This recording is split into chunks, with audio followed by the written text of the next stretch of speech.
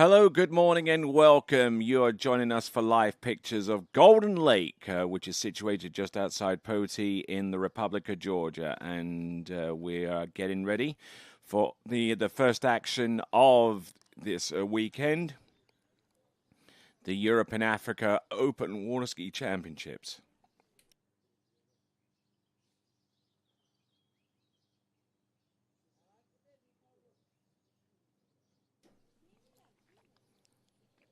Just take in this wonderful drone shot coming to us from the southern end of this Golden Lake facility. A facility that was constructed in the latter part of the 1980s, early 1990s, specifically for the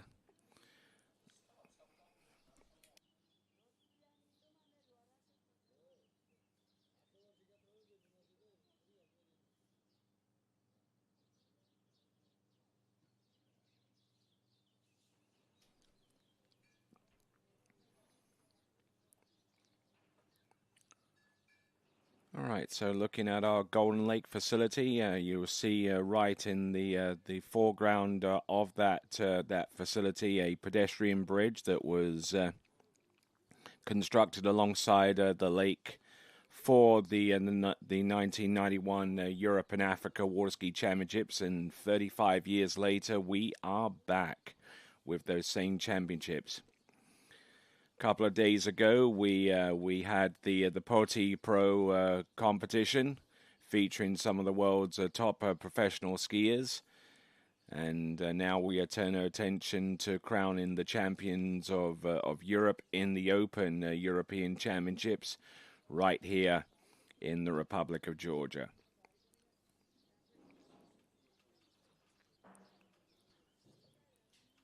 Remarkable facility this, and it's actually large enough to accommodate not one but two courses. We have two slalom courses, two jump courses, and certainly a wonderful facility, and a lot of training sets have happened here over the last few years, and we are just about to start in the next few minutes. Our start time is approximately 8 a.m. and we will start off with Open Men's Slalom Series 4. That will get our competition underway. There you see. Series 4, preliminary round. Then we'll go into the women's slalom competition afterwards, followed by the jump, and then the tricking event to get day one action underway.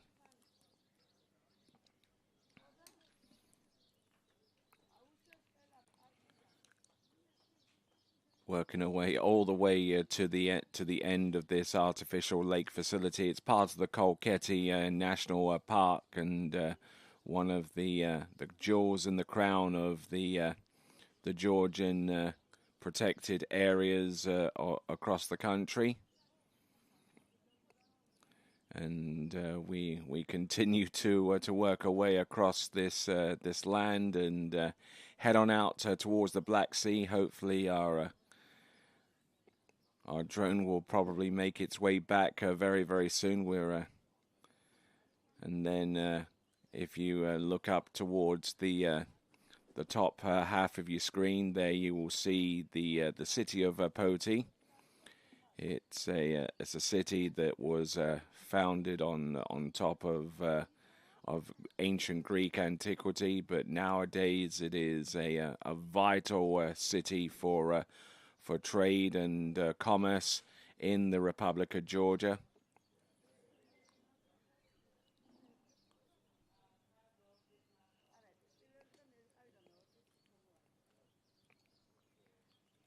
Looking in towards the city and our cathedral, which is situated right in the middle there, as we get through the mistiness that constitutes the early morning here in Poti.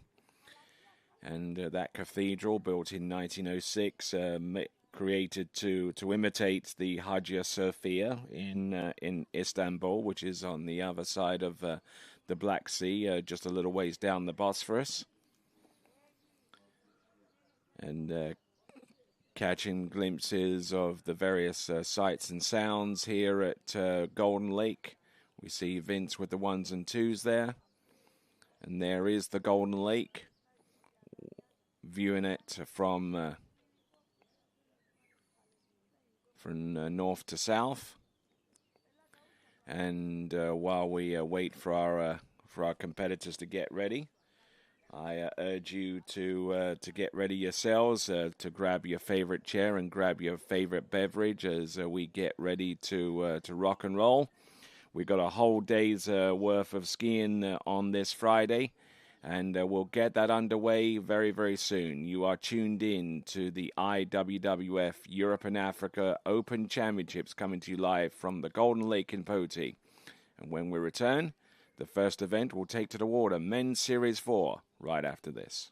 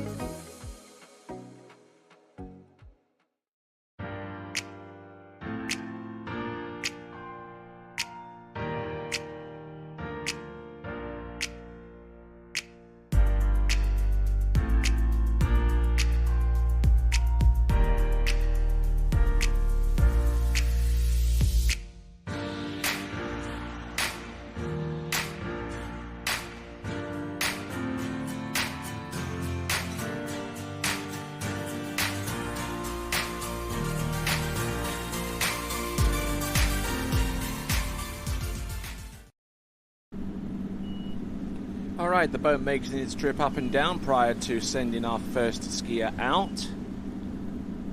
It'll be the lead-off skier in these championships in our lead-off event, which is the Open Men's Series 4 Slalom Elimination Round. Alexander Kozlowski from Belarus making their official return to international tournaments for the first time in nearly a decade. And we'll follow on with Kirill Sinitsyn from the IWWF White Flag. Then Georgi Sanoa from Georgia. Then we have two skiers also skiing under the IWWF flag. Denis Martinov and Svetloslav Vlaskov. Then we've got Georgian athlete Sotna Baraya Then Thomas Schlebers from the Netherlands, Ivan Zaletsov from Ukraine, and to round off Series 4 from Switzerland, Dima Thompson.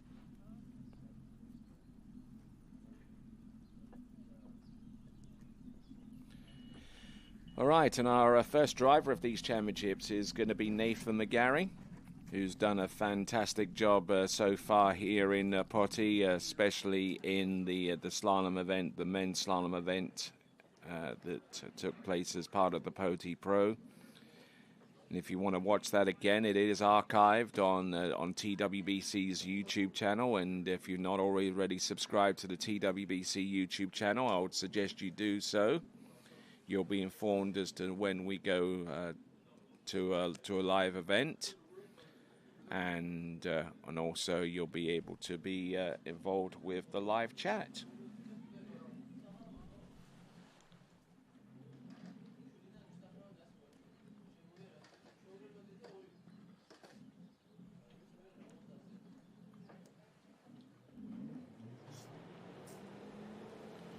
All right, so Alexander Kozlowski representing Belarus, and he's going to be coming in at 13 meters at 58K.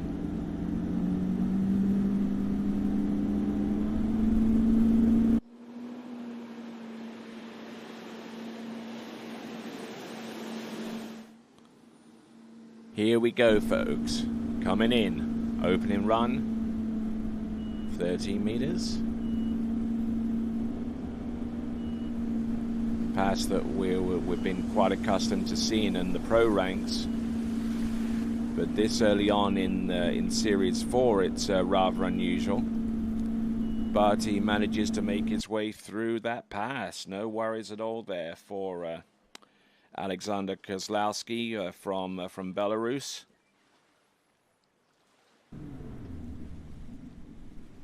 And Belarus, as I just hinted just a few moments ago, alluding to the fact that that they have been brought back into the competitive fold so far as a fully fledged team is concerned. Alexander Kozlowski representing Belarus. It's not looking too bad so far for that team with their first skier out. And getting ready to go back in on 12 meters, Alexander Kozlowski.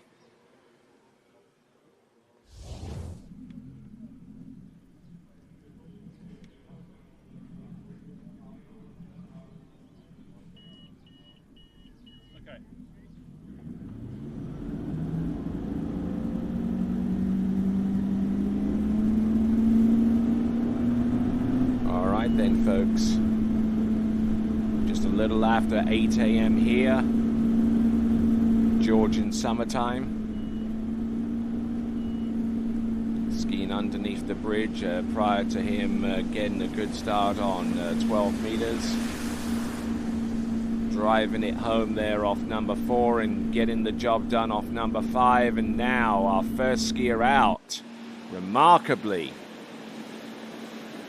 First skier out to get into 11.25 meters, which isn't unusual on itself, but I mean that would apply more to the case of the professional athletes going out this early on in the morning and being able to get to 12 meters. Not so much for a Series 4 skier in the Europe and Africa Open Water Ski Championships. So this is a sight to see. Alexander Kozlowski.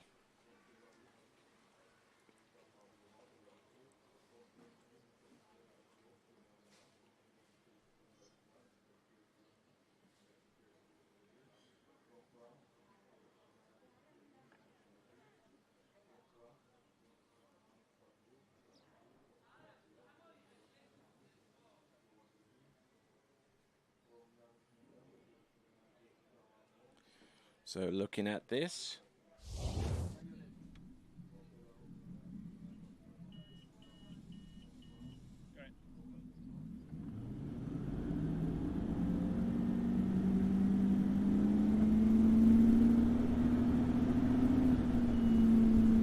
So, Alexander Kozlowski.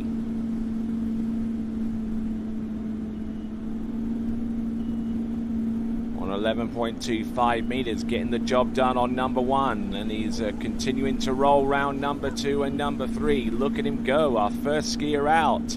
He is setting the pace for the remaining competitors to come. It is a 6-buoy count at 11.25 meters for Alexander Kozlowski. And what a huge shot in the arm that is, not only for him, but also for the newly reinstated Belarusian water ski team.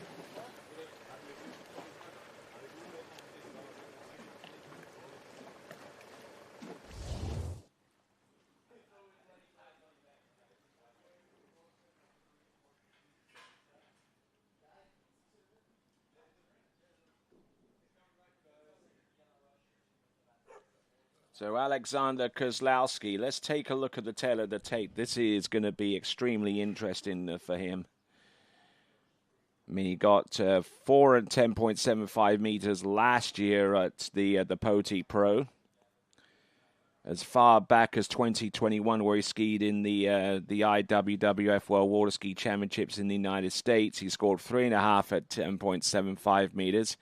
That gives you a bit of an indication as to what he's been doing. He hasn't been all that active in recent seasons, at least not so far as competitive action is concerned. But I tell you what, he's gotten through the first 3 passes. Let's see how he fares in the 4th one. Behind that 2025 Ski Nautique by Correct Craft. Here he comes, Alexander Kozlowski. This is number 1 and number 2. He still hangs on. He's going to get round number 3. Does he get to the wakes? No, he's not making much of an attempt there. So I would probably suggest that, judging by his reaction there, that should be a 2-buoy count there. But what a way to start off these championships. Our first skier out and into 10.75 meters. What a performance. Alexander Kozlowski. And probably the reason why he's starting so early on in the Men's Series 4 is because of the lack of competitive scores to draw upon that would help with the seeding.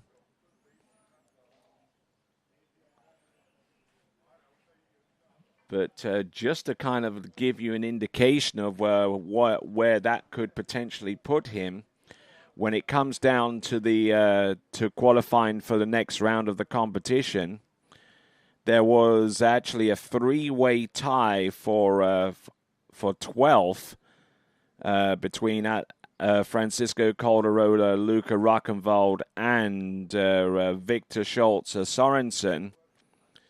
So if that is any indication, then you could be looking at a skier who may well be skiing on Sunday with that kind of performance. So well done to him, Alexander Kozlowski.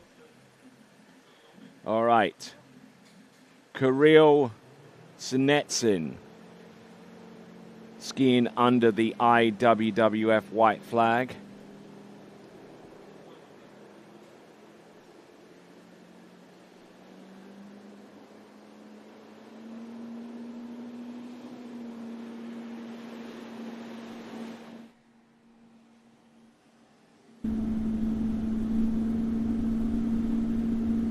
So 14-meter start.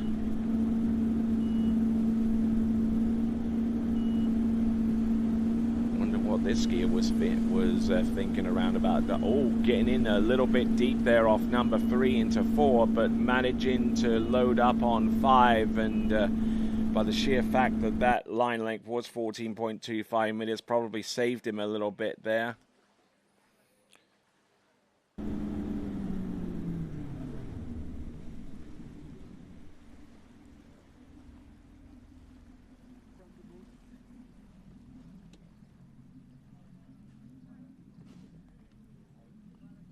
Yeah, you're still here.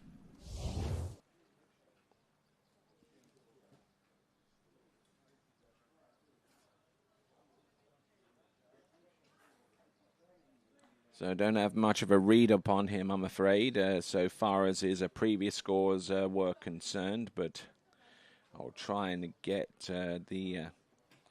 about as much information as I can.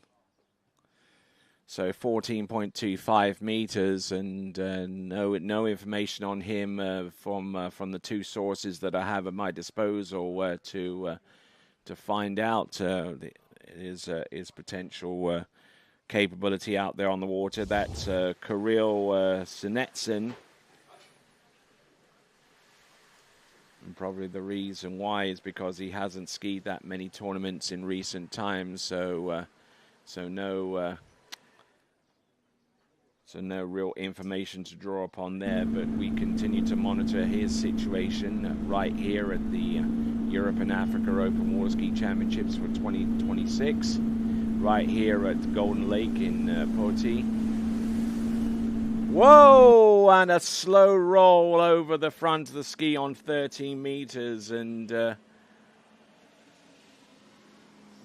Kirill Sinetsin representing the IWWF white flag, and that is going to be a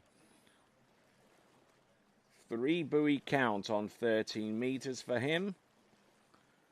So going down on pass number 2, and we'll have a look and see what led up to this fall. Looked pretty good that there on his approach into number 1. Nothing too earth-shattering with that turn. And number 2 as well. But then he got broken over there and hooked up, and unfortunately his body position was way too far over the ski. So he got round buoy number 3, but not round this 4, and certainly not in any position to run the pass at that stage. So there we go. That is Kirill Sinetsin.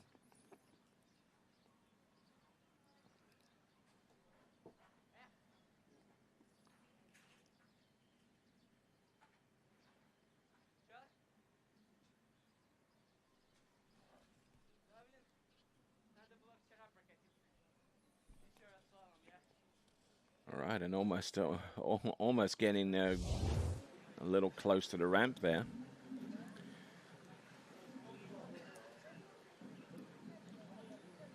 Okay, so 2 skiers down so far. We've had a score of 2 at 10.75 meters within the first 2 skiers of this competition. So 58K, 18.25 meters. One of the young skiers to represent Georgia. It's Georgi Shonia. Hopefully I pronounced that name right.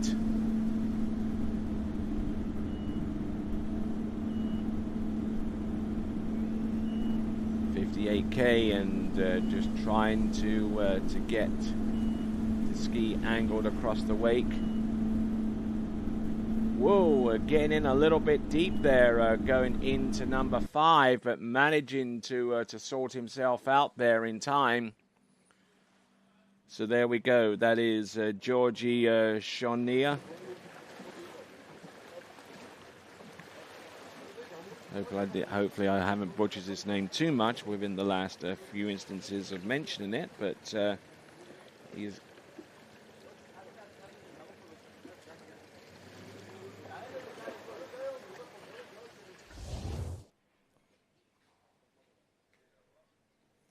So Georgi Shonia from the Republic of Georgia.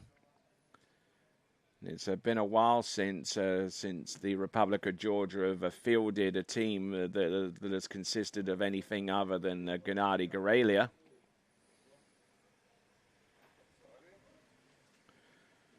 But good to see him out there and representing the Republic of Georgia right here on their home side of Golden Lake. Georgi Shonia from Georgia, getting ready for pass number 2. This is our first skier. This is our 3rd skier off the dock.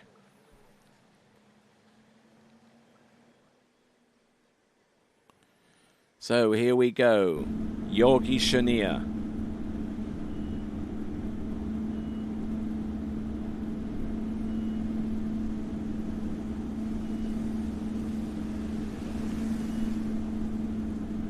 is at 16 meters now, and seems to have found a bit of a rhythm here now. It's always hard to get into any kind of rhythm when the line length is 18.25 meters, but when the line starts getting a little bit shorter, it gets a little bit easier to bring that handle towards the side and execute a turn on that basis, rather than stretching the handle over the tip of the ski to force that ski into a turn, whilst at the same time restricting your momentum and your swing from one side of the course to the other. Always really hard to do on 18.25 meters, but on 16, just a skosh easier. So Georgi Chenier from Georgia getting ready for pass number 3. It is going to be 14.25 meters.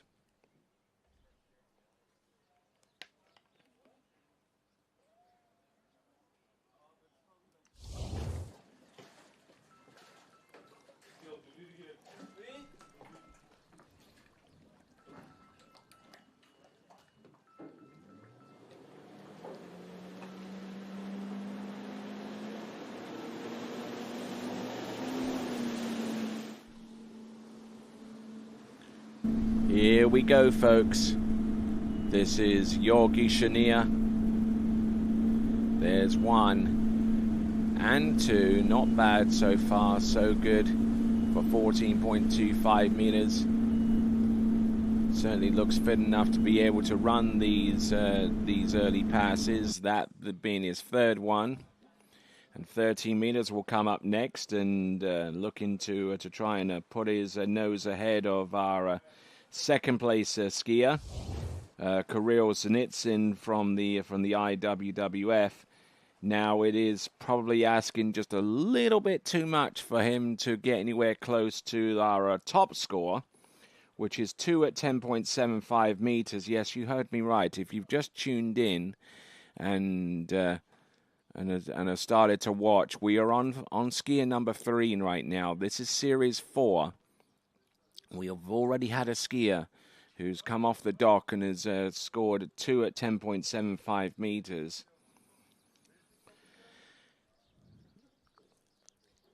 Now, I know it's a little bit early to get excited about the possibilities, but when you factor in that it took a score of about 4 at 11.25 meters to go into a 3-skier runoff in the Europe and Africa Water Ski Championships last season, then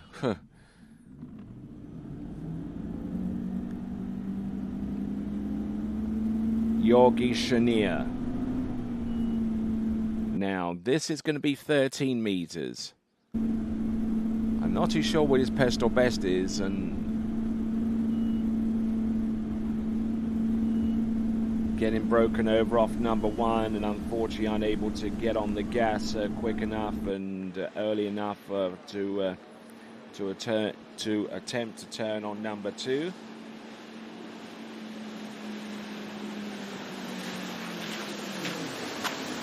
So working his way back to the dock.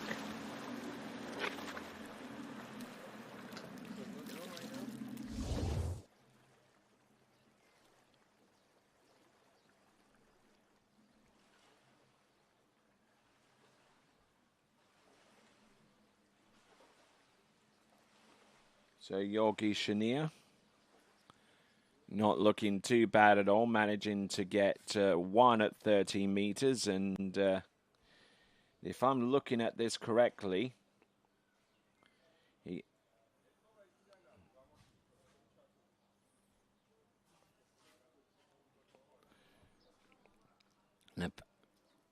okay, so 1 1/2. So add another half a buoy on top of that, and you've got a new personal best.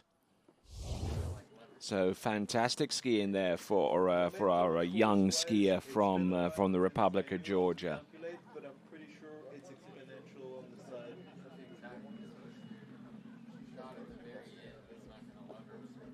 Yeah, right. Like here it's fine. So he's age 17, Georgi Chenier. and gets 1.5 on 13 meters, new personal best. So he should be delighted with that.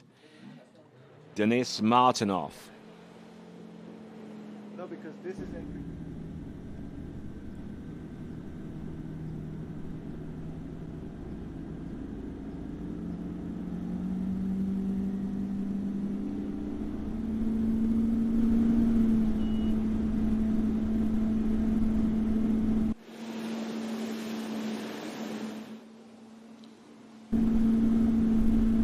skiing under the flag of the International Water Ski and Wakeboard Federation, and this is on third, 14.25 meters. This is Denis Martinov.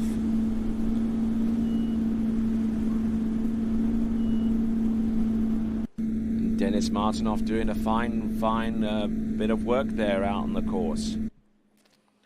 Now looking at some of his scores, he hasn't competed much in the last 4, 5, maybe 6 years, and to that end, his personal best hovers around about the 2/3 mark on 13 meters.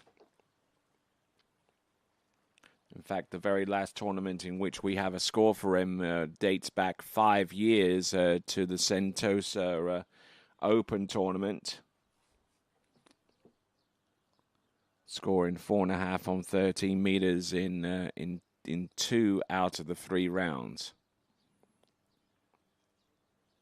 So Denis Martinov, he represents the white flag of the International Water Ski and Wakeboard Federation, and it is a path to which certain skiers from Eastern Europe have a chance to actually compete in tournaments and title tournaments such as this.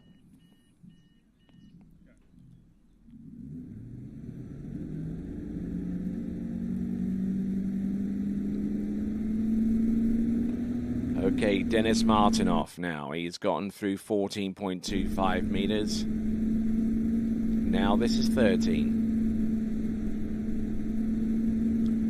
Entrance number 1.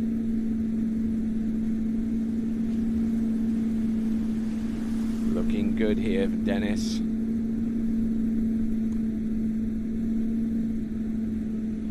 Nicely done, and at least according to the sources of information that I have at my disposal, that could actually be his best score. A 6 buoy count on 13 meters. Now getting ready for 12. So Denis Martinov doing a fine bit of work out there on the slalom course.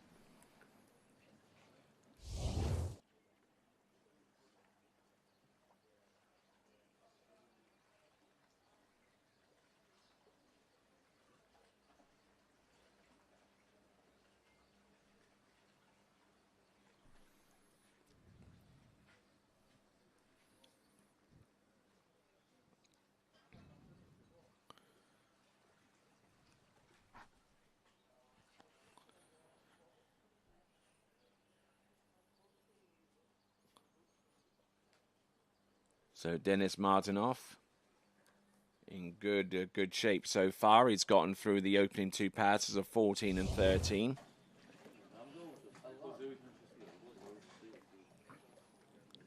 Skiing behind that baby blue Nautique towboat provided to us by Correct Craft.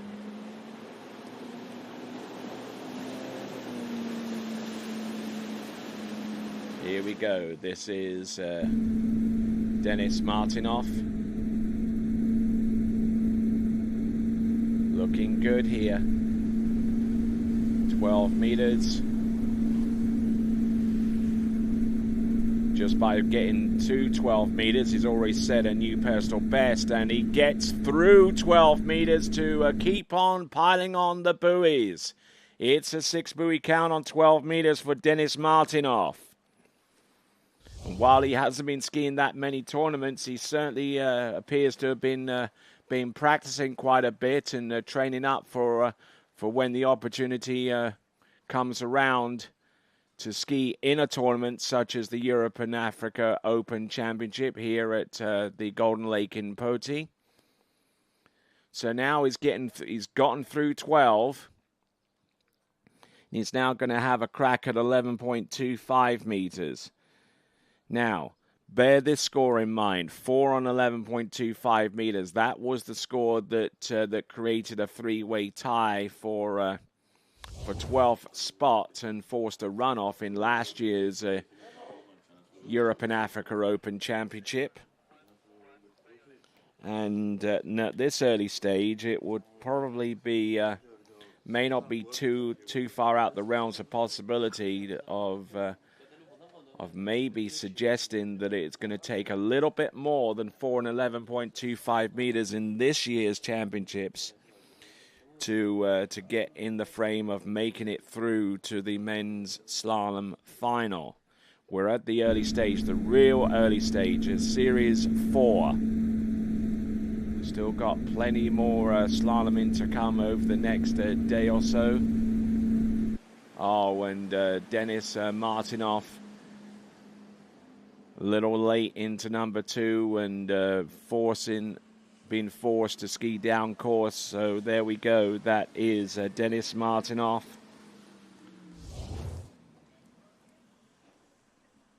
One and a half on 11.25 meters, which puts him in second spot right now.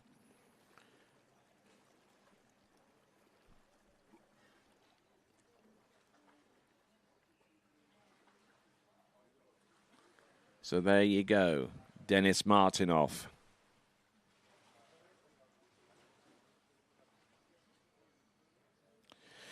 So moving on. We've got a lead score after 4 competitors, being that on 10.75 meters. And our next skier to take to the water is Slava.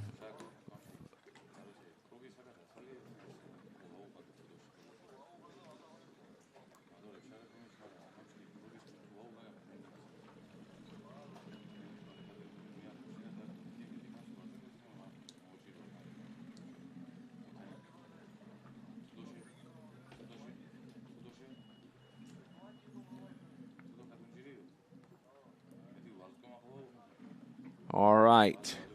Not too sure what line length or speed is our next skier has selected, but Slava, as he's known to his friends as, is getting ready to go on that Connolly slalom ski of his.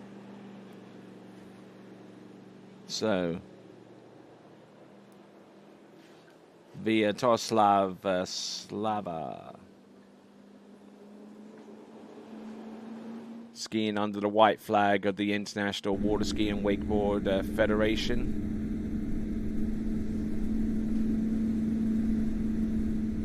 16-meter start. This is going to be at 58K. Getting launched a little bit on one or two of those weight crossings and having to put the brakes on pretty hard to keep going. Oh, and he's late, and he's way too late to make an impression there. So it's going to be 5 on the at starting speed and line length.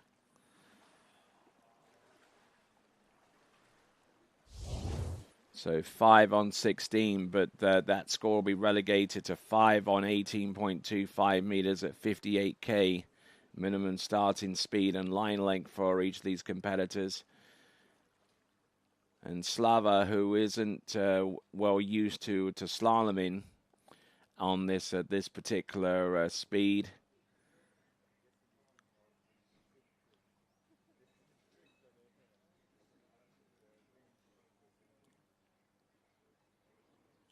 and getting in a little bit deep, and unfortunately unable to pick up the pace and to get that ski round 6 to run the opening pass. So we've had 5 skiers so far. We've got 4 more skiers to go in Series 4 men's slalom.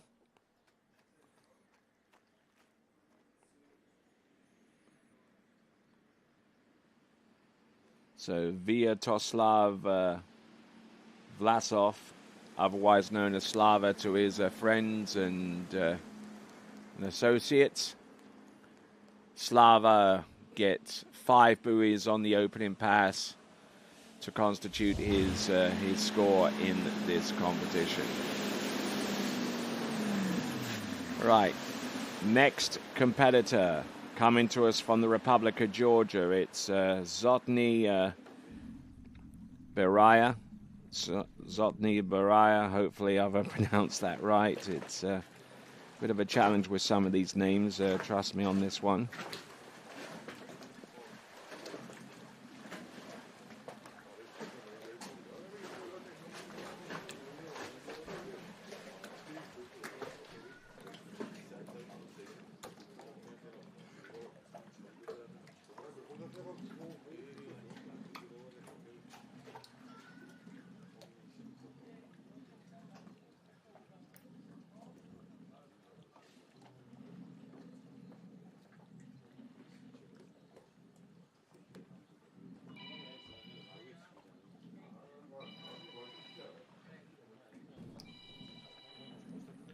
All right then, folks, let's continue on. Zotny Beraya from the Republic of Georgia.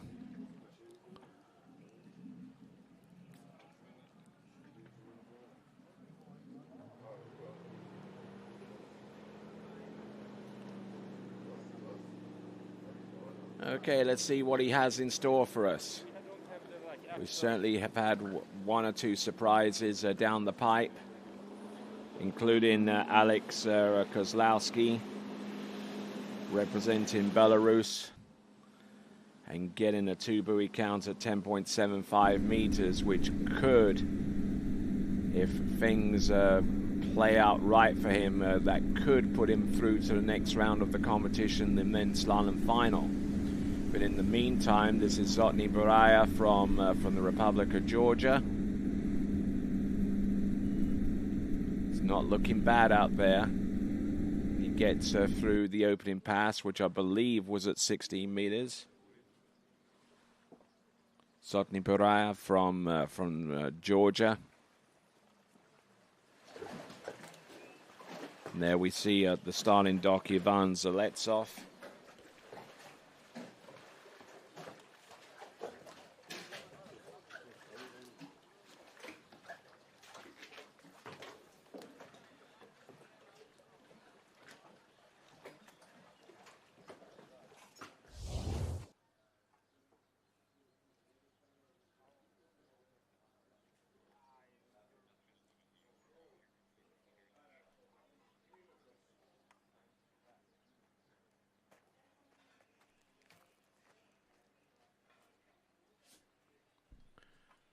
All right, not looking bad at all, and getting a good swing from one side of the course to the next. He kind of breaks over a little bit there.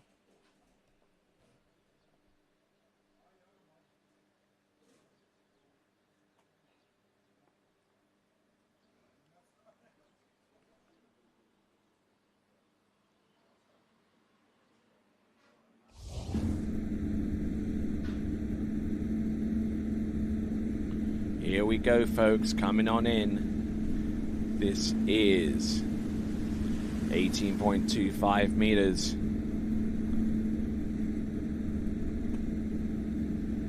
For Zotny Beraya, and gets the job done with that one as well.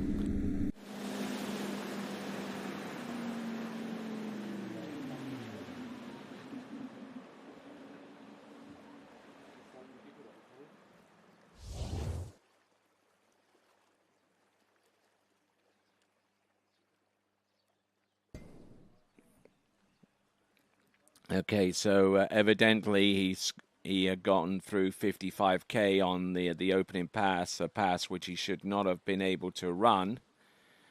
The minimum starting speed is 58k, 18.25 meters, and they took him back into the course at that speed and line length, and he successfully negotiated the 6 buoys that were presented to him. So now he's going to come back on the 16-meter line for Zotny Beraya from Georgia.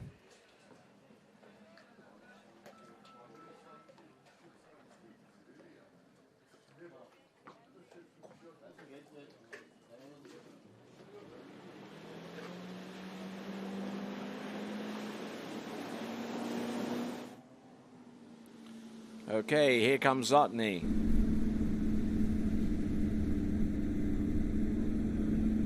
16 meters. Cranking it over off number 2 and still able to stay on top of his ski. A little bit of a longish pull into number 4 and taking way too much speed into that turn. So there we go. That is Zotny Boraya from Georgia getting a score of what I believe to be 3.5 on the 16-meter line for Zotny Boraya.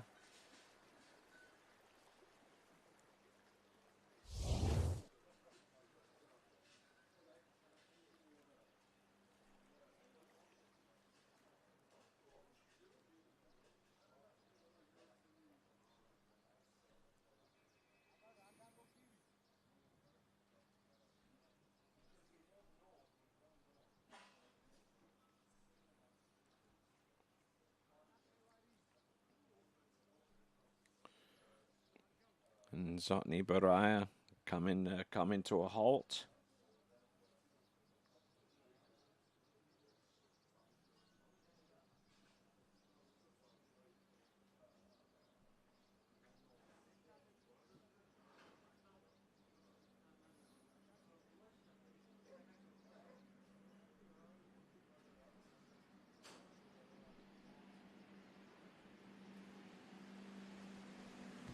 Okay, so the boat making its way back to the dock, and I'm sure that Zotny Boraya has already swam in to the shore.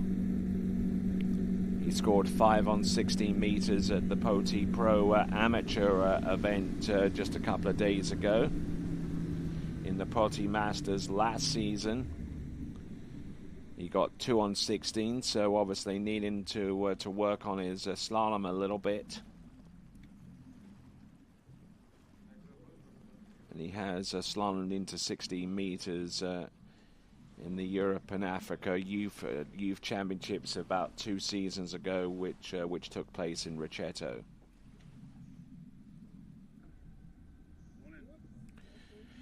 So now we're moving on to our next competitor.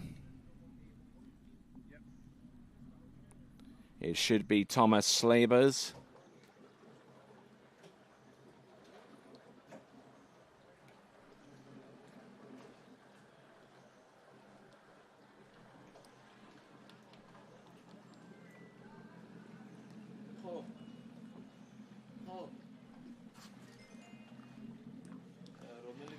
Okay, looks like we got a scratch for Thomas Slavers. And Ivan Zaletsov looks like he's going to go in on 16 meters.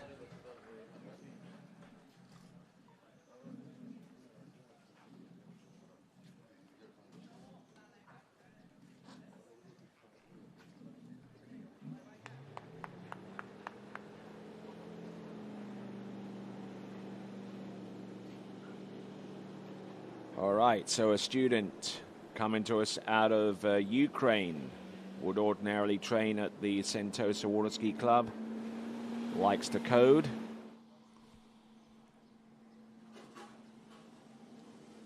Has competed in the IWWF U17 World Water Ski Championships over in Argentina, where he did spectacularly well. Although having said that, his slalom run almost ended round buoy number 1. Looking back, and he gets round all 6 buoys, and he'll breathe a sigh of relief there for himself as he gets round all 6 on 16 meters, getting ready for 14.25 meters. This is Ivan Zaletsov.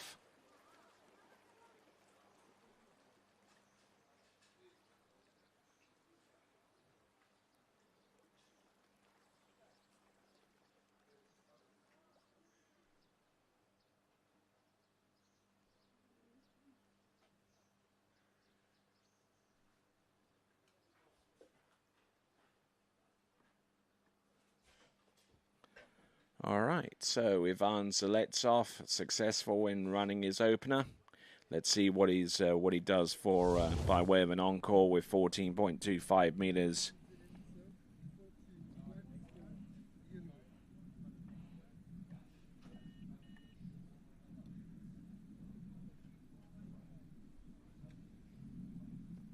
So Ivan Zaletsov, who actually competed in this event last season, finished in 30th with a score of 0 on 12 meters. Now, obviously, extremely eager to try and get somewhat beyond that total, because not only is he a skier for Ukraine, but he's also a very good overall athlete, as he proved to the world at the U17 World Water Ski Championships, which took place in Argentina this past January.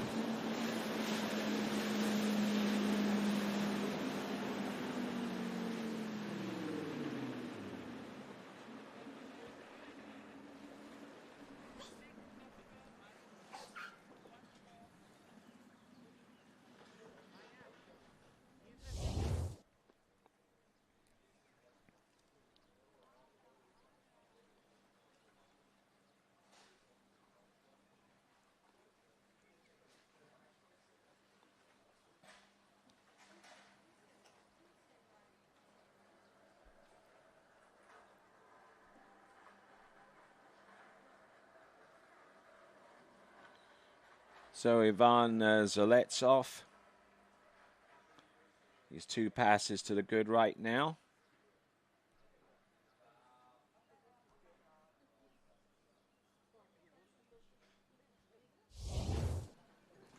And let's see what he's got in store for us. Ivan Zaletsov, he's now gotten through 16 and 14, 13 meters, comes up now.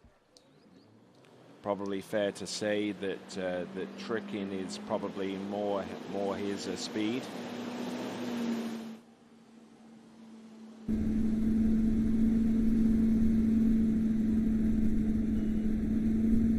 Here he comes, 13 meters. Looking good here. Oh, getting a little bit twisted around buoy number 4, and even more twisted around buoy number 5, and unable to make much of an impression there with a 4.5 buoy score on 30 meters.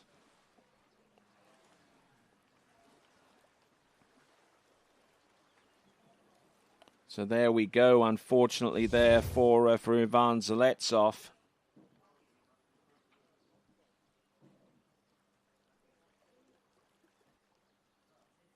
Who ended up getting 3rd overall in the Junior World Water Ski Championships not too long ago. You'll find that the competition here is a little tougher here at the Europe and Africa Water Ski Open Championships. And just reaching for the handle just a little bit too soon and leaving the ski behind him. So that, unfortunately, for Ivan Zaletsov is his deal.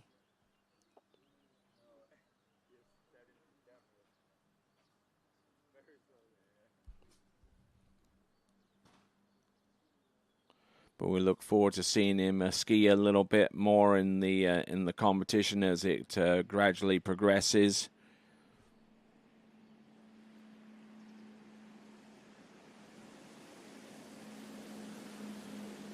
So Ivan Zaletsov, silver medalist in tricks, silver medalist in jump.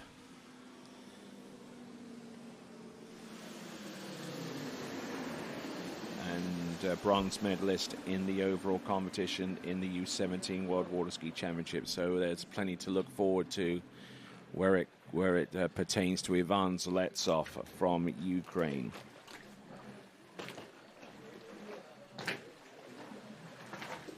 All right, so we're now at the tail end.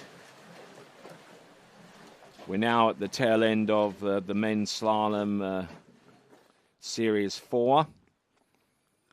And to that end, we'll bring on our next competitor, our last competitor in this series, before we go into women's Series 3 slalom.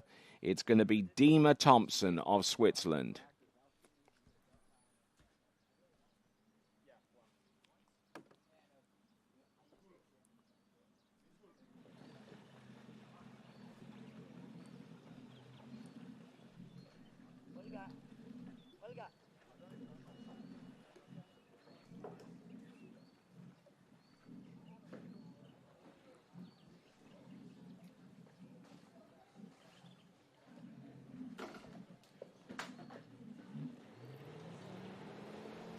All right, there, Dima Thompson, who is was working with us on TWBC as one of our crew. He's now coming into the course, I believe, on 14.25 minutes for the opening pass.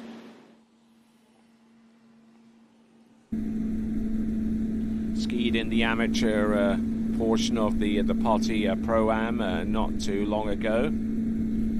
Scored 4.5 on 12 in round 1, 2 at 11 on round 2, so that gives you an idea of what this guy has been recently capable of. And nicely done all the way through. All 6 buoys, opening pass 14.25 meters, and not looking too shabby at this time. Scored two separate scores of 5 on 12 at the Ricetto Pro not too long ago.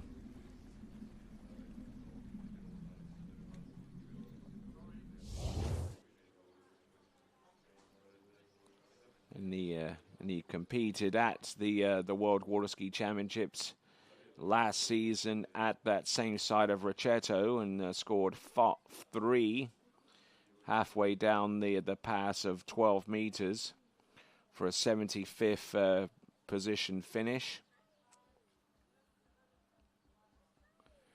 Looking to see if he can break out and conjure up a performance that would at least keep him in contention. We still have that massive score of 2 at 10.75 meters, courtesy of Alexander Kozlowski, our very first skier out on the water, and he was able to do that. It's a remarkable. Let's not forget the score that it took last season to advance through to the 12 skier final, and it is a 12 skier final. 4 and 11 is what it took to get into the runoff.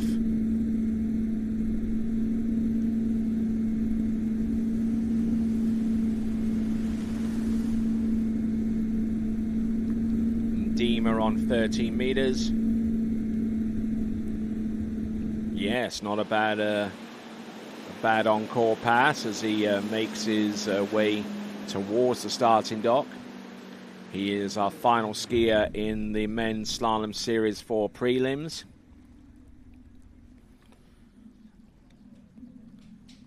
And the reason why we go in series order for competitions like this, titled events such as this, is it basically means that if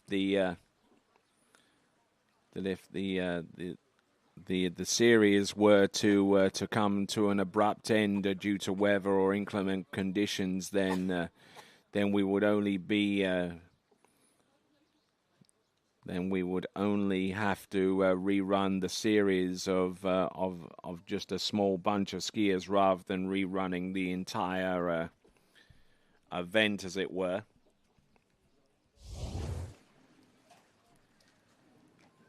It also gives the officials a certain degree of flexibility where it pertains to scheduling events in accordance to projected weather patterns. So,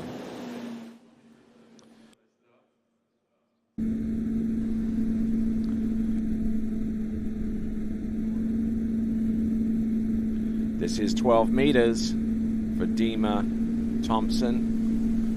He scored 2 at 11 in the Potty Pro a couple of days ago, so that was his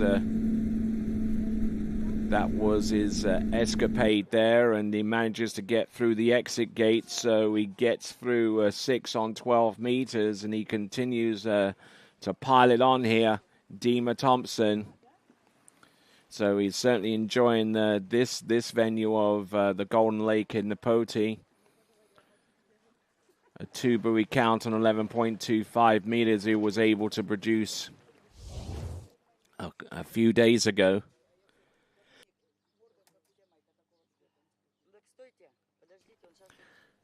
So aiming towards maybe getting closer to a personal best. He scored that personal best 2 days ago with 2 at 11. And we will see if he's up to the task to replicate that kind of score this time around. So Dima Thompson.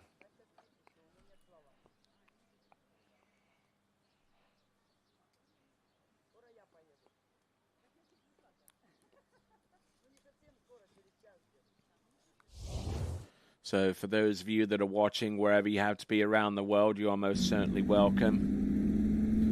I know it's late at night for most of you in the United States that are watching, but hopefully you are entertained with what you've seen so far, and you can always look at our TWBC YouTube channel archives to catch up on anything that you've missed. There we go. That is Dima Thompson. He gets one at 11.25 meters, which currently puts him in third spot right now. 1 at 11.25 meters.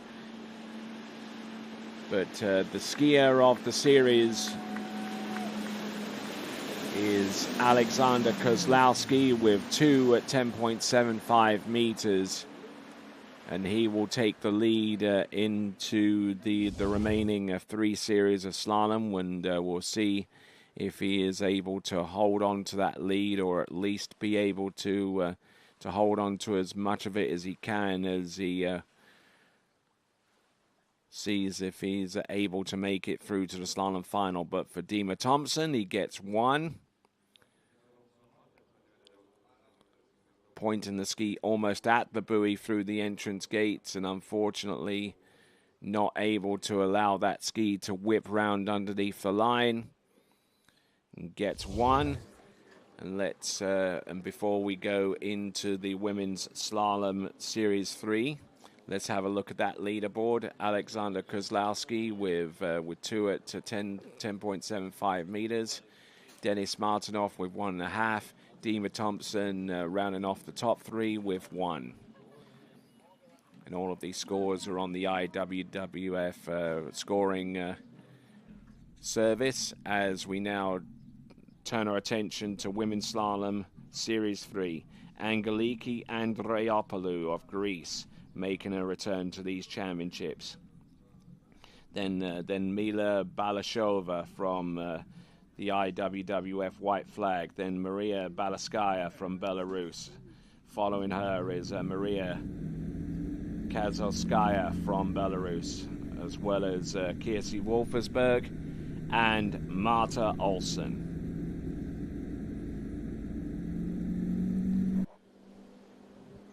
Okay, it's been a while since we've seen this skier, so welcome her back into the fold. This is Angeliki Andreopoulou, former world champion, though not in this event of slalom. She was the world champion in the jump event many, many seasons ago.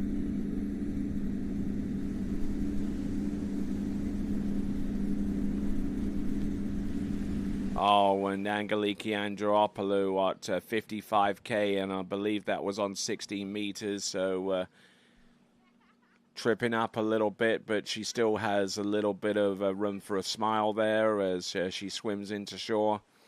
We'll probably see her perform closer to her best in the tricks event, and we're also scheduled to see her jump as well, and that is where a true talent lay many, many seasons ago.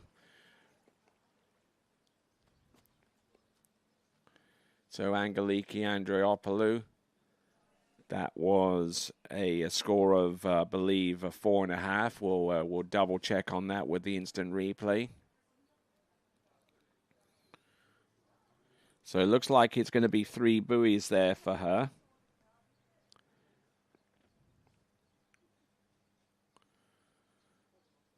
So wasn't able to get the ski on the outside of that turn. So 3 on 16. Or 3 at 55K, 18.25 meters. That is Angeliki Andreopoulou. Mila Balashova from the IWWF white flag will be our next competitor.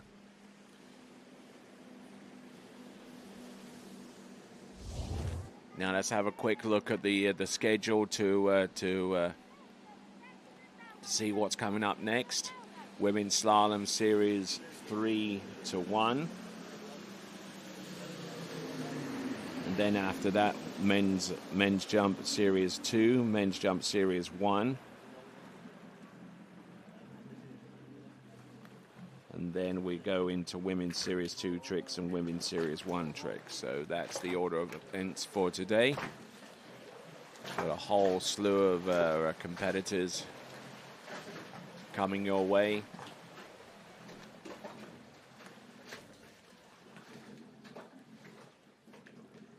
Mila Balashova.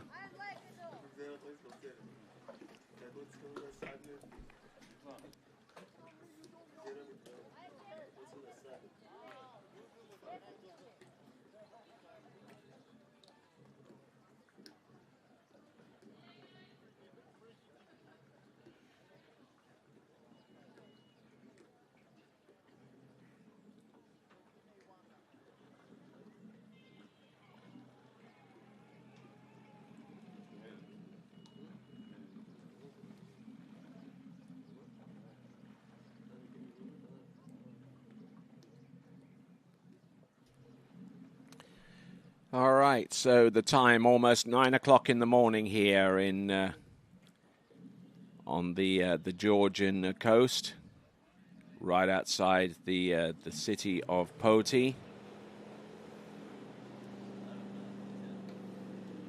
This now is Mila Balashova.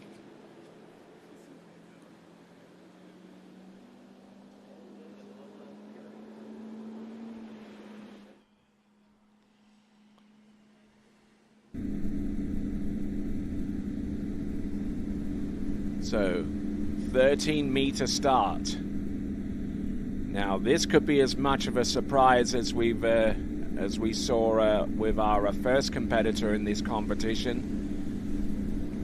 Alexander Kozlowski, of course. 30 meters, and vaulting herself straight into the lead with the virtue of having run the opening pass. But additionally, it was on 13 meters.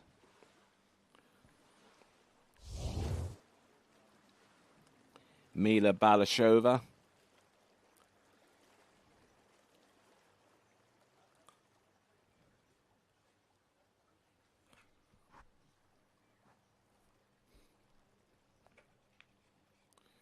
So, Maria doing a fantastic job out there thus far.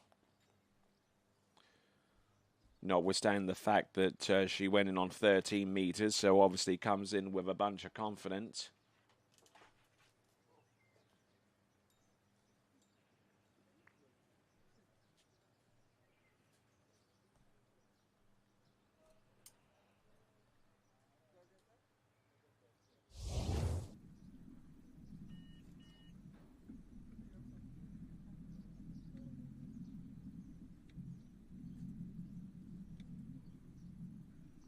So Mila Balashova now. Okay.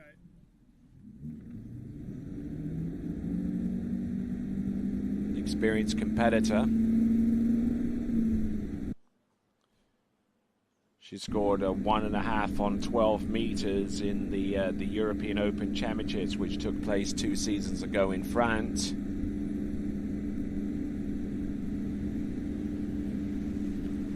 So obviously feeling that she is good to go on something relatively short, relatively early. Oh, a little bit down course here, but managing to get round number 6, and there you go. That is a 6 buoy count on 12 meters.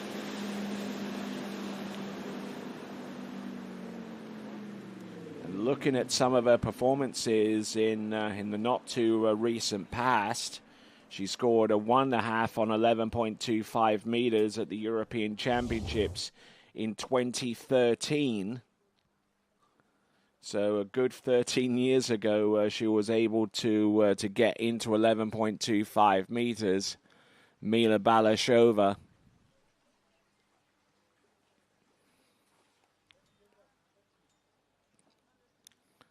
But she hung on to this one for dear life and managed to get round all 6.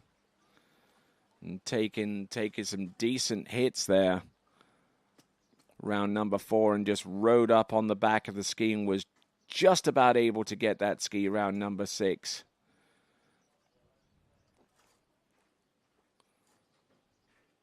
So Mila Balashova now hoping to put out a lead that would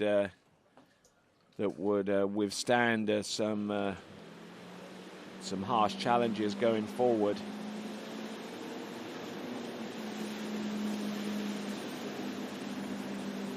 Just to give you an idea of what it took to make it through to the final,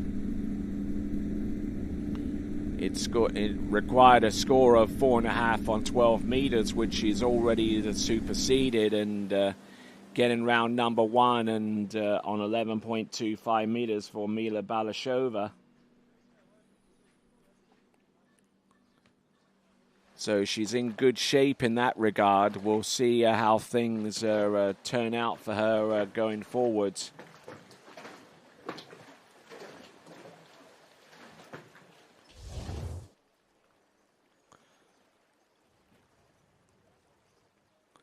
So it looks like Mila Balashova, her gate is under review on 11.25 meters, and we'll get the result of that gate review very, very soon.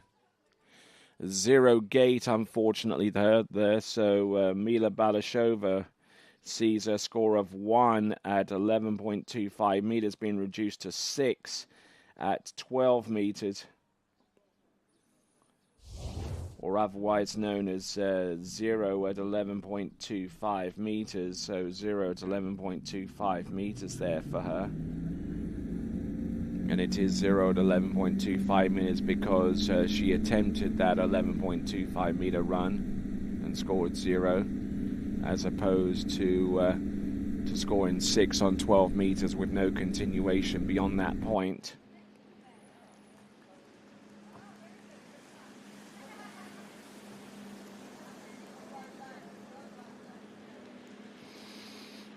So, Mila Balashova.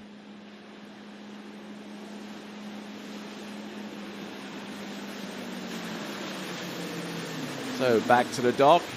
Should be relatively pleased with that on the grand scheme of things.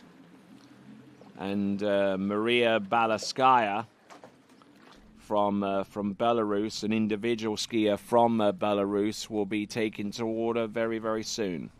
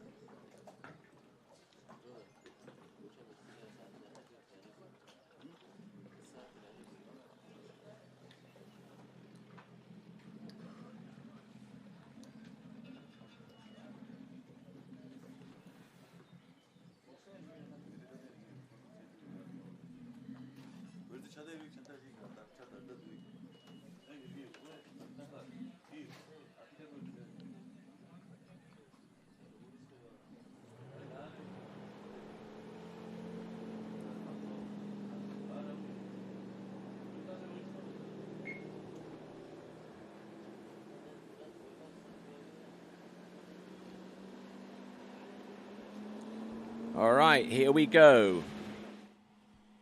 Coming in on 14.25 meters.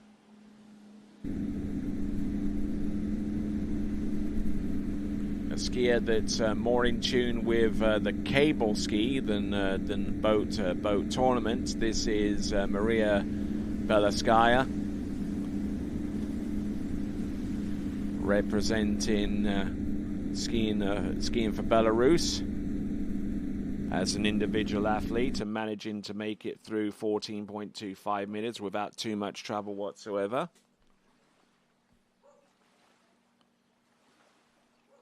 Maria Balaskaya, let's have a look at some of her results. Has gone into 13 meters in the last two cable ski tournaments. You'd have to go back to 2021 to find a somewhat recent score in slalom in tournament. You'll see that she scored a score of 2.5 on the opening pass at the Sentosa Open Championships. And going back to that same season, she scored half a buoy on 12 meters in the Europe and Africa Under 21 Water Ski Championships, which took place in Cesena.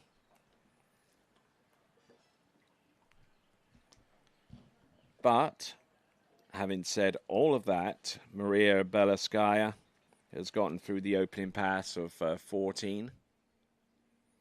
Now coming back on 13 meters, the green loop.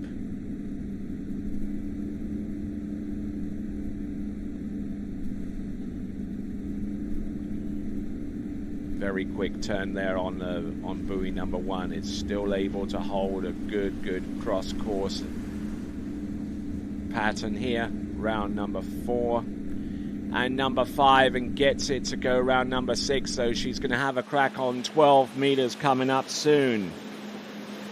And by virtue of that currently puts her in second spot right now. So she's through 14 and 13 and now gets ready for 12.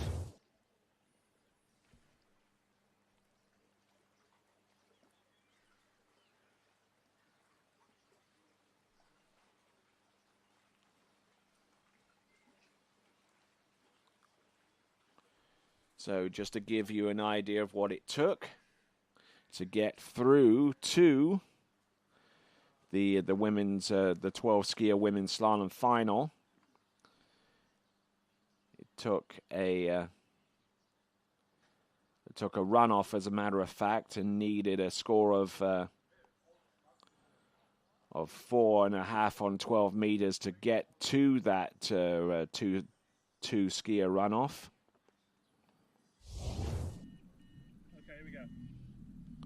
And beyond the scope of that runoff, it took a further score of a 5 on 12 meters to make it through to the finals last season in Linz in Austria. And you can re-watch those championships on the YouTube channel. This is 12. She's there on number 3 and number 4. Getting a little broken over off number 4, but 5 is okay, and 6, and she gets ready for 11.25 meters.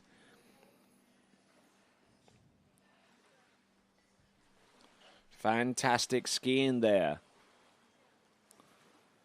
And I would go so far as to suggest, even at this stage of the game, that might actually be a personal best of sorts for Maria Belaskaya from Belarus.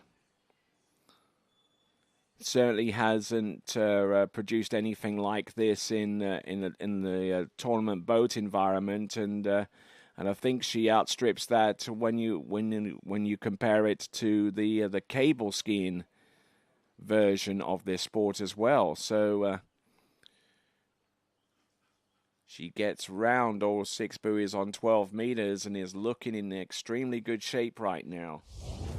Now, because she's gotten to 11.25 meters, if she gets anything beyond this point, she'll take the lead.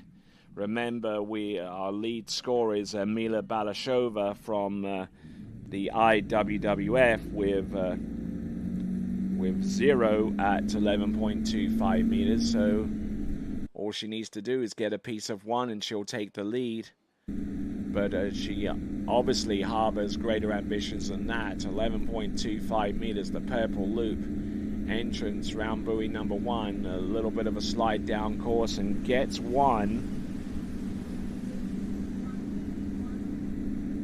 Little bit of a slow turn off buoy number 1, but managing to get the 1 that's necessary for her to take the lead.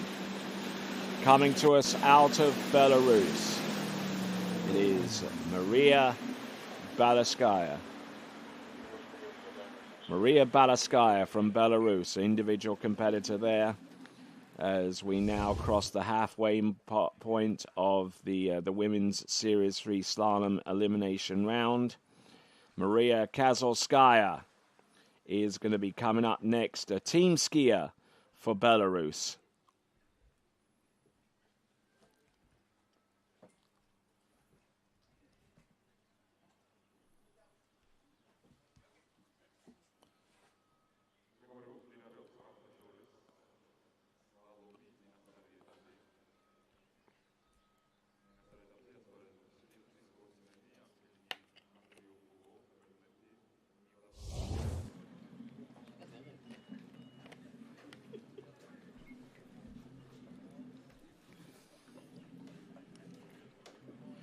Okay, Maria Kazalskaya from Belarus coming up next.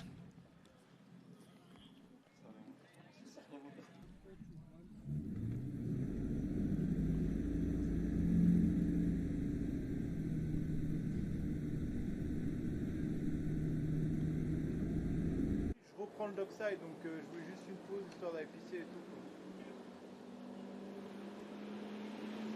Toi après t'es où?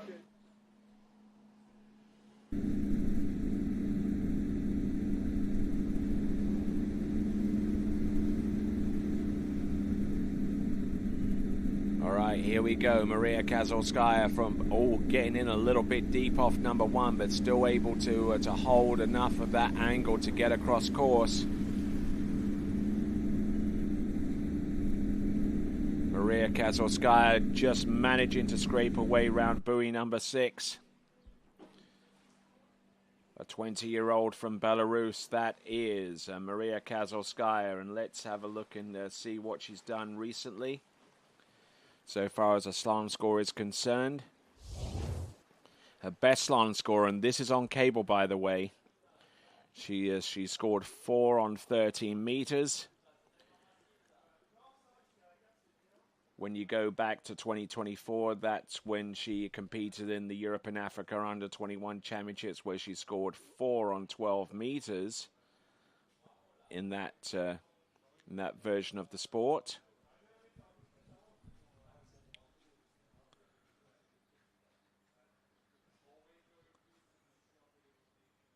Going back even further, you'd have to see her performance in 2021 in the Belarus Open Championships. Scored 2 on 12 there, so she's a highly capable athlete. And we'll see what she has in store for us coming up right now. Maria Kazalskaya from Belarus. She's gotten through the opening pass. We'll see what she does coming back. She started on 14. This is now 13 meters. Letting the ski run here. Though having said that, the ski got a little twisted on number 3 and was even further twisted getting round number 4. So it looks like Maria Kazalskaya will just have to do with 3.5 on 13 meters. 3.5 on 13 meters, the final score for Maria Kazalskaya. She'll be no doubt disappointed, but as is the case with a lot of these skiers from Belarus, their true talents don't lie so much within the slalom event. Although having said that, Alex Kozlowski certainly proved that notion to be somewhat skewed. But so far as the competitor on the water, or rather in the water, is concerned, Maria Kazalskaya, I reckon that we'll probably get to see her trick and probably do a lot better with that event than she did with slalom. So, with that in mind, we'll go on to our next competitor. It will be from Switzerland, Kirsi Wolfersberg.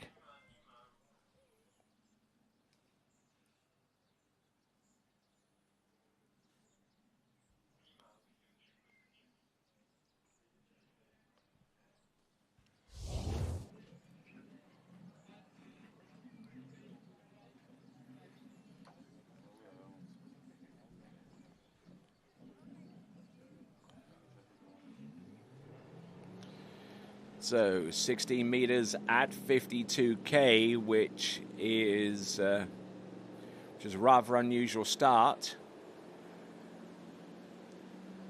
But that would be the equivalent of 18.25 meters at 55K in terms of buoy count.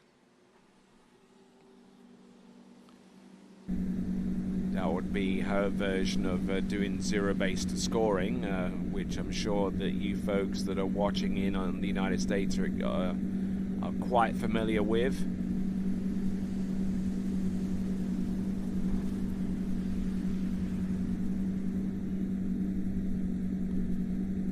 There you go, 16 meters, 52K, and she'll come back in at 55K on the same line length. That is Kiersey Wolfersberg.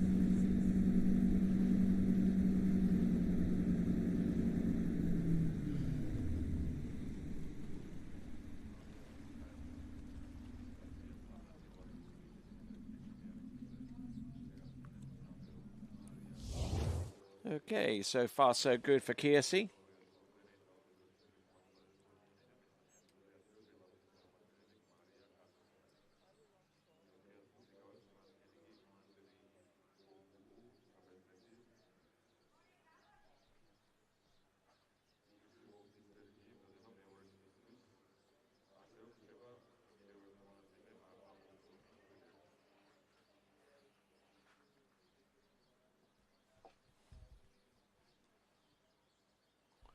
So Kiersey Wolfersberg, coming to us out of Switzerland, enjoys hiking, CrossFit, baking. That's hardly surprising considering that her parents own a whole chain of bakeries across Switzerland.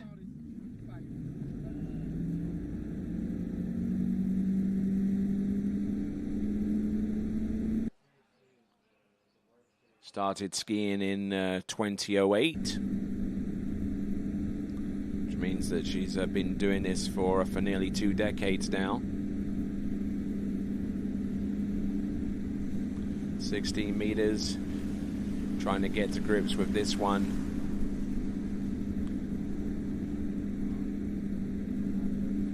Nicely done there. That is 16 meters, that is 55K, and she gets the job done as she continues to ski on. That is Kiersey Wolfersberg.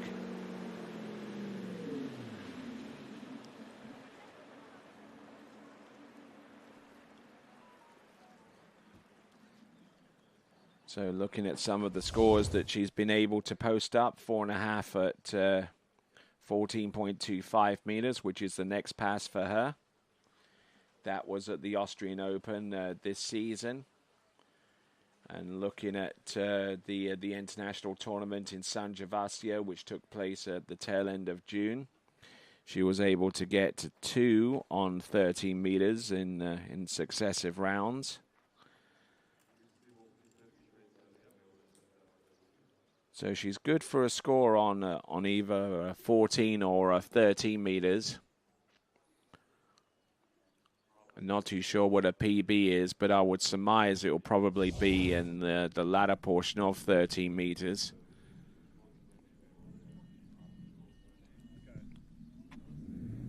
A skier who competed for the University of Louisiana at Lafayette in recent times.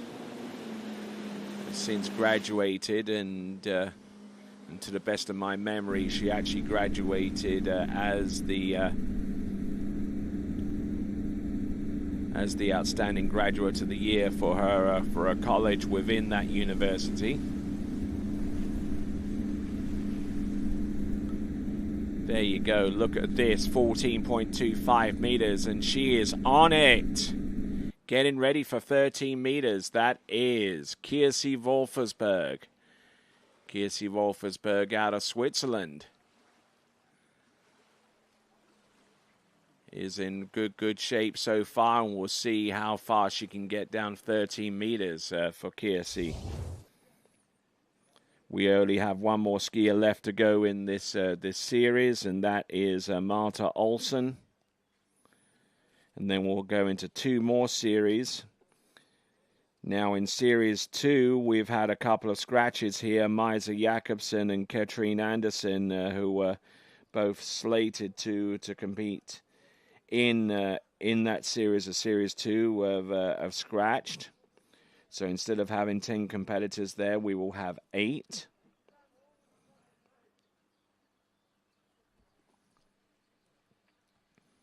And we've also had a scratch courtesy of Celine Detry as well. So we move from 12 skiers in that series to 11, which means that so far as those are qualifying through to the next round, it would therefore mean that instead of 12 skiers in that series, it will be 11.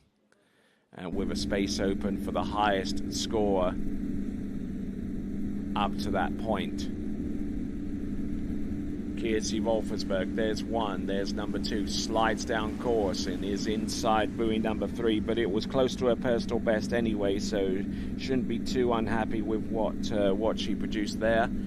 Kirsi Wolfersberg from Switzerland will ski back to the dock and will score a 2 on 13 on her way there. So that is currently a score of a 2 on 13 there for Kirsi Wolfersberg, putting her in 3rd spot at the moment.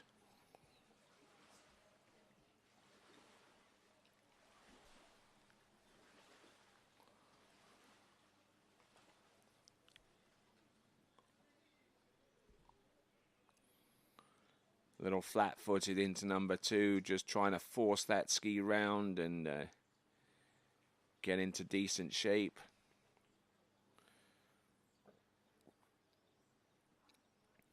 So there you go. That is Kirsi Wolfersberg, and she is good for 2 buoys on 13 meters. Marta Olsson from Sweden comes up next.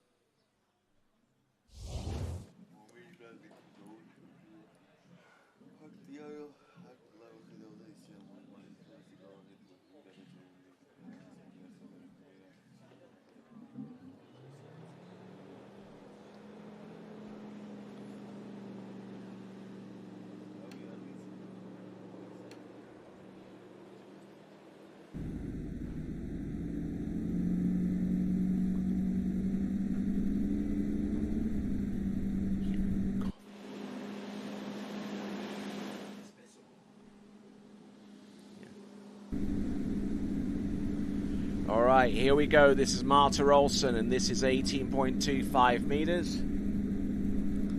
Hooking up well enough on buoy number 1. I believe this is at 55k as well. It is 55k. We've gotten confirmation of that, and she sliced and diced her way through that run. So good stuff. All right, let's have a look at the tail of the tape here. U14, U17, U21 Swedish championships, I believe. This skier scored a 4 on 13 meters, placing 1st in the U21 slalom category in that competition. In the Nordic Championship, let's have a look and see what she scored there. She scored 1 on 12 meters, so she's good for a latter excursion into 13 meters, and on the off chance that she runs 13 meters, she's okay for about the first couple of buoys on 12. But she's definitely taken the scenic route so far, having gone through 18.25 meters.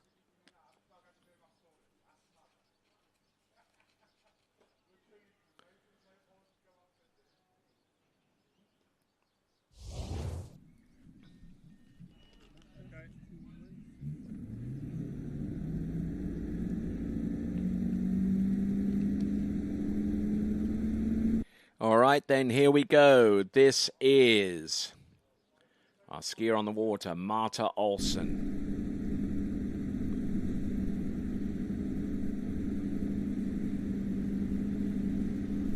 looking good here. This is 16 meters.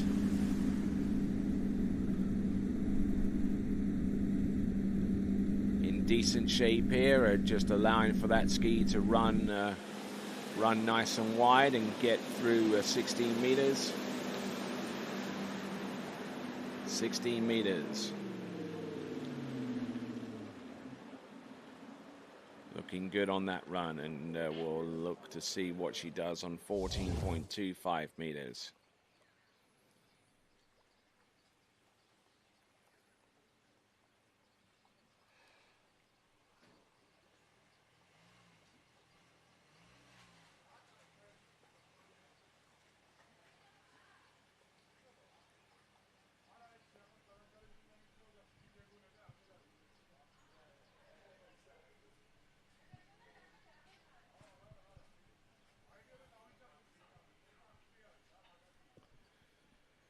All right, 2 passes down. Hopefully some more to come there for Marta Olsen.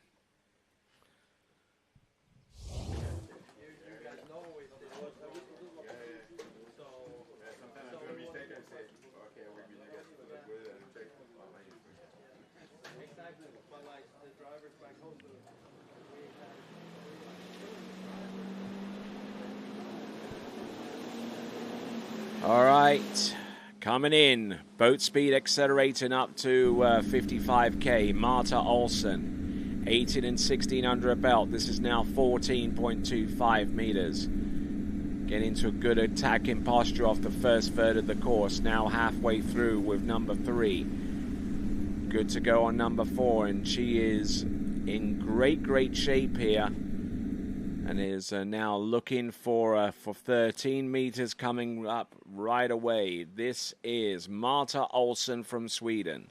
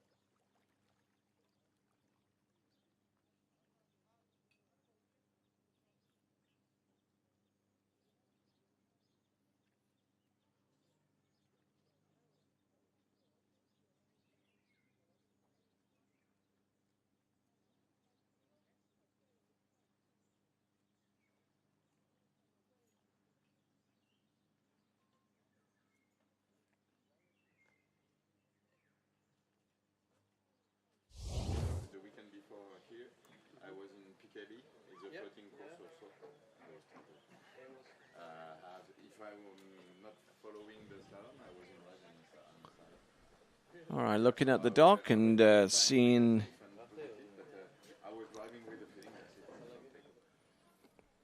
Zane Nicholson getting everything prepared and lined up for Caroline Marie Boven, who is our next skier and first skier out in Series 2. This is our final skier in Series 3. This is Marta Olsen. This is 13 meters.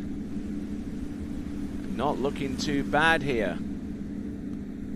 There's number 4. There's number 5, and Marta Olsen pummeling number 6, getting ready for 12 meters coming up very soon. Marta Olsen getting a good dose of applause as she works her way back towards the starting dock. But she is far from done yet. She's gotten through 13 meters and now gets ready for 12.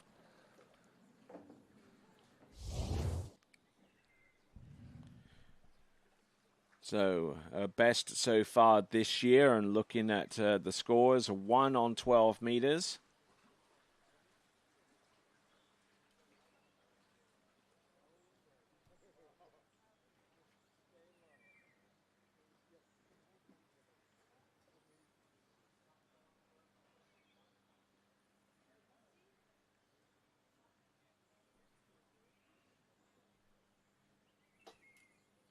So Marta Olsen.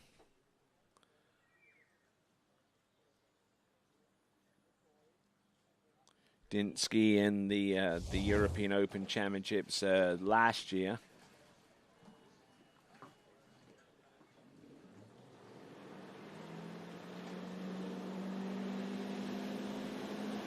All right, let's get ready to go. We got Marta Olsen now, 12 meters. I believe her personal best lies at around about 2. And unfortunately will not be able to get that far this time around. So one buoy on 12 meters is going to be the final score for Marta Olsen.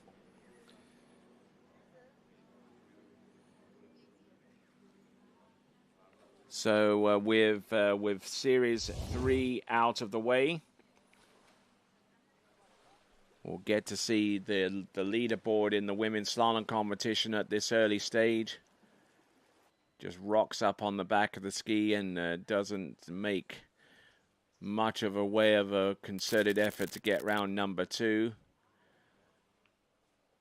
That might be enough to send her through to the final, but we'll have to wait and see how things pan out between now and the end of the Women's Series 3. So with that concludes Series 3. Let's have a quick look at the leaderboard. Hopefully we'll get that up in just a moment. But some great slalom in, at least towards the middle order, and it sees Maria Balaskaya from Belarus with 1 on 11.25 meters. Mila Balashova from IWWF with 0 at 11.25 meters. Marta Olsen, I should say, 1 on 12 meters, and that will highlight the top 3 in the women's slalom leaderboard. All right, so now we go on to Women's Series 2. Caroline Marie Boven will be our first competitor to challenge the course right here at Golden Lake.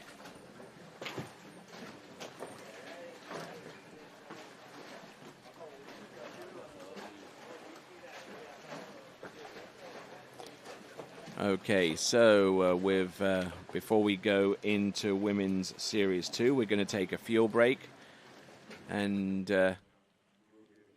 as we do that, we like to give people a break round here.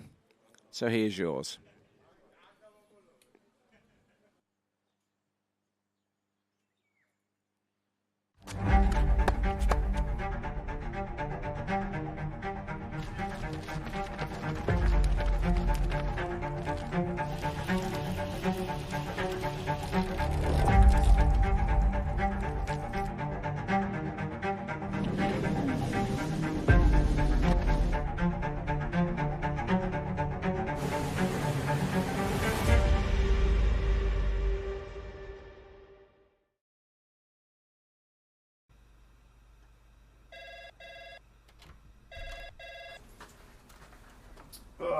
Morning, Brian. Hey, morning. You have a good weekend? Yeah, got out on the water a couple times. How about you? Yeah, I got to set in. Just gonna make a quick phone call here. Oh, of course. Can you get that, Will? Yeah, man, I got it. Thanks for calling Wake House. This is Will. Yeah, looks like we've got those in stock.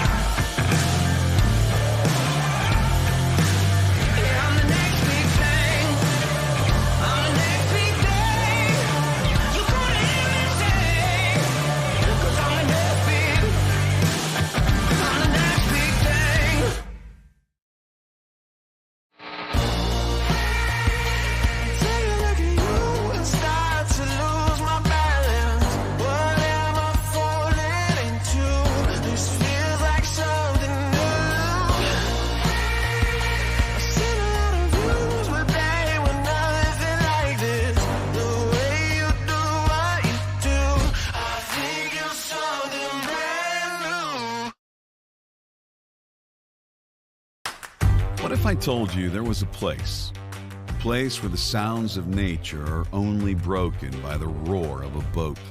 A place where that summer feeling lasts all year long. A place where the Florida sun is only outshined by the smiles of the skiers. A place where first-time skiers can ski alongside world champions, and the world-class coaches work with all levels of skiers. What if I told you there was a place where life slows down and your only job is to make lifelong memories? That place is Swiss Water Ski Resort. Book your trip at SwissWaterSkiResort.com.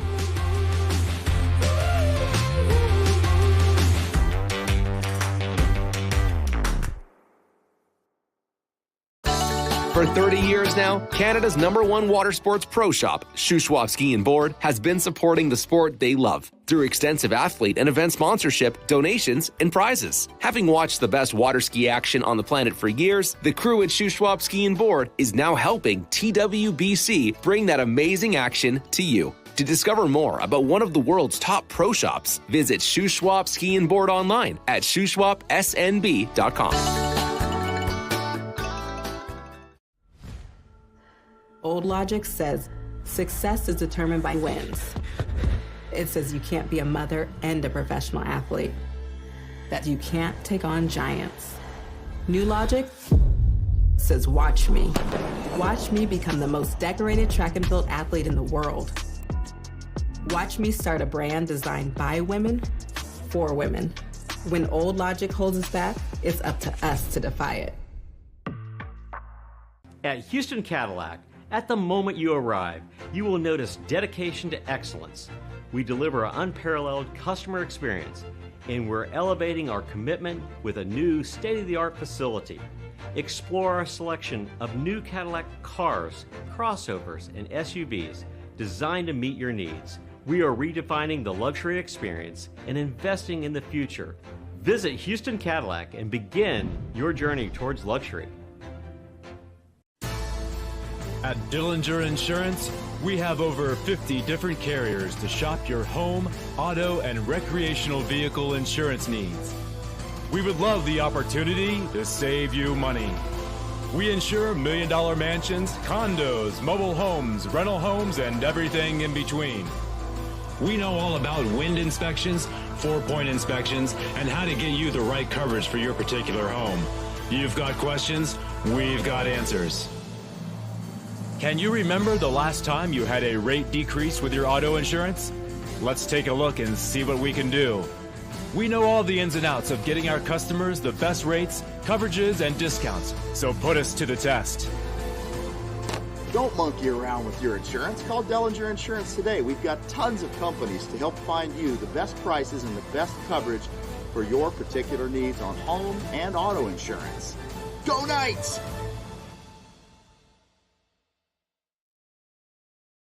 My name is Thibaut Dalen and I'm the broker of Dalen Real Estate. And today I want to show you some of our special listings located in Florida's world famous water ski hotspots.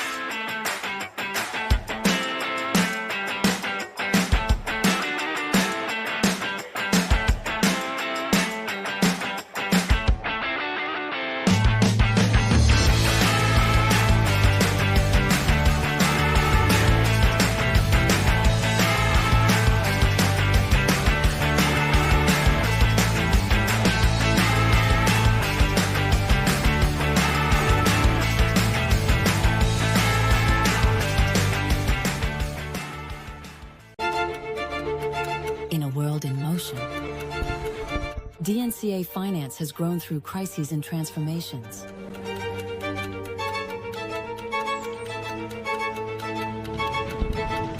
Times change, values remain. For more than 25 years, DNCA has been by your side for active and flexible management of your wealth. DNCA, Maison d'épargne de valeur. Speak with your financial advisor. Luxury means something different to everyone. A private island,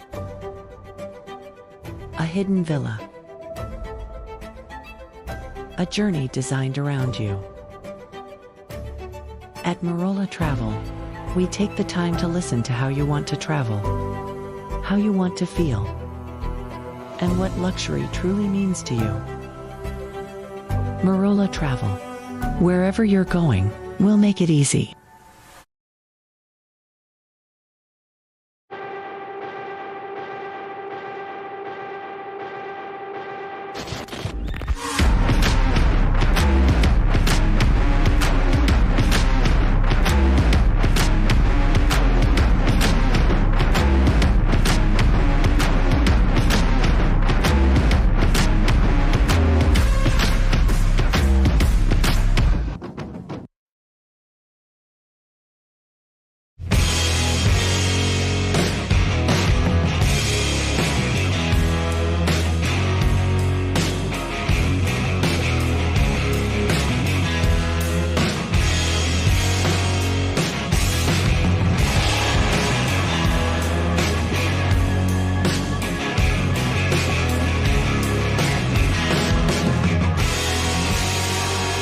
Masterline, made in the USA.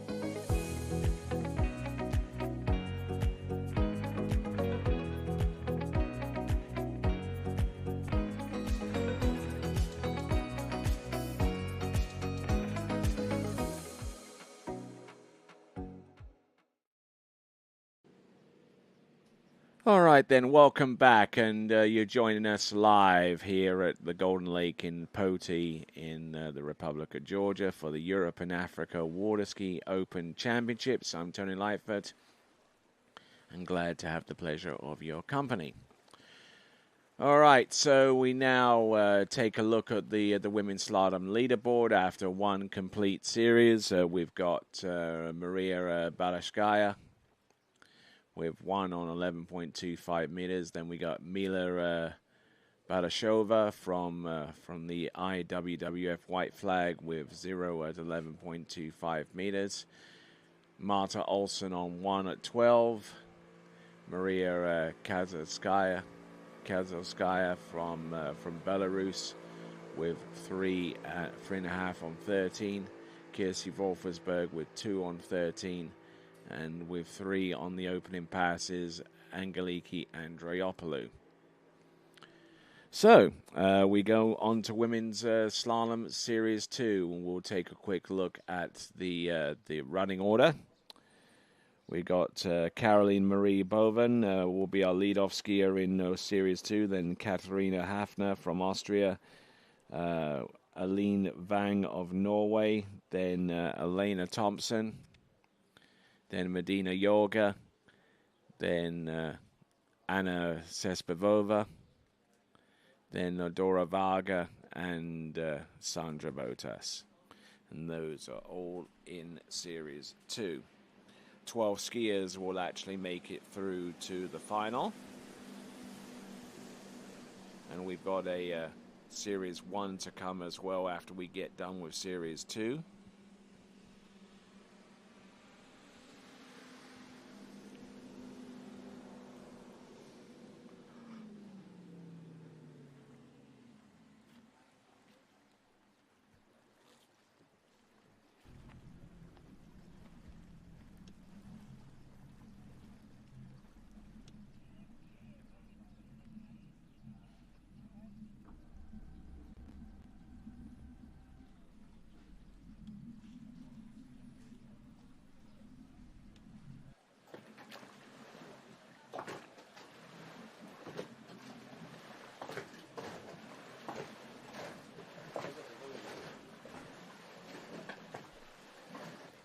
All right, so Caroline Marie Bovin.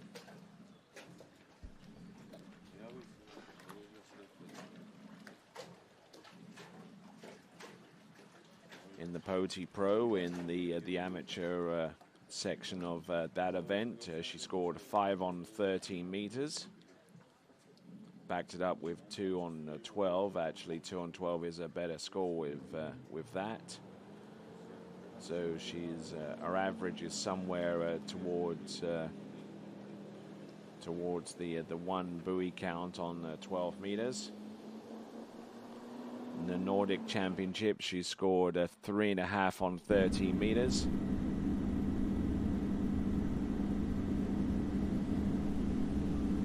Here is Caroline Marie Bovin.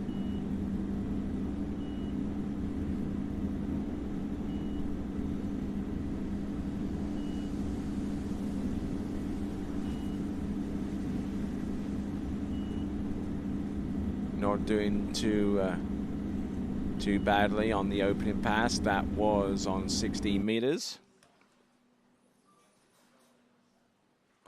Don't see too much wrong with that opening pass for Caroline Marie. And she represents Denmark here at this Europe and Africa Open Water Ski Championships.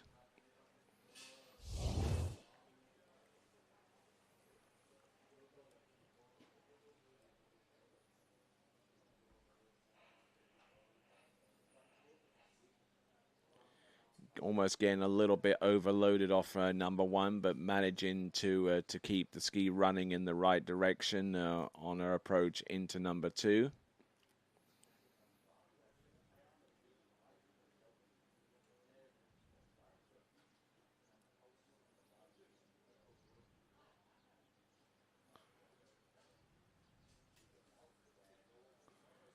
So the 6 buoys counted for her on pass number 1. Now she's going to come back in on pass number 2 very, very soon.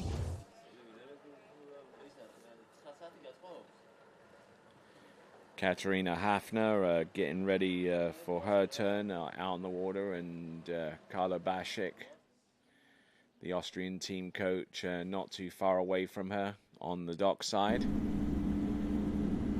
Here we go, coming in. This is Caroline Marie Bovin.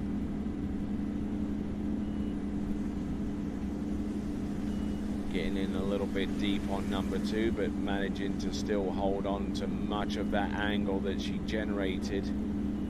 She gets round number 4, 5, and number 6, and is not looking in terrible shape out there. So great skiing there for Caroline Marie Bovin. She's gotten through 16 and 14. Now that is 13 meters coming right up next.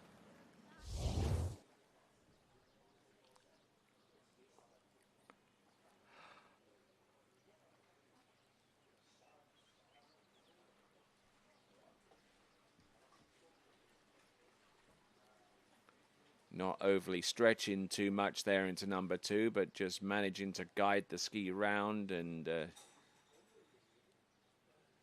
get across the course with some pretty decent angle.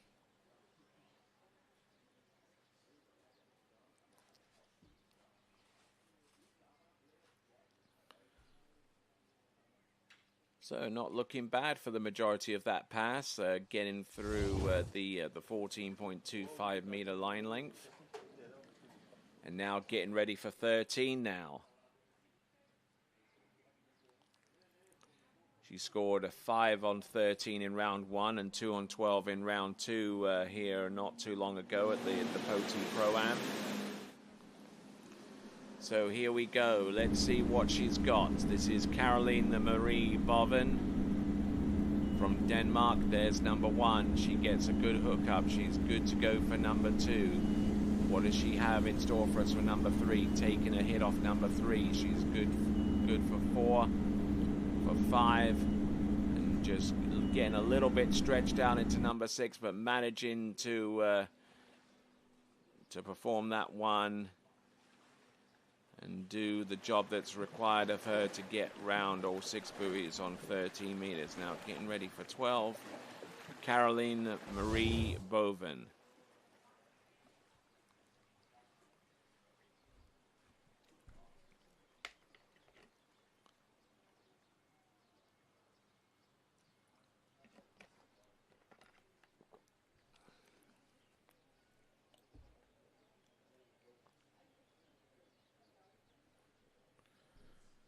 So getting really stretched out into number 4 there as we look at the tail end of her run, Caroline Marie Boven. Just getting broken over into number 6, but not enough to preclude her from running that pass. So that is 13. Now 12 meters, on the other hand, is going to be a little bit more of an uphill struggle. As we see as looking in on downtown Poti City. There's the cathedral there that was built to resemble the Hagia Sophia in Istanbul.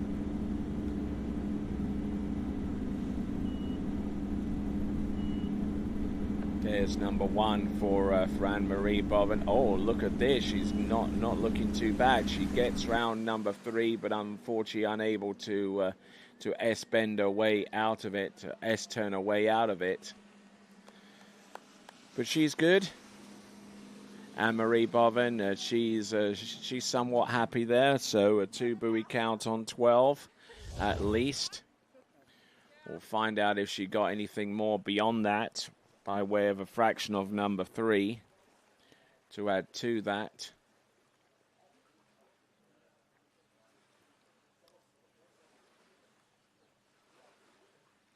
Caroline Marie Boven.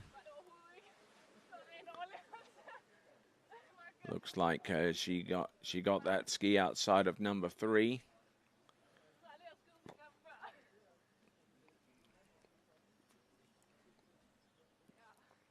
We'll double check to see what the score is for her. She gotten round the first 2 buoys at the very least.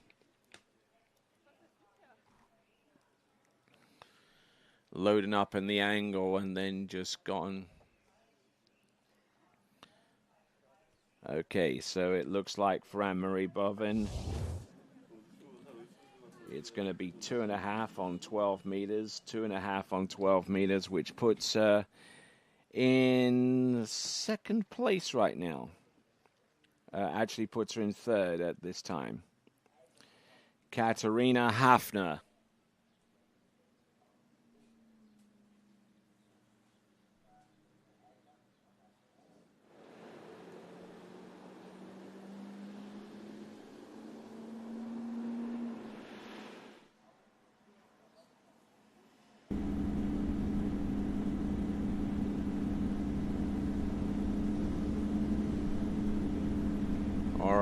This is now 14.25 meter start for Katharina Hafner out of Austria here. Oh, a little bit stiff there off number 3 into 4, but still managing to dial it up and get round all 6 buoys. So there is Katharina Hafner.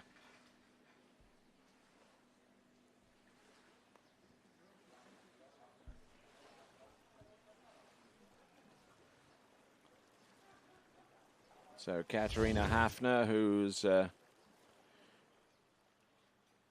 who's competed quite extensively over the last few weeks, has gotten scores halfway into 30 meters for the most part. In the European Under-21 Championship, she placed a 16th with a score of a 5 on 13 meters. And backed that up with a score of 3.5 on 13 at the Open European Championships that also took place in Austria.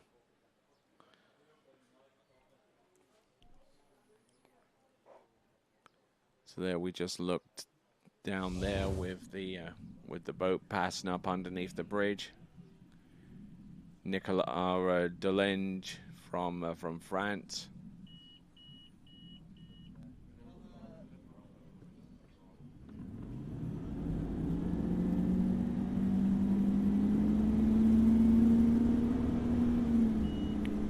All right,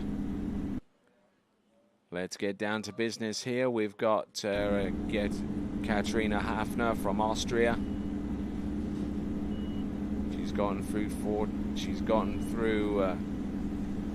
I believe 16 for the opener.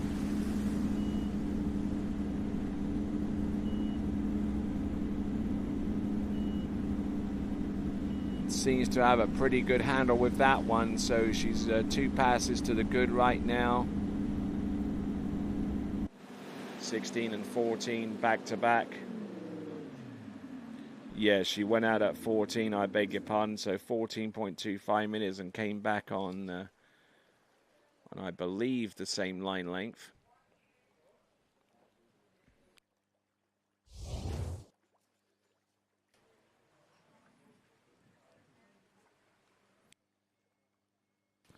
Okay, so correction there. She came back at 13 meters at 55K. So already performing to a level which would be equivalent to that her best score of the season. So she's gotten through 14 and 13. Now let's see what she can do on 12 meters.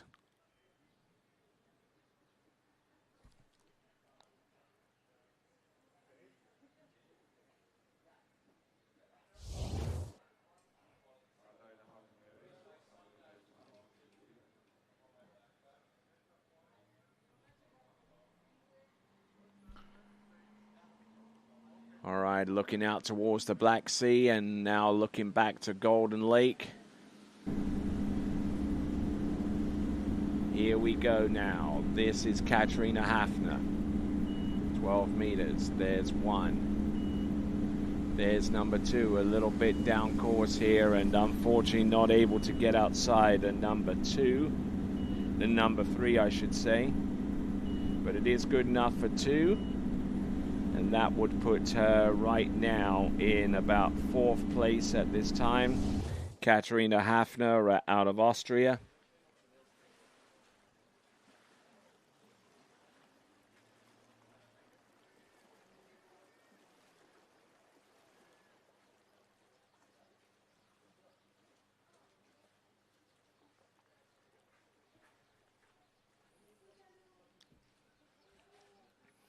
So Katarina Hafner getting the job done there with 2 on 12 meters, one of her better scores of this season.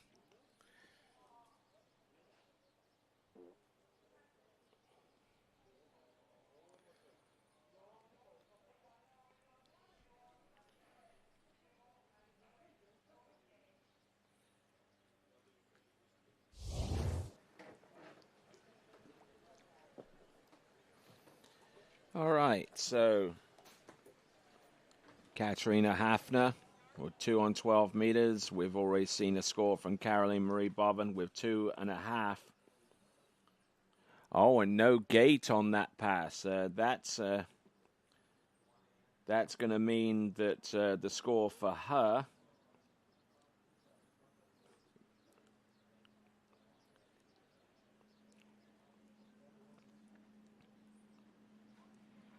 is going to be 0 on 12 meters.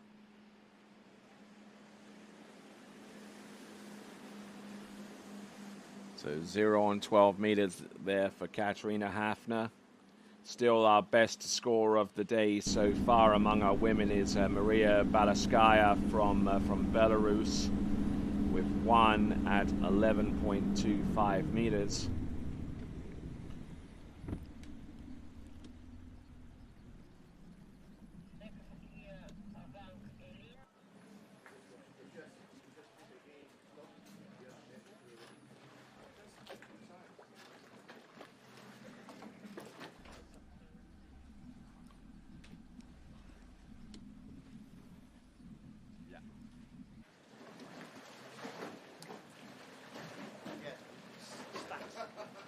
All right, so we start again. And now, okay. New technology, you know. Yeah. Pressing. Start. Stuck so. All right then, so moving on, our next competitor up is going to be Eileen Wang, coming to us out of Norway.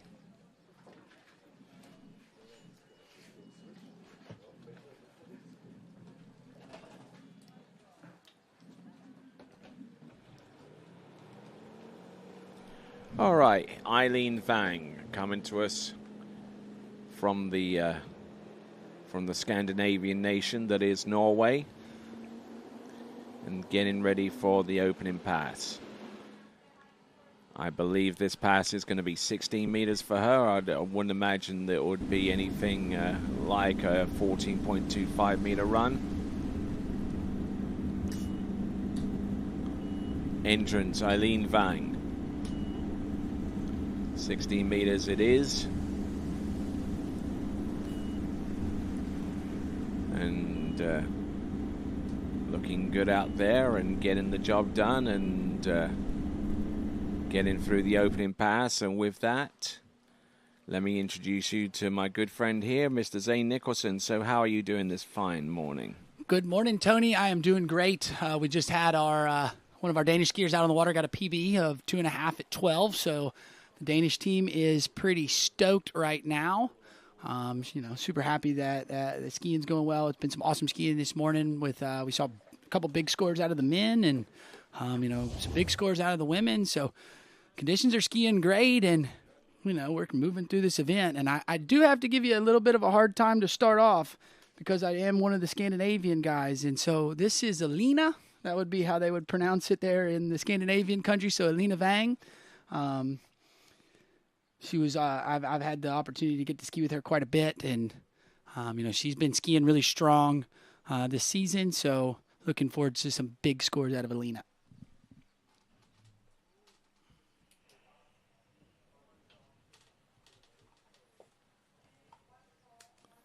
So we'll continue on with Alina Wang. Yeah, I know. And I'm sure her mum is probably watching her right now, Lisa Elkersen Wang. And she is in Canada right now for the senior world. So probably not live, but probably in archive coverage. No, and I know she's already made at least a final. I believe it was the trick final. I haven't seen the scores from yesterday, but shout out to her. I know she's definitely watching. But right now we got Alina rolling through 14 meters. A little bit skittish there around buoy number 4, but managing to pick it back up and continue to ski.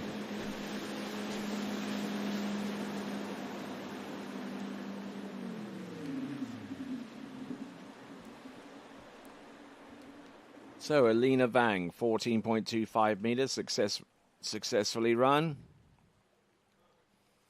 Yeah, and Alina, a recent graduate of the University of Louisiana at Monroe, Tony. So, one of these skiers here that's kind of doing some college skiing, done some college skiing over in the U.S. And we've really seen her skiing pick up in the last few years, and it's great to have her here in Georgia. And you see her going through this 14-meter pass.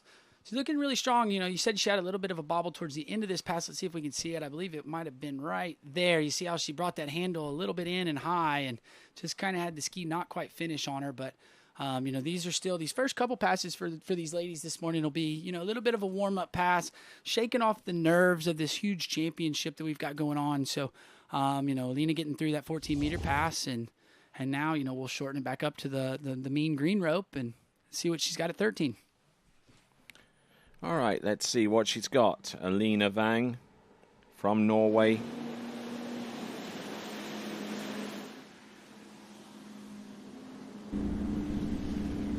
All right, nice glide out there towards the left-hand side of the towboat, and here she is, Alina Wang, 13 meters. She's still there. Handle up high on number 4. She had to get on the gas pretty quickly there, and managing to get round 6. Yeah, that was close, Tony. We'll have to take a look at the replay. Really close to that 6 ball, but I'm not sure. We'll have to see what the judges give her there, if she got the full 6 or if she maybe hit 6 ball or went right inside of it. But it was very, very close. But let's take a look at the replay here, Tony. We saw that bobble at 4 ball at 14, and then it kind of carried in through this 13-meter pass. But for everybody watch, you see how there 1 was pretty good. But here off of 2, watch where the handle comes in when she brings it in. It comes that inside hip and comes high. So, that's kind of where she started to get into a little bit of trouble. And then the handle started coming to the inside hip. And that's just not letting that ski fully finish up under the rope. And we'll see here. Looks like she's been a confirmed 5 at 13, so just not quite able to get outside. Yeah, went right inside of that 6 ball there, Tony. All right, then that confirms the 5 buoy count, and skied recently 2 scores of 6 and 5 on the same line length. So she's there and thereabouts, and hopefully we'll get to see her on 12 meters. Maybe sometime a little bit further down the season. Yeah, and a fun fact, Tony, just from Alina, she is the first Norwegian female to land a backflip on the trick ski. So, little fun fact there for Alina. But, really cool to have her here skiing. I know she's kind of been hanging out most of the week, and, great to see her here at the European Championships.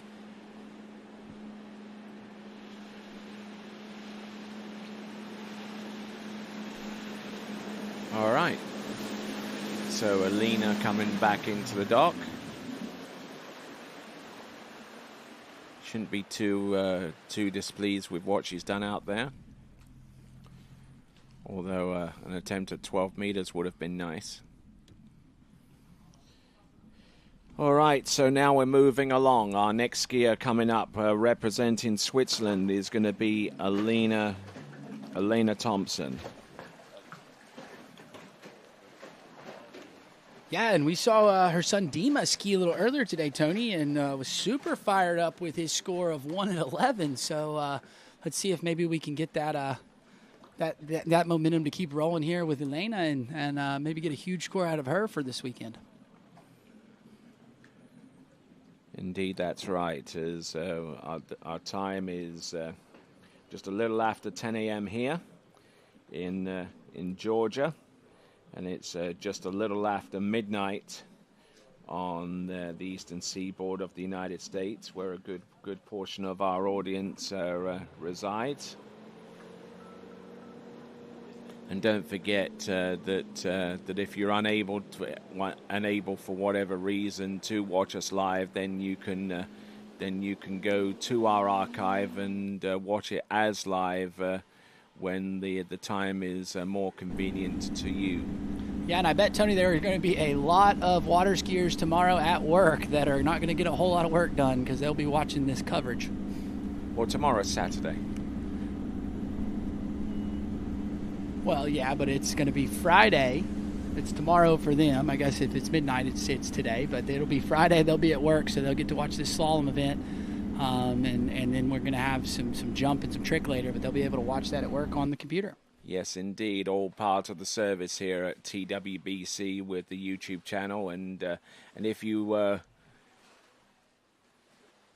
want to be notified as to the next time we do go live, then then subscribe to the TWBC YouTube channel as we see Elena Thompson get through the opening pass. I believe that was 16 meters, actually 14.25 meters. And Elena Thompson, I mean, highly decorated athlete, was one of the top overall competitors way back in the 1990s, and is actually our only skier out there on the water right now in these championships that has been inducted into the International Water Ski Hall of Fame. Yeah, I mean, super strong skier. You know, I grew up kind of looking up to those skiers, and, you know, it's great to still have her here. And, I mean, how cool is it that we've got mom and son skiing at the same championships? I guarantee you it has happened before, but it's definitely not something that happens regularly. So it's really nice to see, you know, the two of them out on the water and you know, getting to enjoy the sport that they both love. Mm-hmm. Just saw a quick glimpse of Medina Yorga. This is 13 meters now for Elena Thompson. Now, you don't get to become the kind of overall skier that she excelled at being without having a good all-round performance, and one of those aspects is the slalom, and she gets the job done.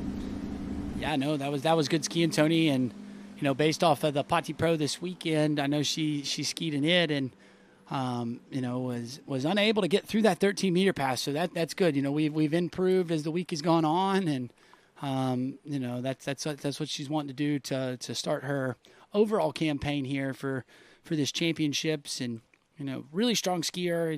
It's great to have her here. And, you know, to be quite honest, that 13-meter pass looked really kind of easy to me. So as you see here on the replay, you know, gets a nice roll in at the gates and, you know, stays on the handle with the hands like she's supposed to. You know, what happens, skiers tend to sometimes pop off the handle a little early and then they lose the line. But, you know, doing a good job staying connected through the wakes, allowing that ski to roll out, and then, you know, being able to have, you know, confident rope tension and everything on the boat on the backside of the buoy. So, I mean, even there at 4, she's pretty early, you know, looked good. And right there, that was the first time where she got a touch separated there at 5. You see her do it again at 6, but you can get away with it, you know, doing it towards the end of the pass. She had given herself so much space that, you know, she had a little room to give. So, you know, that was good skiing on that 13-meter pass for her.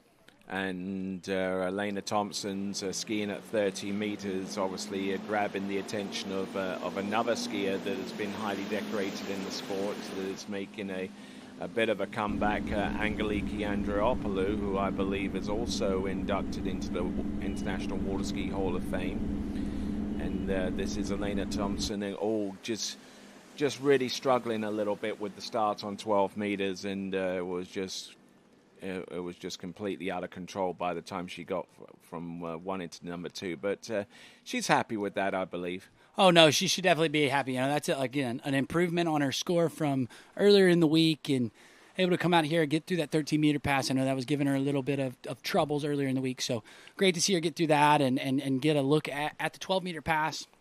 And that currently puts her in 4th place right now. Yeah, and I mean, you know, again, good start for the overall. I know you're probably over there already crunching numbers, and I love it when we get to these championships. You're in overall mode from the get-go. But we see right here on the replay, leaves her feet behind her just a little bit going through the gates. So that's why you see her have that loose line. The ski kind of bites and bends her over, and then you see how separated she is. The hands are really far away from her going to 2.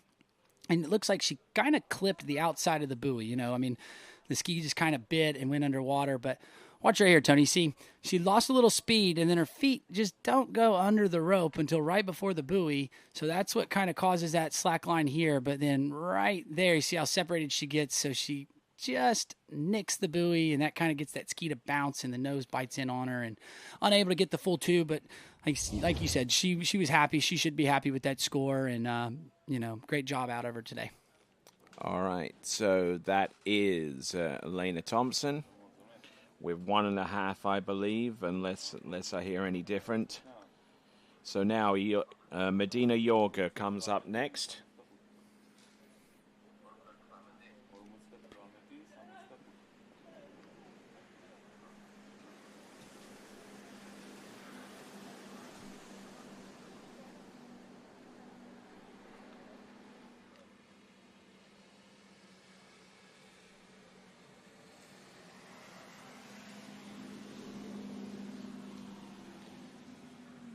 So good for some of our crew getting the shots for us here at TWBC as we take a look at Elena Thompson walking her way back to the starting dock, and yeah. I'll tell you what, that good slalom ski that she's riding is a bit vintage. Yeah, I mean, it's super cool graphic on it too, right, Tony? It looked like a zebra, and so, sometimes the ski companies don't make them look quite as cool as that one is. So I have to give her credit. That is probably one of the cooler looking graphics on the skis that we'll have here this weekend. I think in recent years, though, a lot of the budget spent on graphics for skiing has kind of been passed along to the actual design folks there. I mean, I'm making reference to at least a couple of models in the Syndicate range where they've, and even D3 hasn't exactly spent a whole bunch of money on their graphics, preferring to enhance the performance of their skis more than anything else. Yeah, no, I mean, D3 I thought has always had pretty good graphics. I will give HO credit right now. They put out that blueberry ski that Works 02, and it's all blue. At least it's really different. I know they're working on a Works 01 that's supposed to be all red, so at least, getting a little bit of a different look than the carbon fiber black. But kind of like the Matrix vibe, huh? Yeah, exactly, right. They're pretty cool, but right now we're back on the water, though. We've got a 16-meter pass for Medina, another one of our Swiss skiers. All right, so 16 meters, a skier that trains over in Italy for the majority of the time during the season. That is Medina Yorga, and it's a bit of a complicated situation with the Swiss skiers, because as good as they are, they unable to train in their homeland for whatever reason. Yeah, I'm not really sure. I know I went to college with her sister, Rhea. So shout out to Rhea. I know Mom's probably watching at home too. So shout out to the whole crew. But, it was great. We saw her at the Open Worlds last year, and I believe she skied pretty good. And, looked really strong skier. Has a pretty good style here. You see she stays nice and stacked over her feet. Doesn't really move a whole lot, which is something that I like to see just as a slalom ski coach. You want to see that upper body not have a whole lot of movement and really use your lower body, your hips and everything to rotate. And, Medina doing a good job here on her opening pass, and, really getting a feel for the boat and the water, and, just trying to build off of that rhythm from this pass number one. All right, they're building that rhythm as we have a look over towards Lake Paliostoma, which forms a good portion of the Kolkheti National Park system. And I've heard a rumor, Tony, that there might be a city under that body of water. Yes, there is. Apparently, according to recent archaeological digs out there, there are remnants of an ancient city that buried underneath that lake. Oh, Medina Yorga getting a little bit twisted into number 4, but still able to get the ski outside number 6 and run that pass. So decent skiing there for Medina. Yeah, Tony, I thought she managed that pass pretty well. Was a touch late going through the gates. She hit them a bit on the late side. We've seen some skiers. Some of them are struggling down there with that bridge end. It's a little different, pulling out at the bridge, going under it, and then going through the gates. So, you'll see here she rolls in. She's a little late, so she hit it kind of hard. And, that just kind of caused her to just kind of run down course. But the thing was she never got too fast in her head. She managed it, and then you see she's never really super far down course. It was just because she had a little extra speed going through the gates because she was a bit late. You just see a little bit of loose line to start there. But, she managed it there, never really tried to get more angle than she needed off the buoy, and, getting through it. And that's really what it's about, is just kind of getting through these, get a feel. So now she's going to get a gate at this 13-meter pass without the bridge, and, hopefully get a good setup here to get through this 13-meter pass. All right, then. So Medina Yorga enjoys reading, keeping a streak alive on Duolingo. Yeah, I heard you've got a pretty good one there in German there, Tony. Yes, 1909. Nice. That was Italian there. My furthest one is only 6 days. But right now, Medina, this is 13. There was a little loose line off of 1. So she's in a bit of a trouble. What do you think, Tony? Well, she can ski her way out of this, and she's certainly giving it her best shot out there. There's number 5, and she seems to have a really, really nice offside turn, and makes that happen. Yeah, and she needed that 5 ball, Tony, and got it, A touch of, like I said, touch of loose line to start. But again, never really tried to crank the turn and never tried to generate more speed behind the boat than she needed. And so, what she's doing as you look here, again, I think she's just a little slow at the gate and leaving her feet behind her. So when she comes, you see the 1 ball wasn't all that bad. But right here, you see she pulled a little long to 2. So there's that slack rope. And that's what kind of caught her out here. But then nice edge change there to 3. So she's now kind of building her rhythm back where she wants. And then she gets this turn at 4. But watch this 5 ball turn, Tony. It was so nice.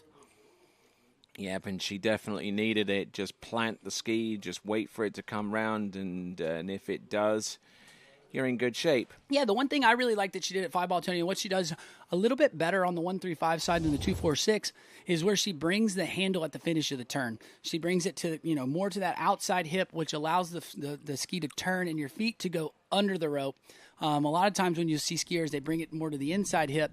The ski kind of checks up and doesn't turn like they want, and then they're slow because they have to move their hands from inside hip to outside hip to get into a pull position. All right, then. Now, this is 11.25 meters coming up. 12 meters, I beg your pardon. So she's gone through 13. This is now 12.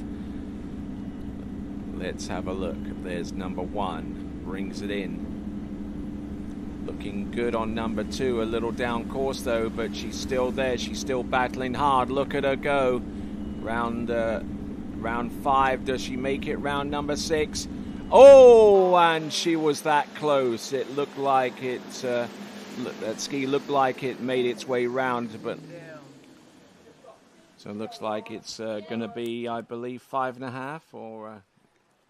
Yeah, it looked like she got around 6 ball there. I'm pretty sure I saw the buoy as the ski went by it, and just unable to make it out the gates. But Tony, I thought that might have been the best gate of the set. Just kind of watching her. You see, she gets rotated really nice there at the gate, so got a much better swing into 1. You see her out of 1. He complimented her on her offside turn. She does a really good job. She pulls a little bit long going to 2-4. That's kind of why you're seeing that loose line there going that way, but does a good job here at 3. Got a really nice turn. You see her get pulled up a little bit, but here she's just getting her hands on.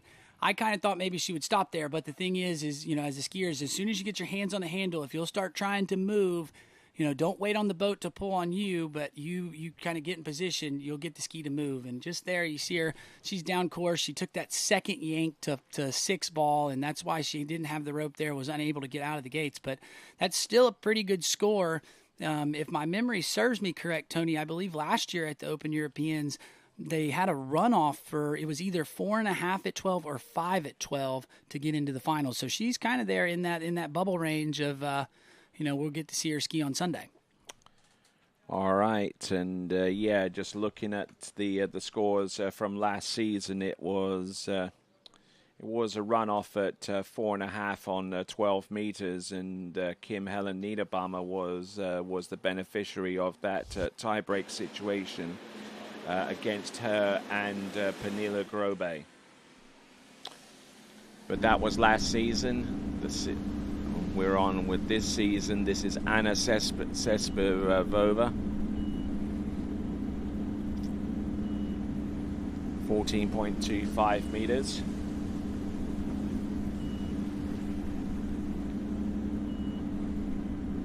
And not looking too bad out there. There's all the way around 6 buoys on 14.25 meters. Yeah, Tony, that was a nice-looking pass, and she's one of maybe the tallest female skiers we have seen so far today. But, as we take a look there, we see one of the Swiss skiers helping Medina out of the water. She's got that Pro Gear ski plate on her front boot, so that, that's kind of a new invention here for water skiing, and it seems to be very nice. Let's have a look at Anna Sespivova, representing Czechia.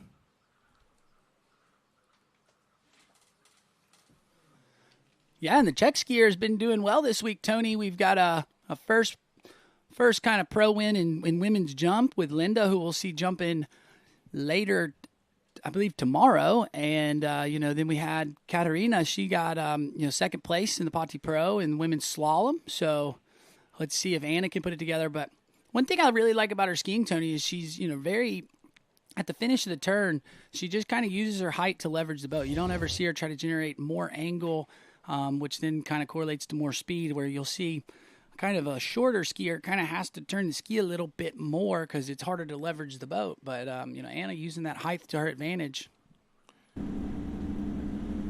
All right, let's see if she can leverage that increased height on this run. This is 13 meters and allows the ski to come up underneath the line, and then it's off to the races. There's number 3 and number 4, and shouldn't do anything too much out the ordinary for 5 and number 6. So there we go. Anna Sespivova from Czechia gets the job done on the opening 2 runs, 14 and 13, 12 meters coming up, and it's not looking too bad for her going down the line. Yeah, no, that was pretty good. I mean, a little bit at the end, Tony, a little bit slow, got a little down course, but again, these first couple passes should be a warm-up pass for these skiers. See if we can see what happened here, Tony, at the end of the pass. I thought the start of it was really nice. She was a little bit late at the gate. You could kind of see she was a little rushed there when she turned in, but, again, off of one ball, didn't do too much and just kind of waited on the rope, and it was really nice. So here into 3 looks pretty good. Let's see, go into 4. Nice position going to 4. See, she brings those hands just a bit high into 4, which causes that little check there. And then right there, you see she got super separated going to 5 ball. So that's why she ran down course like she did. But, was never really in trouble. Had such a good start that, she was kind of on top of it.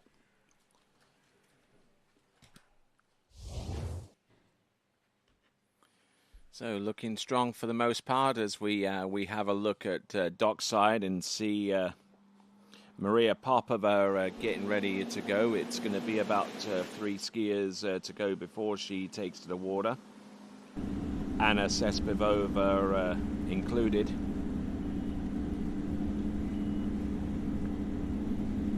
Yeah, and Tony, a little bit late at the gate again, but managing this 12-meter pass, looking pretty good here off of 3 going to 4. See if she can get around 5. Yeah, there you go, and it looks like she's going to get through it, and we've got another skier through that 12-meter pass. Yes, and they're all chasing that score of 1 at 11.25 meters, which is the current lead right now, courtesy of Maria Balaskaya from Belarus. So we have a current lead from one Belarusian skier in the women's slalom competition, and we've got a leader in the men's slalom competition after the first series of skiers that were put out there this morning, with 2 at 10.75 meters from Alexander Kozlowski. Yeah, I mean, great skiing from our first skier of the day, right? I mean, how many people do you think turned it on and expected the first score, in Open Men's Series 4 to be 2 at 10.7? But, great skiing from him and the other Belarusian skiers. So this is awesome skiing here for Anna. We see her. Again, she was just a little bit fast at the gate, but, then kind of managed her speed. Never tried to generate more speed or anything, and that allowed her to get through that pass. So now we're going to really want to see her if she's going to want to get out of 1 and get down this 11-meter pass. She's going to want to make sure she's got her speed right at the gate. She doesn't want to be too slow, so she's losing angle, drifting back on the boat, but she also doesn't want to be too fast, so she has the rope when she turns in, and can get a really good swing out to 1 with tight line. All right, 11.25 meters. Her best season score right now is 2.5. There's number 1. There is number 2. Can she make it outside buoy number 3? Not quite, but it is enough. It's enough to take the lead. Is it going to be enough to send her through to the next round? Only time will tell. So now, with with 11 skiers remaining in Series 1, which is the next series coming up, and one skier left to go in, actually 2 skiers left to go in Series 2. It's the bubble score is starting to take shape now. Yeah, you know, after this next skier, we'll know what to do. But you just see Anna right there, little loose line off of one, had to take a double pull or second yank go into 2 balls. So that's why that ski really didn't want to come around for her on 2. So we'll see right here. Look, Tony, see how those hands come really high when she rotates in, and just right here, just not having the 1 ball that she needs. I think she said, I talked to her a little bit before she skied and said she kind of struggled on the gates, which has kind of been the common theme. And I think the skiers that have been here earlier in the week, you see them, they feel a little bit more confident on the gate, especially at the bridge end. It's really, really different as a skier, to pull out. You've got that bridge. It's plenty high, but it looks pretty low as you go under it. And then you go turn in for the gate, right as you come out from under it, and then go through the gates. So definitely a different look to the ski course than probably any of these skiers have had.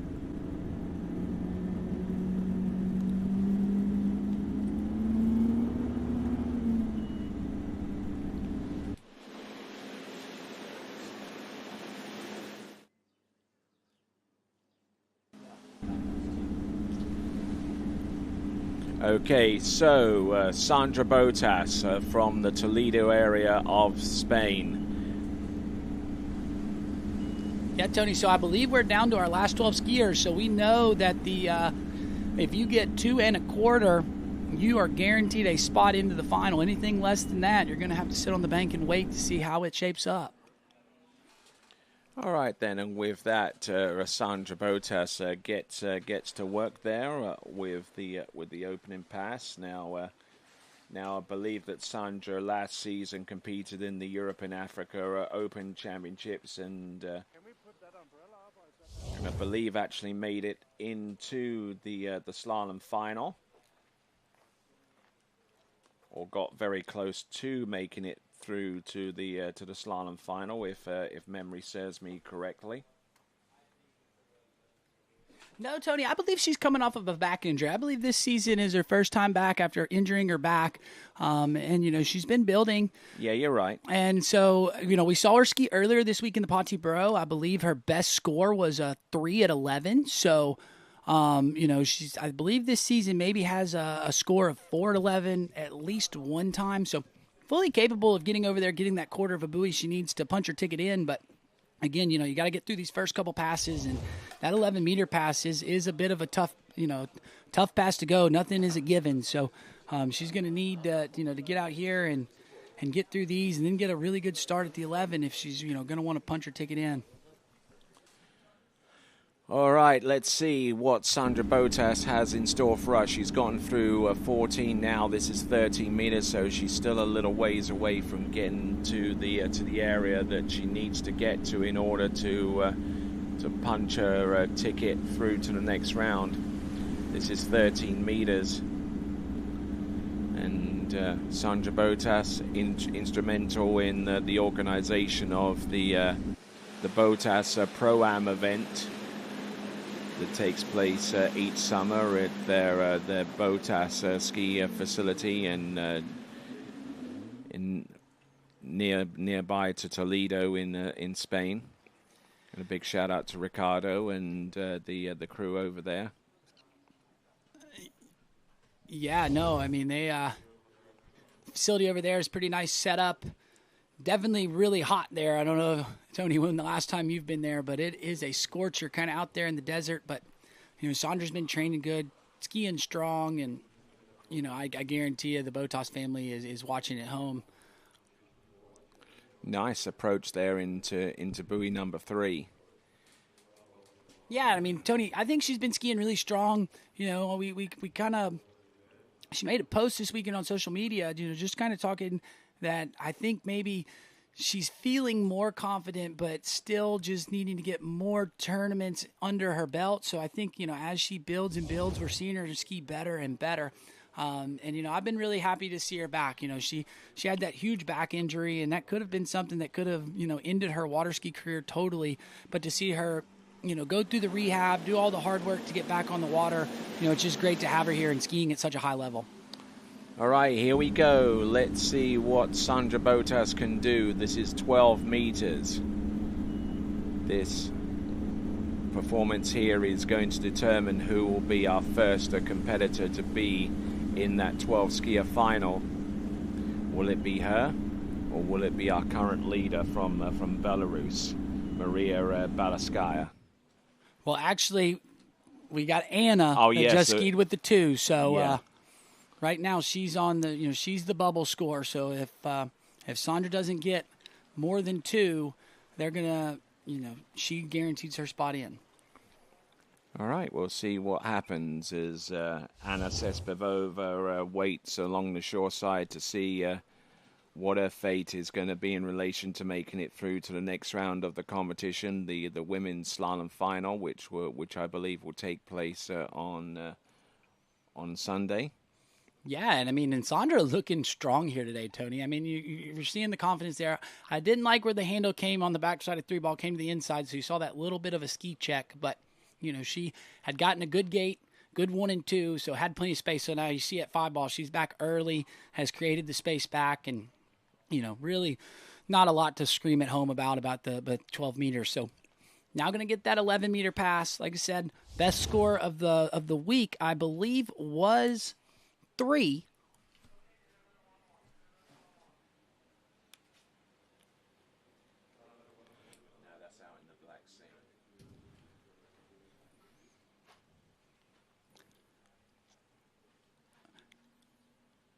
We're getting kind of worried there for the moment that was the rescue craft in the middle of the slalom course, but it was out in the Black Sea as we see Sandra Botas coming in. There's one. Now, if she can get outside buoy number 2, that would help. And if she can get outside number 3, I'm not too sure whether she got the ski outside of buoy number 3 by the time she dropped the handle. And that's going to be the issue of a contention there going forward with the judges launching a score review on that basis. Yeah, and we'll have to take a look, Tony. You see the skiers down here at the gate they're ending up a little bit late, so they're rushing that gate turn in, and you're seeing it catch them out with a little bit of loose line into 1. So does a good job to get over around 2, gets a pull. Let's see how the ski looks here.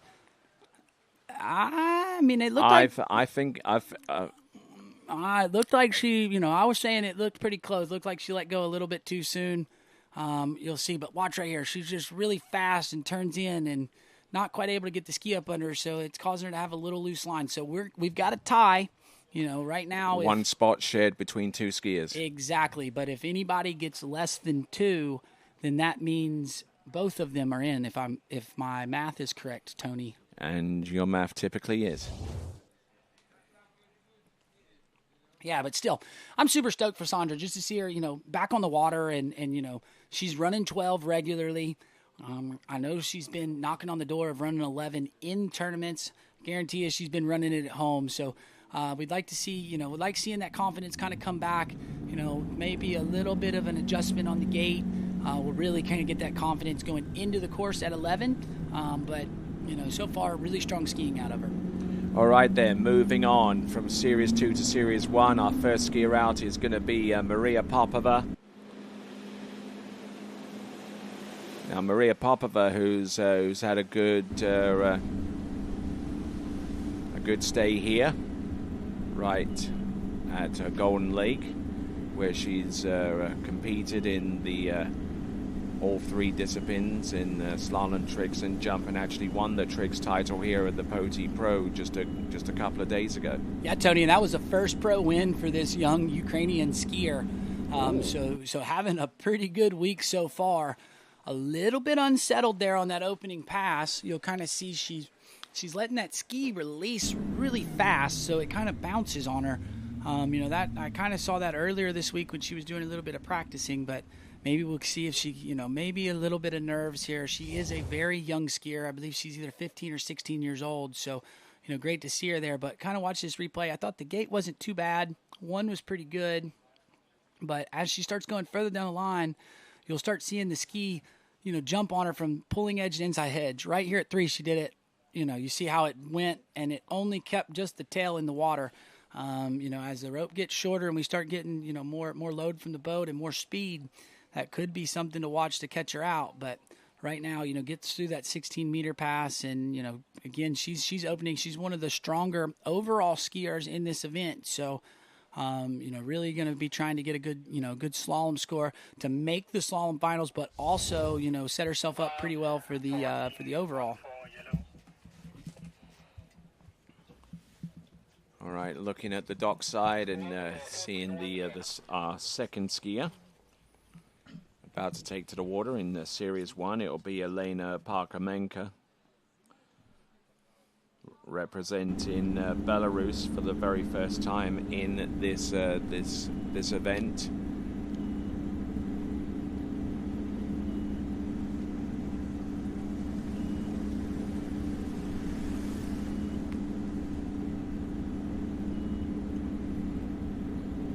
Looking good. Dare say looking in good form out there with 2 passes under a belt, 14 and 13 meters, and that is Maria Popova.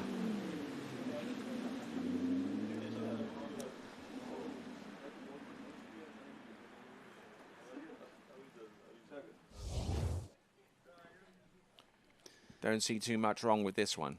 Yeah, I mean, the one thing to watch out for, Tony, is the way the release of the ski, especially going to 135, it just kind of gets it to start bouncing on her just a little bit. I mean, it's not catching her out right now, but as the rope gets shorter, you'll see it. You see right there how the ski edge changed really quick. Now the ski starts going down the lake instead of out and back in.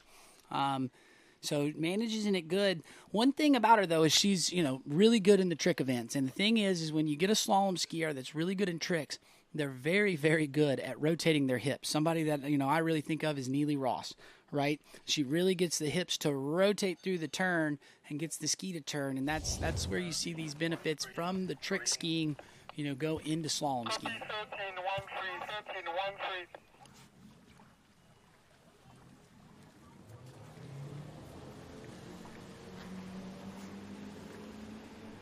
Okay, so we're hearing a call from the judge there that this next pass is 13 meters now.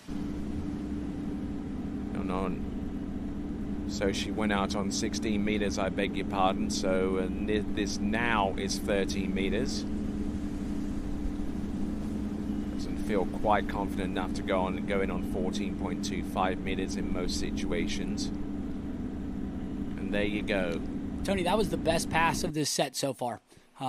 Actually, I was kind of talking about how she was unloading the ski, especially going to 135, and I thought she did much better of allowing the ski to roll, which kept the ski in the water so it wasn't bouncing on her, and the ski never really ran with the boat. Right here, got a really good gate. She rotated in really nice, and then see a little bit of that unload into 1, but managed it good. And then here, nice, that was really good at 2, and then watch her here off of 3. Watch that ski. It didn't pop out of the water like we had seen going to 3-ball the last 2 passes, which is exactly what she wants. The problem with it, though, why that is happening when she unloads like that, is you'll see those hands get a bit away from her as she's letting the feet swing. And because you're in that hard, strong pull, when you let your hands out, you're unloading all of the load, and the ski kind of wants to jump to get out from under you. So, made a good adjustment there for that 13-meter pass. I think she'll be pretty happy with getting through 13 meters. I'm pretty sure her PB is somewhere around that 2 or 3 mark at this 12-meter pass. So we're in the ballpark of possibly getting a personal best here. We'll have to see. Big thing here is she wants to get a good gate, get her feet up under the line quickly, so that she gets a nice good swing with controlled speed into 1-ball. All right, here we go. This is 12 meters for Maria Popova. There's 1. There's number 2, and gets 2 on 12 meters, and that therefore means that both That means that both scores at 11.25 meters, both scores at 2 at 11.25 meters are through to the next round. Yeah, no, and I mean, that puts that tie for 2 in. So now the bubble score, Tony, is 1 at 11. So all the skiers kind of know what they've got to chase. But watch right here. I thought she did okay, but then just hammers the gates. She went super hard through the gates, and that's why she gets over here, and you see that loose line. Ski kind of bites in on her, and just not quite able to get the play over to 2. You see, she didn't quite get the ski outside of 2 until just right in front of the buoy. So, at that point in time, as you start getting 12 meters, it becomes too late. But watch right here, Tony. She goes so hard right when she turns in at the gate. and Almost dislodged the right-hand gate ball. Exactly, right? Like she turned in and then, goes in, and when she releases, the ski just starts to run down course. A lot of times you'll see left foot forward skiers. They'll actually get away with hitting the gate that hard, but then it catches them out at 2 ball. The right foot forward skiers, you start seeing that catch them at 1, and then they struggle getting the full to 2 to get the ski to turn. So, that was a kind of a product of the gate there at 1, but still, I think she'll be pretty happy with a score into 12 meters and opening up our overall campaign. All right, so the target score now is 1.5. 1.5 on 11.25 meters. That score held by Maria Balaskaya from Belarus.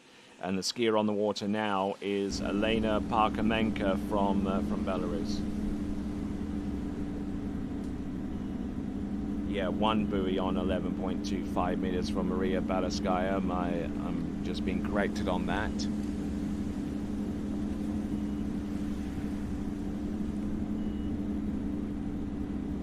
It's not looking bad on the opening pass for Elena. And for the first time today, let's send it to Sadie. Okay, guys, welcome back. We're dockside here with Maria. She's just come off the water, first skier out of the series 1. 2 at 12. What a good score. You're saying maybe best score this season? Yeah, I will say this is the best score of this season, and I really like the lake for slalom. I started slalom about 3 weeks ago or 4. So for me, it's really good result. Well, we're happy to see you out there. You look super strong on your ski. We know just this past weekend you won the trick event at the Potty Pro, so congratulations. And we're going to see you out there in the jump and trick event this weekend. So good luck. And anyone you want to say hello to? Thank you so much. Всем привет, кто смотрит. Yeah, good luck for everyone. All right, we'll send it back to you, Zane and Tony. All right, Tony, and saying hey to the Ukrainian crew. I got the opportunity to go to Ukraine in 2019 and work at that Sentosa ski lake, and ski with the Ukrainian skiers. Maria was, probably 6 years old when I did that. So, great to see her up here skiing at the Open Europeans. But shout out to all the Ukrainians at home. I know they're all watching and supporting her, and great skiing out of her today. All right, then, Elena Parkamenka.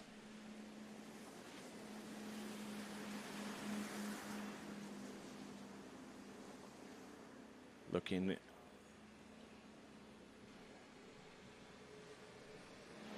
pretty good out there with that effort on pass number 2. She's gotten through 14 and 13.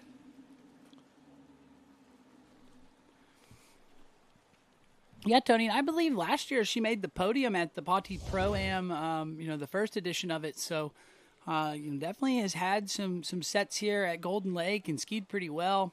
We, again, saw her there. It's kind of been the common theme of the skiers. They're a touch fast down there at the bridge end when they turn in for the gates. But, again, on these first couple passes, it's they're getting a feel for the boat and the feel for the lake. Getting a look at that bridge that they're pulling out for the gates. So. Now she'll want to make an adjustment moving forward, but did a good job of getting through that second pass. Yeah, and skied well enough last year in the Potty Pro to finish up in second spot, and her best performance out of the initial 2 elimination rounds, was won at 11.25 meters and scored 1.5 on 12 in the final round to get the runner-up spot. Yeah, so I mean, gonna need to get a little more if she's gonna for sure punch her ticket in. She needs that, gotta get a piece of 2 ball if she wants to guarantee her spot in. A 1 at 11, she'd have to sit and wait. We might get some free skiing at the end of it if we end up with a tie, but looking strong so far on the first 2 passes.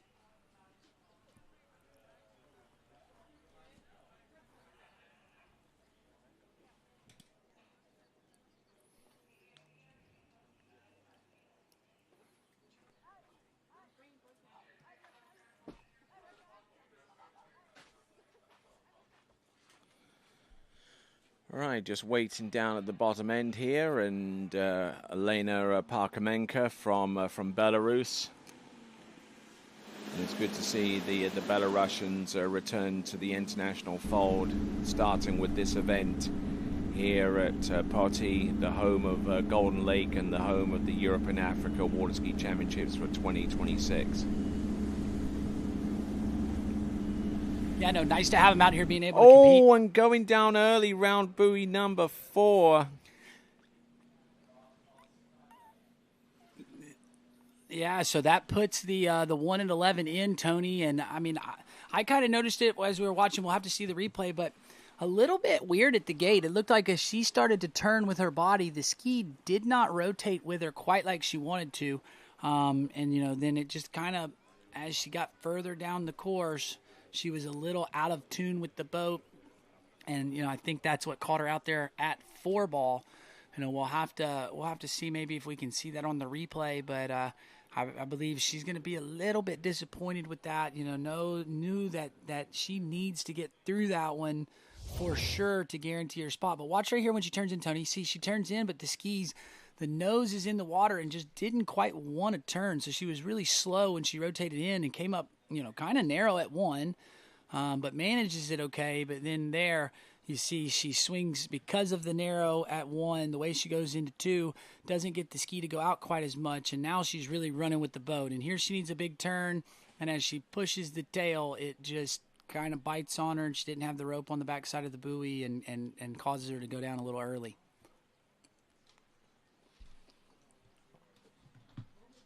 All right, so that means that our Belarusian skier, the other one, Maria Balaskaya, with 1 on 11.25 meters, is through to the next one. So let's have a look and down the list and see. That means our bubble score, Tony, is you got to get through the gates and get your ski outside of 1 at 11 if you want to guarantee yourself a spot into the final. Yes, that's indeed right, and that score is courtesy of Mila Balashova, skiing for the IWWF white flag.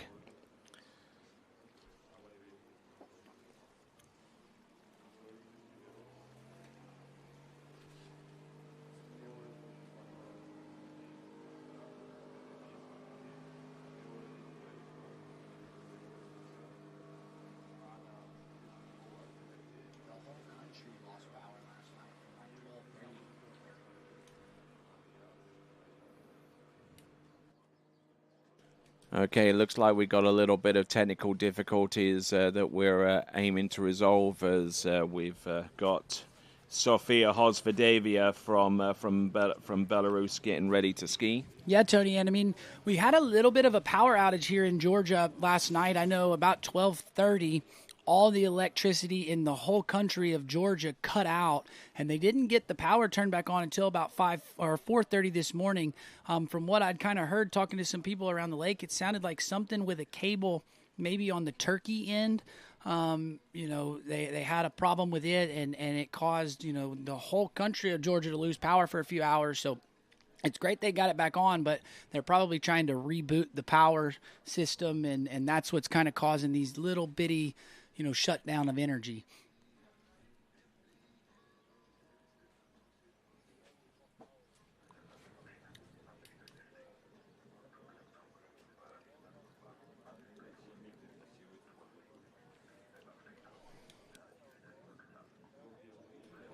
Yeah, no, I mean, like I said, that was kind of wild, Tony. You know, I was sitting at the hotel last night, and the whole power shut off, and I've kind of where I'm staying, it's kind of down near the beach, and you heard all of the kind of the beach spots where everybody was hanging out. It just immediately everything went quiet, and it got really, really dark, and you know, it was definitely a little weird, but like I said, they've done a good job to get the power back on.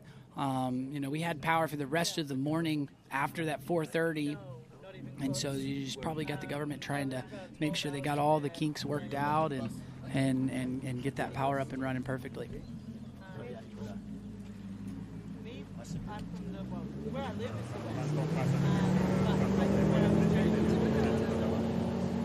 All right, it sounds like the boat's going to make a run up and down for a simulation pass. More to do with the electricity here on site for our officials, more than anything to do with the boat at this point.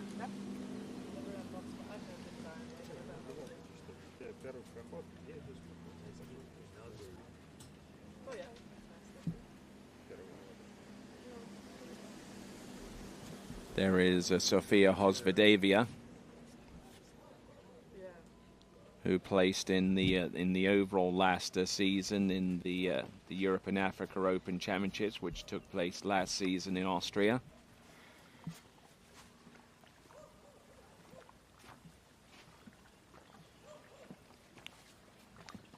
And hopefully getting some good vibes on dockside, because the person standing next to her is Alexander Kozlowski, who set off our competition off in the best way possible, getting to at 10.75 meters. Yeah, so I know that when I saw Alex's name as the first skier on the list, I had the opportunity of skiing with him in Ukraine. He went to Florida Southern, so go Mox, and you know, that's where I graduated from college. So I've known Alex. I knew that he was fully capable of running the 11-meter pass. He you know, had a pretty good go last season at the Pati Pro. I believe he got, you know, maybe four at 10.7. You'd have to double check me on that one, but I think he skied pretty good last year here. And, you know, I kind of expected him to get through 11 meters and basically come out swinging and put the pressure on everybody else for the rest of the day. You know, I mean, you come out, you put out a big score, and then you got these guys that, you know, are sitting there looking, man, I got to ski a 6 or 7 buoy PB to even, you know, think about getting up there. So, you know, great skiing from him this morning as our first skier on the water at 8 a.m. So, you know, now he's going to have to sit and wait till the end of slalom tomorrow to see if he's going to have to ski it. And, I mean, how weird would it be, Tony, if we get down to it and he has to have a runoff tomorrow if there's a tie to get in?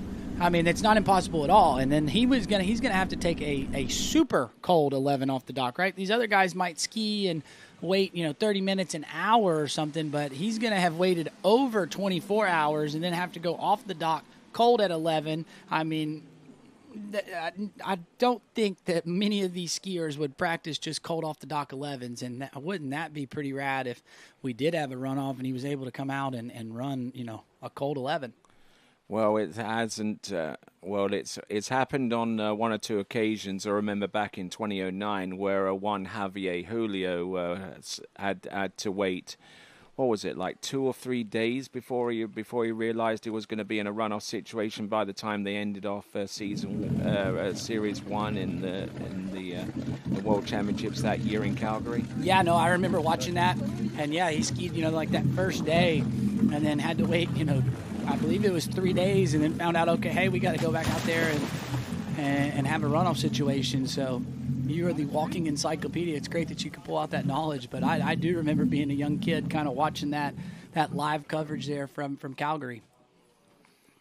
Yes, indeed. As we look down on dockside, and so glad that we have Sadie still wanting to stay here in Georgia. You know, I mean, she can't ski in this competition, obviously. It's Europe and Africa Open Championships, but she decided that she wanted to be a part of the festivity here, so here she is.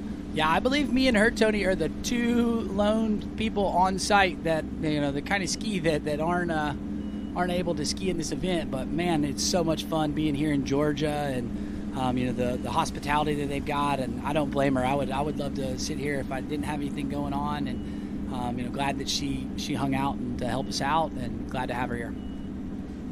All right there. So skier on the water is Sofia Hosvedevia from Belarus, and let's send it to Sadie. Okay, guys, we're back here dockside. We're down here now. The conditions are looking good. I know you've got a few of the French team here, and it's looking pretty good. I know Axel was on the podium this weekend at the Potty Pro, so run us through how you're feeling for the rest of this tournament. Well, I mean, the team is ready. They all made a good pro tournament the last 2 days. We had a good training yesterday, and now we're ready for the championship.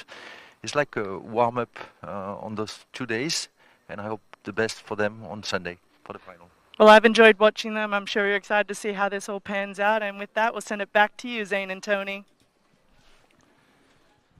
Yeah, no, that French team, Tony, they had quite the travel here. They had French nationals last weekend, then flew in, got in late, skied the Potty Pro-Am. We saw some good skiing out of them. I know Axel ended up third place in men's trick, which I believe was his first ever pro podium. Young French tricker, been skiing super well. We see Perrine right there on the dock getting ready. She had a pretty good event. I believe ran at least 1 at 11. So, going to be right there. She's going to have to do that if she wants to get into the final, because we know the bubble score right now is 0 at 11. So we'll see. But right now we've got a 14-meter pass, Tony. All right, not looking bad. She opens up with 16. She comes back on 14.25 meters, and she got 15th spot in the previous Europe and Africa Open Water Ski Championships in Linz in Austria, and skied 3 on 12 meters to kind of leave her on the outside looking in, and will be eager to try and redeem herself a little bit this time around. Even more critical for her to do that, because whereas last year she skied for the white flag, she now skis as a bona fide member of the Belarusian team. Yeah, no, and I guarantee you they are so excited to be able to compete under their flag again. And I was excited to see them be able to do that. And that Belarusian team out here, nice and strong. I believe we've got a few more of them skiing this year than we did last year. You would know more about that than I do, Tony, but out here, we've seen some really strong skiing. We already have seen one of the Belarusian skiers into the final, in the slalom final, so maybe we could make it a second one here. Maybe, and the Belarusian team back in as bona fide flag bearers for their nation, as we look and see the ironclad lighthouse there, one of the tallest structures along the coast of the Black Sea, and a vital navigation aid for the nearby shipping port of Poti. Here we go, coming in. This is Sofia Hosvedevia.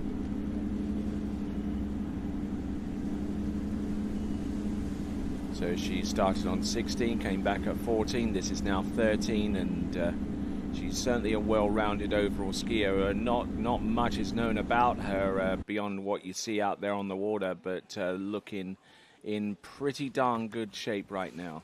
Yeah, no, I mean, I met her last season at the Open Europeans, and she came out and skied, pretty strong. Had a really pretty good overall tournament, if I'm not mistaken, Tony. But skied well, and. But, looking really good, and, getting through this 13-meter pass. Now, Tony, something that you kind of see, she kind of waits just a little bit later than most of the skiers when she makes the turn. So you'll ski the ski. It turns a lot faster at the buoys than maybe some of these other skiers that we've seen so far. But, the thing about it is I know if I know anything about the Belarusian skiers is they are awesome at tricks. So what that, correlates to is they will rotate their hips. So you'll see that ski snap around, but that's because, she does that turn, the hips rotate, and she's got a platform to stand on. So most skiers, when you see them try to make that turn that fast, they blow the tail. But because she gets everything rotated, gets her feet up under her, it keeps her weight in the right spot. And looking good there, getting through 13. And now she knows she has to run this one and get through the gates and out of 1 at 11. So, this one's going to, make it or break it there, Tony. All right, this is Sofia Hosvedavia coming in third place overall last season in the Europe and Africa Open Water Ski Championships in Linz in Austria. This is 12 meters. Now she scored 3.5 on this pass this time last year in the same championship. She's gotten round number 3. And once again, 3.5 on 12 meters this year as well. All right, so now, Tony, that puts the 0 at 11 from Mila in. So now if you get out the gates at 12 meters, you are into the final. So we're, it's getting there. We've got two skiers after that tied with 3.5. So they're kind of sitting there. They're going to have to wait. I mean, it's going to be a tall task. We've got, I believe, 6 or 7 more skiers left, but right now, bubble score is 5.5. So anything less than 5.5 from one skier, that puts Medina in, and then we'll move down the list. But I thought she did much better here at 1. Watch, the ski doesn't quite bite as hard, so she ends up in a good position. You see how separated she gets there at 2, though. She let the boat pull her up behind when she was behind the boat, and now you see how far away her hands are. So now she's running with the boat, and that's what gets her here at 4 ball.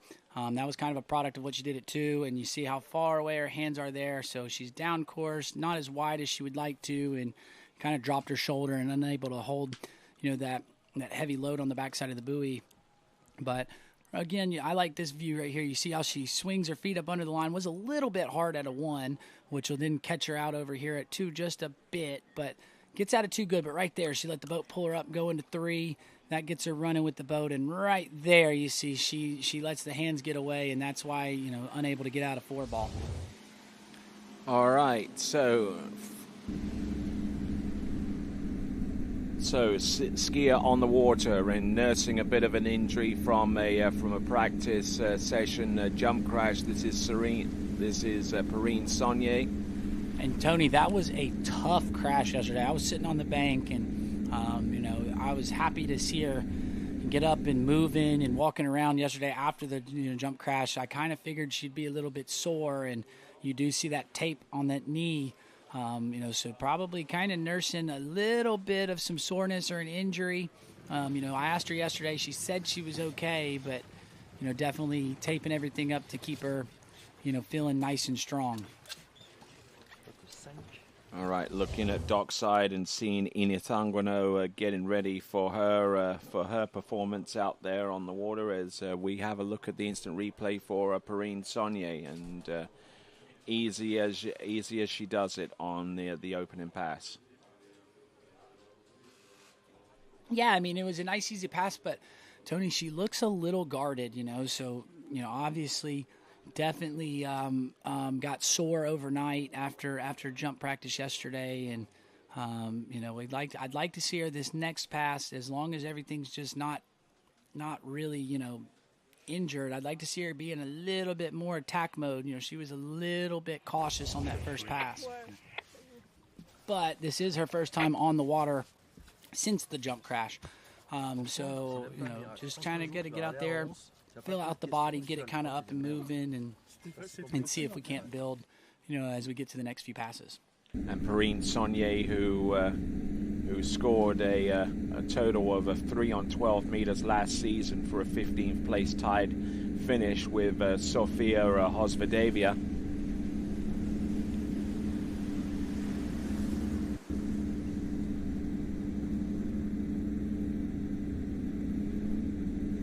So 14, and that was 13, I believe. Yeah, and just running a little bit narrow, Tony, and down course towards the end of that pass, it didn't catch her out, but as we shorten the rope to this 12-meter pass, it'll start getting a little bit tougher. We'll have to see if she's, able to really get a good gait and a good start. I mean, that's going to be the big part. She's going to want to create space at the beginning of the pass. But you see, as she rolls in, she just kind of rolls in with her upper body to start, which causes her to kind of run with the boat from the get-go. It's not crazy, but you see she's down course a little bit out of 2, here out of 3, a little loose line on the back, and now she's really kind of running with the boat. Manages it, but you just see each buoy, she's getting a little bit further down course. Right here at 5, she got super separated, but, she's been skiing pretty good this season and gets through that pass. So now knows that she's got to get all the way out the gates, and that'll punch her ticket in, but, it's going to take some work here, Tony. Indeed. And Perrine Saunier, who scored a 4th place finish this past weekend by skiing 2 at 11.25 meters for at the French national titles, 4th place there. And here she is. This is 12 meters. There's 1. There's number 2, piling it in on there. Round number 3 and number 4. Can she make it outside number 5? No. So with that score of a 4 on 12 meters, that therefore means that there is another spot opened up for one of our previous skiers. Yeah, so that puts Medina in. Tony, I know she was a bit bummed not getting out the gates, but now she can relax. She's into the final. But another thing to point out there, Perrine was down course and was late, but she smart move. I don't think she was going to get to 5-ball if she'd turned 4, but by standing up and getting back to the wakes, she's put a half a buoy score on, we have a tie at 3.5. So we now know with that puts the bubble score of anything higher than 4. So yes, so she creates her own bubble. Exactly, right? She separates it out. So as of right now, she's not in that log jam there at 3.5, and that puts the skiers know they got to get the ski outside of 5-ball, but that does separate her from those other 2 ladies. Yes, and the 2 ladies concerned are Elena Parkamenka and Sofia Hosvidavia.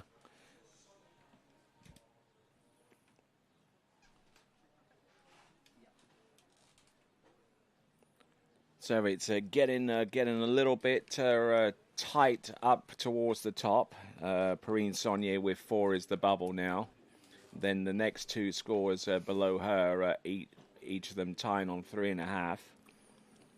And it amazes me, Tony, how it just seems to every year that bubble seems to stay right at the same spot, right? We talked about earlier that last year at the Open European Championships we had a runoff for a tie at 4.5 at 12 meters. So right now the bubble score is 4. If you get 4.25, 4.5, you are in. So it's just amazing how it seems to just about every year the level of skiing stays about at the same spot. So that's pretty kind of cool thing just to kind of look if you look back over the years. All right, so Perrine Saunier skiing in, and one person's misfortune out there on the slalom course is another person's fortune. Yeah, and Medina, happy that she got in. I know Rosemary watching at home, she'll be thrilled with that as well. And congrats to Medina on making it into the final. I think when she skied, she thought she had, by not getting out the gates at 12, I think she thought she had kind of put herself out of the final. But, Christmas came a little early. She got in. Now she can relax. Not going to have to sit there and wait to see if she's going to get in. She knows. And, the rest of the day will be a little bit more chill. And we get to see her ski on Sunday.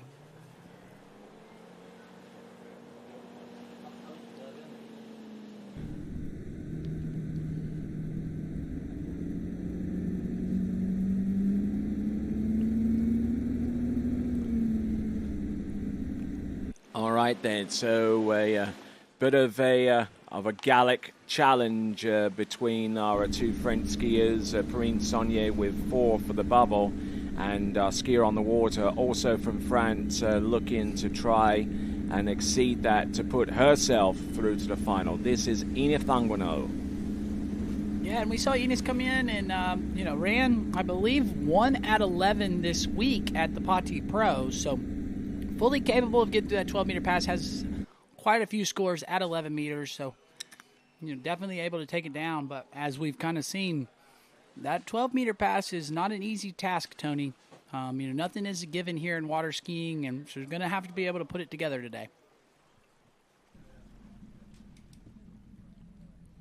All right, just trying to pull up the information on Enith Angwano coming to us out of France. And let's send it to the starting dock. And Sadie. Medina? All right, guys, we're down here with Medina. Now, you've just made your first final. Congratulations. Tell us how you're feeling after that set. Thank you. No, I'm super happy. It's the first time I made finals at Open Europeans, and it felt really nice to ski out there, so super pumped. Well, we're super stoked to see that you're in the final. Congratulations. Enjoy the rest of the day, and we'll... anyone you want to say hello to? Well, to my family and friends, everyone at home, thank you so much. All right, well, with that, we'll send it back to you, Tony and Zane. Thank you very much. Enith Angwano there getting ready for the next pass. It's going to be 13 meters. I'm Tony Lightfoot. He's Zane. Yeah, no, been awesome. We've already had some great skiing today, Tony, and we still have more. I know we've got the men's jump coming up after we get done. I think we might have like a little 15-minute break just to get the course ready, and then tricks following up after that. But right now we got 13 meters, Tony. Got to get through this one and got to get to the back half of the next one. But Enos been running it, looking nice and strong here on the start, Tony. Looking very aggressive there, very, very self-assured out there. Enith Angwano, who scored one buoy at 11.25 meters in the Poti Pro-Am competition held just a couple of days ago, and only got to ski in that competition only a few hours after competing in the French National Championships, where she got a second place finish in the slalom event by scoring 2 on 11.25 meters. Yeah, I mean, what do you think, Tony? I thought she looked really strong here. I mean, we've watched her a couple times this weekend, earlier this week, but I thought she looked really strong here on this 13-meter pass. Good aggressive stance there out of number 2, and allowing that ski to pitch up nice and wide and then just bring it on home off to the races after number 5 here, and has no trouble in navigating that D3 Neo 3 to all 6 buoys. Yeah, no, like I said, I agree. I thought that 2-ball kind of set her up for the pass, and looked good from there. So now the big thing, Tony, is we got to get a good gate, a good start here. We need at least 4 1/4 to punch her ticket in. And let's see. Here she comes. A little bit of a heavy pull out there on the gate, Tony, so you see her rocking back there. Yeah, just trying to bleed off the speed coming into the turn into buoy number 1, round number 2. She's looking good at this point. There's number 3. Good to go for number 4. Now she needs a piece of 5 to secure her spot through to the next round, and she does. And she's going to go and have an attempt at 11.25 meters. It is Enith Angwano. Yeah, and Tony, looked like she played 4-ball just a touch cautious. Knew that she needed to get, 4, and that would kind of put her with where we're going to have a runoff. But she pulled out really hard, so you see her rocking back there. Doesn't quite have the rope when she turns in. And lucky for her, she's a right foot forward skier, so that kind of benefits her there. Whereas you see the lefties, when they rock back, they never get this turn there. But because she's in that position, she gets a good onside pull to 3. Now watch her right here, Tony. She's really cautious. She just kind of makes sure she keeps the ski in the water. Doesn't want to blow the tail, because that would have been a big no-no. But gets it. Now she's down course, but doesn't rush. And then just uses her power to get over here to 6. You see her unloads that ski. So that kind of explains how much power she put into it. She needed it to get all the way through it. But she's going to get another look at 11 meters here, kind of like she did earlier this week. And, big thing here, going to try to bump herself up into the running order. Like I said, I think you said she ran won this week earlier, but, we saw her get 2 at the French Nationals. So how nice would that be if we could maybe get her even a season's best this season here?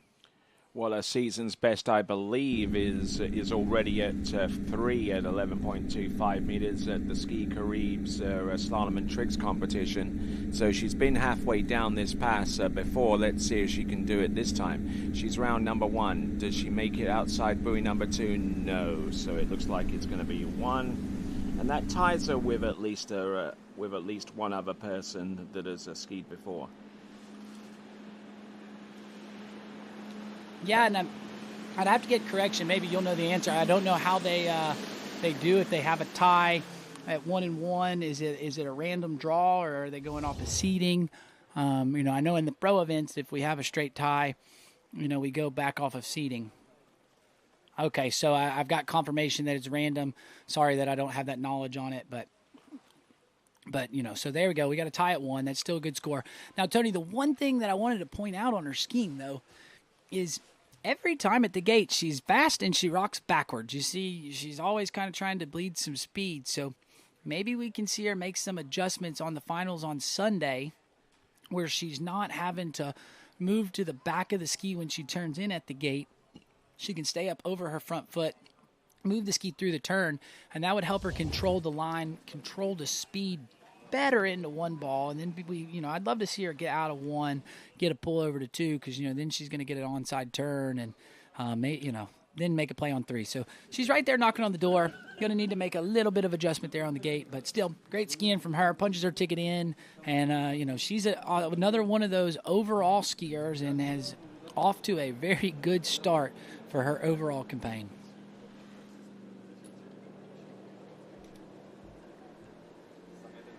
All right, skier on the water from Great Britain is Emily Newsom.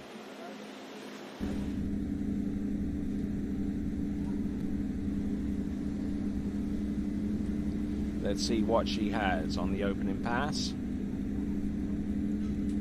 And Emily coming off her first international final ever earlier this week. So that's something that she told me earlier in the week, and that was pretty cool. So hopefully she can get. And Tony, this might be her first Open Europeans, but definitely has been skiing international tournaments, but finally broke that streak of not making the final in. All right, and as we get set for a second pass, let's send it over to Sadie. Okay, guys, we're back here with Ines. Ines has just come off the water, solid score of 1 at 11. Now that puts you into the final, so congratulations. We know that you're going to be competing in the trick and jump event here at Europeans as well. Just run us through quickly how you felt out there during that set, trying to get yourself into finals. I'm really happy with my score. It's a good opener for my overall, so yeah. And we'll see what I can do in tricks and jump. Yeah. I mean, last weekend at Potty Pro-Am, you placed 3rd, so congratulations for that. Is there anyone you want to say hello to? Yeah, all my family, my sponsor, and yeah, that's all. Okay, well, we're happy to see you in the slalom final, and good luck for trick and jump. We hope to see you in those finals as well. And with that, we're going to send it back to you, Tony and Zane. Thank you very much. And Emily Newsom getting ready for a second pass as we just hear from Enith Anguano for... in terms of her making it through to the next round with 1 at 11.25 meters. That currently ties a score with Maria Balaskaya from Belarus.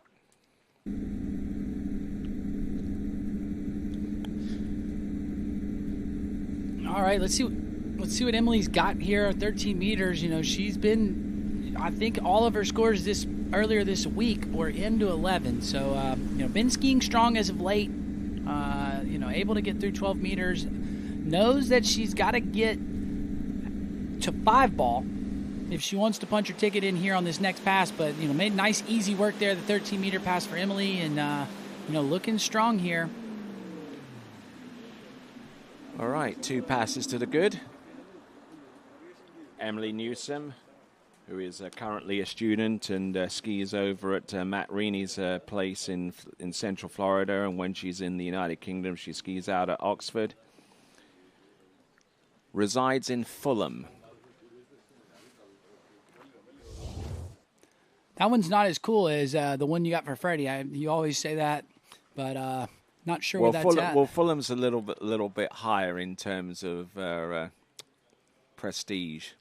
Oh, okay. All right. Well, I love learning stuff from you, Tony. It's always fun, and you know, definitely have to get over to the UK with you sometime. Maybe you can show me around. I hear it's great. That's one of those places I'd like to go and never had the opportunity. But, you know, Mimi, been skiing good as of late. You're seeing this 13-meter passes. She's getting to 5-ball. And, I mean, this is strong skiing, you know, really staying over her feet really nice and really no bobbles to talk about there on that pass. So we'd like to see her. You know, she's gotten quite a few sets here this week. So I'm going to feel pretty comfortable here at the gate. But, again, big thing that we want to see, Tony, is we want to see the speed right at the gate and get a good rotation in here to start the pass. All right, then, needing to score more than... All right, then, let's have a look. This is 12 meters. Good push there off number 3 into number 4. All right, she is through to the next round of the competition on the virtue of her clearing that pass of 12 meters. So Emily Newsom, congratulations to her. She's made it through to the next round of the competition. So needing more than 4 and getting it. Yeah, and a good-looking pass. Again, I think towards the end of it, Tony got a little cautious, you know, not wanting to blow the tail. So didn't look, you know, was a little later on the back half of it, but I thought she had a really good gate, really good one ball there, and you know, kind of set herself up to get through it. Again, right here at 3, you see her. She's trying to just make sure she gets the ski to turn to get over to 4. She knows she's got to get over here, needs an onside turn, which is usually easy for them. And then, you know, now when she makes that pull, she guarantees her ticket. And then you see it, she attacks the turn again at 5-ball. So once she got around 3, you know, played it safe at 3, got it kind of safe around 4, then she went back into attack mode. And now this is a free pass, right? Now we're trying to see this is proceeding, but you know, going to try to get, you know, better look at the gate, and you know, she's had quite a few looks at it from this end, so we'll have to see, you know. So we'll have to see, you know, like I said, she's been at 11 just every round earlier this week, and you know, here. So again, I'd like to see her get the same gate that she had there at 12 meters, but stay in attack mode all the way through the pass. We know the lead is 2, Tony. Yes, indeed. Let's see if she can get past that point.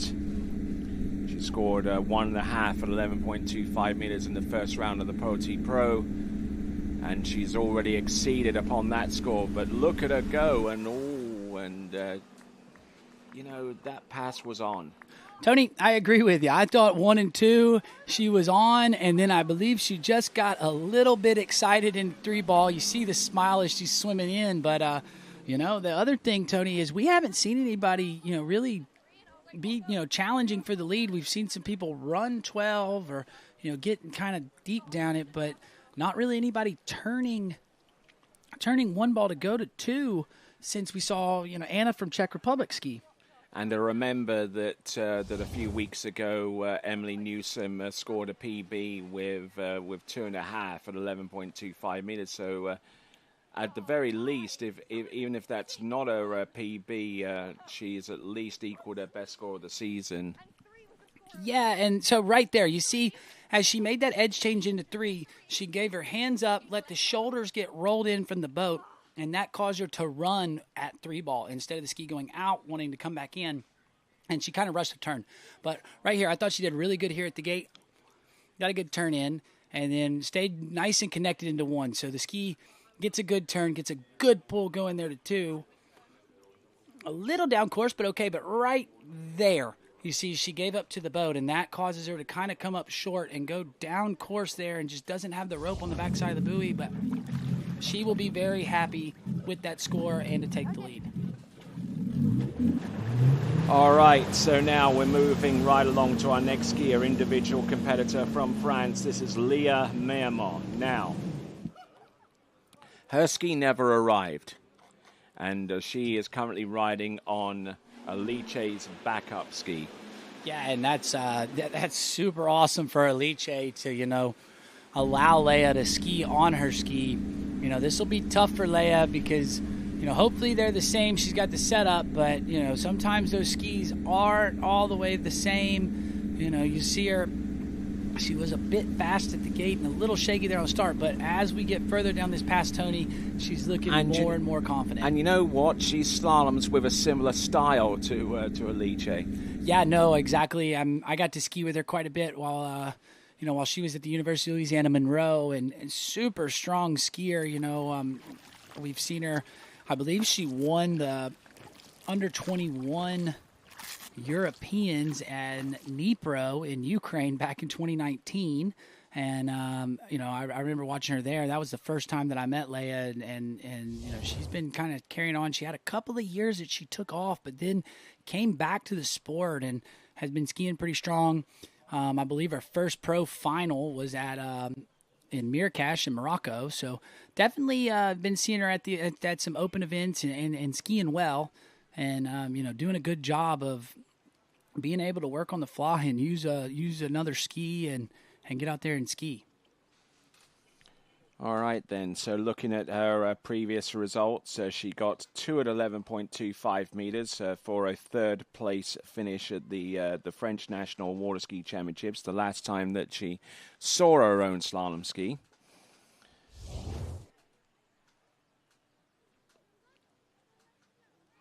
And also backed it up with a 2 at 11.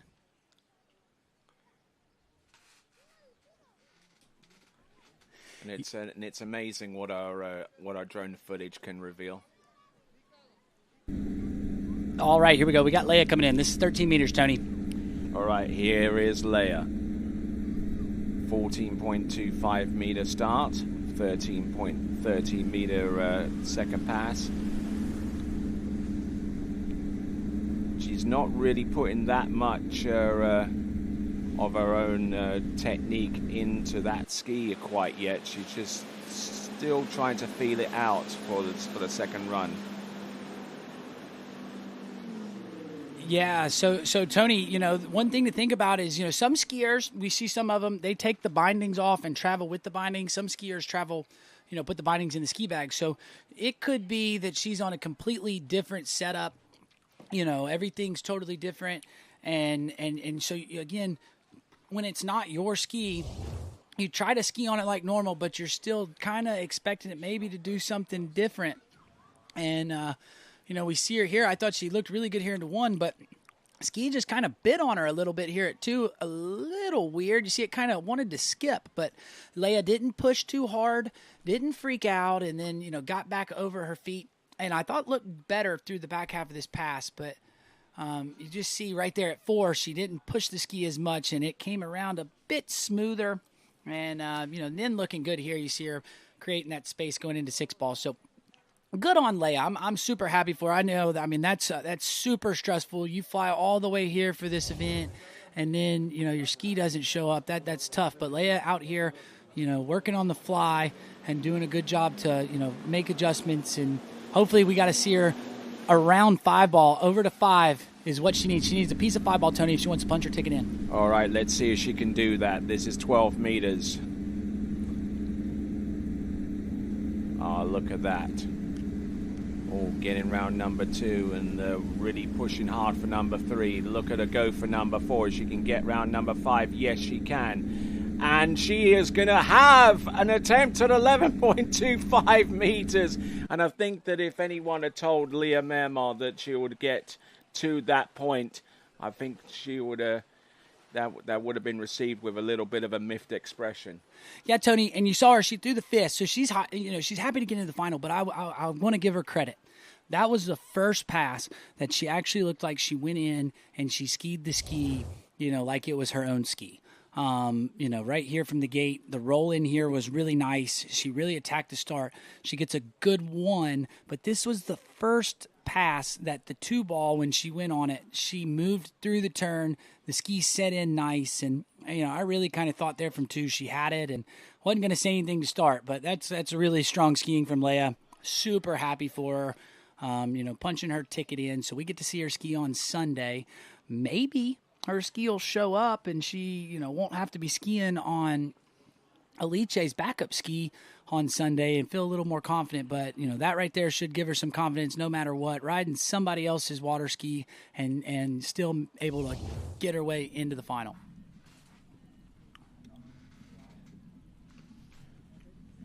So here we go. This is Leah Mermont. And she is coming back in on 11.25 meters. I think depending upon how far she gets on 11.25 meters, she may actually think twice between using her own ski and the backup from Alice. Look, there's one. There's number 2. She skis for the wake and gets 2. Yeah, I mean, that's great skiing for Leah. I think that's a 3-way tie right now for second place with the score of 2 at 11. But super strong skiing out of her. Did not quite get the gate that she wanted. Again, we know we've touched on it, but coming from that bridge in, that gate is much different than from the end without it. Doing a good job getting the ski to at least to move and getting outside of 2. So at least slotting herself into a tie for second place. So great job, great work from her. And, she should be happy with that, able to, make adjustments on the fly and get into that final. So great skiing for Leah. Congratulations to her. And we'll see her ski on Sunday. All right, excellent stuff there. So Leah Mermont.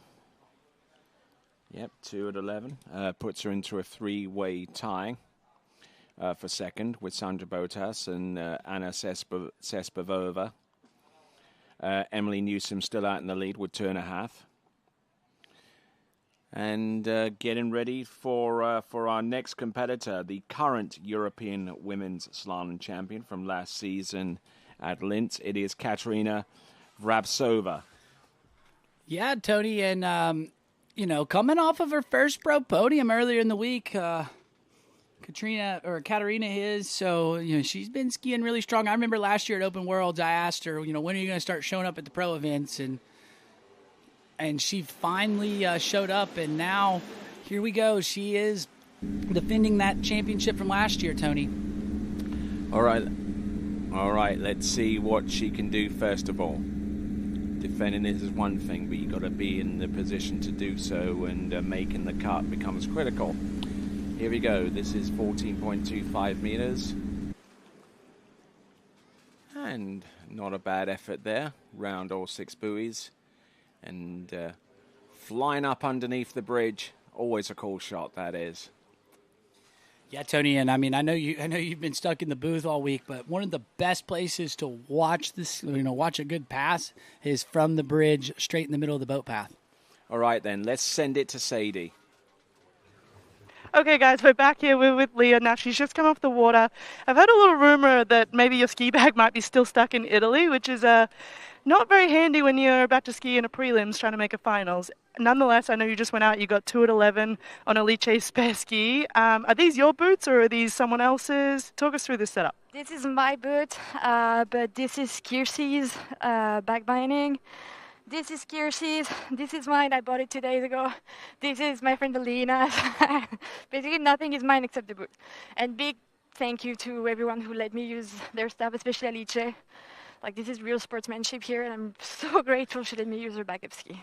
I mean, to go out there with a little bit of adversity, not having your own ski, none of your own gear, it's pretty awesome that you've got yourself into finals, so congratulations. Super solid skiing, and hopefully we can see you on your ski, but if not, keep pushing what you can on this one. Thank you very much. And with that, we're going to send it back to you, Tony and Zane. Yeah, Tony, and that's one thing about the sport of water skiing. I think most skiers will always help you. They want everybody to ski good. And so shout out to those ladies for allowing Leah, to use their gear and be able to, not only ski, but punch her ticket into the final. Oh, getting a little overloaded there off number 3 into number 4, but she at least has the presence of mind to check up on that and continue to ski towards the end. So there we go. Some good skiing there from Katerina Vrabtsova from Czechia, the defending champion. Yeah, and looking strong, Tony. And I mean, a couple weeks ago, she broke the Czech national record with a score into 10.75. So, I think then maybe had a little bit of an injury after that. So kind of getting back, but we have seen her build on her skiing as the week has gone on, and looking really strong and out here again trying to defend her Open European Slalom title from last year. But off to a good start, looking nice and strong here as we see her get 5 and over to 6 here on the 13-meter pass. So, now we're down to 12. And, I mean, we're used to seeing her run it every time, but it is, it's not a given. Got to get all the way to 5, which I believe was her first score in the first round of the Pati Pro earlier this week. So, definitely going to have to get a good start here if she's going to get down it and set herself up to be able to get over to 5-ball. So from as far as I can see, her lifetime best is 1 at 10.75 meters. She did that last season in Italy. No, Tony, I believe it's 2.5. I think she did 2.5 a couple weeks ago to set that new national record. Like I said, I believe it was 2 weeks ago at Ricetto. Yeah, you're right. She broke the Czech national record. So, yeah, with a 2 buoy count there at in that particular tournament, the Ricetto Pro, and but we're looking at some of the scores and seeing her being very consistent as we see Bea getting ready to go. Using those Pro Gear gloves, skiprogear.com. Best grip in the game, Tony. Best grip in the game. All right, and as we were kind of checking out Bea there, we got Katarina through to the finals. So off to a good start on defending her championship from last year. But as we see this replay, looking nice and good here through the back half of this pass, on top of it, skiing super strong. So, this is probably one of the better 12 passes we've seen so far today. And with how she's been skiing this season, that explains why, and nice, good pass. So, again, didn't get through 11 earlier in the week, but, each set has gotten better. So maybe we can see her get a good start in there. The gates are tricky down there with the bridge, but should be able to hopefully get a good start here and see her make a play on 1, get out of 1, and maybe we can get a new leader. Here we go. This is Katarina Vrabcová from Czechia. There's number 1 on 11.25 meters. There's number 2. She scored 4 buoys on this pass last season to take the Europe and Africa women's slalom title. Look at this. She gets around number 5 and she makes a play on number 6. I think she went inside a 6-ball there, Tony. Didn't get the turn she needed at 5-ball, but she was on that pass there, Tony. I mean, 1, 2, and 3 were just about textbook, and then not quite getting the turn she wanted at 4, but she was rocking and rolling. So I think she's kind of nursed that injury back. She does. You see her at the gate. She kind of rotates that handle different. That's different than all the other skiers that we've seen so far today. But, really good here. Gets a killer 1-ball. I mean, that's a great job. And then a little bit narrow there at 2. Kind of came up short, a little narrow at 2, but was still fine. Still was running it. Big turn here. But watch right here, Tony. You see how far the hands come away from her. She kind of pulls in with her arms as she swings. She didn't keep everything low, and that's what caused that ski to kind of check up on her on the offside. And then not able to get outside of 6. We got confirmation that she got 5, but that's a big score, Tony, with our last few skiers left. All right, you are. And looking at this instant replay one more time for Katarina Vrabcová from Czechia, the defending champion, and certainly putting herself into a very, very good position to be able to defend that title this year at the Europe and Africa Open Water Ski Championship 2026, coming to you live from right here on Golden Lake in Poti in the Republic of Georgia. All right, skier about to take to the course. It's Beatricia Yanni. skis out of Sperlonga, which is just a little ways down the coast from the eternal city of Rome. Yeah, and I mean, Tony, she trains a lot with Katarina as well, so they're kind of training partners there at Sperlonga. All right, then, with that in mind, let's send it over to Sadie. Okay, guys, welcome back dockside. We're down here with Mimi. Now, Mimi's just come off the water. Massive score of 2.5 at 11. Super solid start for prelims. That puts you into the final. Up until Katarina just got off the water, you were holding the top score. So kind of run us through that set and how you felt. I think that was actually the first time I made a final at European, so I kind of just started the set being like, let's run 12. I knew that one would probably get me in, if not a runoff, but I knew that a piece of 2 at 11 was definitely in, so I think I got a better start because I started the pass trying to think of getting a piece of 2, and then I got a really, really good start and kind of a little bit annoyed that I only managed to get 2.5, but yeah, pretty confident, pretty happy. Well, we're happy to see you in the finals. We know Monday and Tuesday you finished up 7th at the Poti Pro-Am, first Pro Women's Slalom final, so congratulations for that. Congratulations for your first European final, and we can't wait to see you in finals, so good luck out there. Thank you. We'll send it back to you, Tony and Zane. Thank you very much. On dockside right now, we see Elena Bischoff-Berger from France. Yeah, and shout out her brother and Maria, his wife, on headwind water ski stuff. I know they're always watching TWBC. They are some big fans of the water ski coverage. So shout out to them. I know they'll be watching at home in France. All right, let's see what we've got here on the water. Beatricia Yanni.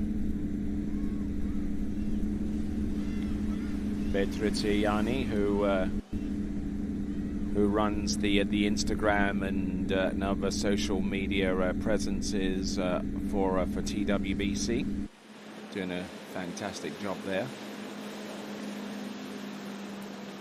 So you mean to tell me, Tony, that that's not you doing the Instagram? Now it explains why y'all do such a good job. Okay. I'll leave that. I'll leave that where it is. I'm just giving you a hard time, Tony. I think you guys do such a great job with TWBC.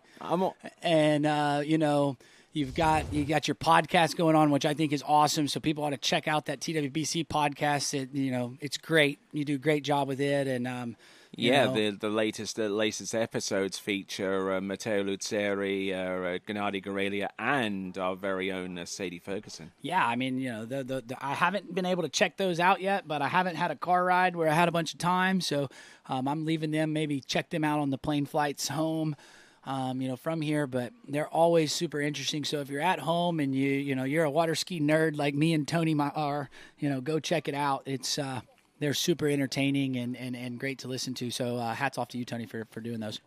And one of the nice things about the podcast as it appears on Spotify is that Spotify has got this new technology where it actually identifies and summarizes each portion of the podcast. So if you want to listen to a particular point in each podcast, then Spotify is the way to do it. All right, Tony, this is 12 meters, 4 1/4 puts Bea in. So looking good here off of 1 and 2. That's 3. So now I got to get a turn here, get over to 5. Nice turn off of 4. There you go. Punches her ticket in, and Bea is your next skier through that 12-meter pass there, Tony.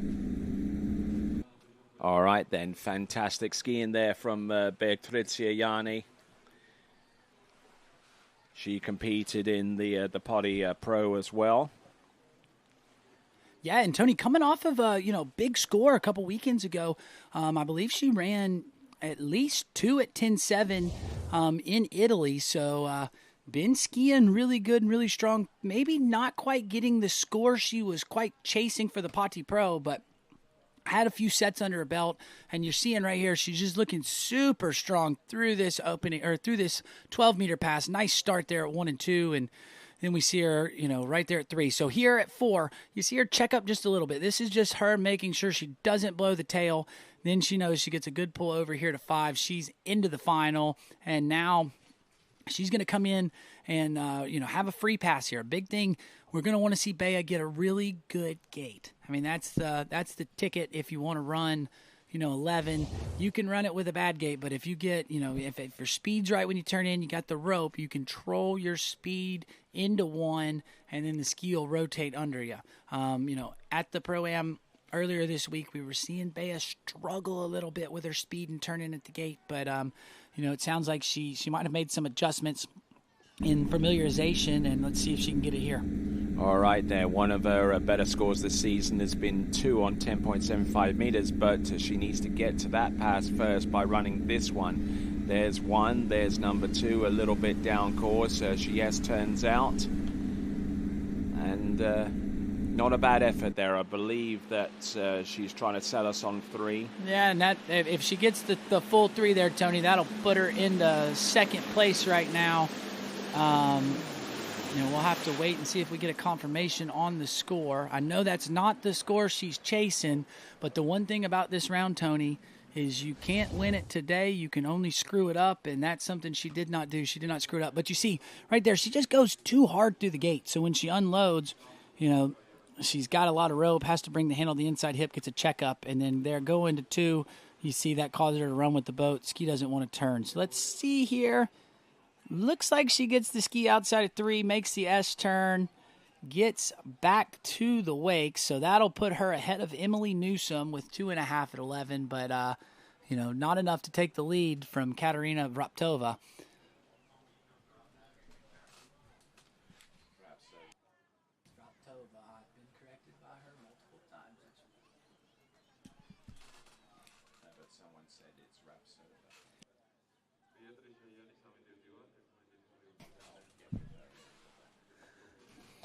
All right there, so Beatrice Yanni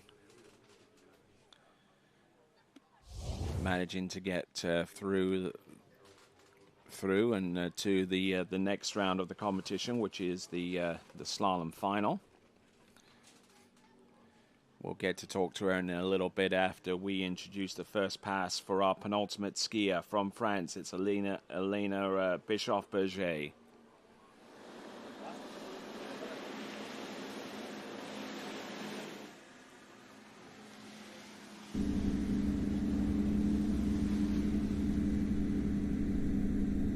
All right, and Elena coming in at 14 meters, Tony. She's, we started seeing her on the Pro Tour. She, started skiing a lot last season. Unfortunately, ended up injuring her shoulder at the Morocco tournament, and that kind of caused her season to be cut short. But we've seen her back this season, skiing some pro events, looking strong. One of those skiers that is able to get through 11 meters. Okay, and with that, let's send it over to Sadie. Okay, hey guys, we're back here. We're with Bea. She's just come off the water. Solid score of 3 at 11. Now that puts you into finals. I know you probably wanted a little more, maybe get through that 11 and have a look at a gate at 10.7, but nonetheless, we're in finals and we can keep building from that. We know Potty Pro on Monday and Tuesday, you came home with third, so congratulations for that. Now we can keep building here at Europeans. Run us through that set. Well, yeah, first 2 passes, I didn't know where I was. I think I started skiing at 12. The cut wasn't very high, so it just, don't do less than 4. But yeah, I don't know, actually, I think I pulled out pretty good at 11, but then, I don't know, I felt not really connected with the handle. I thought like the boat got me a little bit, so I for sure will watch it and be sure to do better on Sunday, but it's fine. I mean, the score is good, so it's okay. Well, we're super stoked to see you in the finals. I know the last couple of weeks have been a big couple of weeks, so a little rest is well looking forward to. But congratulations, and we can't wait to watch you on Sunday. Thank you so much. Back to you, Tony and Zane. All right, and looking dockside to see Alicia Bagnoli along with Betta Gali at the end of that starting dock. There'll be Alicia Bagnoli will be our last skier out, being next, and 13 meters for Elena Bischoff-Berger. Yep, smooth as she does it. Yeah, and back to she's one of our really tall skiers. I know Bea's really tall, but Ilana is also super tall, so uses that height to her advantage to leverage behind the boat. You know, the taller skiers, that is the perk of being one of the taller skiers, is you don't have to use so much energy and strength behind the boat to get the ski to move. You know, the one thing that we kind of see on her skiing is sometimes she gets beat off the boat, off the buoy. Is doing a really good job so far, but that's just something to watch for. You want to see her. You know, she kind of tends to turn and she waits for the boat to pull on her. You know, I'd like to see her as she makes her turn, you know, not rush the turn, but once her hands get on the handle, she should start trying to generate more speed to the wakes. You know, not more angle or anything. She just wants to make sure she's trying to go a little bit faster from the buoy to the wakes, and that'll kind of help her stay in that nice stack position that you see here from 5 to 6. All right.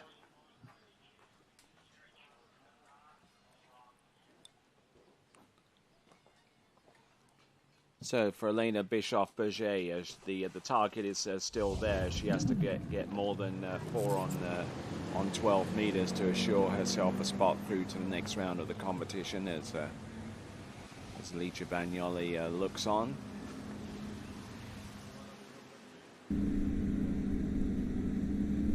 Elena Bischoff-Berger of France getting round buoy number 1, and she pummels this one on 12 meters.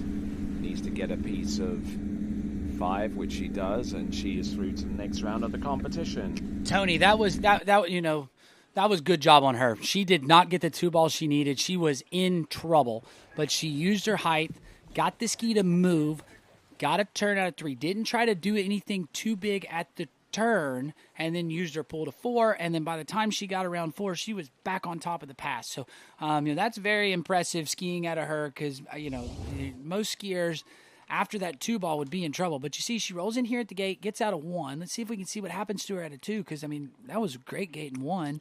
And then comes here into 2. See, there's a touch separated, so the ski didn't want to turn, and then you see her push with her upper body. That's what we don't want to see our skiers do. They when she does that, her shoulders get in front of her feet, and she drives the nose into the wakes. That can put you in a position, you know, at least she didn't do it too hard, but you know, then after that pull to 3 balls, she starts to calm back down. And, you know, like I said, good job for her. That's great. Punches her ticket in the final, but that was that's where you start seeing some of that experience come in. You know, like I said, I touched on she's been skiing on the Pro Tour, and you're starting to see some of that experience there. She didn't do too much, but she really needed that ski to start driving to 3. If it didn't move, you know, she would have been dead to rights at 3 ball, but you know, got out of it. Nice job. So let's see what she's got here for 11 meters. Okay, what that therefore means that for Elena Bischoff-Berger, she's through to the next round of the competition, but it also means that the 3.5s are eliminated at this time. Here we go. This is Elena Bischoff-Berger. This is 11.25 meters. A little bit loose on the back of number 4, but she manages to recover well for number 5, and a fantastic effort there. Elena Bischoff-Berger, she's happy with that, and she's now going to have a crack at 10.75 meters, and she's taken the lead with 1 ski remaining. Hell yeah, dude, Tony. She is so stoked with that. I mean, I'm not sure what her PB is, but I know she doesn't run 11 all the time. You know, we see her get to 11 a lot of the time she skis, but doesn't get through it all the time. But she does a really good job. You know, we see her here as she rolls in through the gates. I mean, that was very nice. Stays nice and connected into 1. Does a really good job there on the backside of the buoy. And we see her coming at 2. I thought she did the same right here. You see the handle comes a little bit to the inside, so you see a little bit of a check with her shoulders, but still good at 3. Now watch here at 4. This is where the ski turned slow at her. So see how far the hands, they came up high, got a little bit away from her. So that's why you saw that check up there. She brought the handle to the inside hip to, you know, eat up the rope. But right here, she gets a big pull, throws the ski outside of 6, and, you know, there we go. We're excited. I know there's probably some people, her brother included in France, that'll be rooting and cheering on the couch.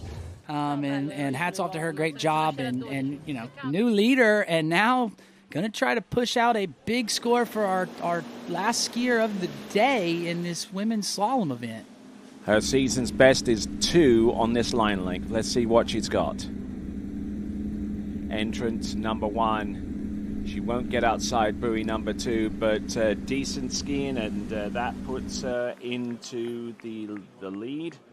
1 at 10.75 meters, and it therefore assures that at the very least she'll be one of the final 2 skiers to leave the dock come the finals. Yeah, I mean that's great skiing for her. That really good. That should build some confidence going in to Sunday's final. The only thing with that pass, Tony, is you saw she didn't turn 1, and the problem was when she came through the gates. I mean, she wasn't that bad, but watch her. When she comes to the gates here, so she's lost a little bit of speed, but she rotates up under the line really good. But right here, see how she got off the handle a little early and waited. At 10.7, once you swing your feet, it's time to start turning. And if you take that one little split second to wait on the turn, what happens is the ski starts to move down the lake and you don't have the rope. You'll see it from right here, Tony. But right here, she lost the speed a little bit there, but got her feet rotated. But there. See how long she's got off the handle and didn't really make a move. She just kind of skied at the buoy, and that's why she lost the rope on the backside of the buoy, didn't have it so she could make a pull. So what I'd like to see her, if she gets there again on Sunday, is try to have a little more speed when she turns in, but then once her feet swing out from under her, it's time to start turning. Then she'll have the rope on the backside of the buoy, and you'll see that lefty turn. She'll get a big turn there at 1 and be able to make a play on 2.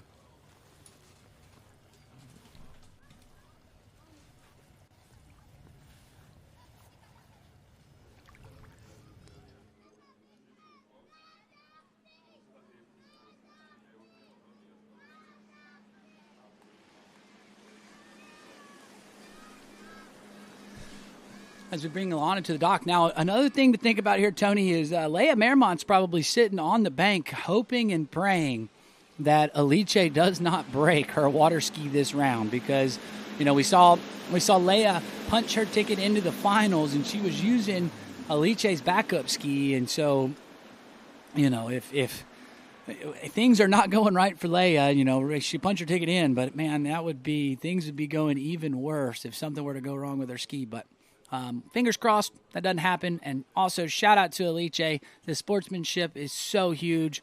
Allowing one of her competitors to ski on her ski and be able to ski at this championship.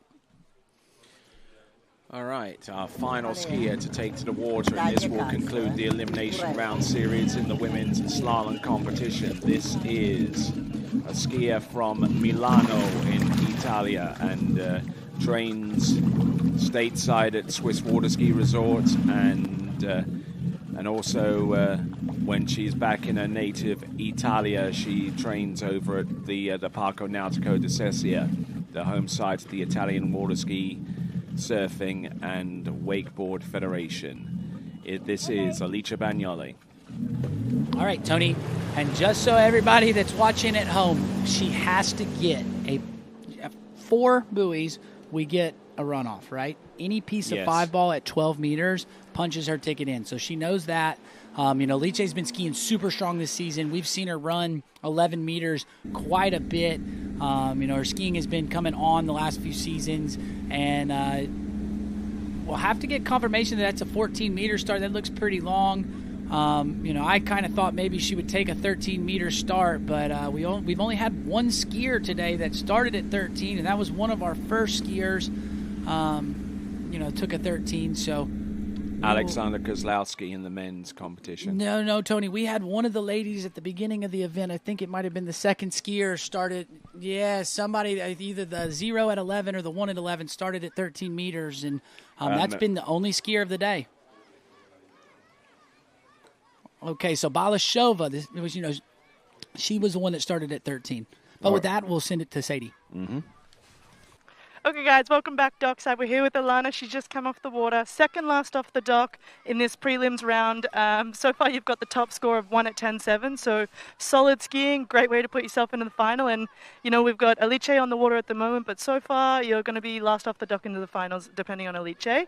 How'd you feel during that set? Really in stress at 12. It was horrible. And after at 11, it's okay. I'm in the final, so I didn't think about anything. I just want to ski. I mean, once you you're into the finals, everything just kind of the pressure comes off your shoulders and you can relax. So congratulations. We can't wait to see you compete on Sunday and see what you can bring to the table in finals. Yes, thank you very much. All right, and with that, we're going to send it back to you, Tony and Zane. All right, and Alicia Bagnoli, who was injured for much of last season, so welcome back to competitive action here at the Europe and Africa Open Water Ski Championships here in this year, 2026.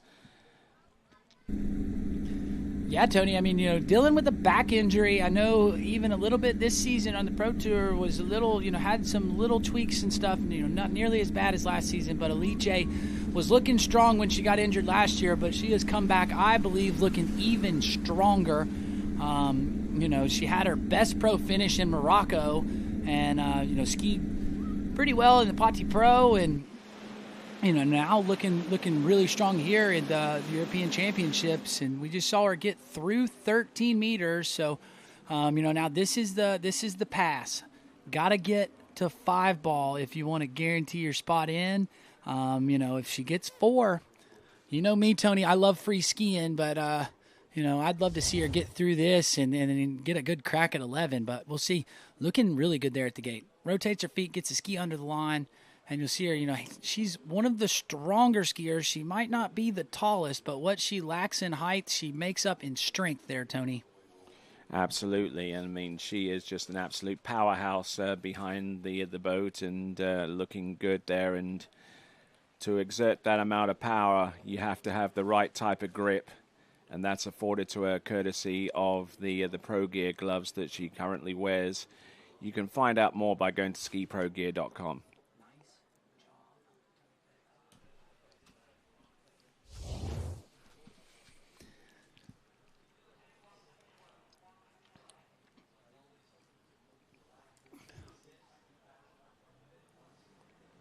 All right, Tony, let's see what she's got now. I know the first round of the Poti Pro, she, happened to go down at a half at 12 meters, so a little uncharacteristic for her. So that just shows that this 12-meter pass is a tough one, but let's see. She was a little hard at the gate. She's got. There's number 1, powers away from one side of the course to the next.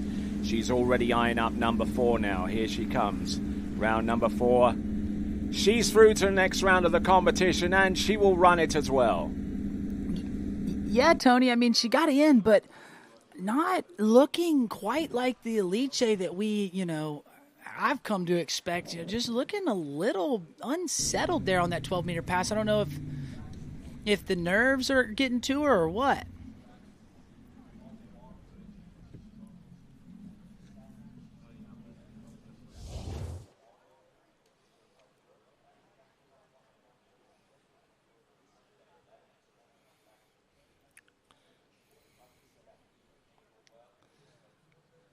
Yeah, so we're just being told in our ears, Tony, so she was struggling with the hot water at Ricciotto, and then, they changed her wing, and it looks like, she kind of stuck with it and just kind of not able to feel, what she's feeling. I mean, Tony, if you want my opinion, it almost looks like she could stand to move her bindings back a little bit. The ski's just not quite rolling out. I mean, that's my opinion from where I'm sitting, but it just doesn't quite look like the ski wants to roll out quite as much as she wants. And what happens is if the boots are a little bit too forward on the ski, the front of the ski pushes back. So what you see at the back side of the buoy every time, she kind of ends up on the tail and has to push it down. Maybe there, but, like I said, she changed the wing, so that's kind of been what's going on with her, but got through 12 meters. She's into the final. This is a free pass here. Bronze medalist in 2024 in this very same event, scoring 3 at 11.25 meters, but she is there. Look at her go on 11.25 meters. She's still there. Look at her go. She's round number 5, and look at her go for number 6 as early as she likes. Yes! Let's go, Alicia. I mean, that 12-meter pass was super shaky and now comes in with no pressure and got through it. That looks super good, and she is fired up, Tony. That is awesome. And proving to us why that she's number 1 seed. Yeah, I mean, like I said, she's been skiing so well this season. I've been so happy for Alicia, and right here, I mean, watch her when she rolls in here at the gate. She just is in attack mode. And, we talked about her being super strong, and she used that to her advantage. So here, boom, she gets in nice and strong off the buoy. So that there, like the 12 meters, she was kind of letting the boat pull her upper body up, but, gets there, stays nice and still with the upper body, and that allows her to get moving, looking nice and good. So sounds like she might have finally figured that ski out, again, had some different changes on it through the last couple weeks, but gets through that 11-meter pass. And watch right here, Tony. This is one of my favorite shots from any skier. Yeah, dog. Just all excited. They are. I think that's going to be on the TWBC trailer for 2027. Yeah, that might be a good one. We'll have to see. Right now she did what she needed to do. So going to try to take the lead. Needs to turn one, get a piece of two if she wants to for sure outright take the lead from Alana, our last skier. All right, let's see what she's got. Rolls the ski over. There's one. Oh, she's still there. Look. Oh, does she get number two? There you go. It looked like she did, and then there you go. I think that the celebration lets you know that she did get outside of two ball. I mean, that's great skiing for Alice. Congratulations. Crack out the Prosecco. Nope, no, Tony, not until Sunday. She is going to be only her mindset right now. The only thing she is worried about is her ski set on Sunday and maybe helping Vince out a little bit with the broadcast, but definitely going to be worried about that slalom set, and she's going to know what she needs to do off the dock to win. By getting outside of two, she guarantees being the last seed. She's still fired up coming down the lake, which is awesome. Fantastic skiing there from Alicia Bagnoli. She is now not only number one seed going into the preliminary round of competition, but number one seed going through to the final. From Italia, this is Alicia Bagnoli. And how is that going to translate to the interview afterwards? Oh, she'll be fired up, Tony. She is super excited. She should be. She's been working hard and starting to see all that hard work paying off. I barely ran 12. As a skier. There you go. She's talking about how she barely ran 12. But then, once she got in, she just went into attack mode. And let's watch the replay here, Tony. Gets through the gates pretty good. Rolls over. Didn't quite get the one ball that she wanted.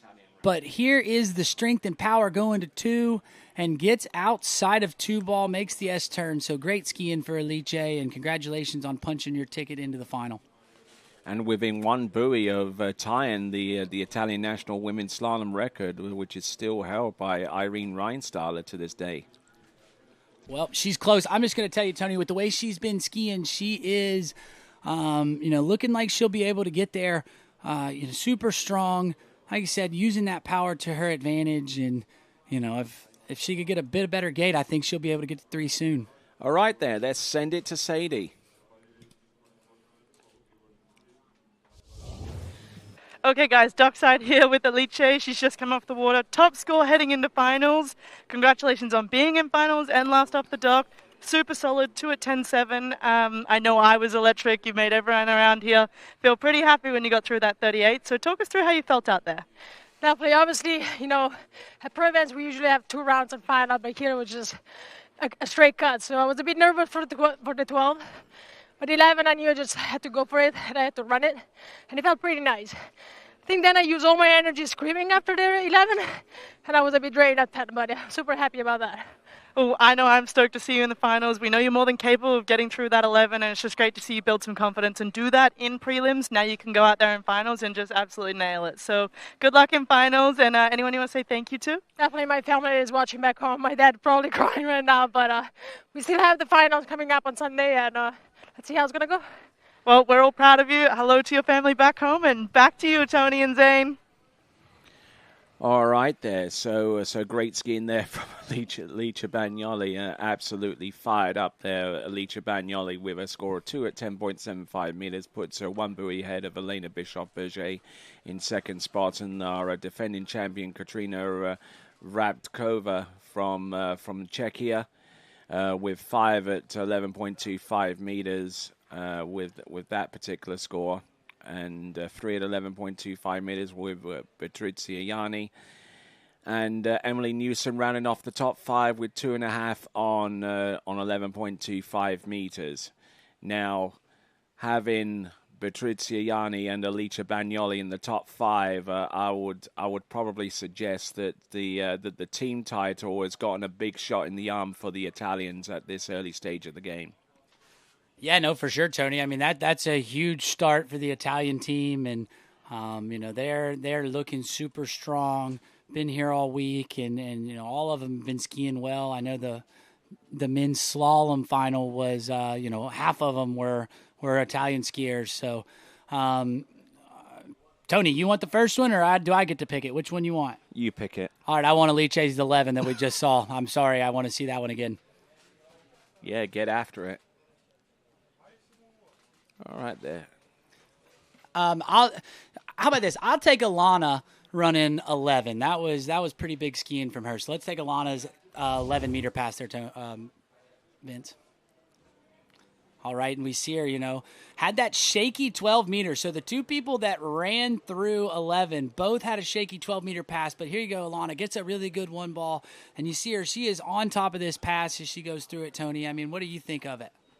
I think it was definitely on point and on fire there on this particular run. Just nice extension there on number 4, allowing the ski to just rock up onto the line, and then as I say on many of occasion, off to the races. Yeah, and I mean, congratulations to her. I know, like I said, here we go. You see her; she's excited. We get the fist pump there, so that's cool. We've seen quite a few of those today, and great skiing out of her. All right, let's send it over to Sadie. Okay, guys, we're back down here. We're with Katarina. She's a hard woman to locate, but we found her. So into the finals and third last off the dock in finals, so congratulations. Talk us through that 11. Oh, thank you. I actually really wasn't sure about my pull for the gate because I'm usually not early. And this time I was extremely early. So I stopped pulling and then I pulled again. So I thought I was going for 2 maybe. And then I kept going. So I was happy. It was a complete autopilot. So... Well, we're happy to see you in finals. We know on Monday and Tuesday, you placed second at the Potty Pro-Am, so congratulations for that as well. You've got plenty more left in the tank, and we can't wait to see you build. Is there anyone back home you want to say hello or thank you to? Oh, okay. Thank you. Yeah, thank you to everyone at the lakes in Svedlonga. Thank you, everyone at home, especially my parents. I know you're watching. And, yeah, my friends, and that's it. Yeah. Well, congratulations. Good luck in finals. We can't wait to see you rip it up on Sunday. And sending it back to you, Tony and Zane. All right, then. Do I get a pick? Yeah, Katerina, 11.25 meters. Let's see if we can look back at what she was referencing to. All right. Yeah, there we go. She does that with her hands with the gates there, Tony. That's like the only skier that you see really rotate those hands. But I thought she got off of one pretty good. And then this is where she was talking. You see, she got separated and had to pull a touch long, but I thought she was rocking and rolling. I thought she was going to get through this full pass. You just see her. She's just getting the hands a bit separated from her, which caused her to check up there at 4. Ski didn't want to quite rotate for her on that offside turn, but, just barely inside of that 6 ball, but still, that's great skiing from her. All right, then, and with that concludes the elimination round series so far as the women's slalom is concerned. We still got another 3 elimination round series for the open men's slalom competition, and that will be later on in the competition. You are watching live and continuing coverage of this, the 2026 Europe and Africa Open Water Ski Championships. And then when we come back, we will go on to the Open Men's Series 2 jump. All that and more to come right after this.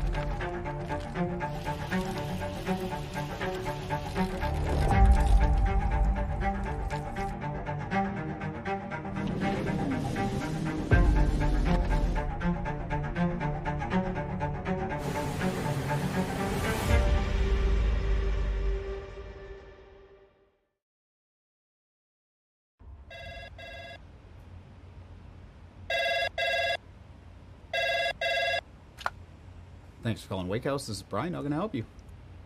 Yeah, Will. Can I let him know who's calling? All right, just a second. Will, I got a fill for you. Perfect. Give me just 1 second. All right, hit it. Thanks for holding. This is Will. Hey, how's it going? Good.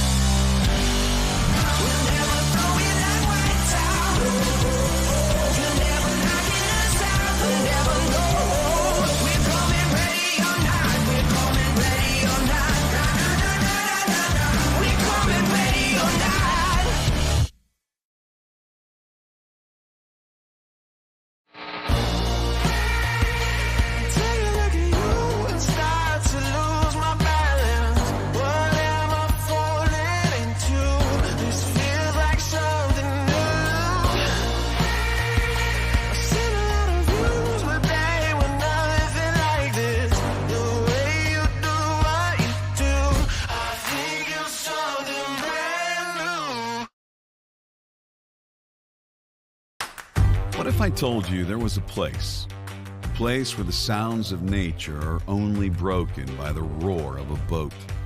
A place where that summer feeling lasts all year long. A place where the Florida sun is only outshined by the smiles of the skiers. A place where first-time skiers can ski alongside world champions, and the world-class coaches work with all levels of skiers.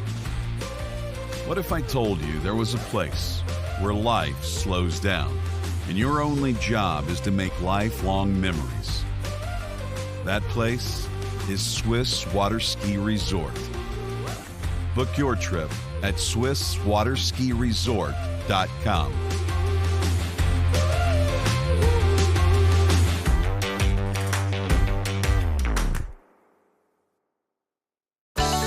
It's well known that Canada has produced many of the best skiers the world has ever seen. Well, more and more skiers are coming to realize Canada's Shuswap Ski and Board is one of the world's best pro shops. They stock D3, Radar, HO, Connolly, Reflex, Masterline, Syndicate, Stokes, Camaro, S-Lines, Eagle, KD, Stealth, Pegosky, O'Neill, and back them with Shuswap Ski and Board's performance and fit guarantee. Check them out online at shuswapsnb.com.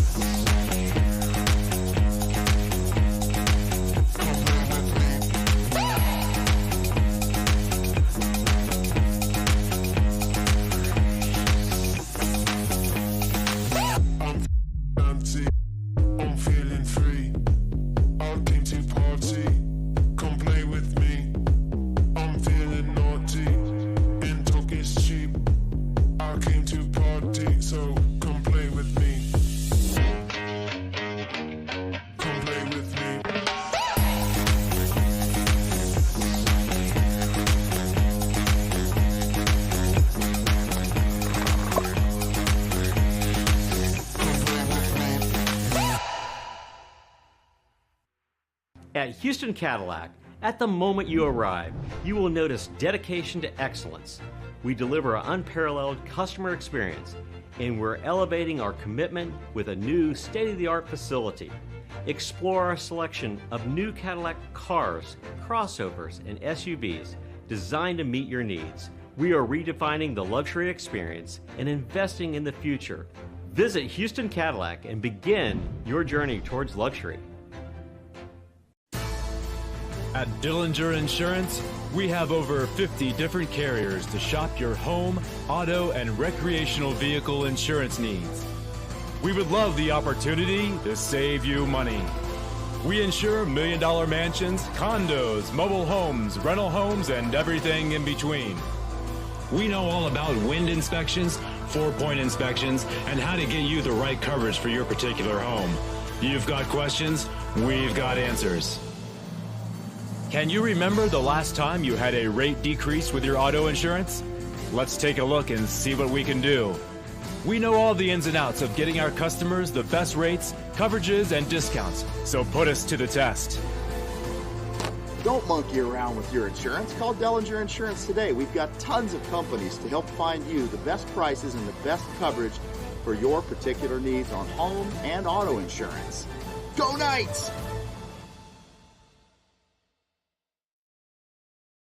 My name is Thibaut Dalen and I'm the broker of Dalen Real Estate. And today I want to show you some of our special listings located in Florida's world famous water ski hotspots.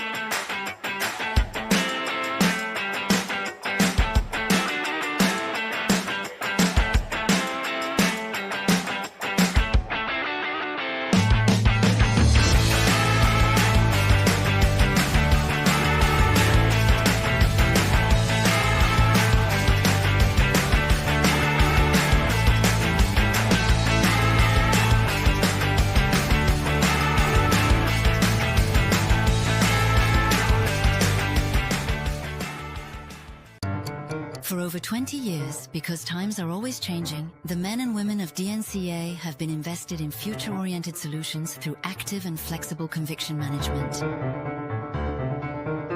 Times change, values remain. Entrust your savings to an asset management firm to meet your long-term financial goals. DNCA, Maison d'épargne de valeur. Speak with your financial advisor. The perfect holiday isn't a destination. It's a feeling. That's why we don't sell packages. We listen. We design. We create journeys as individual as you are.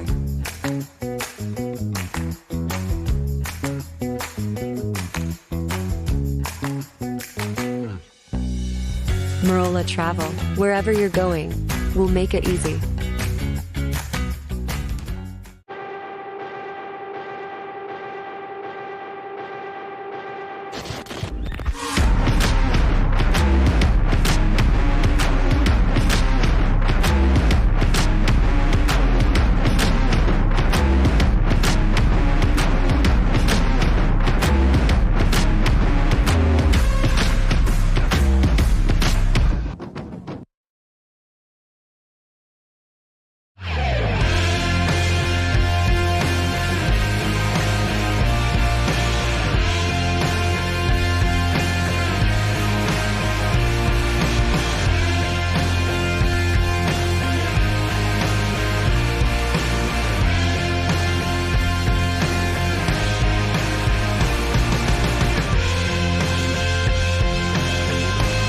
Eagle, made in the USA.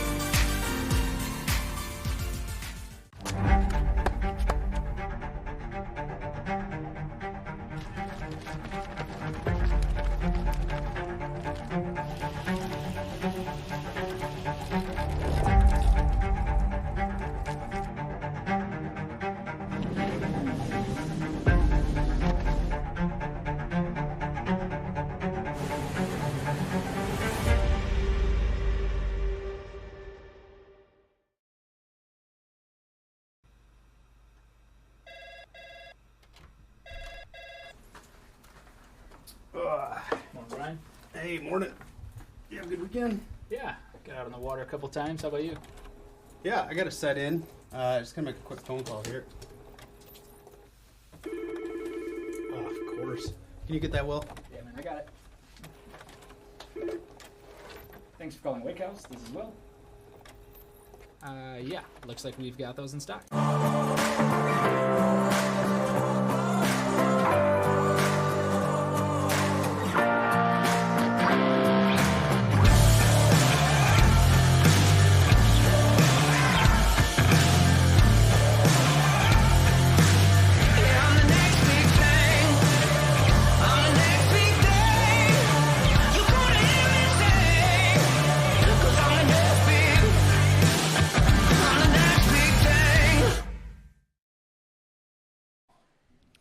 All right then. So we're done with the elimination series for the women's slalom. We still got plenty of slalom in to come so far as the men's are concerned, but we're going to defer that until tomorrow. In the meantime, we've got the Open Men's Series 2 Jump Elimination Round Series. We got Series 2, and then we'll have Series 1.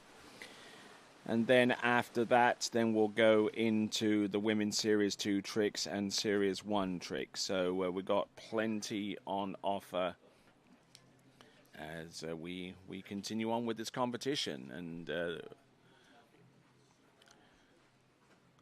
so whilst we wait for the Men's Series 2 jumps to take to the water, let's re-rack the top 3 performances, starting with Katerina Rabkova.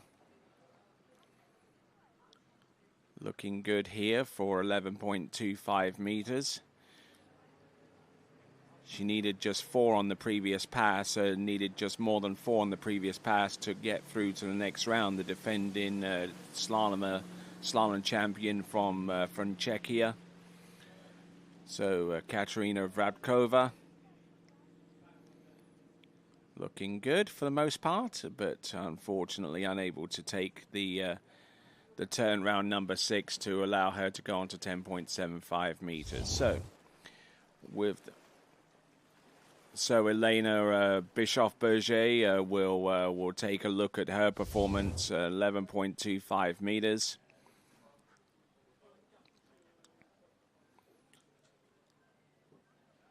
A good solid turn and looking strong for the most part. Elena Bischoff-Berger from France.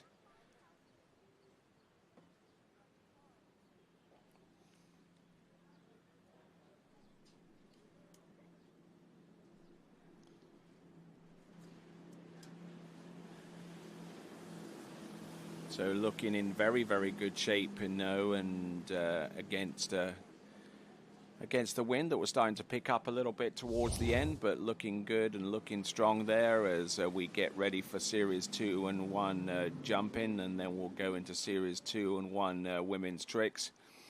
But one more clip to show you. This is 11.25 meter pass. The dramatic action courtesy of Alicia Bagnoli of Italia, and probably setting the Italian team up for success going forward.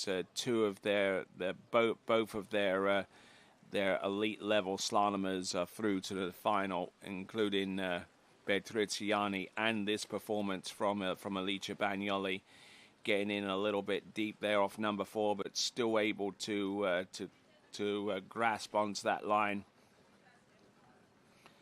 And through the exit gate, let the celebrations begin. Number 1, aiming for number 1 seed and getting it with her performance, her subsequent performance at 10.75 meters. A great effort there from Alicia Bagnoli.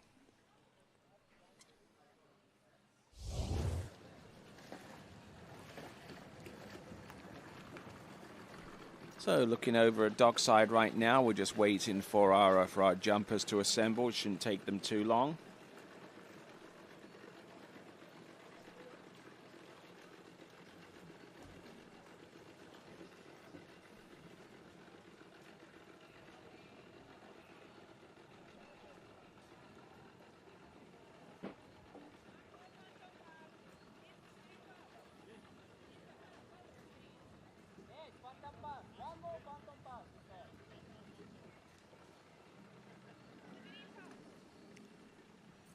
right, so our first jumper is about to take to the water, and each of these jumpers will jump at the ramp height of 1.65 meters high, at least for the first 15 or so competitors.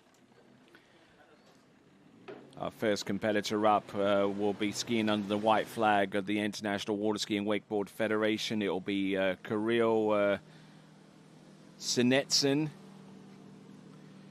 Each of our jumpers has 3 jumps. Best distance carries towards their score.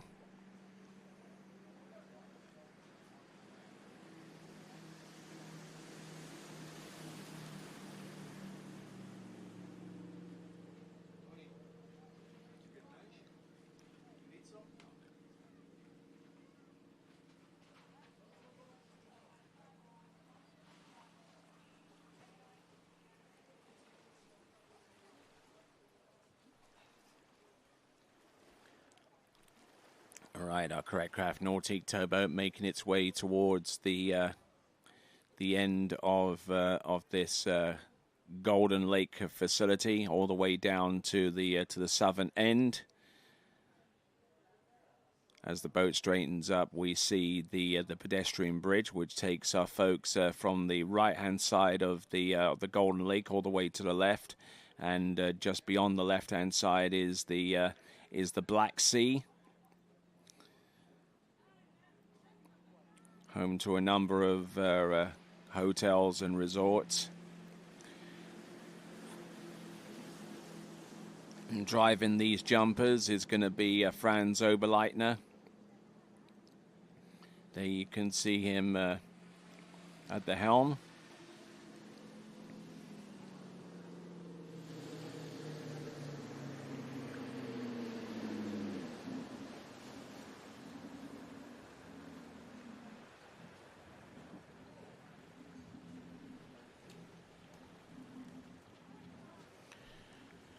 All right then, folks, let's get set up for the jump event. We should have the running order in very, very short order, and Kirill Sinetsin will be our leadoff skier, and there he is, skiing for the IWWF white flag. Then we go on to Pablo Donato Vinas from Spain, followed by Magnus Albrecht of Germany, Gennady Gorelia of Georgia, Mikhailchenko from Ukraine, Ivan Zeletsov, also from Ukraine, part of that 3-skier team that brought home the gold medal from the U17 World Championships this past January. From Austria, Dominik Kuhn will be our 7th skier off the dock, followed by Vasily Mazurkovic from Belarus, and Vincenzo Marino will be our 9th skier to take to the water. All right then, folks, let's see what we've got here. We've got Kirill Sinetsin from representing the white flag of the International Water Ski and Wakeboard Federation.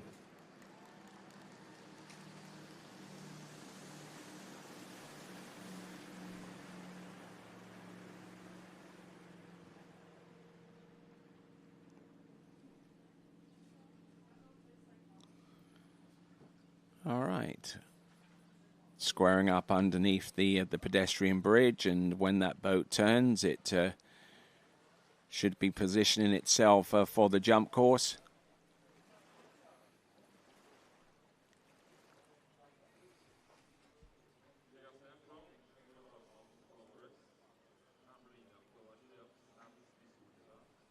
For those of you that are watching us right now, time right now is just a little after 12:30. Right now, if you're watching us on the eastern seaboard of the United States, which includes the Orlando area, the greater Orlando area, it is about a little after 4:30 in the morning. You're watching live the men's jump series 2. A little bit squatted down coming into the jump and not really pushing that hard to kick that jump, but he lands it, he gets a score, and he has 2 jumps remaining. We'll find out the distance very, very soon.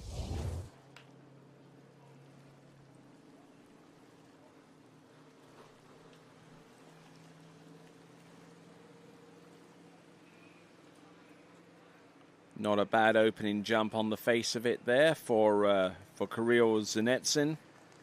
Zenetsin, I should say.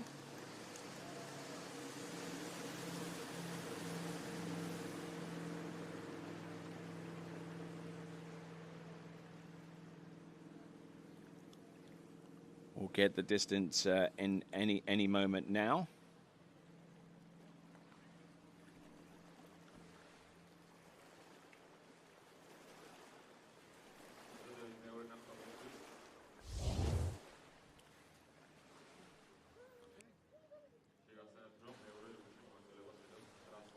So 39.2 on the opening jump, 39.2, which is about 129 feet.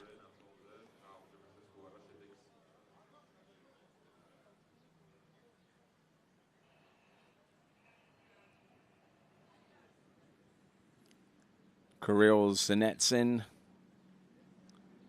57K letter O, boat path split. Here he comes. Oh, a little bit of a crush there. Brought in a lot more speed, which is always nice. But couldn't really effectively combine it fully with the lift. And ended up losing some distance, I would imagine, on the second jump compared to his first.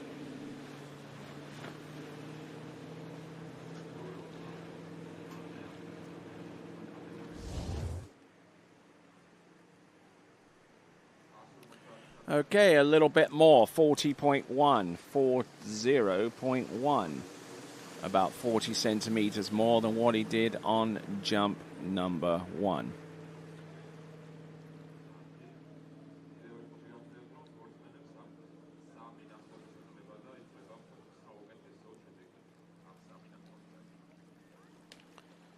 So, not bad effort there on the first two jumps. Now, let's see if he can get that magic combination of effective height and decent speed. He certainly figured out the landings, that much we know.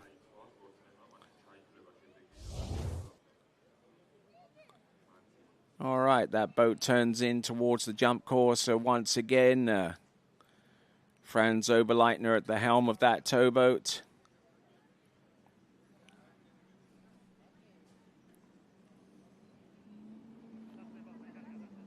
Let's see what we've got here.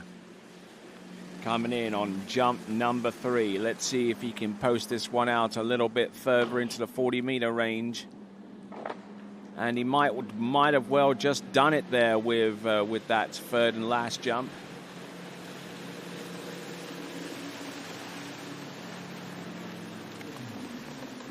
So, coming into the dockside.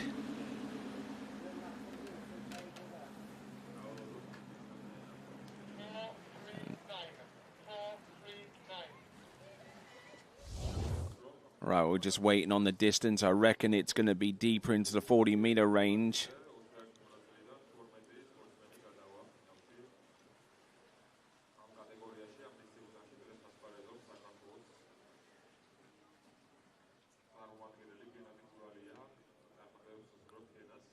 So 43.9, that's his best jump of the 3, 43.9.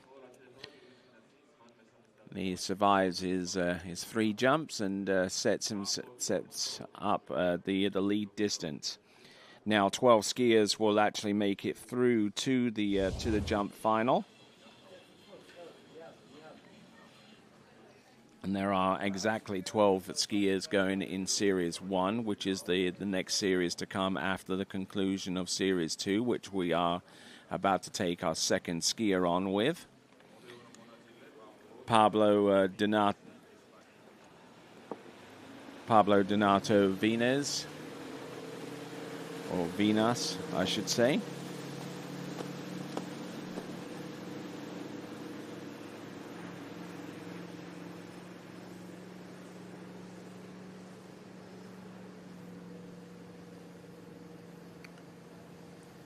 All right, looks like we don't have Pablo Dinardo Vinas from Spain present. Instead, we've got Magnus Albrecht of Germany.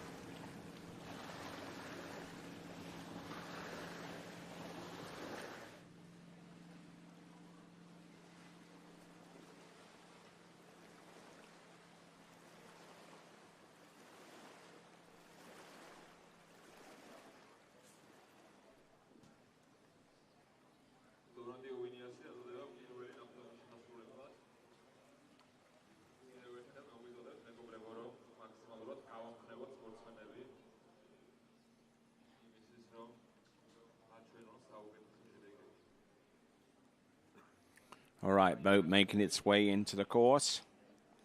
Magnus Albrecht, who recently skied at the Bavarian Open and jumped a 43.3 meter attempt. Jumped at the German Open when recorded 47 meters. And looking every bit as capable of jumping that distance with that first attempt of 3.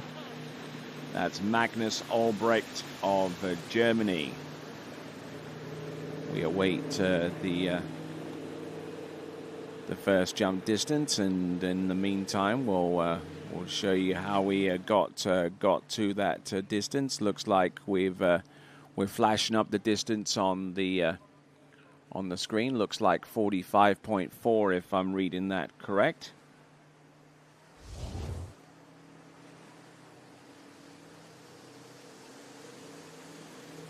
45.4 meters.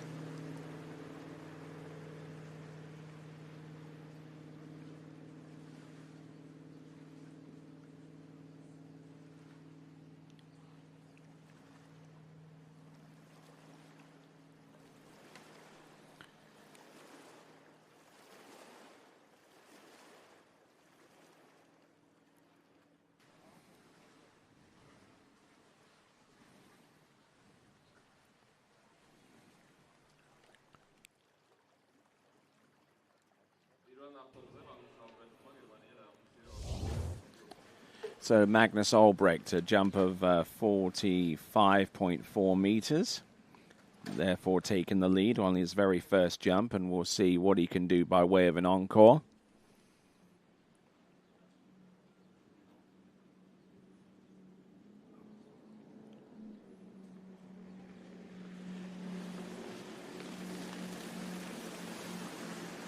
Here he comes. Here comes Magnus. Oh, yeah. Better looking jump there, extending that out towards the 47, 48 meter mark. Nicely done there. Looking at some of his results here in recent times, I would probably say that 47 meters or 47.1 is probably his personal best, which he produced in the International German Open last season. 47.4, a new PB. A new provisional personal best there for Magnus Albrecht. Now, hopefully we can keep this trend going as he turns away from the eastern shoreline and just knocks that one down. I don't know whether he was aware that he'd jumped probably one of his better jumps in his life.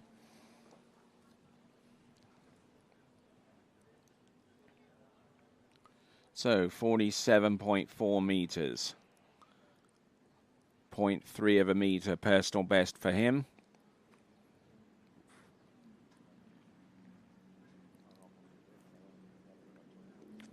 Here he comes, Magnus Albrecht. Trying to stay loose on the line, piles on the pressure now.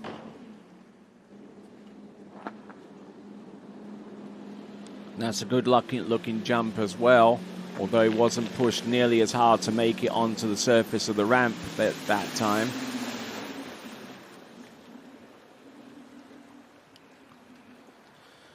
So we just wait for the distance, and in the meantime, we'll probably take a look at it again. But Magnus Albrecht, 47.4 meters on his second jump, and 44.7 on his last jump. So his middle jump distance is going to be the one that carries so far as his best score is concerned.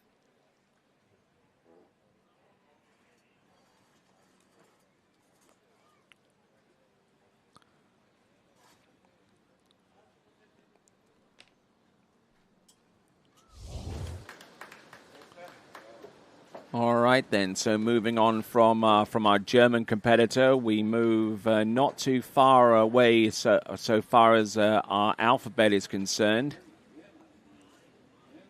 We move to the Republic of Georgia for this next competitor. He is their number one jumper, their number one competitor for many, many years, and still to this day. This is Gennady Gorelia, representing the Republic of Georgia.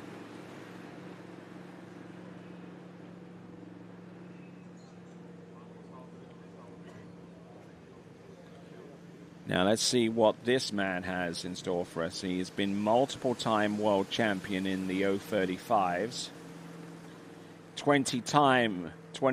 over 29-time European champion in the 035s.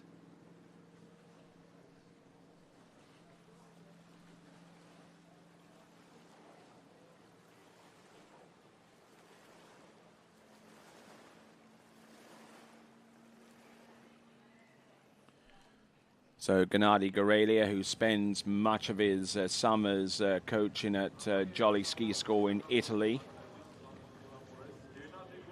Originally from here in Rapoti, Georgia. His first water ski event he participated in was all the way back in 1987, when this part of the world was still part of the Soviet Union.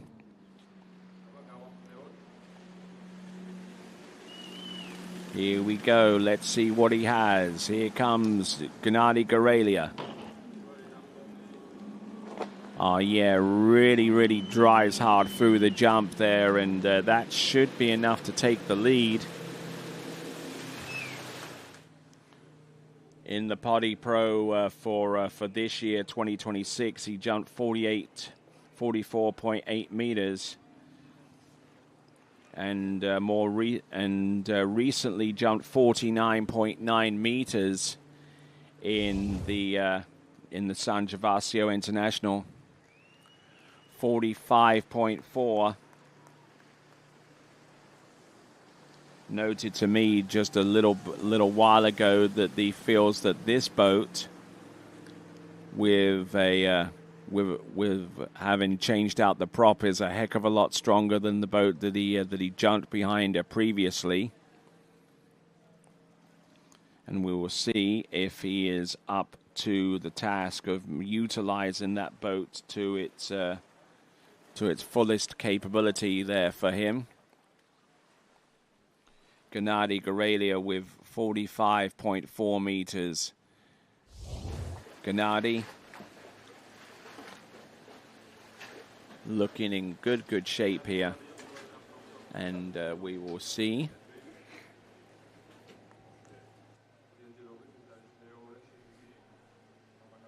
what he has got on jump number 2. 57K, letter O, boat path split. Let's see if he can get on out wide of the towboat. He certainly can. Let's see if he can push this one. There you go, getting broken over a little bit as he came off the second wake, but he used that to his advantage there and didn't rock back nearly as much with that jump as he had done with the previous attempt. Gennady Gorelia from the Republic of Georgia. A hero of sorts in this area. 50.1, over 50 meters there for Gennady Gorelia. 50.1. And looking at some of the distances he's posted up in recent seasons, I'd say that's about the best jump that he's produced in about 3 seasons at the least. Looking back to seasons going back as far as 2024, 2023. Looking at some of the other jump distances that he's produced. 50.1. And that's the first time he's been over 50 meters in about 5 seasons at least. So he's certainly turning it on for the good folks here at Poti in the Republic of Georgia. Here he comes, 57 now. Does he have anything left in the tank? Can he push this one over 50 meters? Let's see what he's got. He's going to drive it in. Yeah, look at that. Brilliant looking jump in there from Gennady Gorelia. Coming into the shore, and he has got to be on cloud 9 right now. 50.1 meters on the middle jump, and I suspect that one is going to be around about the same ring. 51.5, 51.5. That is 169 feet. Never mind his best jump in the last 5 years. That's probably one of his best jumps ever.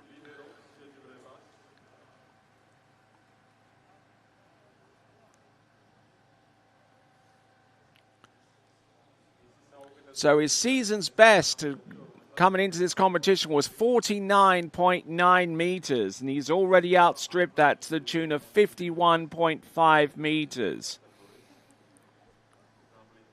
Maybe a little bit optimistic to expect that that Gennady Gorelia may have done enough to make it through to the next round, but it doesn't hurt to dream, does it? So we're going to keep an eye on that distance, aren't we? And if that jump ends up being the lead distance past at least 1 or 2 skiers going into the Series 1, wow. Mikhailovchenko getting ready to go.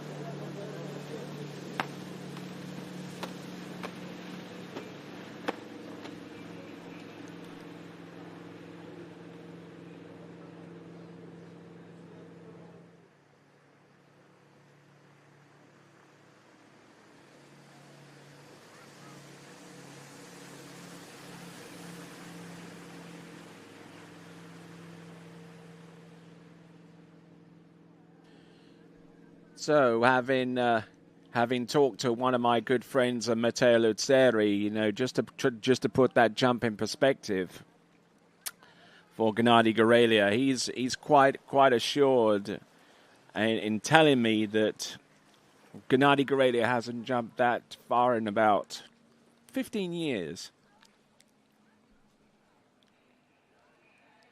And now that puts the pressure on the remaining portion, this portion of the field for Mikhailovchenko.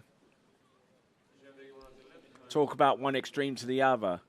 A seasoned veteran against one of the rising stars in tournament water skiing.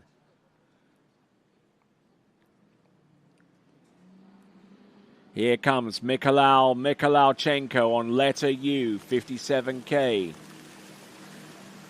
Very light on the skis. Oh, look at that turn. He's driving it in on home. Decent looking jump there for Mikhailovchenko, and great skiing there from him. Was part of the Ukraine junior water ski team that came away from Argentina with the goods.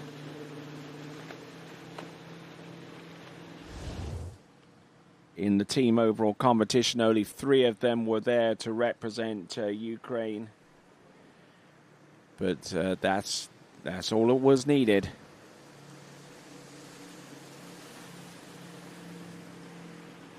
So 47.2, 47.2. Now Mikolajchenko, his I've seen some good jumps here from him from the Ricciotto Pro. He jumped 50.7, and I think that's probably one of his better jumps. 50.7. Just looking down the list here at some of the other jumps that he's produced in the past. And I'm pretty confident in saying that 50.7 is his personal best from Ricciotto, and obviously it's a season's best as well.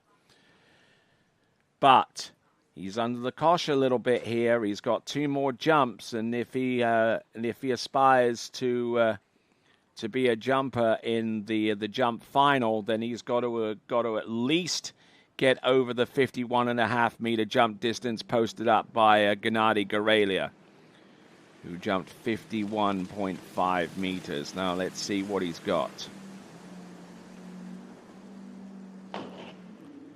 Oh, a little bit of a crush there on jump number 2, and had to ski his way out of that one.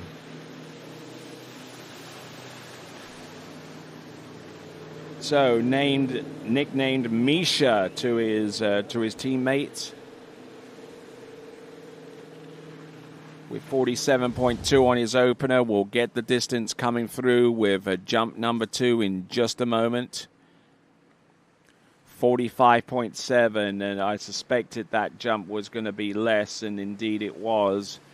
47.2 on the opener, but that big distance from Gennady Gorelia, his best jump in 15 years. And how awesome is that, Tony? In front of the home crowd, get your best jump score in 15 years. I mean, he is the local hero, and then comes out and stomps a massive jump. Yeah, that's about 160, 65, 166 feet on that jump. Tony, we are in Europe. We can stay strictly on meters, dog.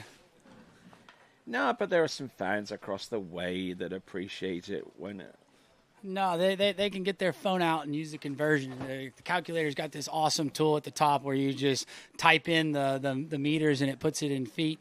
I know I'm American, Tony, and I ski in Europe, and I'm on the metric system now. But now we got Mikolajchenko coming in, jump number 3. Here he comes. So let's see what he's got. Oh, hurling that one in, but just couldn't really get his legs up underneath him, and that jump, I reckon, is going to be about a 46-meter attempt, which would mean that his first attempt of 47.2 would be the one that carries for him.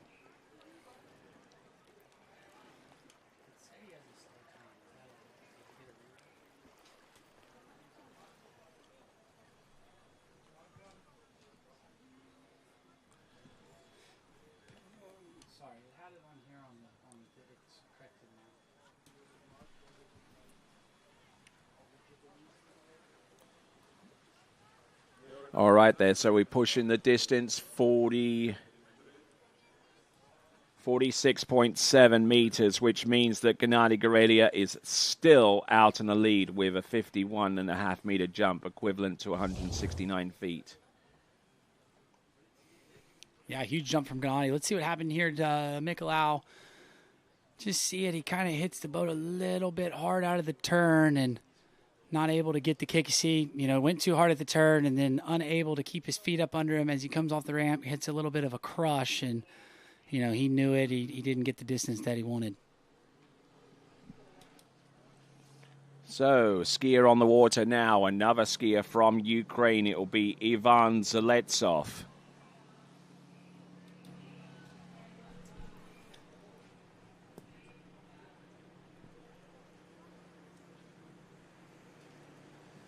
Yeah, and we saw Ivan ski a little bit earlier today in the slalom event. I know it went down a touch early on the 13-meter pass, but I spoke to him just a minute ago, and he was fired up about going jumping. He was super stoked with the little headwind we got coming in, and said he had some big jumps in practice, so feeling pretty good, and we'll see if he can put together a big one. I know he's been jumping pretty good. I enjoy watching him jump, Tony. He's kind of got his unique style with the turn. He turns on one foot, stays on one foot all the way to the ramp. So, you see some of those guys pick up, as they go across the second wake, but, he really kind of usually turns on that right ski and stays on it all the way through. Yes, and he got the silver medal in the Junior World Water Ski Championships this past January, jumping 52.1 meters or 171 feet. Just narrowly behind the eventual champion, Ioannis Kosaftanis.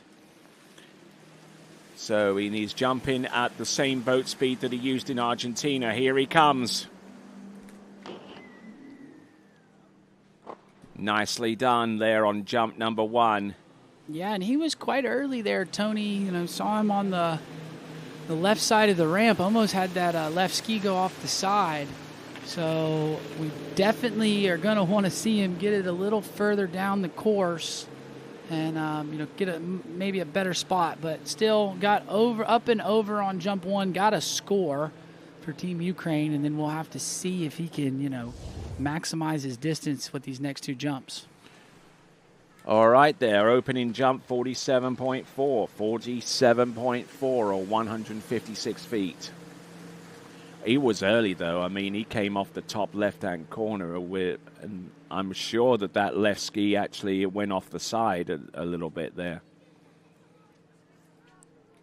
Yeah, no, I mean, that's what he was saying, too. He just has a tendency to hit the switch. You see him right there. He just kind of loads up a little bit quick, and then that just got him over to the ramp a little sooner than he liked. And we definitely want to see him bring it down just a little bit, be a little bit more patient through the turn, let the skis kind of come around, accelerate, and then get the switch to work for him into the bottom. To really get that big jump that he's looking for. I think also keeping that second hand on the handle is probably going to be critical going forwards as well. He comes off the handle real early on that jump. Yeah, and I mean, he kind of had to there, Tony, because he was super early, so that kind of caused him to kick back, and he's kind of getting there. But I think if he can get it down a little bit further into the course here, I think you see him do a lot better off the top of the ramp. All right, let's see what he's got here. Letter W. Oh, good turn. Still early, though. Yeah, he still went a little bit too hard at the turn, which is putting him at the ramp too early. I'd like to see him be a little bit more patient, not rush the turn so much, and then get into the course, hit the ramp more closer to that right side and, really maximize everything from the boat. Okay, one potential remedy going forward is maybe he should change his boat path to split or to 1 or 2 foot wide. Yeah, I mean, that might help. Like I said, you just see him right there. He's just early. He went further, so I mean, had a little bit more speed, got a better kick. It looked like he kept his hands on the handle a little bit better. So 48.6 meters, 48.6 meters. That puts him in second spot behind Gennady Gorelia. And he has 1 jumper left at his disposal. Still coming off real early for the reasons that Zane here has just previously explained.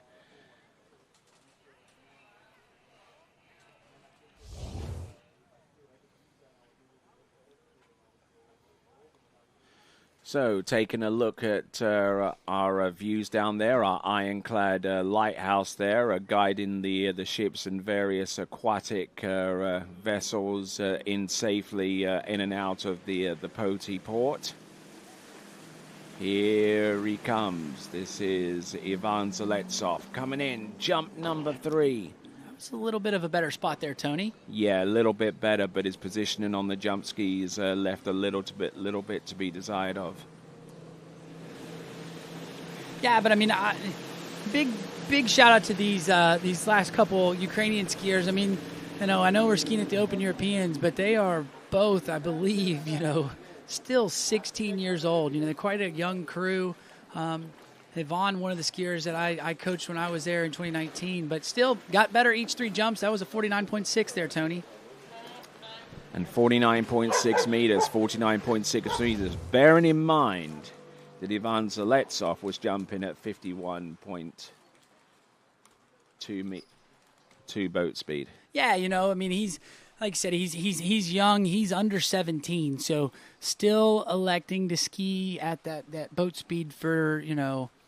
And, you know, that's part of the Ukrainian thing. It's a case of trust in the process. I mean, that's basically what's kept the likes of Daniela Filchenko healthy for the last few years. And instead of like saying, all right, then I've jumped at a certain level, let's crank up the ramp to 6 foot and see what happens. Yeah, no, I mean, exactly, right? Like you want to get in. I mean, Spock does a great job with these Ukrainian skiers. I mean, the other thing they've got going on too, Tony, is, you know, they've got some other European championships that are coming up where they'll have to move the boat speed down. So I think maybe considering that they are having those, they didn't want to go up and then have to get used to the slower speed. I wonder if that radar station can actually pick up our drone. Hopefully we don't have anything shoot our drone down out of the sky. That's all that I hope, Tony. Yeah. All right, then. So, Dominic Kuhn from Austria, our third from last skier to go out in the men's Series 2 jumping competition. You know, kind of another thing on that radar, Tony, they might be going, what are these unidentified flying objects that show up and then go down really quick with this jump event going on? We've seen a huge jump out of Gennady, 51.6, I believe. So he is your lead. And, I mean, I know the people on the bank were hooting and hollering. They're super excited. Everybody loves Gennady here. You know, he's from this area and you know, just basically a local hero.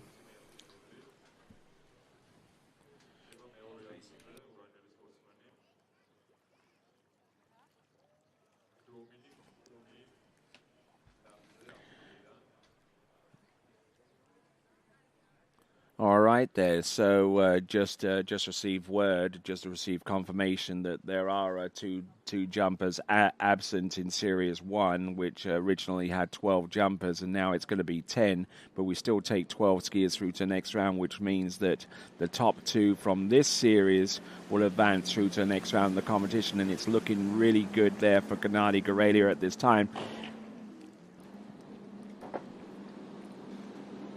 So there we go. That is Dominic Kuhn from Austria. Not a bad-looking jump, but I tell you what, very, very early. Yeah, I mean, Tony, that's kind of been, we've seen all of just, you know, since I've sat down here with you, we're seeing these jumpers just get to the ramp a little bit early. You know, maybe it's like in slalom that going under the bridge is kind of messing them up just a little bit on their pull-out. Not really sure. We'll have to see. You know, we'd like to see Dominic get it, you know, down in the course a little bit better and, you know, get a little more kick off the ramp. Okay, so what is it, 45.2, and with this first jump, I think it was a case more of point and shoot there so far as his timing and his direction off the turn there, Zane. Yeah, no, I agree, Tony. You know, and then the thing is when you get there early as a jumper, he knows he's going to go off the side of the ramp, so he kind of has to give up a little bit, and then, you know, just not able to get the kick and the lift that he needed to, you know, put out a big jump to take the lead from Gennady. But the good thing about jump, you get 3 tries, so we had him there, and we're going to take him back down the lake and bring him back for his next couple. And there's Lake Palastomi, part of the Kolkheti National Park System as part of the Republic of Georgia's Protected Areas Initiative. Here we go. This is 57K letter R boat path split. I suspect he's going to take this down just a smidge or 2. Here he comes off the turn. Better looking jump. He got the height. Yeah, Tony, but I still think he was a touch early there again, you know. I mean, I thought he did better on jump 2, but still not quite in the spot where we'd like him to be. And there as we bring that drone out a little further out from the Golden Lake, which you see in the middle there and interspersed among the mangrove trees and what have you, Lake Palestami in the background. And in the foreground is the Black Sea. 50.1 on the jump number 2. Yeah, so that was better. So, I mean, he did a lot better building into the base of the ramp, got the boat to work for him a little bit better. If he could bring it down, just a little bit further, another meter and a half, and then get his turn in, I think he'd be in the spot where he wanted, and he'd really kick a big one.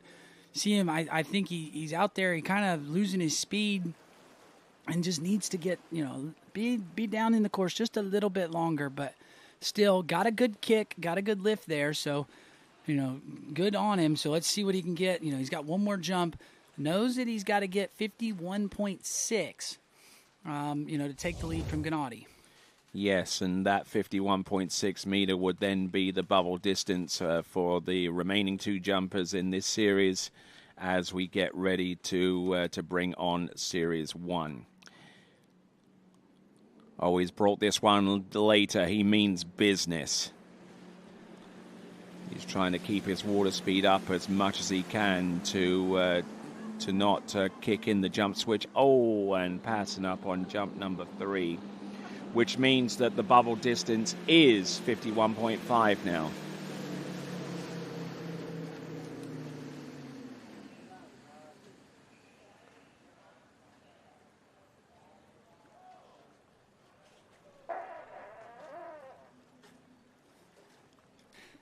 Man, and Tony, he was in a much better spot. I thought that one was going to have the speed to get the jump that he wanted, and just... something didn't feel right there. So he's left some hope for Gennady. I mean, I'm going to tell you here from the announcing booth, I'm definitely rooting for him. I would love to see the crowd on Sunday for men's jump if Gennady's in the final. I bet you're not going to find a place to sit your chair if Gennady makes it in. Yeah, I mean, I'm definitely looking forward to seeing Gennady with an opportunity to ski in the final, ripping off a huge one there. Yeah, I mean, no, that was definitely that was a good jump. I had to go sit down and watch it on the bank because I just wanted to see the local crowd, and I mean they were super fired up for him, and I just think he's still signing autographs right now. Oh, I mean, I know, right? And everybody loves him.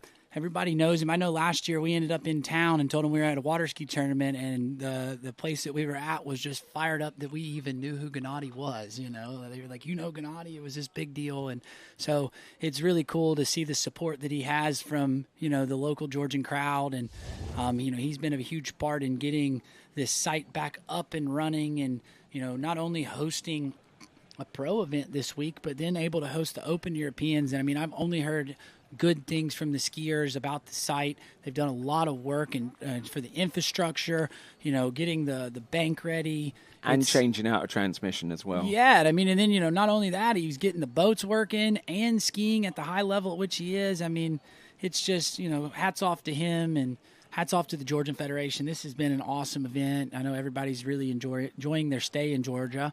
How about you, Tony? What's your favorite Georgian food you've had so far?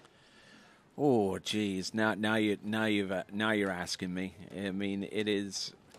I mean, Georgian cuisine is unlike anything out there, And for me to point to one doesn't do the others justice. Yeah, I mean, I've really enjoyed the kinkali, which is the the dumplings. They're super good, and then.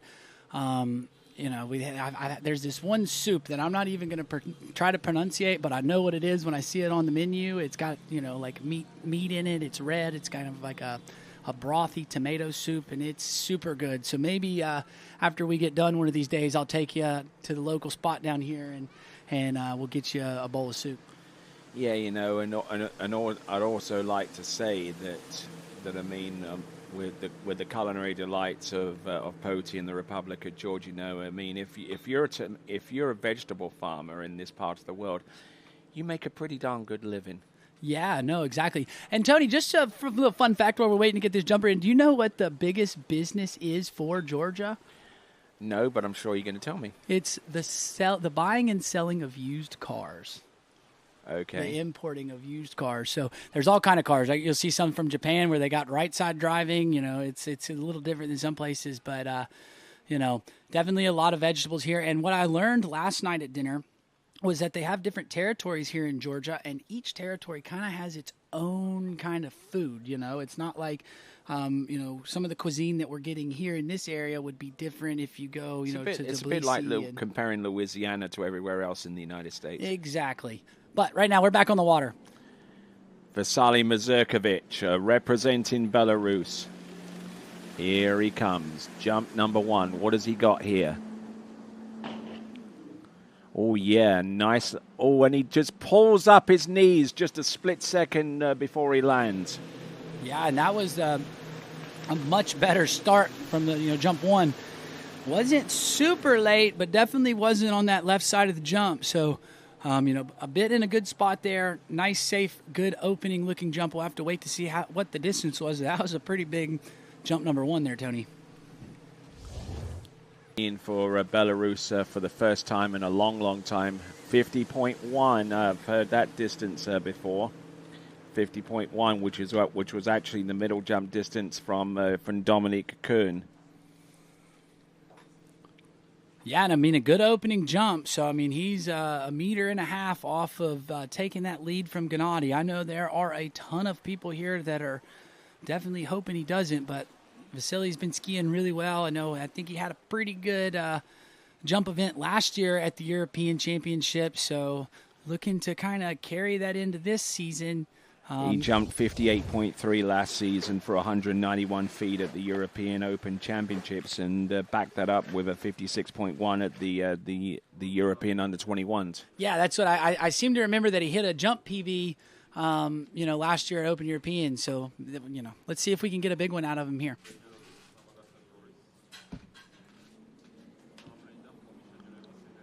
All right, let's see what we've got there. This is Vasily Mazurkovic. Driving it on home. And has that little bit of a knee pull, just before he lands, just to gain that extra few centimeters, which could be critical going forwards. Yeah, no, I agree. He's got, we got that headwind, so it's pushing those skis up on him. So he just kind of gives it a little bit more of a push to get it and pulls the knees up, and that, could come into play. Again, in a pretty decent spot. Could maybe bring it down just a sliver, but big jump. We'll have to. And there we go. That's 51.8. So that, if I'm not mistaken, Tony, that puts him in. Yeah, indeed. And there's one competitor to go in Series 2 coming up. It's going to be Vincenzo Marino within about the next few moments. But Vasily Mazurkovic breaking the hearts of our Georgian crowd, albeit just for the moment,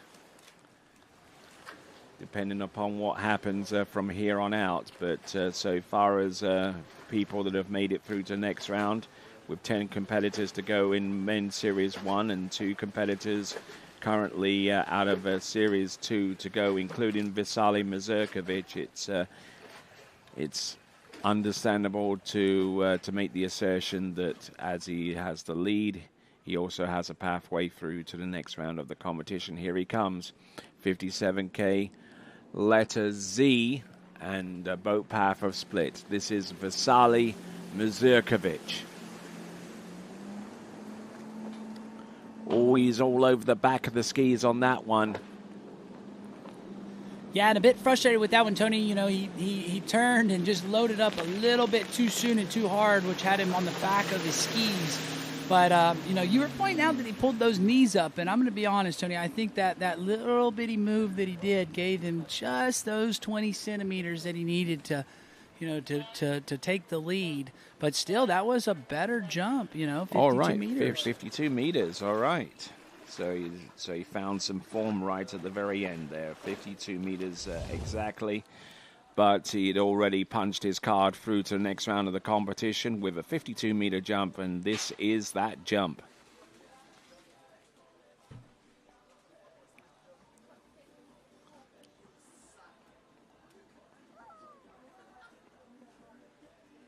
Nicely extended off the top of the jump, and he even has the temerity to be a little bit frustrated with that effort there, Zane. Well, yeah, I mean, Tony, coming off of last season at the Europeans, a jump over 58 meters. So, that's 6 meters shorter than he did at this tournament last year. So that's probably the frustration that you're seeing in it. Again, punched his ticket in. So the big thing today is you don't have to go your furthest. You just need to go be in the top 12. He has managed to do that. So now he can try to shift his mindset for the jump event on Sunday, and he'll be looking for that big jump, probably chasing that. You'd love to hit a 60-meter jump. I know I'd love to see a 60-meter jump out of him. That would be huge, but, did what he needed to do today. All right there, skier on the water. Our last skier to go in the men's Series 2. It is Vincenzo Marino. And Vincenzo has found some decent, consistent form in the jump event. We know him more for his slalom and his overall skiing, but he's quite a mean jumper as well. His personal best is 56.7 meters, and we'll see if he's got anything close to that with the 3 jumps that he has at his disposal.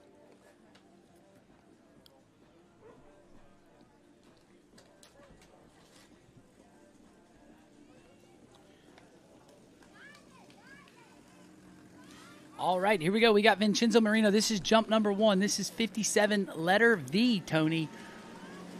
V for Vendetta. I think V for Vincenzo. Here he comes. Oh, hitting the bottom right-hand corner and flying in for a big, huge first jump there. Yeah, no, I mean, he's found him a good spot on jump 1 and, had the speed, got the lift, and that looked like a really good opening jump there, Tony. So now going to try to build off of that. We'll have to wait for a distance, but solid opening jump. Yeah, came off the ramp like a rocket, I'll tell you what. We await the 54.8 meters, 54.8 on jump number 1. Getting a good pull off the top of the jump, and that probably contributed more than anything else to that distance, which is good enough to not only take the lead, but a pathway through to the next round of the competition with 10 skiers remaining after him.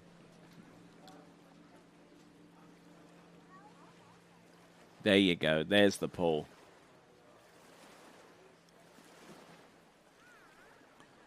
Coming to us originally from Sicily and trains over at the Parco Nautico di Sesia, the Italian national training site.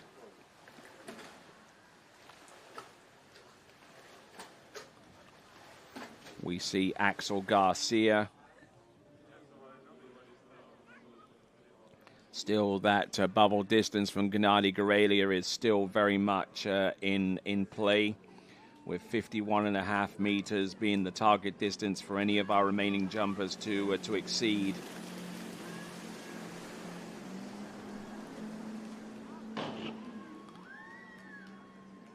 Wow. That looked even better there, Tony. He got the speed, certainly. He definitely has the speed. He's got it dialed.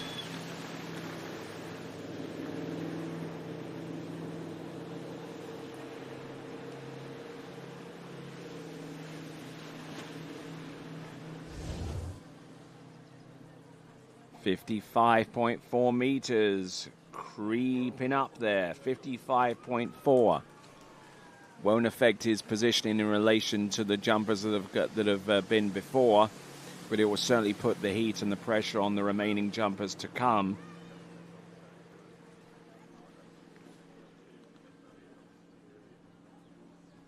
And we've got 5 more jumpers to come at this ramp height, 1.65 meters high, and then an additional 7 from that point onwards will jump at 1.80 meters.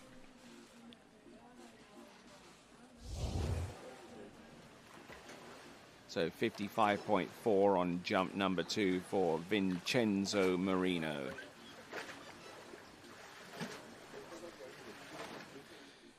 Speaking of, that jump of 55.4 is within about 1.5 meters of his PB.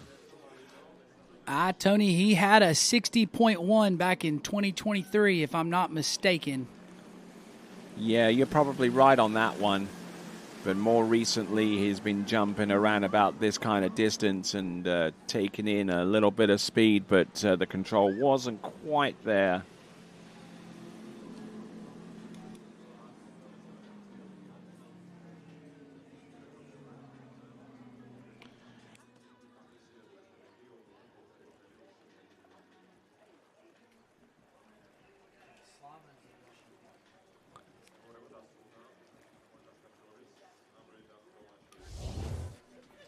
All right, we take a look here, Tony, on the replay.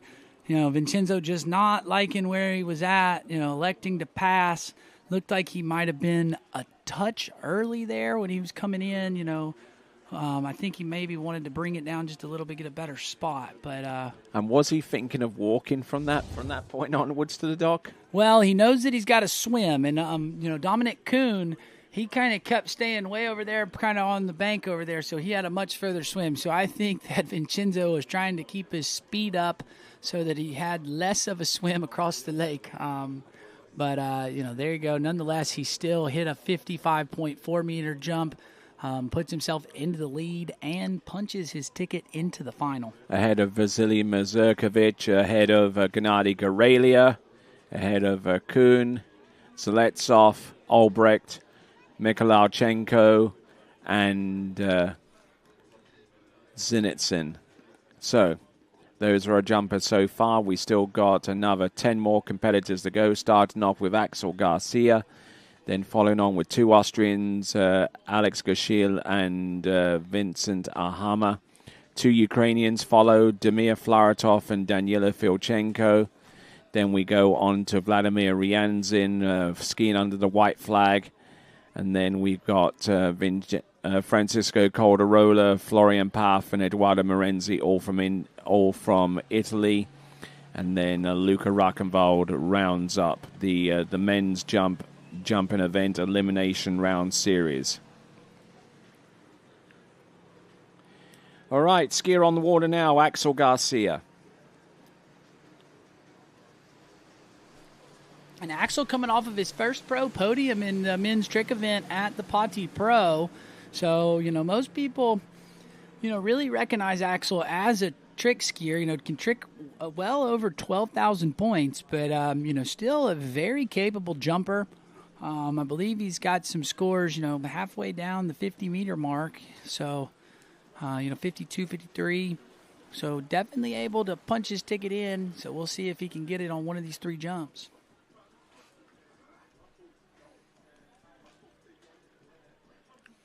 Right, let's have a look at the tail of the tape here. Skied in the pro men's tricks, tricked over 10,700 points. Competed in the French National Championships in the U21, where he placed third with a jump of 53.9 meters, and then would go on to jump 50.4 as a backup jump. Here he comes. Whoa, he's all over the show. Coming off the jump there. And hopefully he's okay and can continue to ski, but that might have just handed Gennady Gorelia a little bit of an early Christmas present. Yeah, I mean, he indicated to the boat that he was okay. He looks like he's moving around fine. Just kind of came off on his heels. But, we kind of noticed he's running that ZA letter on the boat. So got the, really high letter. So that boat was really yanking him and just not able to get it together on jump one coming out the back. But, looks like he's getting the rope and he's all good. But you see here, he's just really pulling those arms in at the bottom and not really working through, and it just skis fly up on him. Just winding down the car window on his left arm there, just to try and keep its balance.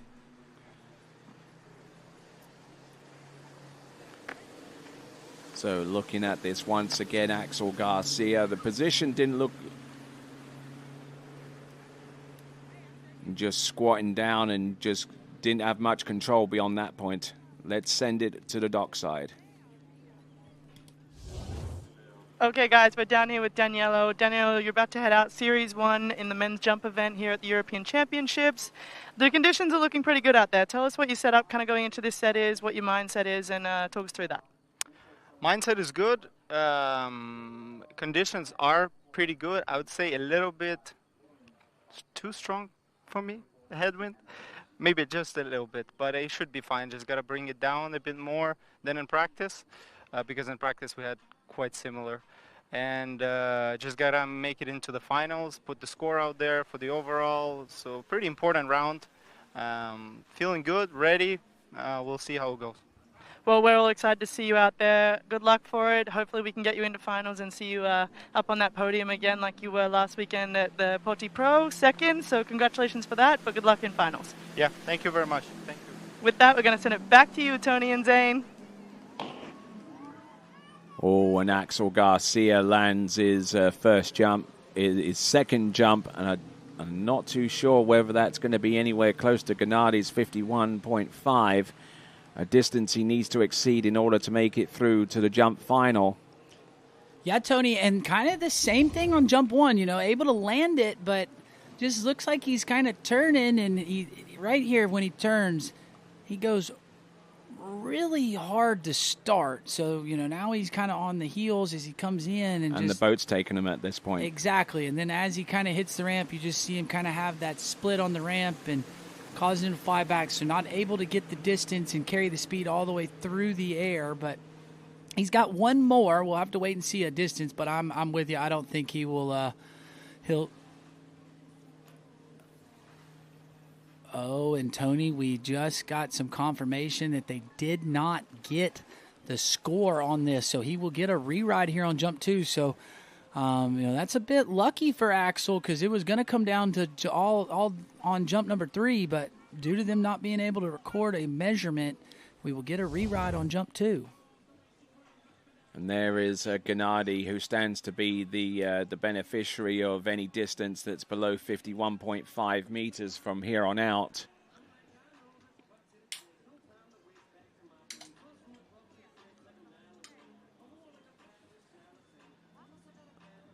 Here he comes. This is second attempt at jump number 2. ZA. Here he comes. Better. That was a much better turn there, Tony. Definitely. He knows it too.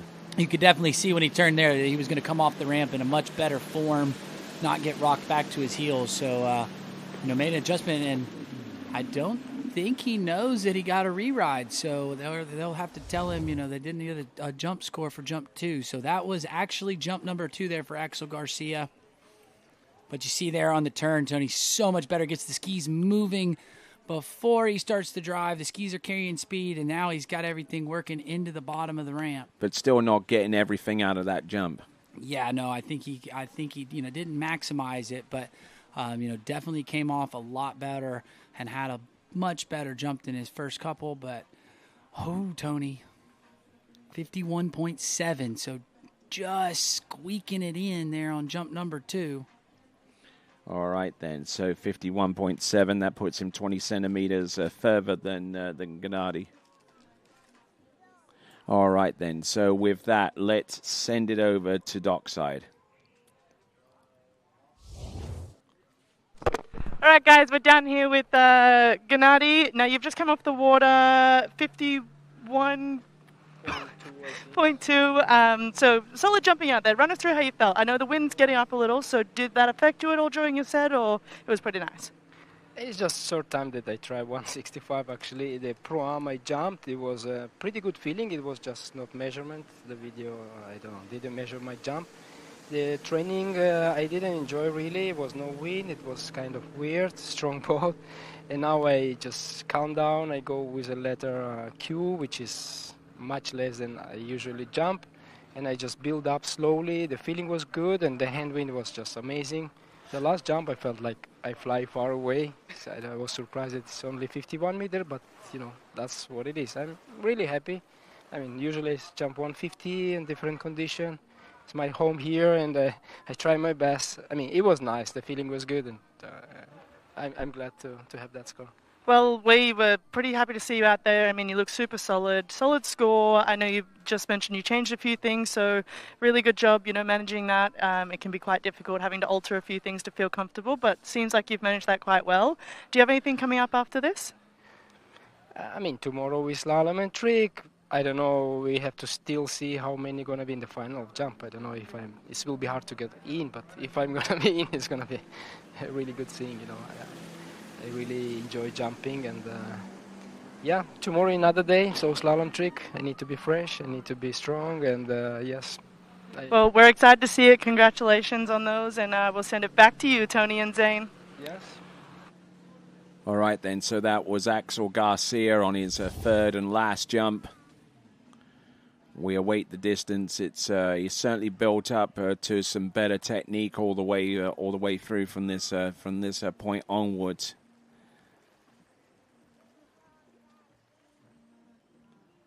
Better looking jump there from Axel Garcia. We await the distance. 51.7 is already good. 52.4 for Axel Garcia. He's made it through to the next round of the competition. He assures himself of that. Yeah, I mean, Tony, kind of built those first two, just, not getting the turn that he wanted and not being able to come off the ramp like he wanted, but, he got the reride on jump number 2, scored a 51.7, and then went out there and built off of that and, looking a bit better. So, nice job from him. That slots him into second. That still leaves Vincenzo Marino in the lead with 55.4 meters. So, we'll see this next skier here fully capable of taking the lead. We saw him in the night jump earlier this week, and he's been skiing real well, been jumping good. So we'll see if he can, take the lead here from Vincenzo. All right, there, looking along the shoreline and seeing Luca Rackenwald, who is our final skier to go. And with that, let's send it on over to Sadie. Okay, guys, we're back here. We're with Vincenzo this time. You've just come off the water, 55.4, super solid jumping. Run us through how you felt out there. Yeah, it was kind of windy, and then I was struggling a little bit with my car cut, but at the end, come out with a good score. Not happy about my 55 meters, but happy to be in the final and hopefully to improve in my finals. So happy. Well, you jumped super solid. I'm going to say that that's going to be in the finals at 55. It's a super solid score, so well done. I know we're going to see you out there in the other events, so good luck for those, and hopefully we can see you in a few other finals. Thank you so much, guys. Sending it back to you, Tony and Zane. All right, and just to correct it there, Vincenzo has punched his ticket in, so he can sit on the bank and relax. He knows he's going to get to be jumping on Sunday. So we'll have to see how his slalom and trick goes tomorrow. Maybe we can get him in all three events. Vincenzo's a really strong overall skier. And, coming out strong here in the jump event, punching his ticket in with a 55.4 meter jump. All right you are. So we've got Alex Gashil, another highly capable overall athlete as well. There's still plenty more of those on this list as well. I mean, we've got Florian Paff, there's Demir, there's Danilo, Eduardo Morenzi. And if you're looking for a real outside prospect to push for overall honors, check out. Oh, what was wrong? Looks like he said he was pointing the thumbs down, which is a slowdown. So I don't know. Maybe I have no idea, Tony. I'm not sure what happened there. Do you think the bridge had a part to play in that? I mean, okay, so we're getting confirmation that they were pulling him at 54, not 57. So, and fair play for him to be able to figure that one out on the fly. Yeah, I mean, I think you'd know it. You get out there, you start skiing, and you feel it. I mean, you don't notice it right away, but very quickly you're going, hey, this is slow. I know as a slalom skier, every now and then you get a driver that pulls you at like 55 when you're used to 58, and you pull out for the gate, you're like, man, I feel really slow. And then after you turn 1, go to 2, you're going, yeah, this is not 58. And that boat, for the people that don't know, when it hits that 57 and they start yanking on the switch, it really starts screaming a lot more than it does at 54. So good on Alex to kind of figure that out, make sure he let the driver know. And so we should have him a re-ride jump 1. So we're going to spin him around. And this one coming in here in just a second, Tony, will be the first jump for Alexander Shield. All right, looking at some of the distances he's put out, 58.7 in the recent Podi Pro. Last time that he jumped prior to that, he jumped to 52.1 over at the Travers Cup. And he has jumped in excess of 190 feet with a 58-meter jump, and unfortunately passing up on jump number 1. So that limits his effort down to 2 remaining jumps. Nothing he needs to be overly stressed about, but we'll see what he can do with the remaining 2. Yeah, and you just kind of saw when he went to turn in, just didn't quite have the rope where he'd like it to be and just not quite where he wanted. So electing to take the pass there. And that's the good thing about jump is if these jumpers don't like how they feel on jump 1, they can pass. The only problem now is it comes down, he's got 2 jumps. So if this one, misses his kick, it all goes down to jump number 3 or, if another pass, and that really puts some pressure on. But right now, I think he'll make a few adjustments after you see him. He's checking out the bank. I know he's looking over there. Got the coach, team coach Carlo Basic on the on the bank. Really good jump coach working with him and Luca. So between those two, very capable of giving some help and getting him through a big jump. But we'll have to see. We're gonna take him back down the lake, spin that Nautique boat around, and bring him back in. Jump number 2. Still chasing the lead of 55.4 from Vincenzo Marino. So, Vincenzo, we saw him a couple jumpers ago. Looked good, nice and strong, and we'll see if Alex has anything to say about it. I know he'd love to kick a big one. I think Alex is chasing a 60-meter jump there, Tony. So that's kind of the mark. We've got to go back and check. You've got your iPad over there. Maybe you can correct me, but I think Alex is chasing a 60-meter jump. Yep, looking at some of the jumps that he's produced in the past, 59.2 meters at the World Championships in the not in the previous cycle, but in the cycle before. Whoa! And he's all over the show. He's all right, but man, Tony, that was definitely weird. I thought he looked a little bit better when he made the turn, and then just slipping out on the ramp and crushing. So, and unable to ride away. So he gave us a quick wave. They're gonna stop the boat. They're gonna, check on him, make sure everything's okay. Check on the skis and everything. Looks like he's moving around okay. So that is a plus. But that's a pass on jump 1 and a crash on jump number 2. So it is now gonna come all down to this final jump. Looks like they've got soap on the boat. It looks like he's good. He's moving, so we should see a third jump. As you see him, checking those edges of those jump skis. But let's see, Tony, maybe you could tell us what went wrong here. Well, the turn looked pretty good, and everything was looking good at this point onwards. But then he just laid an egg. Yeah, you just see the skis splitting on the ramp, and just kind of got out of sorts in the air. And like you said, we don't ever want to see our jumpers crash, but, that one was one of the more easier ones. So he should be okay, but, now the pressure's on. But I agree, Tony. I thought the turn was much better there. And just here, coming into the bottom, you see he's really pushing. You see that right ski kind of skipping on him. And then as he pushes, he was kind of a little bit, out of sorts in the air and just unable to land on the skis. So, that's a tough spot to be in here for Alex.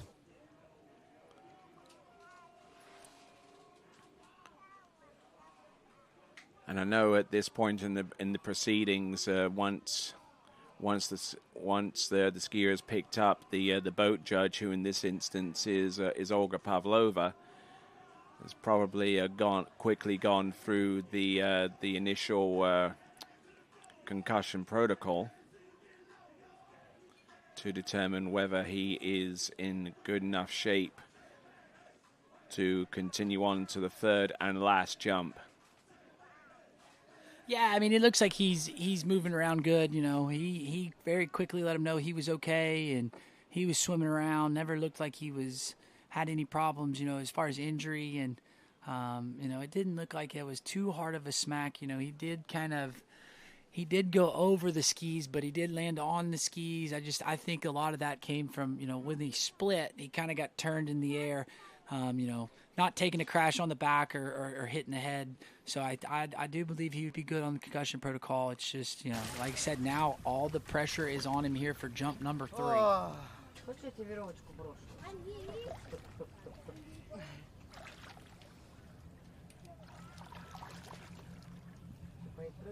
I'm a sea star. Lake star. Плывут как по-английски. Как плывут по-английски.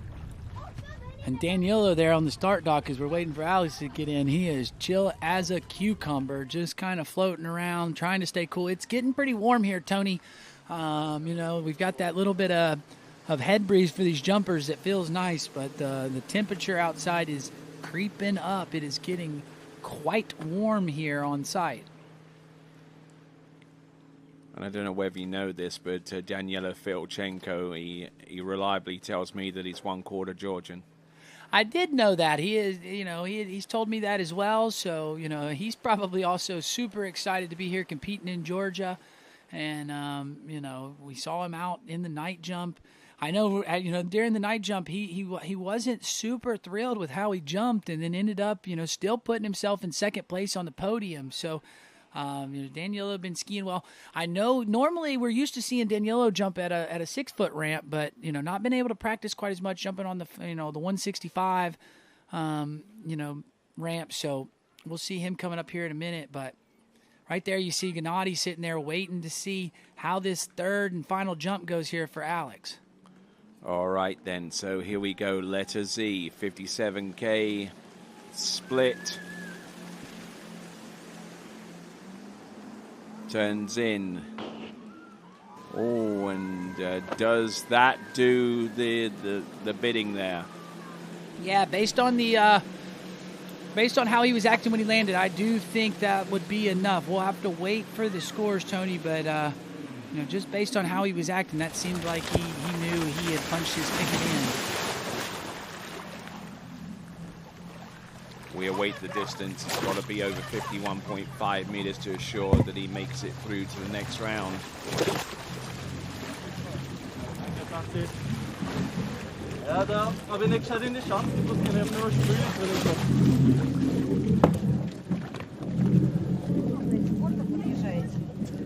Yeah, you see him still checking those edges on that ski, so might be a little bit of a chance that he got a little ding in him from that crash on jump number 2. You know, nothing he can't fix. But there you go. That's a big one, Tony. 57.8. 57.8, and that actually puts him in the lead. Oh yeah, I mean that was a big jump, you know, and I mean pressure was on jump number 3. Knew he needed a big one to punch his ticket in, and there you go. He put a big enough one to take the lead away from Vincenzo Marino by almost 2 meters. So nice turn right here, Tony. Looking really good as he's loading into the bottom, and boom, you see him. He gets his kick, gets the push. Almost pushed a little too hard on that left ski, but you know, able to stay over him. And there you go. You can see it right there when he landed. He knew he had done what he needed and punched his ticket into the final. All right, that he has. So put a little tick or a dot or whatever you use to signify that he's through to the next round of the competition. And we're finding that a lot of the competitors that have made it through to the final, I mean, going back to a series, the Open Women's series of slalom, many of them, I would say quite close to half of them have come from outside of the Series 1. 57.6? should know. Come on. You're supposed to be my Dr. Boo-Boo. You see, you give someone the power of the microphone, and it goes to the head. Yeah, no, I mean, the one thing here is down here where we're at, you know, we got the luxury of some Wi-Fi, but down there on the start dock, you know, I don't know if she's able to get it, so that phone might not be loading quite as well as she would like, and she's just double checking on the scores, but you know, I think she got that finished one there for Alex. Knows he'll be into the final. We'll probably get her to chat with him here in just a second.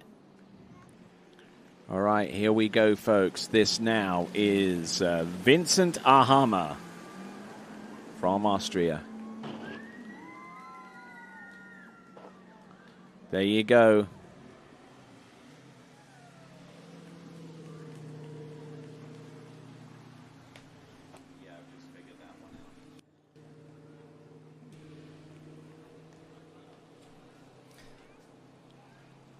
All right, and that was a pretty good opening jump there, pretty tidy there from Vincent Ahama on jump number 1. I mean, this Austrian crew, they jump pretty well. You know, Luca is in a league of his own right now, but these other ones getting to train with him. And another thing, they've got Franzi in the boat, so they're probably pretty used to getting some jump sets behind Franzi. I know the jumpers always love skiing behind him, so feeling good as we take a look at the replay here for Vincent. Not a bad effort, and taking some good lift on the off the ramp. A little bit sketchy on the landing though, but he manages to ski away from it. We await the distance very, very soon.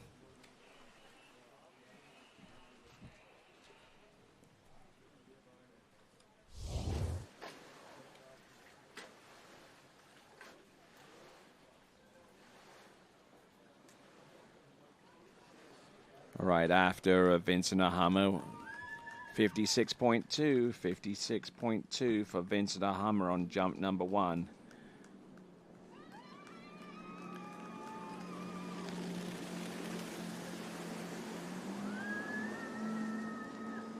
Ooh, passing up on jump number 2. So we do know that with his jump of 56.2, Vincent Ahama is through to the next round of the competition.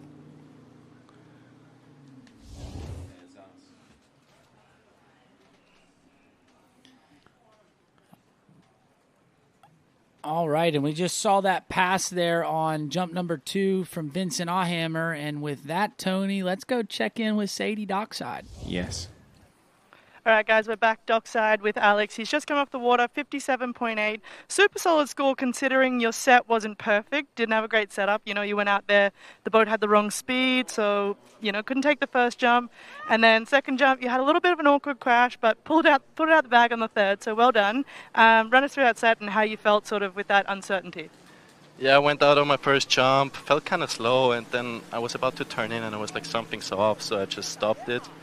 Figured out it was the wrong speed. And second one, I had way too much speed with 57, then didn't want to take it. It was just too much. Then put my ski down a little more on the second one, and I was just too slow and couldn't get my hips around, and it ended up in that crash. It was stupid. I should have just let go, and then I'm happy I got to put on together the last one, so happy about that. Well, we're glad you're okay. Glad to see that you're into finals, so well done, and can't wait to see you out there in the rest of the event. So good luck for all that. Is there anyone you're going to say thank you to? Yeah, thank you to my family, my sponsors, Tanguy, Jared, Matt Rini, everyone who's been supporting me. Thanks to you guys, and hope to get some big scores this season. Well, we hope to see it, and with that, we're going to send it back to you, Tony and Zane. Thanks, guys. All right there, so 56.2 on the opener, passing up on the second. This is Vincent Ahama's third and last jump on letter W.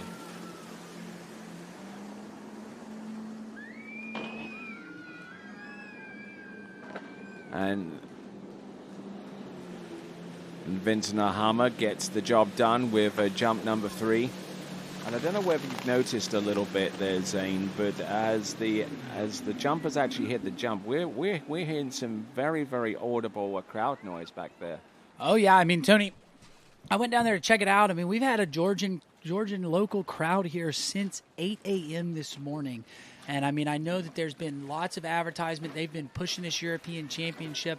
I know the local Georgian crowd is super excited to have a European Championship here back since 1991. And, you know, I guarantee you it's growing and growing as the, you know, the day moves on.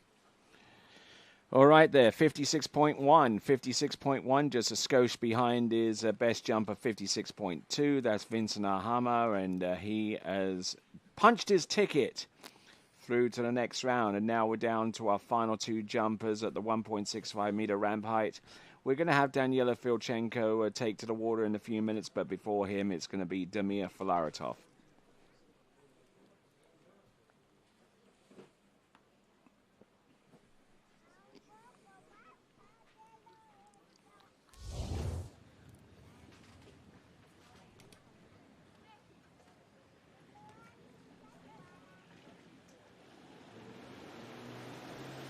All right, we got Damir Filaretov on the water.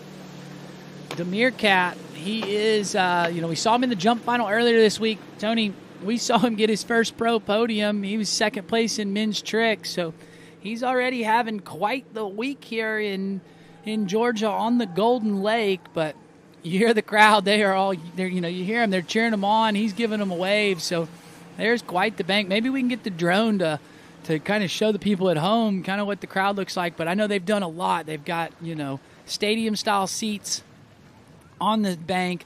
You know, they've got vendors and food trucks, and you know, everything is set up for an awesome, you know, awesome event, awesome spectator spot. And you know, it's quite nice to have, you know, a lot of people here to root them on. I know the jumpers love it when they hear the crowd giving them a scream. I know everybody was super excited with the crowd at the night jump earlier this week. So you know, and I'm expecting, I know they're expecting a lot of people to come out and check out the event, and it's quite cool, you know, just to have the local support and to see all the work and everything that the Georgian Water Ski Federation and the, you know, the local people have done for, you know, for this event. And just listen to them right now. I mean, he's just making his turn around the 7, 6, and 5. Here he comes, Damir Filaretov. Fantastic effort there from Damir Filaretov. I can't get over this. No, I mean, the crowd is absolutely loving it.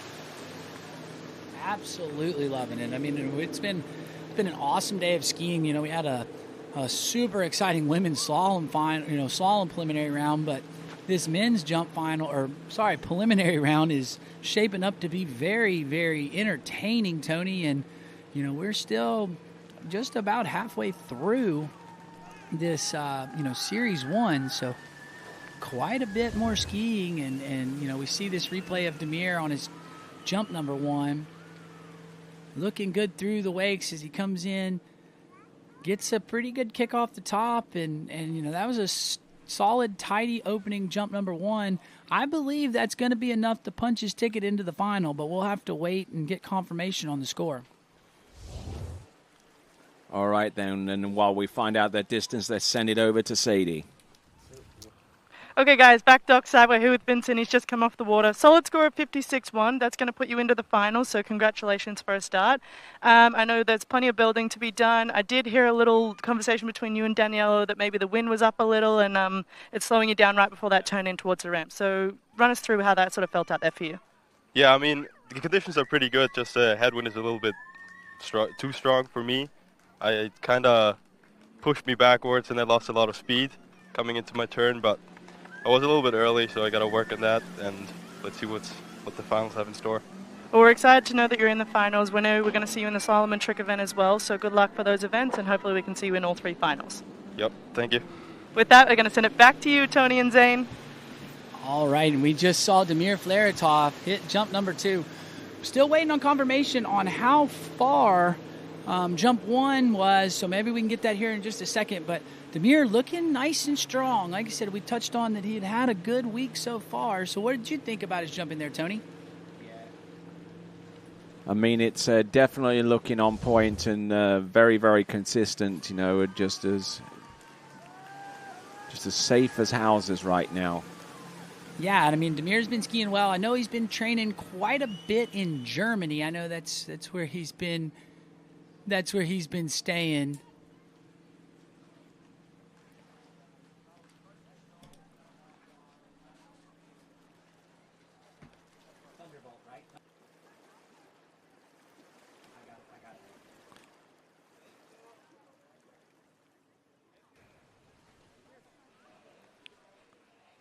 All right, so Damir looking good on jump number 2.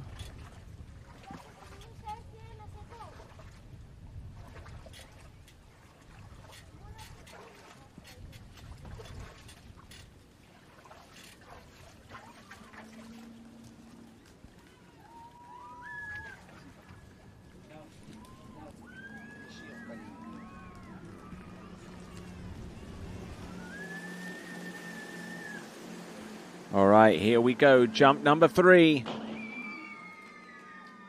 And that is Damir Filaretov's third and last jump on 57K letter W. Yeah, Tony, I thought that might have been his best jump so far. I know we're kind of struggling a little bit with getting the distance. You know, again, we've had a little bit of problem with the, with the power here last night. So maybe that has something to do with it. And unfortunately right now, as I'm trying to get it to load on my phone, I'm only able to get scores from a couple skiers ago. Now, I know they had Vincent Ahammer's score in of, I believe it was 56.2, but we'll have to wait and see if they can get the internet back up and going and we can get jump distances.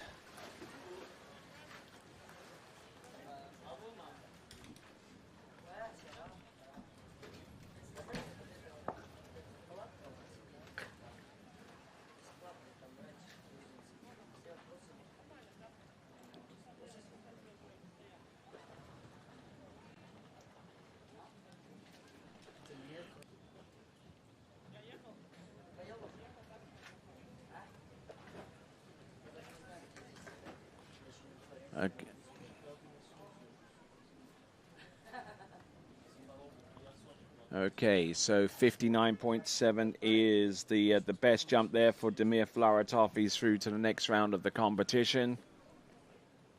Had jumps in the range of about 55, 56 meters on the preceding 2 jumps, but it's 59.7 and a splendid effort there from Damir Filaretov. Yeah, Tony, that's just based on what I'm looking at here, that might be a PB. I know he's chasing that 60-meter jump. I only have the scores from last season and back, but that is the furthest that I'm seeing for the last 3 years. So that was pretty good jumping there for Damir. All right, and moving on from Damir, we have the current World Games men's jump champion from those games which took place in Birmingham in Alabama at least a couple of cycles ago. It is Danielo Filchenko.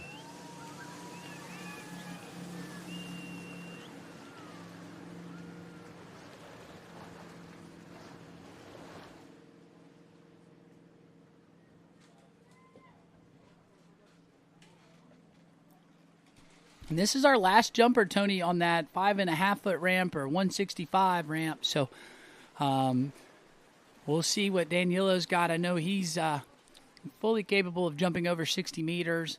See if he can put it together here. Take the lead from Damir.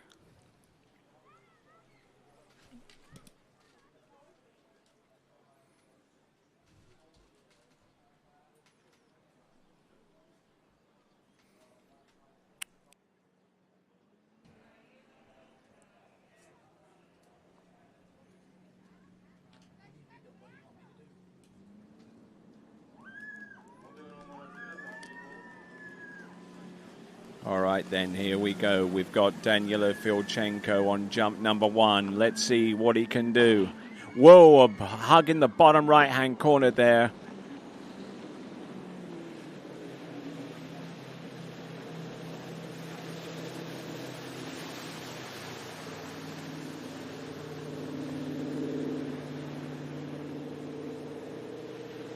All right, and we saw Danilo on jump number 1. Not quite the jump he was looking for, but, landed on his feet. Going to have to make some adjustments. He was talking, it's a little windier than he would like it to be. Them Ukrainian skiers, I heard, Maria Popova the other day said that she likes jumping in a tailwind, so maybe they're a little crazy. But, there is a pretty strong headwind here. And it looks like we've got a 50.5 meter jump on jump number 1 for Danilo. So definitely going to want to throw that jump out, forget about it, and see if he can improve on these next 2 jumps. Yep, he was certainly quite late on that one and having to make some adjustment. Okay, and with that, let's send it over to Sadie. Okay, guys, welcome back Dockside. We're down here with Demir. Now 59.7 into the finals and a massive PB, so congratulations. I bet you're feeling pretty stoked, and I imagine that you handled the wind conditions pretty well out there. You got up over top of that headwind and went well through the air. Yeah, for sure. I'm really happy. It was my PB. It was a long time since I jumped over 58 meters. The wind felt pretty nice. It seemed like it was pretty strong before my set, but I just pushed it a little bit, went a little bit later, and seemed like it worked out pretty well. Well, we're stoked to have you in finals. Hopefully we'll see you out there in the other few events and skiing just as well. So good luck for those, and have fun. Thank you. I appreciate it. We'll send it. Thanks for everybody. Thanks for supporting and watching. Дякую всем. Thank you, guys. We'll send it back to you, Tony and Zane. Thank you very much. And just as a closing note there to Damir Flaratov, his jump of 59.7 meters, the equivalent of 196 feet. Yeah, I mean, Damir chasing that 60-meter jump. He's definitely wanting to push it over that. And Danny right here, flirting with that right corner, but he looked much better in the air, got his lift, got his kick. So that looked like a much better jump number 2. Distance coming through. Oh, it is 59.3. Yeah, or 195 feet. So we're getting up in close to that 200-foot range for all our Americans who may be watching at work. Or if they are watching at work, then it'll be a fairly early start time. Or they're almost done with their shift, Tony. That too. For those of you that are joining us in the United States, it's about 10 past 6 in the morning.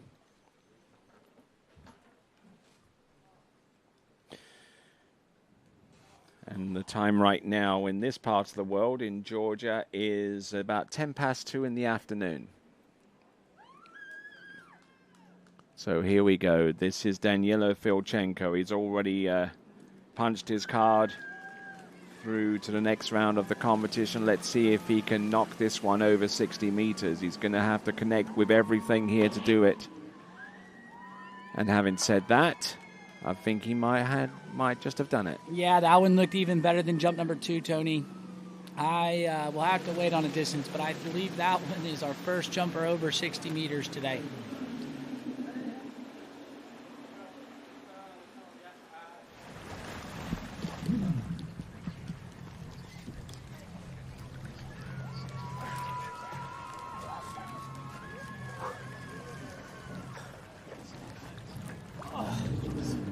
$61.7. Thank you, Franz. And there you go, Tony. That was a good-looking jump set there from Danny. I know not the jump number 1 he wanted, but got it together on jump 2 and then really getting it on jump 3. Yeah, the equivalent of 202 feet. Let's see what he's got here. The positioning looked good. Transition off the wake straight up over the jump skis. And, still capable of a lot more than that. I mean, he wasn't exactly pushing himself into the landing. He came off the top. He kicked it, but he didn't kick it all the way through to try and take a little bit of wind assistance, like there. Yeah, and Tony too. Like we're used to seeing Danny jump on the 180 ramp. Hasn't been able to practice as much. I know being at home, sometimes the zero off not working quite like they want. He's told me, they're having to hand drive him some days, training in Nipro. So, a lot of the times not feeling and getting as much sets as he normally would at this point in time in the year to be jumping at that 180 ramp, but still looking good and jumping himself into the lead. All right, then we're transitioning to the 180-meter ramp, and prior to that, let's send it to Sadie. Okay, guys, welcome back dockside. We're down here with Daniela again. Super awesome jumping, 61.7, so well done, into the finals. I know you probably wanted a little bit more. You said you didn't feel so great out there. Do you want to let everyone know back home kind of how you felt? You want me to complain right away? That was a secret, say. Yeah, I don't know, just the conditions were good. Boat was Gucci. It was stronger than at Poti Pro because they changed the prop. It's actually pulling, like, you're carrying a lot of speed, which I liked, but not super ready for it yet. That's why I wasn't super happy with my jumping, because the distance is okay, obviously enough for the final, but just not what I wanted to feel going into the finals. But hopefully I'm gonna feel better on Sunday, and hopefully we'll unload some bigger jumps. I mean, I'm looking forward to see you go a little bit further over that 60, keep pushing the limits. You've been jumping super strong lately, and I know we're going to see you out there in the slalom and trick event, so I'm excited to see that as well. I know you're in it for overall, so you're a super strong overall skier. Are you ready for the slalom and trick? Yeah, no, I'm here for slalom. I want to unleash the beast in slalom, go at 43 and get the world record. So keep watching, get excited. You're going to see some big scores from me. Well, I'm super stoked to have you in the jump final. I hope to see you in the other two finals as well. You've got a great attitude, super positive outlook on life. Anyone you want to say thank you to? I mean, of course, thank you to the people back home, everyone watching, supporting. So, yeah, Sentosa, you're the best. And my mom is here. My girlfriend just arrived, I think, just now for my jumping. So I'll go and say hi to them. Super glad and thankful that they are here for me. Well, go and put your feet up, enjoy some time with the family, and with that, we're going to send it back to you, Tony. And Tony, I'm just going to tell you, I think if we see him at 43 this weekend, he will be the shortest slalom skier to ever make it through that 10.25 pass. But there's a better chance of the king renouncing his crown. But you know what? Daniela's been skiing really well. You know, he's here. He is an overall skier. He's defending his title from last season. You know, off to a good start right now with the jump. He's in the lead. I know we've got about 7 more jumpers to go, so we'll see how that stacks up. But, you know, off to a good start. And, you know, Danny tricked well in the Poti Pro. And, I mean, I even thought his slalom was going pretty good. You know, didn't quite make it all the way through 11 meters, but the first day he, you know, got halfway down 11 meters and then made some adjustments and got to 5-ball. So, and I watched him, you know, ski sight familiarization yesterday. I thought he was looking a lot better in slalom. So, you know, if he could get that slalom score up and keep his trick like he is, I mean, he's skiing so well. And, you know, Danny looks really good out there, so I'm glad that he felt good with the jump, and we'll see, you know, how the rest of the weekend shapes out for him.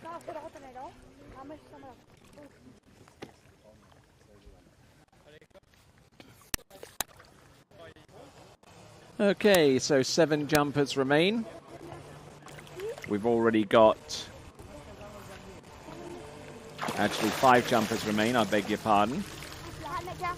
7 jumpers have made their way through to the next round of the competition. And probably not surprising at all to say that the 7 jumpers that have made it through just happen to be the last 7 jumpers that we've taken out onto the water. So the seedings are working. Vasily Mazurkovic and Vincenzo Marino out of Series 2, they're through. Axel Garcia, Alex Gashil, Vincent Ahama, Dimir Flaratov, and Daniela Filchenko, they're through as well. And now we'll see how many of these jumpers who've elected to jump at the 1.8 meter ramp height can do likewise.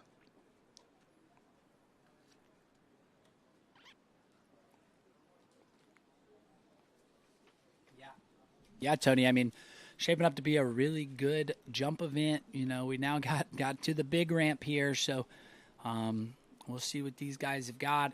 I'm really excited to get Luca Rockenwald, who is our top seed, out on the water. He is your defending jump champion, and he won the Pati Pro-Am, the night jump, and these other skiers have been skiing well, but it's going to be a tall task if they want to take the title away this year from Luca.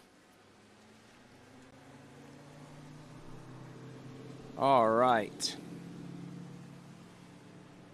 So the towboat is making its path up and down the jump course, making sure that as best as we can, we give the skiers each equal opportunity with equal conditions.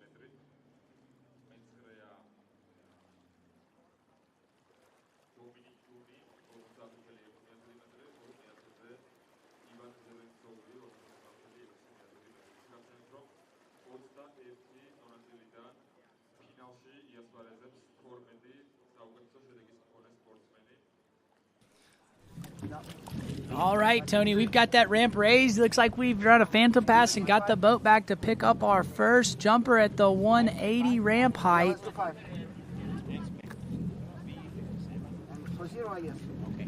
I'm excited for these jumpers off the big ramp. It's quite a big change to go from that 165 to 180. And this is our first skier. This is Vladimir Razin. I know he skied pretty well. I know last year at Pati Pro had his biggest jump in 5 years and kicked a booter. I know skied well this season. Maybe not quite as far, but he's been skiing real good. He looks like he's in really good shape, and I've been really looking forward to seeing him get out on the water. Vladimir Rianzen, not too many results to draw upon to give us a tale of the tape in regards to the jump distances that he's produced. 58 meters he jumped in the final round of the Poti Pro this season. In the Poti Pro last season, he was also in third place, but he jumped 61.5 in the elimination round and followed it up with a 56.3. Last time he skied in the World Championships was way back in 2021, where he finished up in 10th place with a distance of 62.4 meters in the final, or the equivalent of 205 feet. So Vladimir Rianzen, former European jump champion, won that title all the way back in Spain, I believe. That was in 2019, where he jumped 65.2 meters, there and thereabouts. Here he comes, jump number one. This is Vladimir Rianzen.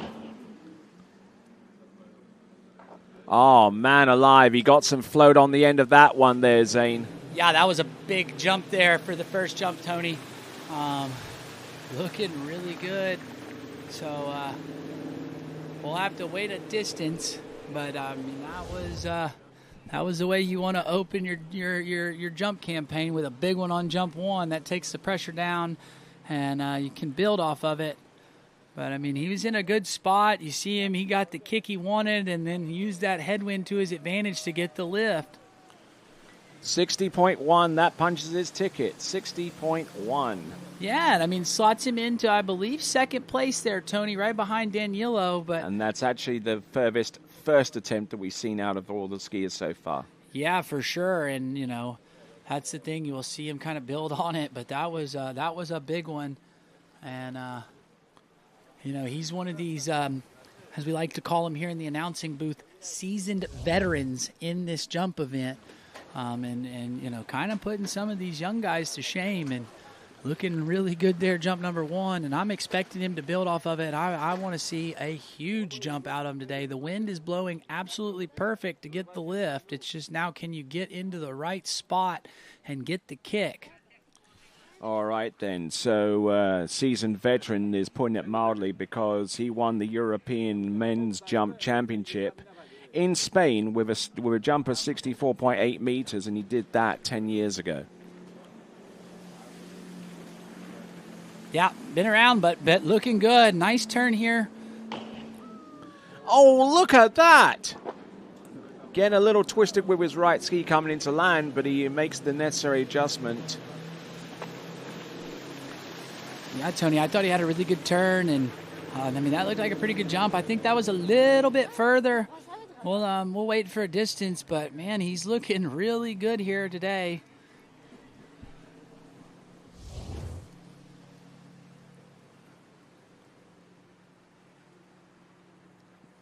.62 meters, exactly, or 215 feet, 62 meters. So that puts him into the lead, right, Tony? To the best of my knowledge, yes, by 0.3 of a meter ahead of Danilo Filchenko. All right, so that was good. Like I said, we were talking about him building.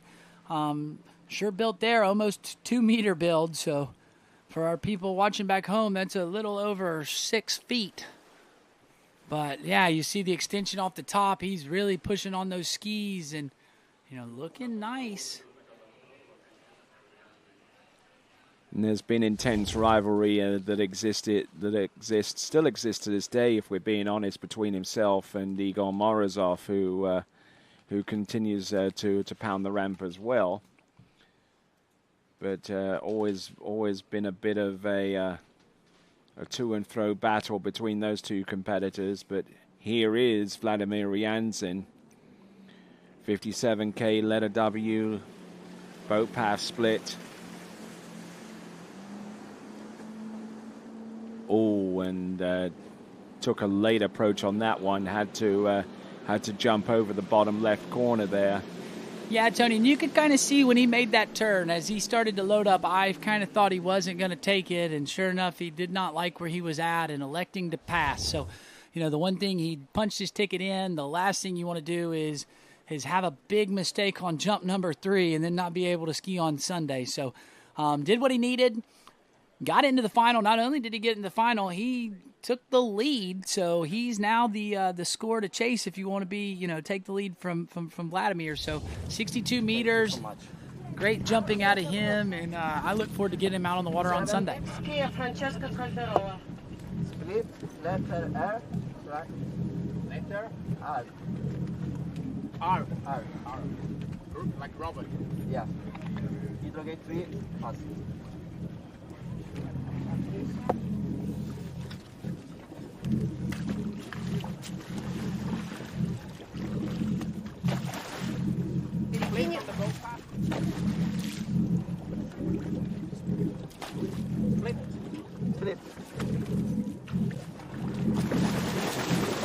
All right, there's your leaderboard, Vladimir Ryanzin, taking the jump event by the scruff of the neck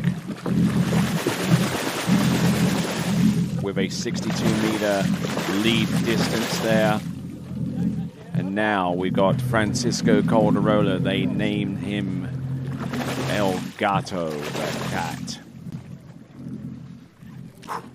Yeah, and then, not quite having the tournament he wanted earlier this week in the Ponte Pro, but you should have seen him in practice yesterday. He kicked 3 big ones, was super fired up, said he felt more like himself. They say a cat has 9 lives, and he might have lost one on Monday and Tuesday, but he is still here to fight. And, Francisco's been skiing real well. I know he worked really hard in the off season, did a lot of training and just working on getting a little stronger. And, he's been coming on, looking good. The other thing that I, kind of give him a hard time about, but he has said he has practiced a lot for his interviewing skills. So, I know last year we asked him at the Europeans if he was headed to Worlds, and his answer was no thank you. And then he showed up at Worlds and skied well, and then come here and had an awesome tournament at Ponte Pro last year. So, been putting in a lot of work in his skiing, and we're looking to see if that pays off. But like I said, site familiarization yesterday, he kicked some booters. Beautiful scene over there, Lake Palestuma. And the Black Sea in the same shot as the Golden Lake.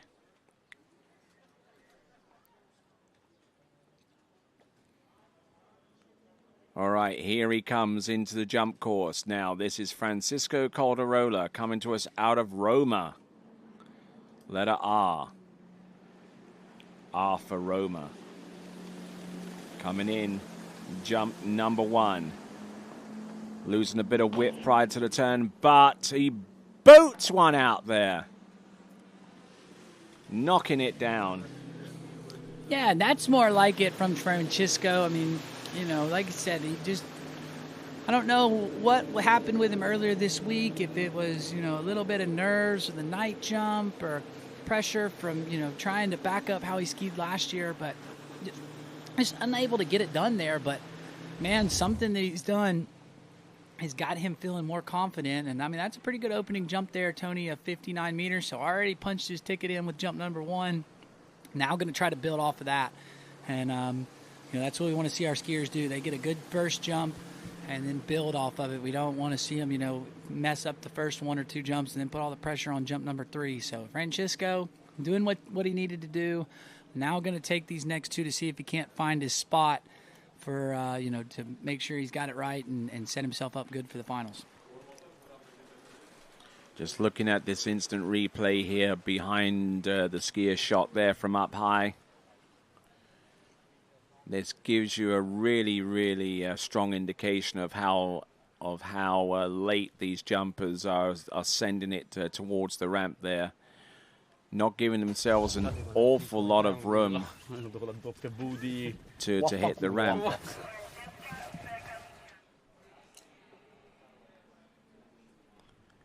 Here we go. This is Francisco Calderola. 57K, letter R. And now he's gonna take the ball by the horns here. Pushing out over the jump skis. Don't know whether that's going to be over 60, but it's certainly immeasurably better than what he did in the Ponte Pro just a few nights ago. Yeah, no, Tony. I mean, like I said, he's looking more confident here. I think he's feeling better. That Italian team got behind him. He's got Matteo, who is that sports psychologist. Maybe he, had a couple therapy sessions with Matteo since then and got him going. But there you go. That's over 60 meters, 60.3 there, Tony, right there under 200 feet. 60.3. That puts him, I believe, either second or third at this time.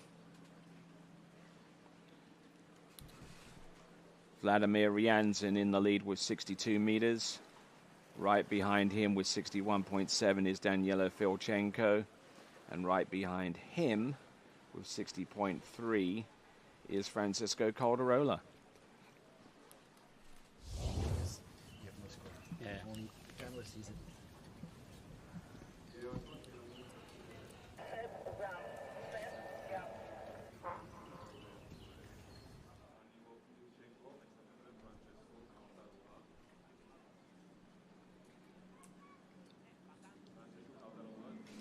All right, here we go, Tony. This is jump number 3 for El Gato. All right. Not looking particularly settled coming into the turn. Let's see what he can do.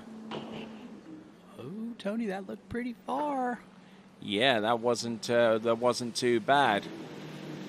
No, and I mean, you know what they say about the cats, El Gatos, you know? They got 9 lives, and they always land on their feet. I reckon that one is going to be over 60 meters. Yeah, it appears to be none the worse. 61.2. That keeps him in third place. 61.2. That puts him half a meter behind Daniela Filchenko. But still out in the lead with 62 meters exactly is Vladimir Ryanzin. Yeah, but I mean, you know, Francisco should be happy with that. You see him; he was a touch early there. I think he kind of rushed the turn just a little bit, and it ended up putting him there a little early. But you know, he built off of it. Like I said, he looks way more confident on his skis today than he did earlier this week. So you know, that's what we want to see out of him. You know, got 3 jumps under his belt, and you know, now we're going to see him in that jump final on Sunday, and you know, looking good. That's what we want to see from our jumpers, is to, you know, to build off of jump 1 and just get better each time. And that's what Francisco did. And you know, we get him in the final, and so great jumping out of him. Good to see him, you know, have that confidence back. And confidence counts for a lot in this sport, especially where it pertains to water ski jumping. You know, because I mean, you've got to have confidence in what you're doing technically, you know, because the last thing you need to be worrying about when you turn those skis and heading towards the jump at insane speeds is if you've got some element of your turn that's off key or anything like that. That's where a lot of training comes into play. A lot of not hitting the jump comes into play. Yeah, and I mean, you know, we talked about the Ukrainians kind of on the trust the process, but even the Italian team, you know, they're kind of the same way. If I'm not mistaken, they've got to jump a certain distance before they even let them start thinking about, you know, going to that double cut. And so that's what you see, you know, these Italian teams, they really work hard to get their skiers up and ready. And, you know, that's why they're one of the top teams here for the team classification here at the European Championships. All right, then, and with that, we bring on our next Italian, our next jumper. It's Florian Paff. Yeah, and Florian, another one of those skiers that we've, you know, seen some confidence from. You know, this is in the slalom event, but you know, we had him a few events where he was struggling there, and kind of has found his confidence on the water. Seems like he's having a lot more fun at the lake this week, and you know, that's what we want to see. So let's see if that translates into some far jumps here for Florian.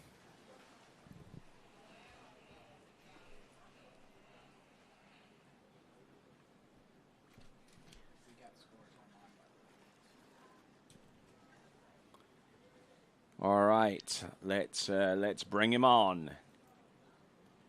Florian Paff, who jumped to an 8th place finish with the Poti Pro jumping competition. Jumped 55.2 in the preliminary round of said competition, and here he comes.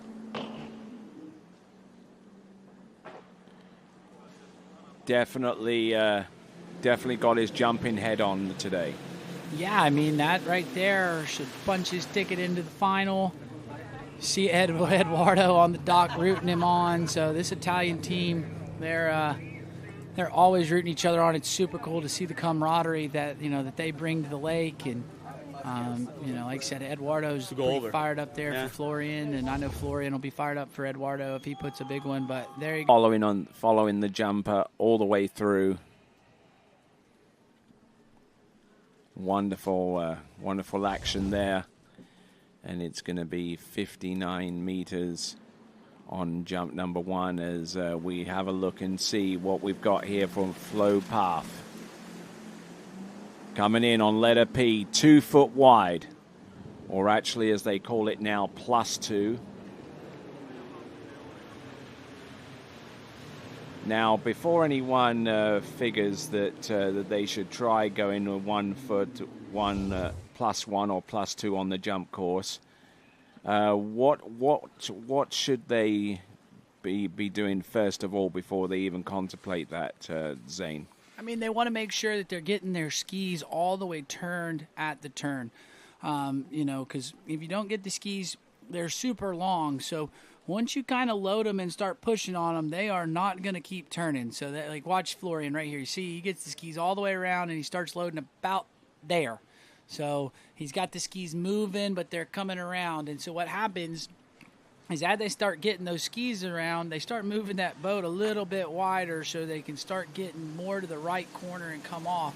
If he's in a split and gets that good turn, he ends up getting there and he ends up wider than the ramp, comes off that left side. There we go. We see our leaderboard there, Tony. Still 62 meters is our lead. That's the score to chase if you want to take the lead. We're down to our final 3 jumpers of the day. Florian. That's right. Florian's punched his ticket in, but had to pass on jump number 2. So he's going to have one more go to see if he can, up his, where he'd be at in the final. I know he'd like to go over 60 meters, and he'd love to go, further than that, but still, he's in the final, so he's kind of, he can relax, doesn't have to do anything crazy. So, I expect him to take this jump if everything's perfect, but if anything is just a touch off, he'll take a pass, and he's worried, about the overall and slalom tomorrow. So we'll see here as he makes this turn. Looks coming pretty in. Good.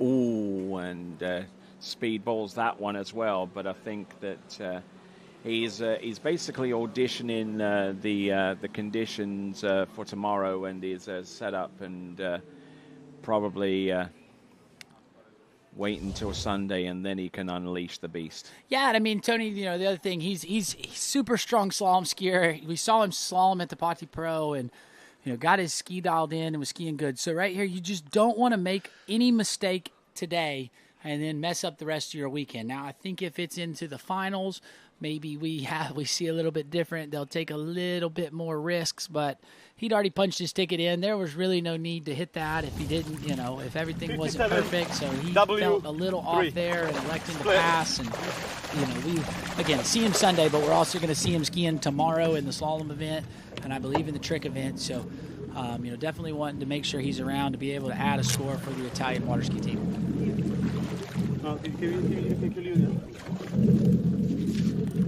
Right, getting some help on the dock there by Bettergali, and making sure that the rope doesn't have any knots in it. That's the last thing you need. As Flo rapidly swims into shore, he's just kicking those feet for all he's worth out there. Yeah, and that's a pretty far swim there, Tony, got to go around the ramp, If you pass, you're going to want to make a quick turn around the ramp and start skiing as much to the bank as you can, because it is a lot of work to get out there. But Florian working, getting out of the way, and he's probably wanting to get over there to the bank so he can watch his fellow countryman, Edo Marenzi, who we've got up coming down the lake and getting ready to bring in for jump number 1. All right, then, let's send it over to Sadie. Okay, guys, dockside here with Francesco. He's just come off the water. 61.2, super solid skiing, gets you into the final. I imagine you just wanted to make finals and get a nice setup for this set.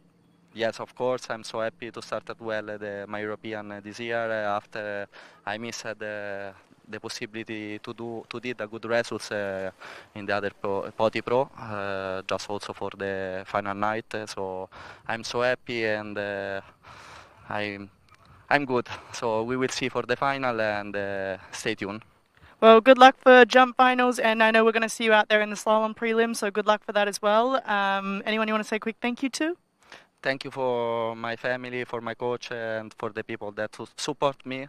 And we will see tomorrow for the slalom, so I'm waiting for you. All right, now he wants to get out of here and go and watch Edo, so with that, we're going to send it back to you, Tony and Zane.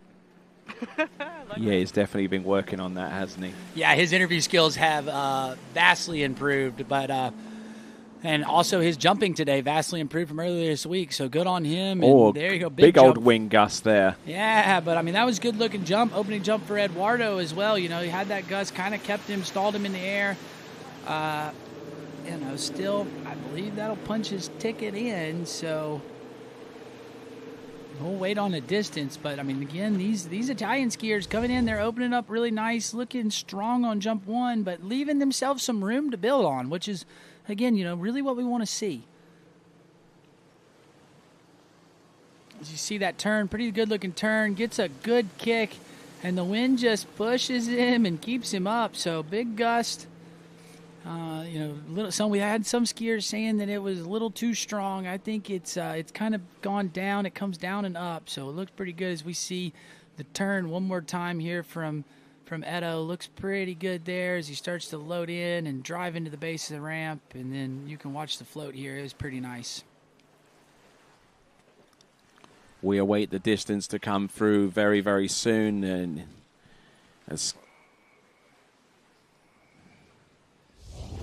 So it sounds like they are going to have to hold the boat down at the end, Tony, to get the distance. Not sure what happened, but hopefully they were able to record that first jump for Edo. All right, and it was a 58.8 jump. Tony, these Italian jumpers are pretty consistent. You know, all three of them that we just saw go were right there around that 59-meter mark. Edo, you know, 20 centimeters off of 59 meters, but still nice opening jump. Punches his ticket in. Now going to go out there and see if he can work on getting maybe a better spot for the finals. I know Edo wasn't here for the Patti Pro, so hasn't had as many sets as the other skiers.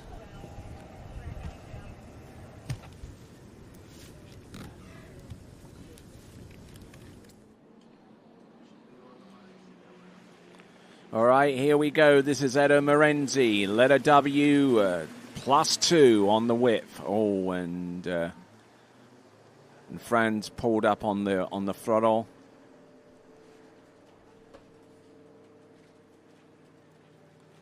So it looks like aborted on jump number 2, and we'll go back and redo that.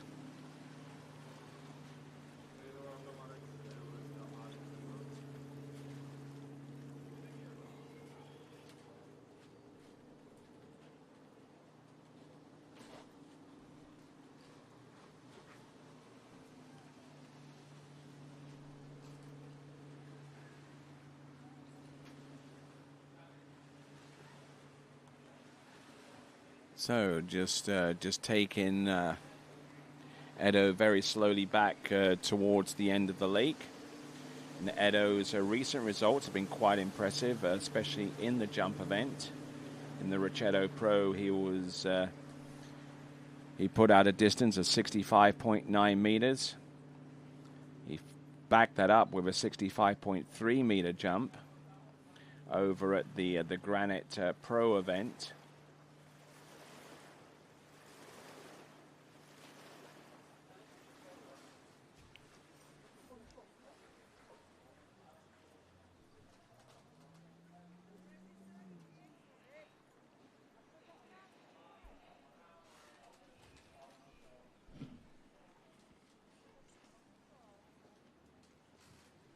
I'm actually pretty full of them.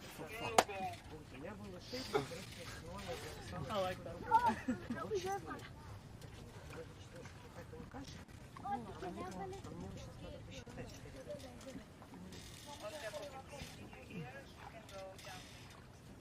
Haben den Schnee gedroppt. Ja. Das ist ziemlicher Shitshow, das Set, ja.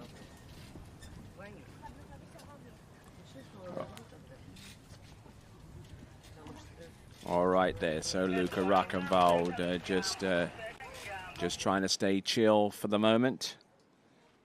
Eduardo Morenzi getting ready for his second jump.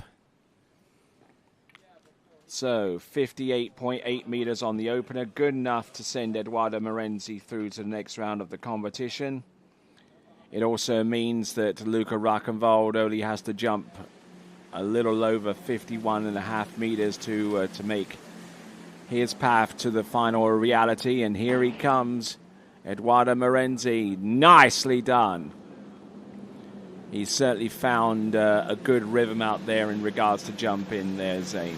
Yeah, no, definitely. And I mean, it's good to see Edo back. He had had to work really hard on I believe he had torn an Achilles, and so we saw him back skiing last year, but, he definitely looks much stronger this season, a lot more dialed, and, you're seeing it out there with jump. So we saw 58.8 on jump number 1.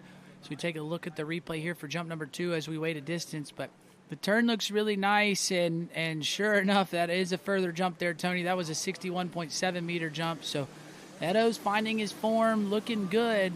That ties Danilo on meters, I do believe, so he's got one more jump to see if he can't push it out further than that 62 meter jump that we saw from Vladimir. Yeah, that's right. And but if you're looking for a backup jump to separate the two, then Danilo's jump of 59.3 meters on the middle jump would be the one that would break any tie between those two competitors, at least in the. She keeps saying Eduardo.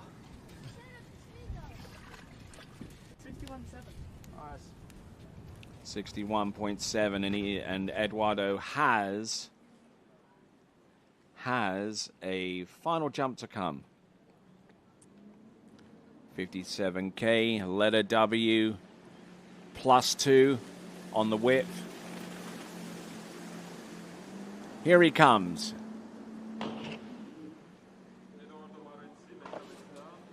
Nice push towards the end there. Yeah, I just don't think that was quite the jump that he wanted. I think that second jump will be the best. We'll have to wait and confirm that with the scores, but just didn't look like he quite got as good of a kick and the height that he wanted.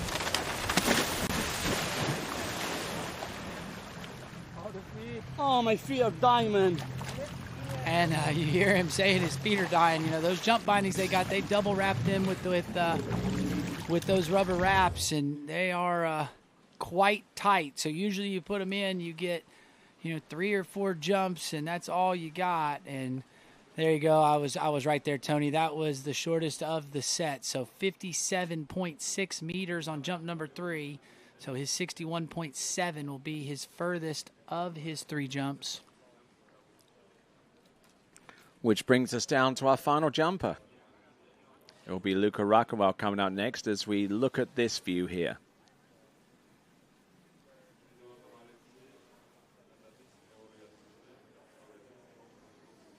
Yeah, and just you looked like he kind of hit the boat a little bit hard there out of the turn. Just not able to get the kick off the ramp. And I wish we had this view all of the time, because we should be able from that height to be able to determine when the boat kicks in. It's when that angle starts lessening towards the ramp. Exactly. So it's still great jumping out of Eduardo, but Tony, this is the guy we are looking forward to seeing. He's defending jump champion here at the Europeans. Also, we just saw him get his second ever pro win at the Poti Pro earlier this week. Been jumping huge. I think a couple weeks ago, got his first jump over 230 feet. Big jump at Ricciotto for his first pro win.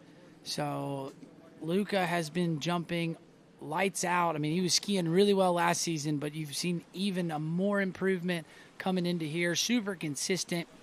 I think it looks super safe. And, I mean, if I was a young jumper trying to watch somebody to learn how to jump, this is the guy I would be studying. All right, here we go, folks. This is Luca Rockenwald.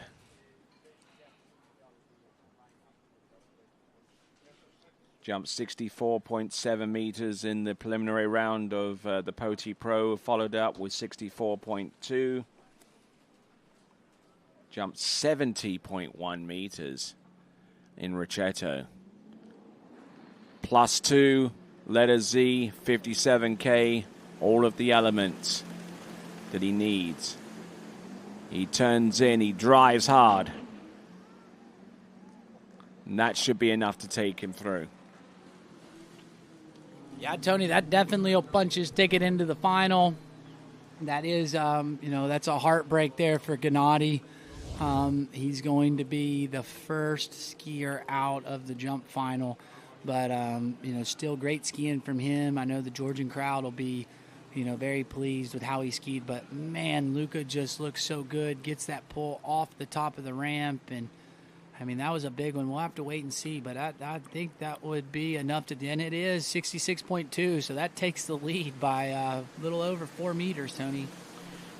Yeah, and he seems to have the measure of his competition with 217 feet. We're just looking at this. Good smooth lift, good flight. Drops it in, and with that, let's send it to Sadie. All right, guys, welcome back dockside. We're down here with Edo. He's just come off the water. Solid score of 61.7. Now that puts you into the final. You're currently tying with Daniello. I kind of presume that Luca's just exceeded those scores. Nonetheless, you're in the finals. Super solid skiing. Tell us how you felt out there. I felt actually pretty good. The wind was good. It was a little hard to figure out my timing a little bit. Like I'm happy that I'm in the final. Just gotta get like 3 or 4 more meters in the finals. And then though with stopping the boat and everything, like my feet were dying. I was struggling out there for a second. Boots getting tight kind of takes your mind off of sort of what you're doing. It can be pretty tough out there. Nonetheless, you skied amazing. We've seen you on the overall tour kicking some butt, so well done. We've got Slalom and Trick prelims coming up after this, so hopefully everyone out there is pretty excited to watch that. Want to say hello to anyone?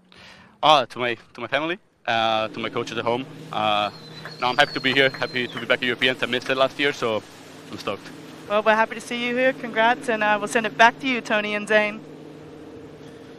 Fine. Go right ahead. Oh, and Tony, I think that was an even further jump there on jump number 2 from Luca. But I'm going to point out something, and it's going to come right off the top of the jump, and I think you might have seen it yourself. But one of the things that Luca Rackenwald has worked on in the off-season is control. Yeah, no, for sure. His control is getting much better off the ramp. Comes off the jump, would have extended out a little bit there and gone over his right ski, but he pulled back a little bit. Yeah, but I'll tell you what I love to watch, Tony. I love Luca's turn. He just skis out to the end of the rope, gets the skis to move, doesn't go. Now he's got everything pointed, starts to load the boat, so he's maximizing that switch and speed from the boat and really gets the pull off the top.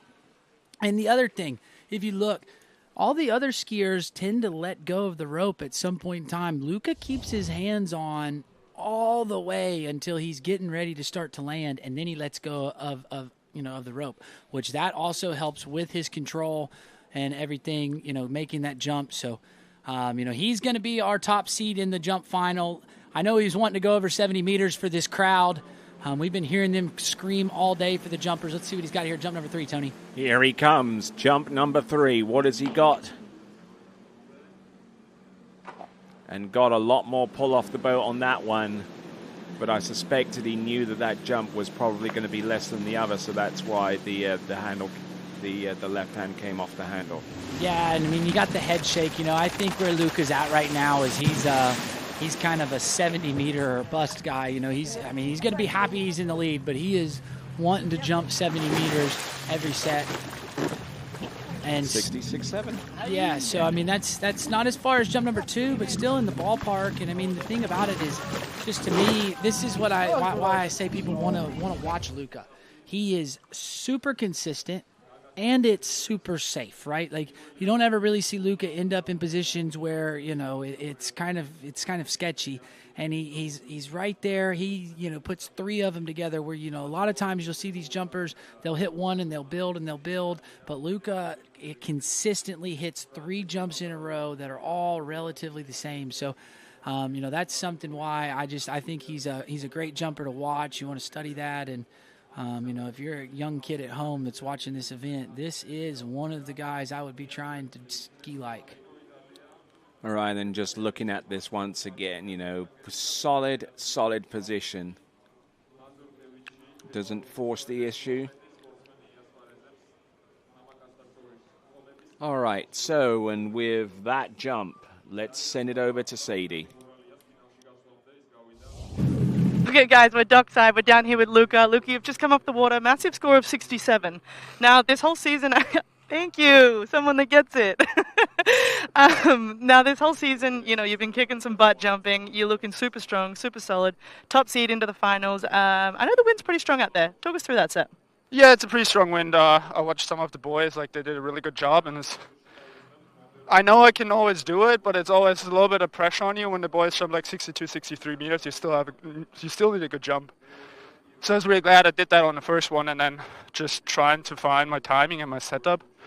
And with that wind, it's a little tricky. Like you have a gust here and there, and it kills your speed, and then your timing is off. But all in all, I'm happy with my set, but definitely left a couple of meters out there. I mean, and that's okay. You know, we've still got finals, so we'll find those meters in finals, hopefully, and hopefully we can take home our second pro win in jump. But we're all super stoked to see you here, see you in the finals, and some solid jumping. Well done. Yeah, thank you. So try to improve in the finals and have some fun out there. Thank you. Well, I can't wait. And with that, we're going to send it back to you, Tony and Zane. All right, and Tony, just for the old people at home that are watching that didn't get the joke that they did at the beginning, he jumped 67 meters, which they're hitting the 6.7. No, please don't. Neither do I. And anyway. And the reason why is you're not supposed to. You're too old. Oh, okay.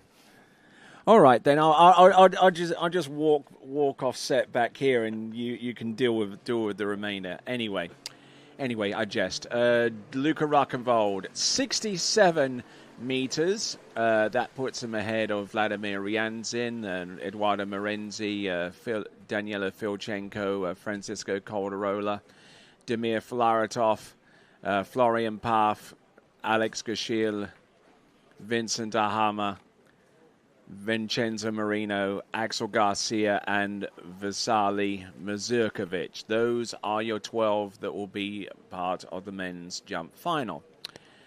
All right. I'm Tony Lightfoot. He's Zane Nicholson. Glad to have the pleasure of your company. Our next event is going to be, I believe, the Tricks Women's Tricks Series 2. And it's going to start at 3:15, which is in about 30 minutes. So grab your favorite chair, grab your favorite beverage, and make sure that you are back here watching us live within about the next 30 minutes. You are watching continuing coverage of the Europe and Africa Open Water Ski Championship. And when we return, we'll have women's tricks up for you next.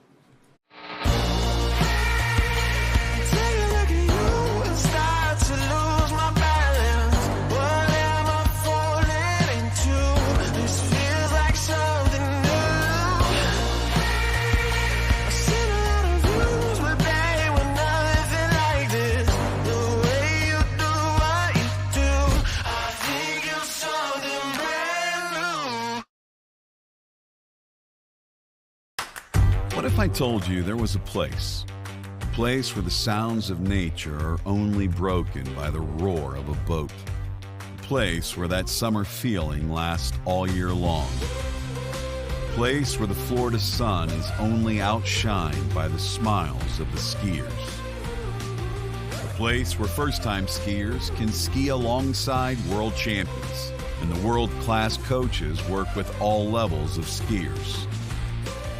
What if I told you there was a place where life slows down and your only job is to make lifelong memories? That place is Swiss Water Ski Resort. Book your trip at SwissWaterSkiResort.com.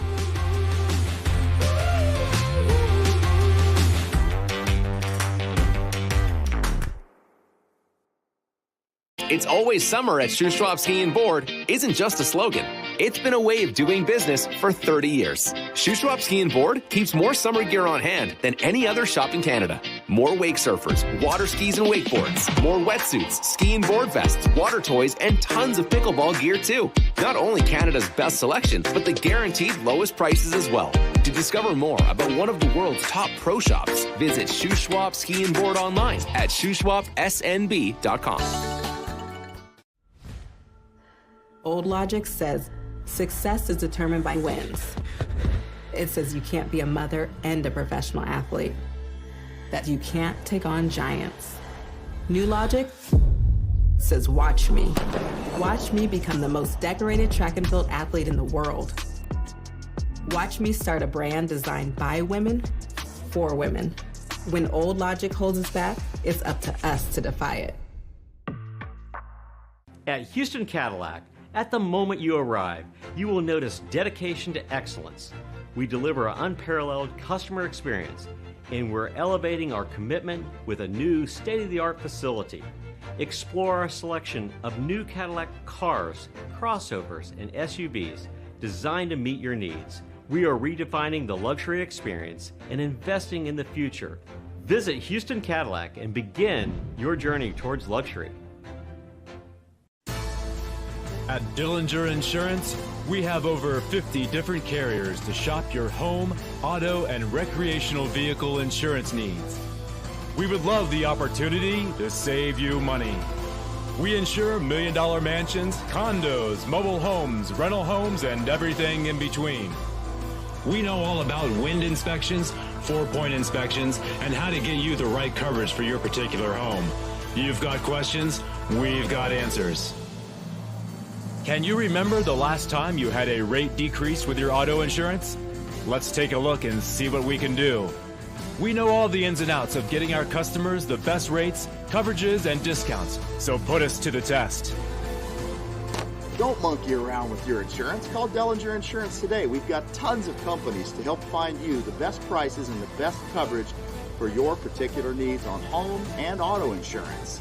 Go Knights!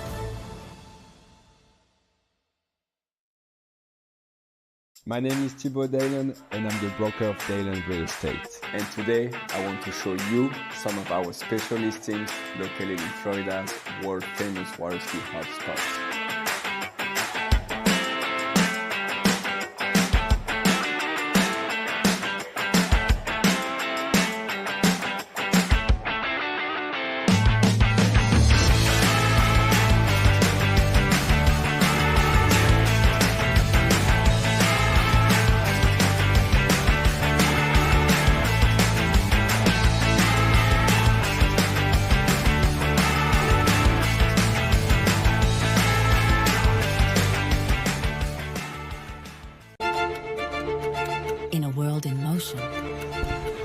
DNCA Finance has grown through crises and transformations.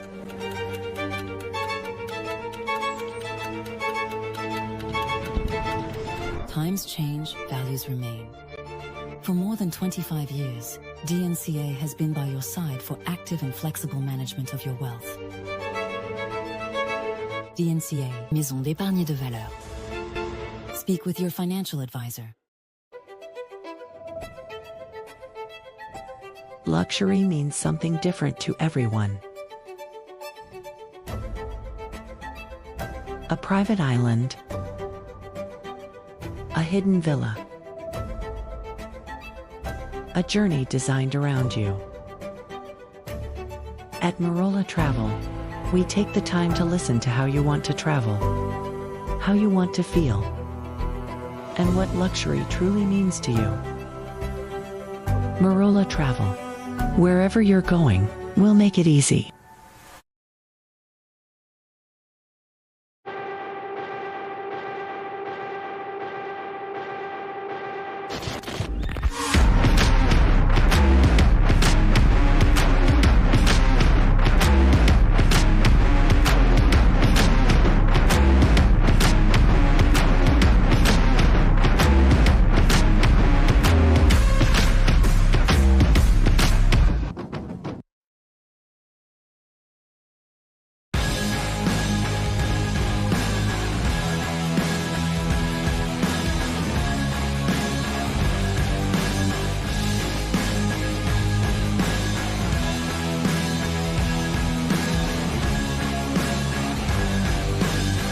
World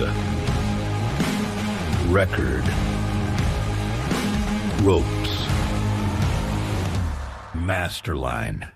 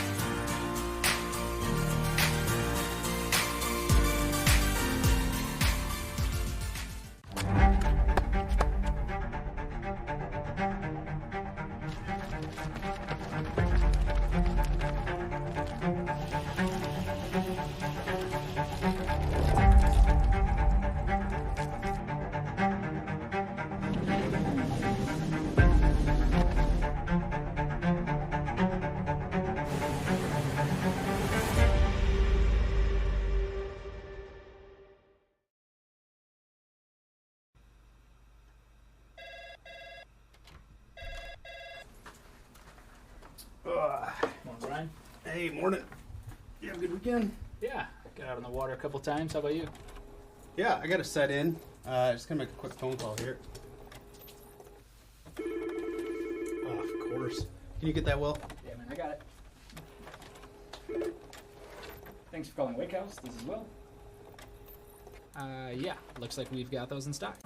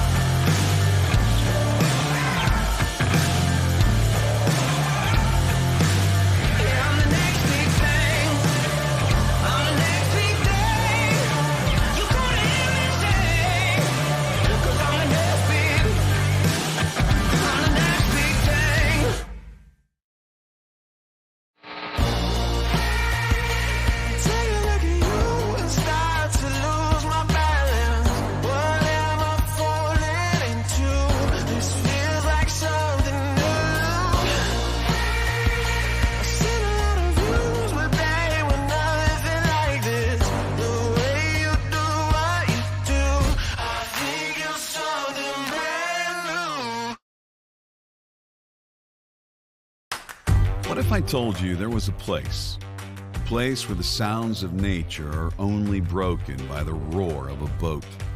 A place where that summer feeling lasts all year long. A place where the Florida sun is only outshined by the smiles of the skiers.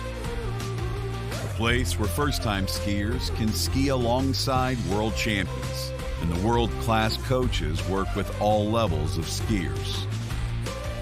What if I told you there was a place where life slows down and your only job is to make lifelong memories? That place is Swiss Water Ski Resort. Book your trip at SwissWaterSkiResort.com.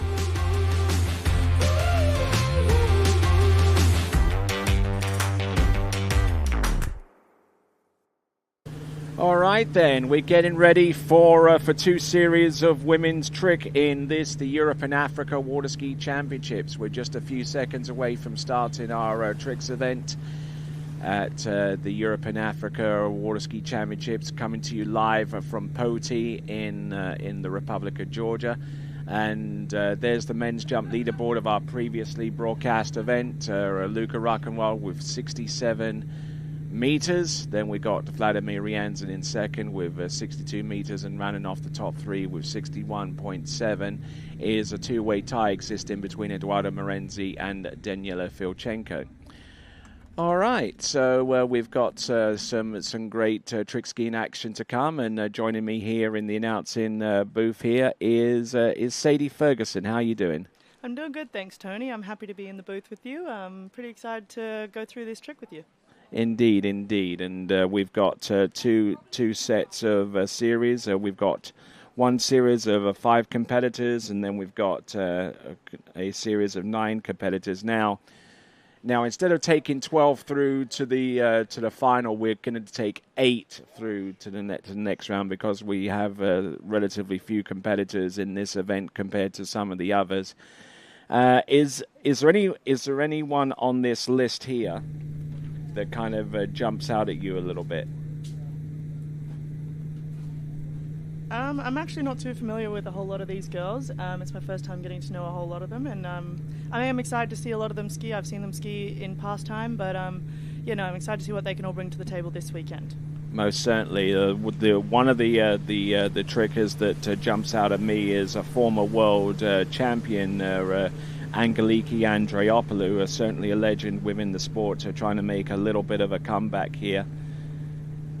And looking down the list, there are some up-and-coming stars like Sofia Hosvedevia from Belarus, skiing for Belarus for the first time in the Europe and Africa Water Ski Championships, because up until this time, the Belarusian skiers could only ski as part of the IWWF white flag, but their national identity has been reinstated by the International Water Ski and Wakeboard Federation's Europe Tournament Council. So they ski for Belarus. Maria Popova certainly looks a good bet as well. But Elena Thompson, Hall of Famer, is certainly one that jumps out off this list as well there, Sadie. I mean, there's a lot of talent in these lists, and I'm pretty excited to see them all come through and see what they can do. I am happy to see that the Belarusians can come and compete with us. It's definitely positive. They're all super strong athletes, and we love to see what they can bring to the table. All right. With that in mind, we'll get ready to connect the line for our first competitor. It is going to be Angeliki Andreopoulou, who didn't exactly have the best of starts to her overall challenge in the slalom event this morning, failing to run her opening pass. But let's see if she can use that as fuel in the fire and come away with maybe some decent tricks to maybe get her tricks or a competition off to a positive start. So now, one thing I wanted to ask you a little bit, Sadie, is how have you enjoyed this experience here in Poti in Georgia? One word, it's been wonderful. I have loved the experience. Being here, everyone is super kind, super friendly, willing to give you a hand. So, if there's one tournament that I'll definitely be back to, it's this one. I've loved it. And, I'm super stoked to be here. Can't wait to come back next year. And to anyone out there listening that's thinking about it, I definitely would recommend booking the ticket and getting on over here.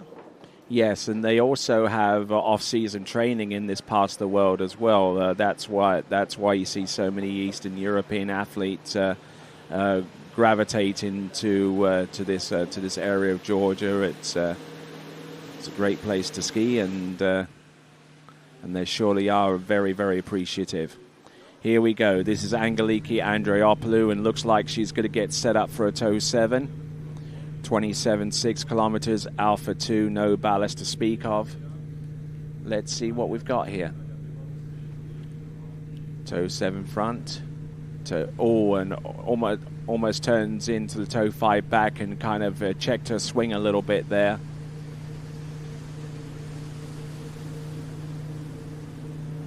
Toe 5 front, toe 0 out, toe 0 back in, toe Waco. A little bit disjointed with this run, but managing to survive toe tricks nonetheless there, Sadie. Yeah, I mean, I'm excited to watch this replay because as any athlete kind of goes through their runs, and in training you sort of have to prepare yourself for if something does go wrong. And right from the start, she just didn't look like she had her balance, kind of a little bit sat on the back of the ski right into through that toe 7. So lost her balance, but then she had to regroup, and in her brain, when she stopped there, she had to go, okay, what am I going to do next? How am I going to move through the rest of this pass? And she did. She moved into her back-to-backs. I'm not sure if she would have moved into a reverse toe back-to-back or anything of that sort, but she did well to recover through that one into her toe 5 front. Yeah, just looked a little disjointed all the way through, if we're being honest. Not quite a smooth and immaculate best, but I mean, we're talking about a skier who's trying to make a comeback here into high class tournament water skiing ever since she retired in the early part of the 2000s. Well, one thing she did do well there, Tony, was stay on her ski, and I think that's one thing you can think about when you things start to go wrong, and you think, in toes especially, is just stay on your feet and try and get all the way to the end, doing what you can. And she did a good job to recover through that, and I'm sure this hands pass, she's going to want to sort of find that balance and a bit of routine through that pass to get a solid score up there. And one of her former coaches is Sebastian Kahn, who's doing the coaching for the French team these days, but in this instance, only too delighted to get in the boat and make sure that everything is working safely so far as the release is concerned, and not having to do too much so far as toe tricks are concerned. But that coach, a reliable pin person, ever critical in this tricks event there, Sadie. Yeah, 100%. I mean, you've got to be able to trust your pin person, and I think everyone sort of has to have their one person that they have get in the boat. Sometimes you don't always have that exact person that you're looking for. But we're going to see her come in for a hands pass here, Tony, if you want to talk us through that one. Of course I will. going in for some back-to-backs on the outside of the course. The boat speed been beefed up a little bit, and the change has been made on the zero off is concerned. Now, positional to the back. This is going to be a wake back-to-back, and now surface back-to-backs wind it on to the wake back to front, and now going in for the backflip. Oh, that got mushy in a hurry. Definitely. Yeah, just kind of, again, sort of stopped there. I presume she was waiting for the boat speed to go up between those wake tricks and that flip. And I don't know if it was quite up enough before she was moving into that flip, but she just looked like she kind of moved a little early in case the top of the wake and face first off the top of the wake, which is never a great feeling. And swimming around and looking around for the ski, which released her from her as she fell. Now, I was halfway expecting her to do a wake 5 front, but she bulked out of that one and then waited for the boat to increase its speed as she went in for the positional to the back. This is the element of the run that she was known for back in the day, and Yeah, look, I don't know. Right from the start, Tony, again, she just didn't look super settled out there. Lots of pausing, sort of waiting around. Pretty unusual, I would say, for trick skiing. You know, it's all time, so you want to be moving pretty quick. Not sure what's going on for her out there this morning, but yeah. Would have liked to see her get through that flip and see if she had a few more in store after that, but nonetheless, still some great skiing. And that's a nice little picture there with Angeliki and her 2 kids, her two boys, you know, providing support, and in exchange, Angeliki provides inspiration. Yes, absolutely. All right, so that's Angeliki Andriopoulou representing Greece, and now we're going to go on to a skier who skis under the white flag of the International Water Ski and Wakeboard Federation. It'll be Tatiana Churakova. Now I know you're kind of going blind a little bit with some of these trickers. You don't know too much about Tatiana Churakova, but many of the Eastern European skiers not only are experts behind the boat, but they also do the cable tricks as well, which is almost an entirely different beast unto itself. Yeah, absolutely. All right, then. So as we continue to look on down the line, we've got Tatiana Churakova positional to the back, wake 5 front, positional to the back, wake 5 front. Here she goes with a wake 5 back, and now she's going to go with the ski line back, and now waits for the boat speed to accelerate up before she goes into the back flip. She almost biffed it on that one, but there you go. There's the reverse back flip twist to the back. Has enough time for the flip twister back to the front, and that will represent the balance of her run there, Sadie. I mean, super solid-looking run right there. I know she had a few bobbles, but she managed to keep herself on her feet like we were just talking. Got all the way to the end of that run, and I can't wait to see what her toes run looks like for sure. I'll give you a clue. It's immeasurably better than her hands. Okay, I like to hear that. My kind of girl. All right, she started, moving through those wake 5s into wraps and looking super solid. And then, I really liked her flips. I know she didn't land a lot of them super balanced, but it's really nice to see all these girls doing so many flips. And I like the way she handles the line with the ski line back. Yeah, exactly. I was just about to say exactly that. She handles it super well, moves into that flip. Kind of sat back a whole lot off the top of the wake on that first flip, but managed to get herself back in order and get through the rest of them with that reverse, and then moving into a back landing. And now flip twist from back to front. Casing the wake a little bit. Casing the wake, but again, these trickers, they managed to land on their feet. They've got their eyes open and they're ready to land no matter where they are, and she did a very good job of handling all that. So I kind of feel a little bit that she's leaving some points on the table, you know, because after that 4 flip, she can at least throw in some back-to-backs and a couple of side slides just to tot up some more points. Yeah, 100%. I definitely agree with that. You know, once you get through those flip sequences, you can always chuck in a side slide or some surface backs or surface O's or whatever. You never really know kind of where the time stops, especially when you're skiing. You know, you might have moved through certain parts of the run a little faster than you usually would, and you can always just get something a little extra at the end. So me personally, I always try to chuck them, even though I'm probably out of time. It's what we call in Louisiana lagniappe, just that little bit extra. I like that, Tony. I really do. All right, so here we go. Women's Trick Series 2. We're on to our second competitor, Tatiana Chirikova. And this is a toe pass, and I gave you some little bit of alluded to her toe tricks being immeasurably better than her hands. And this is why, because she starts off with a toe 7 front. Already at that skill level, 28 kilometers an hour, Bravo 2, underneath the bridge, waiting for the trick buoys to make their way into her peripheral. Toe 5 back to back, toe back to back, toe 5 front, toe O out, toe O in, toe wake O, getting good rotation there. Toe wake line O, toe wake line back, toe wake line back to back. Wow. And was I correct? Yeah, absolutely. I mean, super solid hand tricker, but yeah, she's definitely got that toes down pat, super solid toes run. You know, a lot of the top girls, they sort of do that run as well, following through.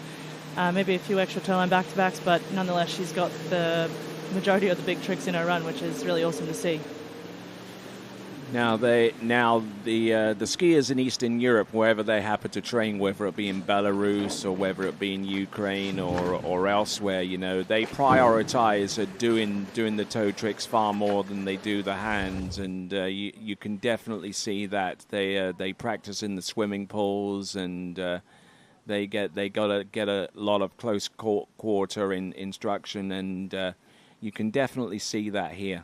Yeah, definitely. She's got a really nice rhythm right from when she started through that toe 7 into that toe 5 front. Super quick. I love it when girls do that toe 5 front without that split. I mean, I'm a splitter, but she's done a really awesome job of just continuing to move.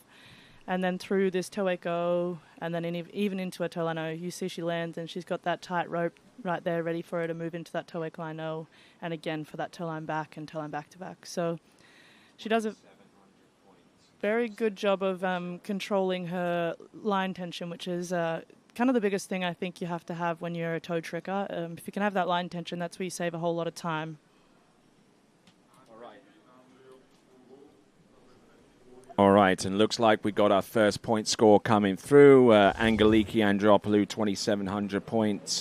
Given the forwards that she had taken, that score is pretty much on point there. Yeah, I definitely think she was probably looking out for a whole lot more, especially after that slalom round this morning. But I think she'll have to, go with that one and see if she can bring anything else to the table a little later on through the tournament.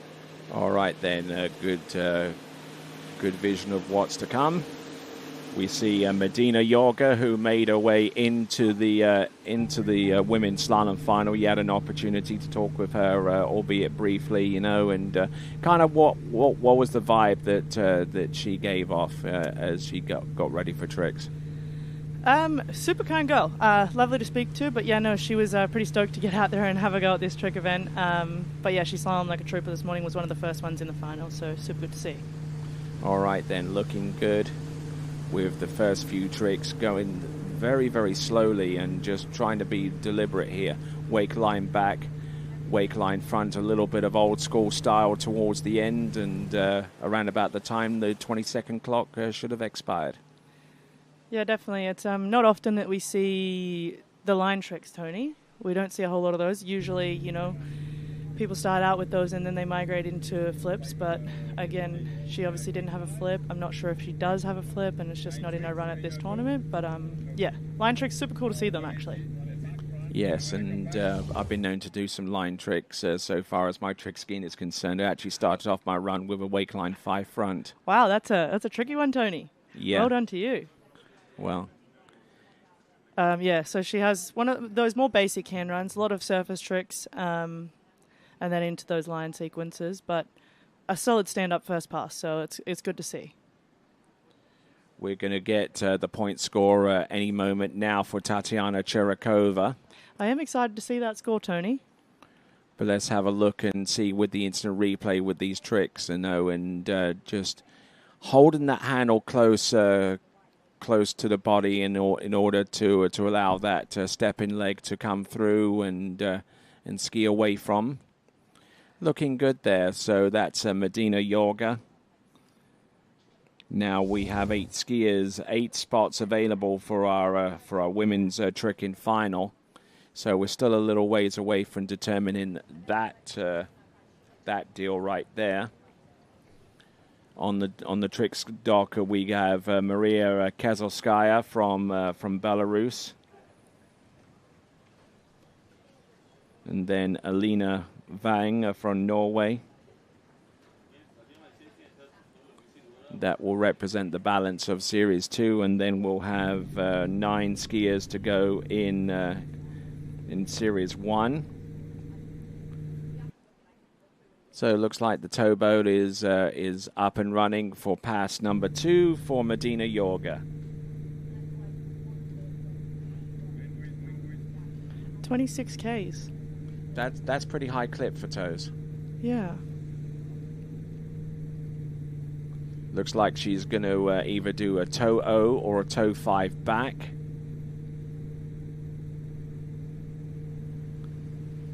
Looking pretty steady so far, you know. She's just taking her time here, not trying to get ahead of herself too much, Sadie. No, yeah, she's controlling her line nice and well, you know, moving through those back-to-backs, toe slide, reverse toe slide, toe wake back, into the toe wake front. I think that's pretty... She's happy. Yeah, there you go. She's happy. I mean, she slalomed super well this morning. 2 stand-up passes in trick. I'm sure she's going to come in and be super stoked with that. All right, great stuff there from Medina Yorga, standing up on that pass and the one prior to it as well. So she's going to be pretty stoked about that.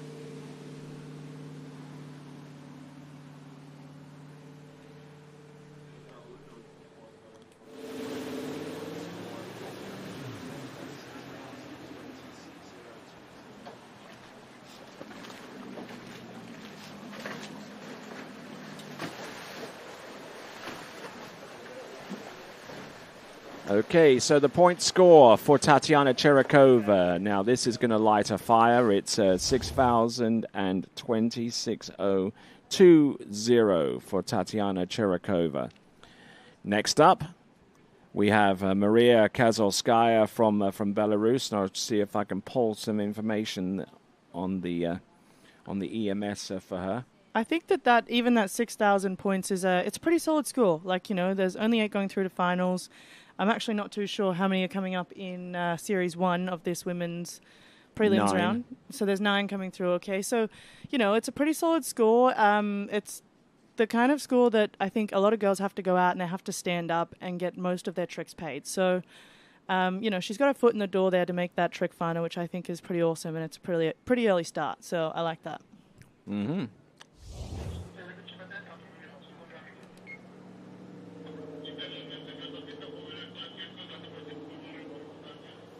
All right, moving on to our next skier. This is Maria Kazalskaya, representing Belarus. Most of her competitive tricking is centered around cable tricks, and she's been consistent. And when I say consistent, I mean tricking within about 200 or 300 points of each score she's been able to throw down. Maria Kazalskaya, toe 5 back, aggressive there with the toe back-to-backs. Toe sides, toe O into wrap, toe wake O, toe wake line O, toe wake line back, toe wake line back-to-back.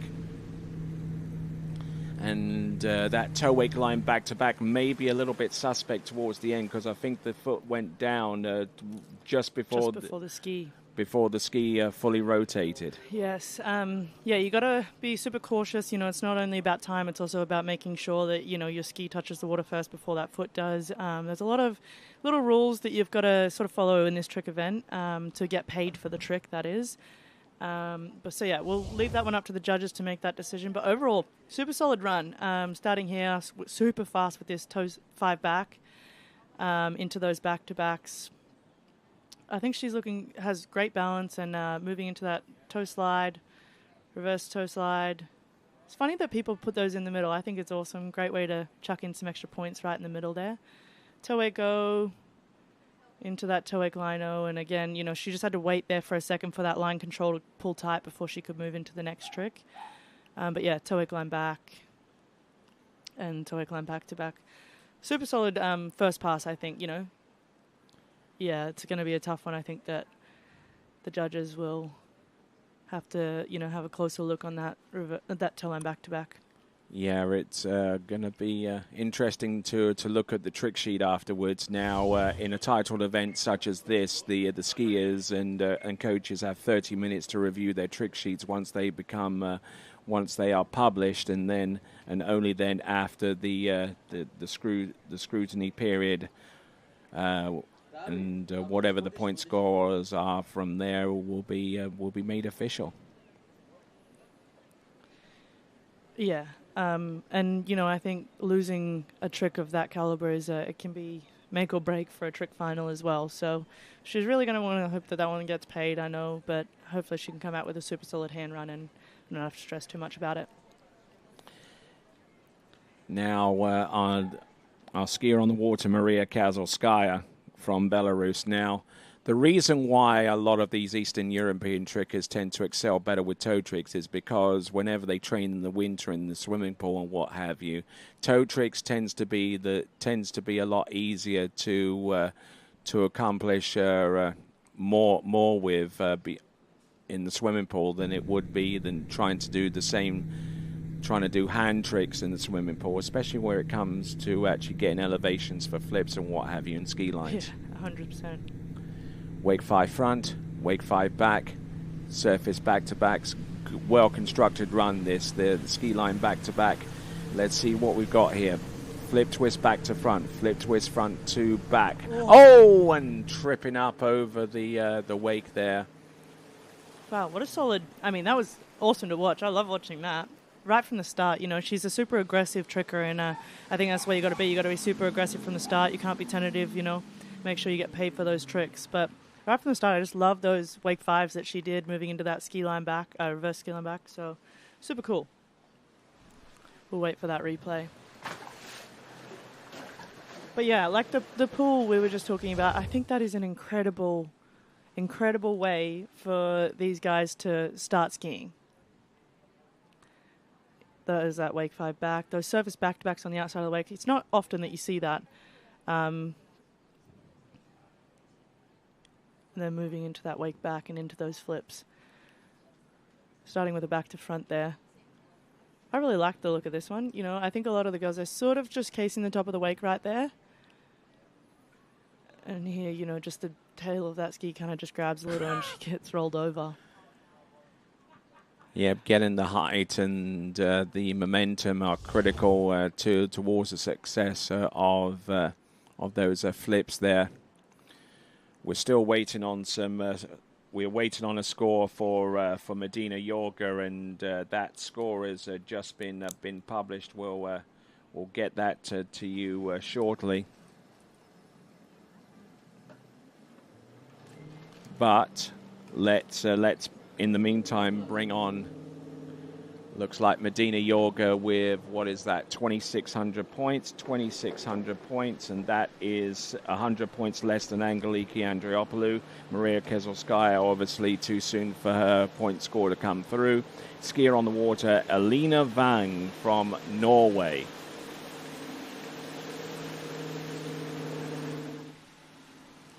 Starting off with toes there. Now, Tony, again, we're just going to have a quick chat about the wind. A lot of these girls will set their passes up due to the wind.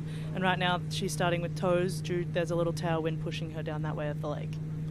It's a little easier to pull on the line when you've got a little bit of assistance blowing you down course. And even if it doesn't provide that much assistance, it's definitely better than the alternative toe tricking into the wind where the line will tighten up on you if you're not careful. Yeah, exactly. You know, Oh, there you go. That one kind of threw me off a little, Tony. I won't lie. That was super solid tricking. But yeah, exactly. The wind, it plays a bit of a difference in if you do toes into the headwind, it adds resistance, which is great. But if it's sometimes a little bit windier than just a light breeze, it can make it a little tough to actually complete those rotations and have enough rope to get to the front of each trick or moving into those tricks. Whereas a tailwind, it just makes it a little lighter. You can be a little lighter on the line and control that rope a little better, in my opinion. All right, so we've got Alina Wang from Norway doing some great tricks here. Been working really hard in the off-season with toe tricks. A recent graduate of the University of Louisiana at Monroe. Now that's a question. Have you ever been tempted to try and pursue the collegiate route? I've had a few offers, Tony, and yeah, no, I don't think that is quite for me. I'm not much of a studier. I do love to learn things, but yeah, no, it's just not been something that I've seen for myself in my future, so no. Okay, that's fair enough. The skiing side definitely tempts me, don't get me wrong, but the side of school is not my thing. Okay. School's not for everyone. No, Tony, it's not. All right, so we're getting ready for our next skier to take to the water. It'll be Alina Parkmenka from Belarus. But we still got Alina Wang's second and final 20-second pass to go. Coming back in with hands. Yeah, so coming back this way, she's going to have a little headwind, a little bit of resistance, which I think is going to be really good for her. She can be nice and strong and aggressive, and hope to see her get through this pass. All right.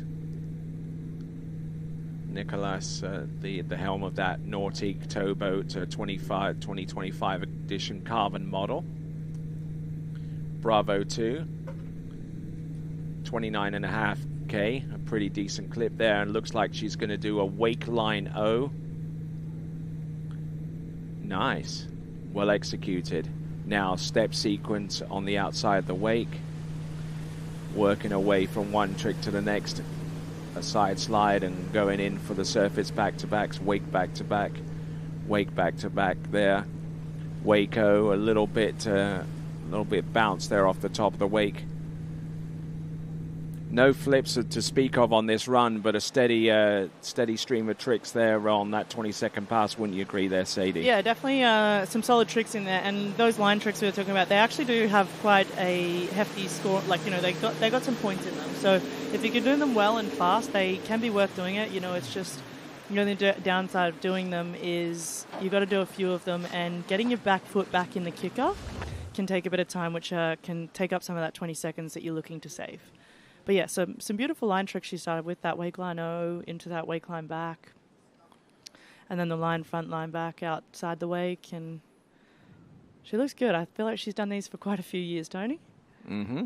Yes, she has. She's, as I say, a recent graduate of Louisiana Monroe, and have actually seen her trick in the off season, particularly at Bennett's Water Ski School in Zachary, Louisiana. So quite familiar with what she's has to offer. You see that wake O there, you know, just didn't quite get that handling enough off the top of the wake. Sort of had to did a lot of the rotation with just her chest. So I think that will be interesting whether she will get that paid. Yeah. Now, the other thing to consider so far as a skier of Alina Wang's ability and circumstance is that in collegiate water ski tricking, you only get one 20-second pass instead of two. Really? I have heard that, actually. I think that's why that's not for me as well, Tony, is I couldn't do just one pass. I need the two. Okay. Alina Parkmenka will be our lead-off skier in the Series 1, followed by Katharina Hafner of Austria, Perrine Saunier of France, Kirsty Wolfersberg of Switzerland, Marta Olsen of Sweden, Elena Thompson of Switzerland, Ina Fangono of France, Maria Popova from Ukraine, and our final skier from Belarus is Sofia Hosvedevia. Solid list of girls there. I think this is going to be interesting, and I'm excited to see who makes it through to that final. All right, then. Looks like we've got a score for Maria Kazalskaya. It's just come up on the screen. It is 36.90, 3,690. Still waiting on the score from Alina Wang. judges are working hard to get that one out. All right, then, Elena Parkmenkova.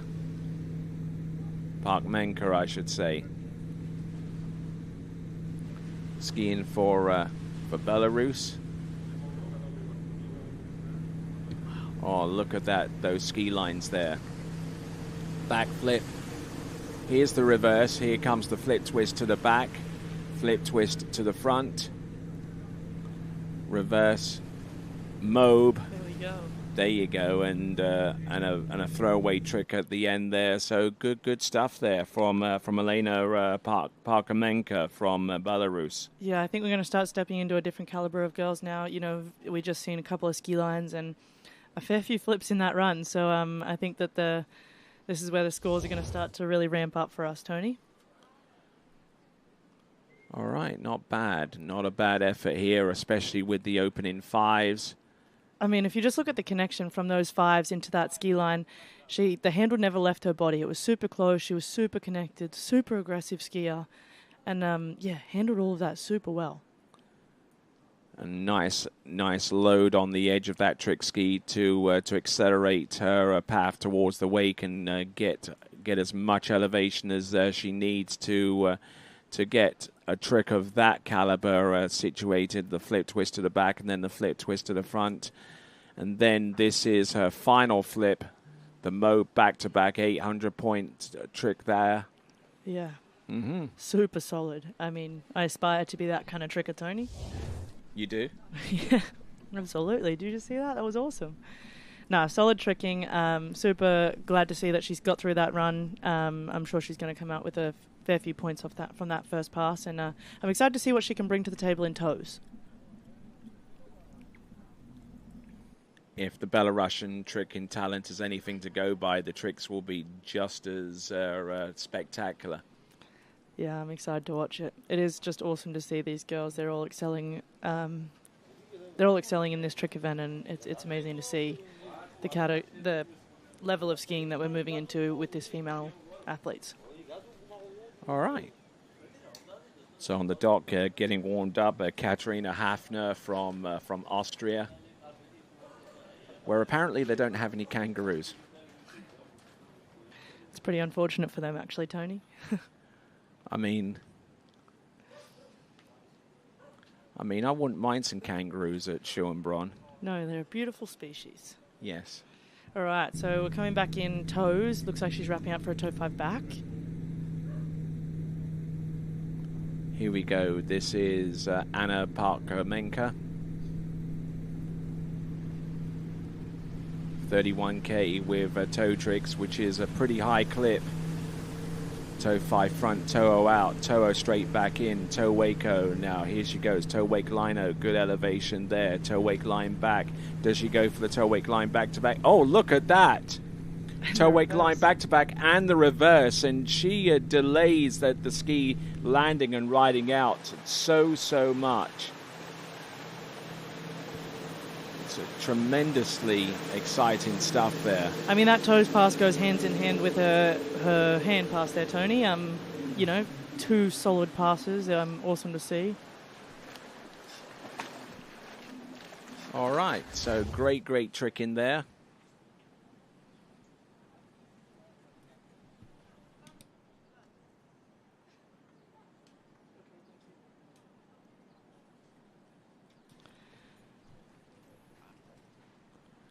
So there we go. Moving into that toe 5 front, out of that toe 5 front, toe O wrap in. Looking super solid there. Nice toe echo. And then she moves into these high-paying tricks, Tony, where we go into toe line O, and then into that toe line back. And then you'll see, we've only seen one other person do this, is the toe line back to back, and then the reverse. Boom. Yeah, solid. Fantastic, and getting the high, even though she didn't use the entirety of the wake to throw that trick up into the air. Now she toe tricked using the hard shell boot. I was going to mention that before. I've actually never really been up close with one of those, but I see some of these girls use them, and they look pretty interesting. Did you ever use one of these, Tony? No, I just went with the straight bear trap harness. I kind of thought so.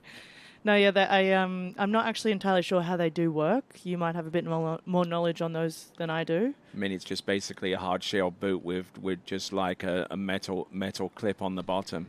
In my opinion, I just think, I don't know. It wouldn't suit me, I don't think. I like my little handle.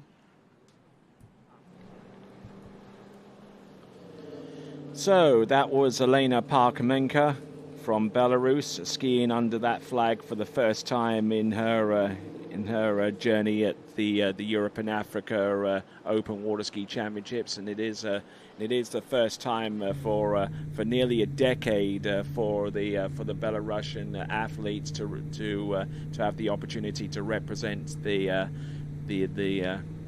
green and red and white of their home country of Belarus.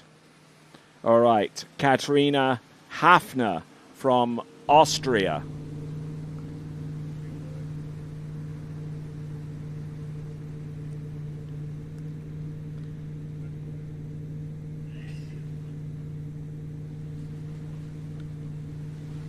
There we go, wake back to back, just slowly winding it on here.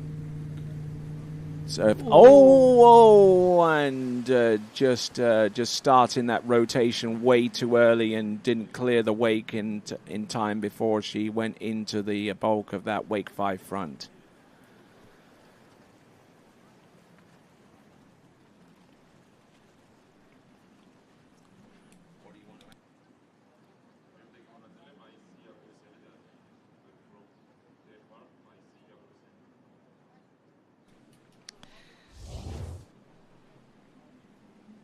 Okay, so what do you see here, Sadie? Yeah, so I just see, she comes in, she starts with those surface tricks, moving into the wake back-to-backs and the reverses. And then I presume she was going to do a couple of fives and then move into maybe a couple of flips. And it just looked like she kind of came in, and you see there she started rotating a little early, and everything kind of just got left behind her, and that handle got away from her, which is super unfortunate because it's quite early in her run. Nonetheless, she's going to head down the other end. She's going to regroup and come back in for a pretty solid toes pass is what I'm going to say. Now at this point in time, the skiers do have the option to repeat their initial run, but that's not normally exercised too often. No, it's not. I mean, if you fall on your sort of first trick, they would generally, and it's one of their higher paying passes, they would generally go back and redo that pass. But she kind of got a few tricks in, and it kind of depends on the amount of tricks she has in her back pocket to be able to add in there as well. But yeah, I don't know if you've seen the difference in the speed. I think she was at 27.4, and then before that we had a toes pass of 31.4. Quite a difference in speed. All right, so we got a point score of 29.50, 2,950 from Alina Vang. Now, the best point score that we've seen so far is 6,020 by Tatiana Chirikova. And I can tell you this much, the point score from Katarina Hafner, even though she's yet to do her second and final 20-second pass, is probably not going to get anywhere close. No, I'm agreeing with that. I think that puts... So in that instance, with 9 skiers in Series 1 and 8, and the top 8 making it through to the final, it would be probably safe to say that anyone who tricks over 6,020 points has a pathway through to the next round there, Sadie. Yeah, I definitely kind of thought that would be the bubble. She set that score pretty early, and it was a solid score, and it's going to be the bubble to see the make or break. Here we go, Katarina coming in for toes. Back to back, reverse, and then reverse toe back, some reverse toe leg back. And we'll see if she comes back in for the reverse. No, toe leg front, toe slides. I mean, almost getting caught there. A solid run. Unfortunately, I don't think that's going to be enough to put her above that 6,020 point mark. So, yeah, she'll be a little bit gutted with that. I know she would have wanted to get through both those passes. And, yeah, she just didn't look super balanced through that toe pass either. You can see she's got Carlo in the boat. I'm pretty sure he's the Austrian team coach, so he's been around for a few years and has quite a bit of knowledge on his shoulders. I know we've seen him out there with Luca on the dock for Luca's jump.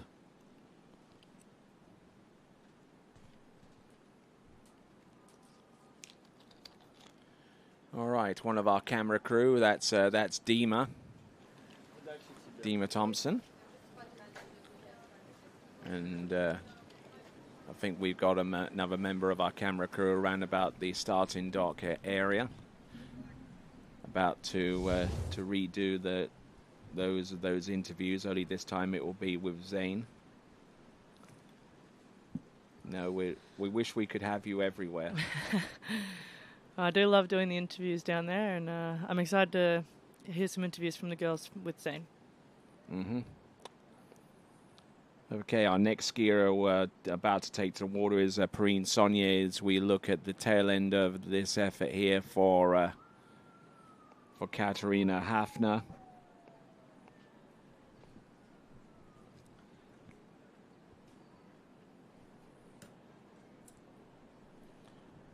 So, Perrine Saunier, who actually tricked 4,200 points for a 5th place finish in the Poti Pro-Am.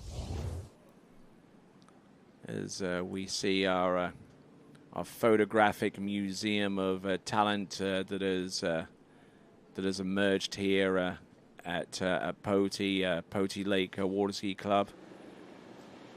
And one of those pictures actually includes Gennady Gorelia, who started skiing in 1987 and was a fixture on the Soviet water ski team for many years before going on to represent Georgia with distinction, of which he continues to do to this day. Here we go. This is Perrine Saunier, and looks like she's going to go to form with the toe tricks with pass number 1, Alpha 2, toe 5 front. Oh, they're getting whipped out there. Toe into wrap, toe waker. Oh, and you know, once you start to lose your rhythm a little bit, it's extraordinarily hard to get it back. Yeah, 100%. Once you lose your rhythm, you do have to take a second or two to regroup yourself and then continue on with your run. Once you lose your balance, you don't want to keep moving through with that bad balance. You know, you're only going to lose more time and then start to do no credit tricks. Unfortunately, she just couldn't find that rhythm there. She has had a few big weeks. I know she's just come from the French Nationals. So she only got in, I think, late, just before the Poti Pro-Am, the morning it started. So she's doing a lot of traveling and a lot of skiing in different places. She got whipped out of that toe-o, and you see she stopped for a second, but then she does a nice strong pull, and moving into this toe-echo, I presume, she just kind of threw her chest and left her ski behind her a little. Super unfortunate, couldn't land quite balanced to gather that one back. All right, then. So competing in the under-21 and Open French National Championships and scoring 49 30 points in those championships, which took place, I believe, over in Burek, I believe, the French Nationals, or somewhere else. It was somewhere else. I can't exactly remember where. Unfortunately, sorry.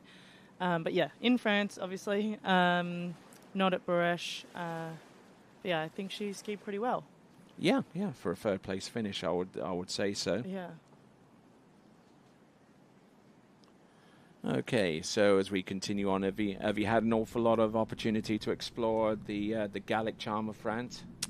I've had some time. I've been a fair few places. It's been nice. I do love France. Everywhere I've been to a few different ski sites. I bet you've become a right old wine connoisseur. I do love a wine, Tony. And they have the best wine in France, so I'm in the place for it. Mm-hmm. So what's your favorite, a Cab Sauv or a Shiraz? Rosé. I do love a rosé, Tony. We drink at home a bit of rosé. It's quite nice, quite refreshing after a big day.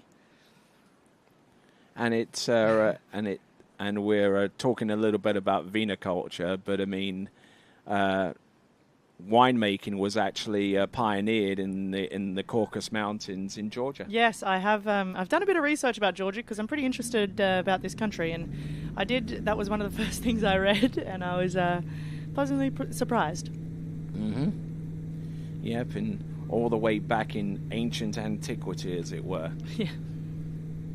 And there's plenty of sights and sounds around this area of Poti and in this portion of the Republic of Georgia.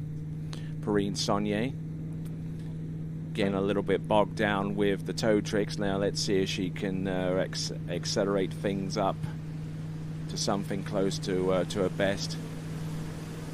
Waco. Does she do any flips towards the end here? Well, the answer to that question is yes. There's one. And I'm not too sure whether that second one would be within time, but she knocks them both down and considerably better than what she did with the opening pass. 26:30 for Katarina Hafner, 26:30. Now Elena Parkmenka, I don't know if we got the point score from her.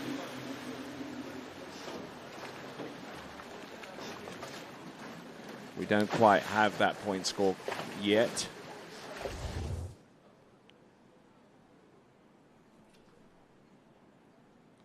I mean, a super solid hands pass this one was, Tony.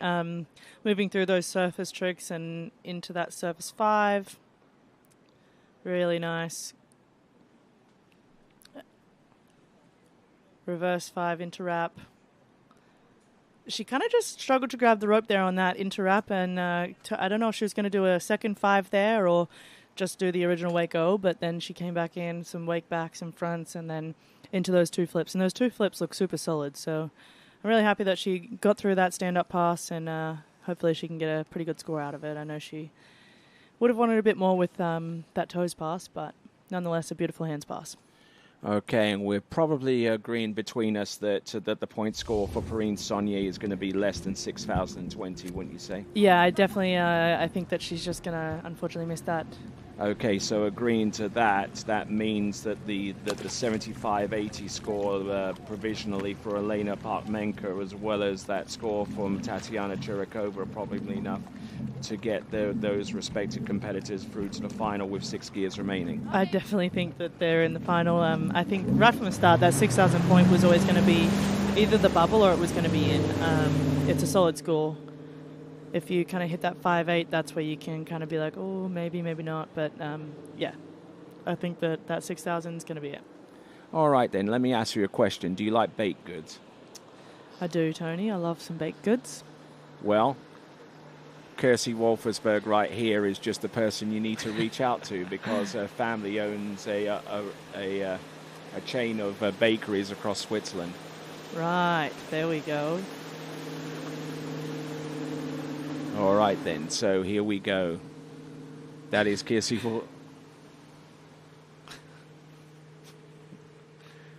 All right, then. So let's have a look and see. Starting off on that toes pass. Yep. A little unusual with the selection of passes going into the wind with toe tricks.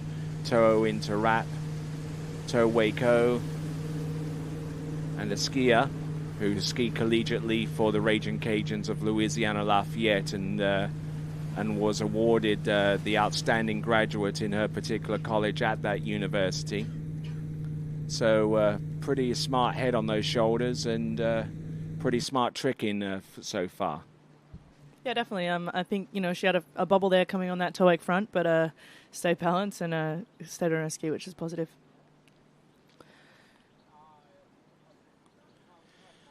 All right, so as we continue right along, we've got Kirsty Wolfersberg with the instant replay, and then after her we have 5 more competitors, and we'll see how things shape up going forwards. We have Marta Olsen, Elena Thompson. You're going to absolutely love her tricking. Ines Anguino, Maria Popova, and Sofia Hosvedavia. This is some like a nice trick pass. Yeah, starting with that toe 5 back, the back-to-backs into the toe 5 front. A little bit of movement side to side between the wakes, but nonetheless, she's super balanced. I think towards the end of the pass, she kind of lost a bit of balance with her upper body. But, she got to the end with nice balance, and that's all she can ask for. She also stands not particularly tall, just a little over 5 foot high, which means that that her center of balance is a little closer to the trick ski, which helps more often than not. Yeah, absolutely. I mean, everyone that I've ever seen be a good tricker is generally not 7 foot tall. Mm-hmm. Now, you're quite tall. Hence why I'm not a great tricker, Tony. Okay. No, I mean you're above average tricker, I would say. Yes, I do. I can get to that 6K mark, and that's a positive.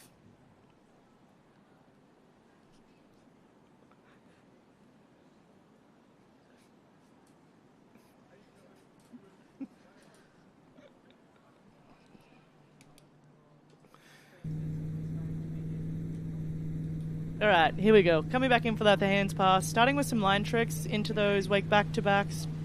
I'm sure we're going to see some 5s here somewhere. Wake O, and then into a flip. Here she goes. Oh, case in the top of the wake there. Yeah, she just looked a little narrow there. Whoa! Oh, and that is her favorite trick out of the ones that are in her repertoire, the front flip, although in this instance she would have rather have landed it. I mean, I don't know if you could tell by that, Tony, but that one took me a bit by shock. You know, going from a regular flip straight into a front flip is it's not exactly what I expected, but nonetheless, incredible to see. Mm-hmm. All right then. So looking down the list and seeing potential bubble scores, I'm looking at that score of 36.90, courtesy of Maria Kazalskaya. So anyone that tricks less than 36.90 will have a pathway through to the next round. And she started off with some step tricks at the beginning here, Sadie. Yep, she's another one of those girls that started with a few step tricks. She did a great job of moving from those steps into her surface tricks and that wake go. She just cased the wake a little there, I think. On that, I'm not a judge, so. Don't quote me on that. We'll leave that one to the judges. But, yeah, just not quite enough height on that. And even that first flip, she kind of looked a little narrow to me. Boom. God, she's strong, but.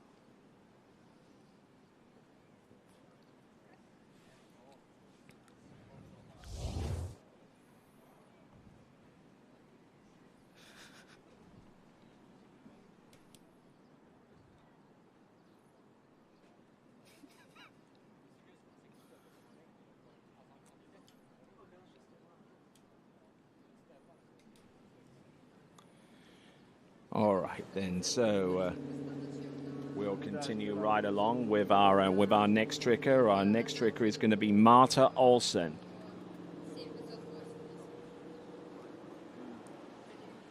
So just waiting on some point scores. We got Katerina Hafner's score of a 26.50. Perrine Saulnier's in the works, as well as Kirsi Wolfersberg, who we just saw. This is Marta Olsen, going with toe tricks for the opening pass, and now bringing the rope in.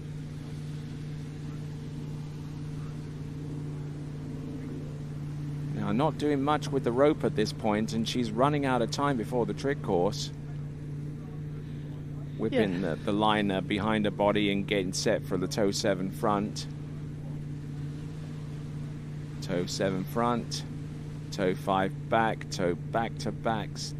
Toe 5 front, toe O out, toe O in. Almost having to reach down completely to the water to pick up the line. Toe wake back to back. And a good recovery from what could have been a potentially disastrous occurrence there with the rope grab there prior to the toe wake O there, Sadie. Yeah, definitely. She did great to keep moving through that. She didn't panic, grabbed the rope, recouped, and kept moving. I don't know if you noticed, Tony, but she's very light on the line. She's very light, period. Yeah. It's definitely helpful. But, yeah, she's super light on the line and moves through all of these tricks so effortlessly. Weighing barely more than a bag of sugar.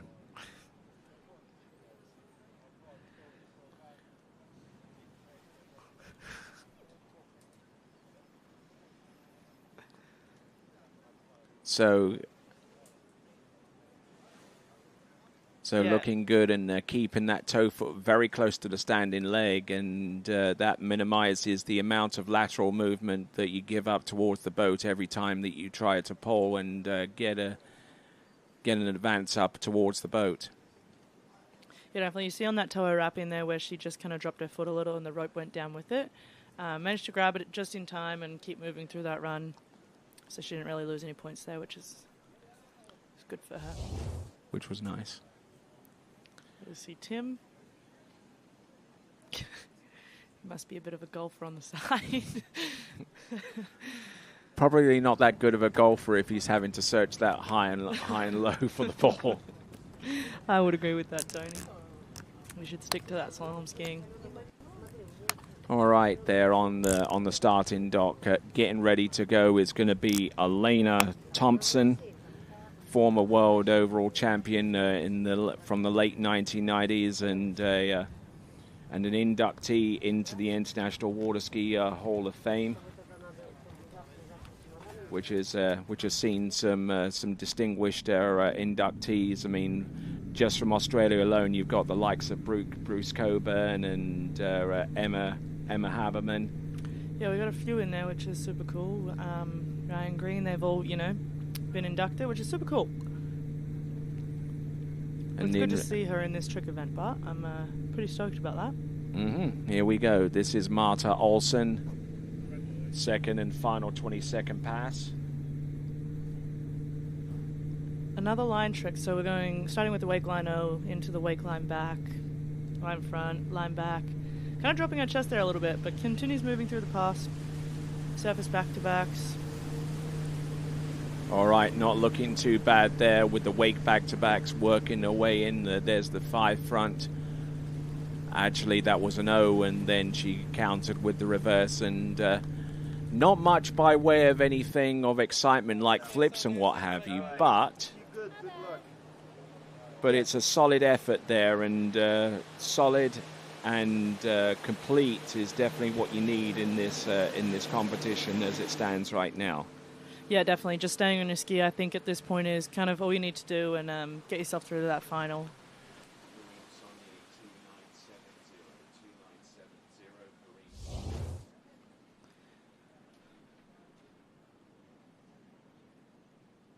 Again, you just watch this replay. Super light on the line. Moving through all these tricks pretty fast.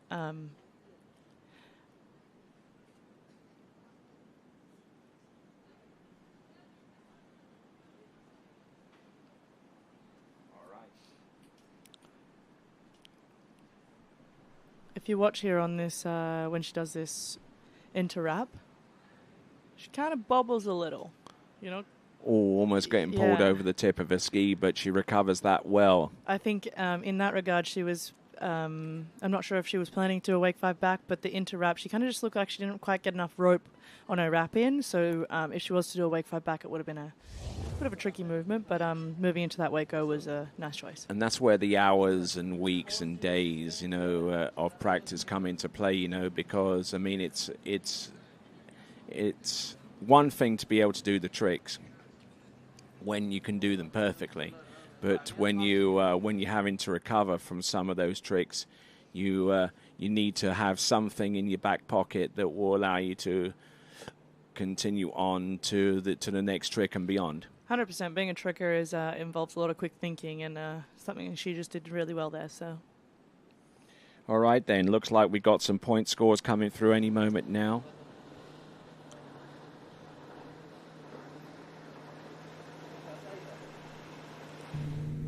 Okay, so we saw most recently the point score of 29.70 for Perrine Saunier, and we're going to get the point score for Kiersey in just a moment. In the meantime, let's have a look at Elena Thompson.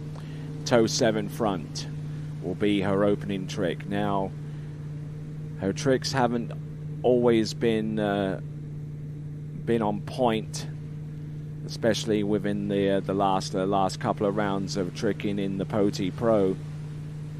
There you go. Now she's finding some rhythm here. Toe out, toe in. Now, watch this. toe wake toe wake line 5 back, and she has fallen on that trick every time that she's tried it in this venue. 2 times she's tried that in the Poti Pro, and on that one coming up just as short, unfortunately. Yeah, I mean, unfortunately going down on that 5, but I know you said she's fallen on it a few times, but it is a high-paying trick, Tony, and I think it's kind of worth the risk. It's always a risk versus reward kind of trick, and yeah, so yeah, just happy to see her give it another go, and I think, with what she did to start with was solid.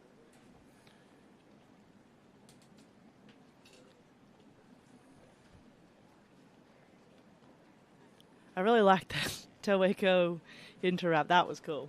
Yeah, that's one of her signature moves. There are very few people that actually do that trick, and with that, let's send it over to Zane.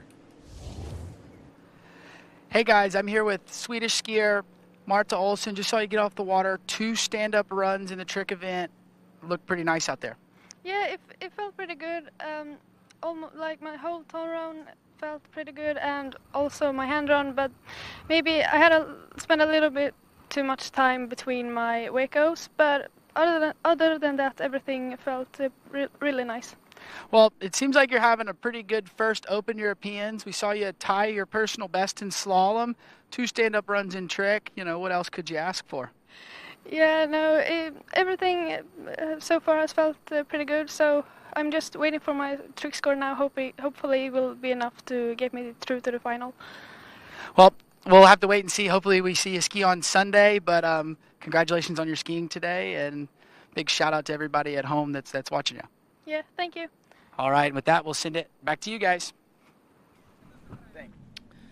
Thank you, Zane.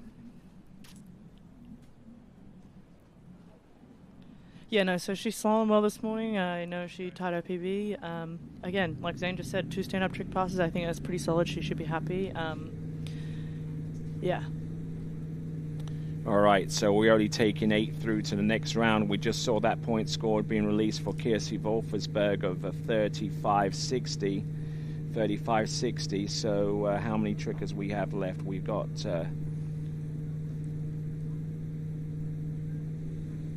that puts Maria Kazalskaya through to the next round of the competition. It also brings the bubble point at 35.60 from Kirsi Wolfersberg, which is good enough for 4th place right now. Oh, and Elena Thompson coming up short there now.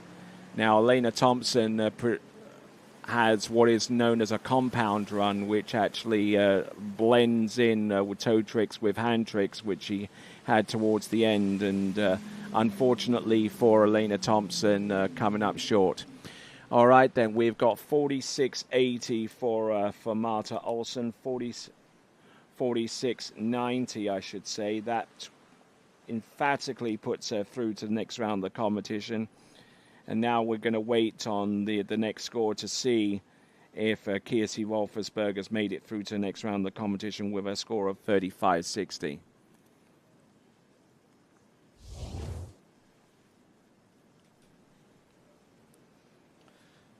Toe wake 5 back there to open up with there, Sadie. I'm kind of a bit shocked by this run. Tony, you don't see a lot of these runs ever really anymore, and it is awesome to see them still popping their head up here and there and into that toe line back to the front. Kind of just still sitting at the top of the wake there, so she had to move herself back out. And unfortunately with that toe line, kind of just didn't get the rope in enough or hit the peak of the wake. So yeah, super unfortunate for her. I know I would have liked to have seen her get to those hand tricks that you mentioned, and yeah, I'm sure she's looking for a whole lot more than that. Yeah, but that's the way the cookie crumbles sometimes with the tricks event. Sometimes you're on a high, and sometimes, a lot of times, you're on a low. I'll be intrigued to see what the score kind of comes back to, see if that's enough to put her into the final. And, we always hope it is. But if not, she kind of just needed to go out there and just do something that was pretty safe and solid to get her through to the finals. All right, looking down along the shoreline, we see Kirsi there along with some of her teammates from Louisiana Lafayette, of which I was a member many years ago. Not that long ago. Come on, Tony. Oh, it's been a while. All right then, so here we go. Well, we've got our skier on the water. This is Enith Anguino from France, who I believe skied her way through to the women's slalom final not too long ago today. That is correct, yes. On Alpha 1, 25% ballast, which is rather unusual for toe tricks. Yeah, I think we've seen everyone else on 0% for toes, so this is interesting. Now winds it on with the toe 5 front, toe O out, toe O in, toe wake O, good spin, good rotation, toe wake line back. Does she have anything more? And toe side slides, 130 points apiece, cap off a good effort there for Enith Anguino. I mean, exactly what we're talking about, just needing a safe, solid stand-up run, and she's just done that there. Reverse toe wake back, toe wake front, into the back-to-backs, and then there's that 5 front. Very strong and consistent moving through all these tricks. Super nice line control. Into the toe wrap in, and then moving forward into that toe wake O. Super strong toe trigger. Toe line back. We didn't see that toe wake line O like we've seen with a couple of the other girls, but... All right, and with Enith Anguino successfully completing the first of 2 20-second passes, let's send it over to Zane. All right, hey guys, I'm here with Vasily Mazakevich, Team Belarus skier. We saw you jump yourself into the jump finals on Sunday. Awesome to have a full team here this year at the Open Europeans. Yeah, I'm really happy to represent my country on this Europe Championship. Yeah, I'm happy to be in the finals on jump. Not so good jumps today, but I work better, I think. Yeah, and then we saw at least one of your skiers into the women's slalom final for Sunday. Elena, she punched her ticket into the women's trick finals. So, and we saw Alexander Kozlowski this morning, first skier off the dock, 2 at 10.7. So looking kind of good going in for slalom finals. Yeah, we will watch the men's slalom, and hopefully I go to the finals also. And also I had the tricks tomorrow.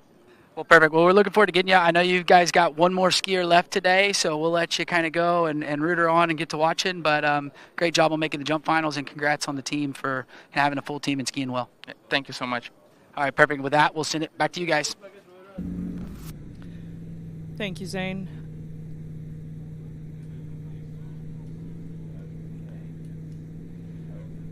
Okay, so we just see that score come through for Elena, 3,060 points. So that puts Kirsty through to the women's trick final, which is pretty awesome for her, and I'm sure she's going to be stoked with that. So 3,060.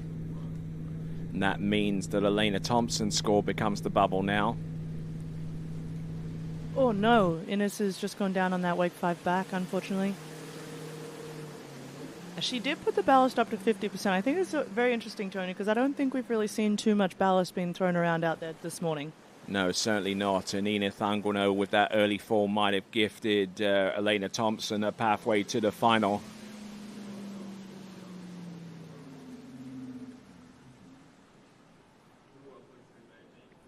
So for 3,000, so 3,060 points there for Elena Thompson. Enith Anguino falling short of the complete 20-second pass for Hand. Now it's going to come down to how many points she combines with this effort along with the toes. Yeah, it's super unfortunate to see her go down there. I know she made the slalom final this morning and would really have been hoping to make it into that trick final, especially she's an overall competitor, so making that final definitely would have benefited her. Mm-hmm.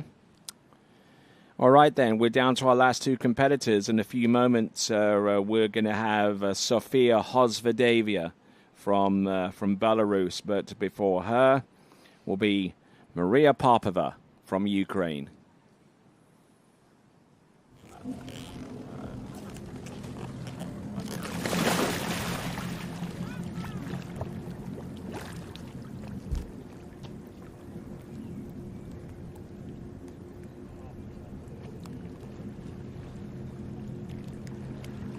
This competition, the Europe and Africa Open Water Ski Championships, being supported by a number of great entities, such as the Poti Lake Water Ski Club, the Georgia Water Ski National Federation, and the Ministry of Sport for the Republic of Georgia. Great to have all of those entities involved, along with the good folks from Boryomi, which is providing us with energy drinks, along with mineral water as well. I am loving the energy drinks, Tony. They're pretty incredible. Mm-hmm. Yeah, but I like the cherry version. That's funny. I think that's a controversial one. I like the original one, not the cherry. All right, then. So here we go. This is Maria Popova getting warmed up. Charlie 1 on the 0 off setting. 31K. And it looks like she's going to go with hands. Wake 5 front, going into the first of her flips. Now nicely nailed down. There's flip number 2, flip number 3. Flip twist to the front. Front flip.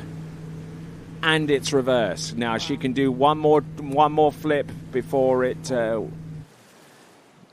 she runs out of them and goes down pretty hard there with that move. Now she's going to have to put a thinking cap on, because the toe tricks are going to come up next. They are, and I think even though she's going down on that trick, obviously it's not really going to interrupt her too much if she can get through this toes pass. So yeah, I know she probably wanted that last flip, but first person we've seen, second person, I know we've seen one front flip prior to this, but first person to do 2 front flips, just very strong tricker. And the 2 front flip sequence total 1,600 points, so that's a big chunk of points to perform, and it's certainly going to mean that a pathway towards the next round of the competition is going to be less stressful, provided that she gets through the toe pass.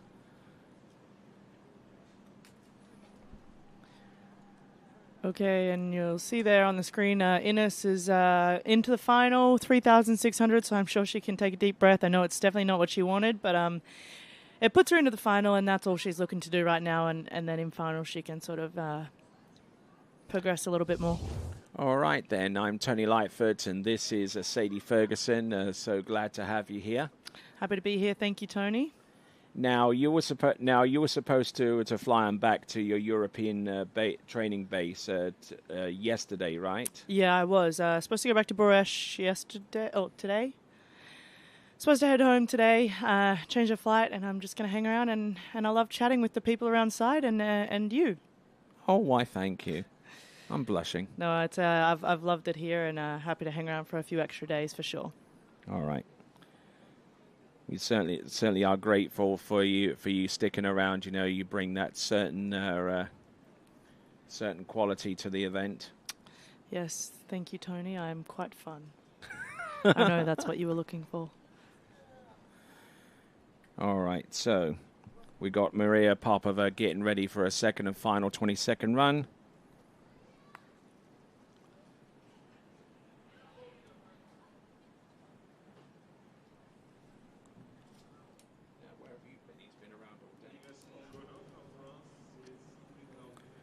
All right, so Maria Popova getting ready for pass number 2. It is going to be a toe 7 front to get things started. 29K for the boat speed. Toe 5 front, toe out, toe straight back in, toe Waco, and almost losing it there as she turns in for the reverse toe back. What does she have here? Toe wake line back. Now slowing it down and realizing that a pathway to the finals exists for her, provided that she stands up and doesn't do anything out of the ordinary. And there you go. That is Maria Popova representing Ukraine. Yeah, I mean, a solid set for her out there this morning. I know she dropped her chest a little there on the toe wrapping and toe echo, but nonetheless, I think that's going to put her through to finals, and that's all she can ask for right now. Fantastic. And I don't know if you can hear, Tony, but down where the girls are tricking, you can sort of hear a bit of a crowd. Yes. It's a bit of yelling, bit of cheering. Makes it quite exciting. I seen her give a little wave to the crowd when she fell off at the end of her hands pass, that was. Yep, looking to impress a strong Georgian crowd here. Yeah, 100%. I mean, you see where she pulled in that rope. She kind of moves with her chest a whole lot more than letting the rope do all the movements, and kind of just got a bit forward with her chest and had to grab that rope. A little lower than she would have expected, but nonetheless, she kept moving and got through to the end of that. And Maria Popova, along with Mikhailchenko and Ivan Zeletsov, formed part of that Ukrainian team, which took team title honors at the U17 Worlds in Cordoba in Argentina. And if you want to watch that performance as well as other participants in that event, all you have to do is search for it on the TWBC YouTube channel.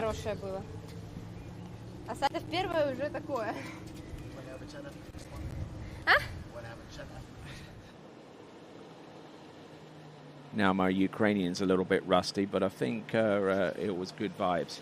It seemed like good vibes down at the dock there, Tony.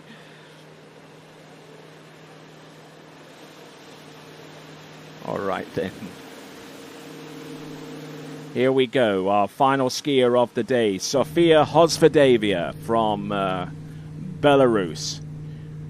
27.8 kilometers, Bravo 2. No ballast to speak of. Toe tricks opening run. Let's see what she has. Toe 5 back, toe wake back to back, and it's reverse. All over the show here. Now she's going into survival mode here. Toe out, toe in, toe wake-o coming up. Staying over the tip of her ski. Toe wake line O, toe wake line back to back. Oh, and it's very, very hard to pick out the ski in the middle of that toe wake line back to back. It almost seems like she just flips it over the line without so much as a pull. Yeah, 100%. She's super strong, super fast. But yeah, you can see where she kind of lost that balance, and she finally got it back, I think, just before toe wake go. Right First there. person to do a reverse toe back to back, I think, if I can remember exactly correctly. It's a super high paying trick, but yeah, no, just lost her balance after it and had to stay in survival mode to get through to that. I think it's here where she kind of got it all back together. Yep, and keeping that toe foot very, very close to the standing leg, especially where it comes down to pulling there for the toe wake lino. The toe wake line. Now, look at this. Yeah. Toe wake line back to back, and as she recovers fully towards the end there, just trying to try that spent energy out of her system. Let's send it to Zane. All right, hey guys, I'm here with Maria Popova. We just saw you get off the water. We'll have to wait for confirmation on what you scored, but it looked like it should be enough to put you into the finals on Sunday. Yeah, for me it was pretty good. Like I was in good mood for tricks. Of course, all was better today, like to get in the final. So I think I did everything to get in.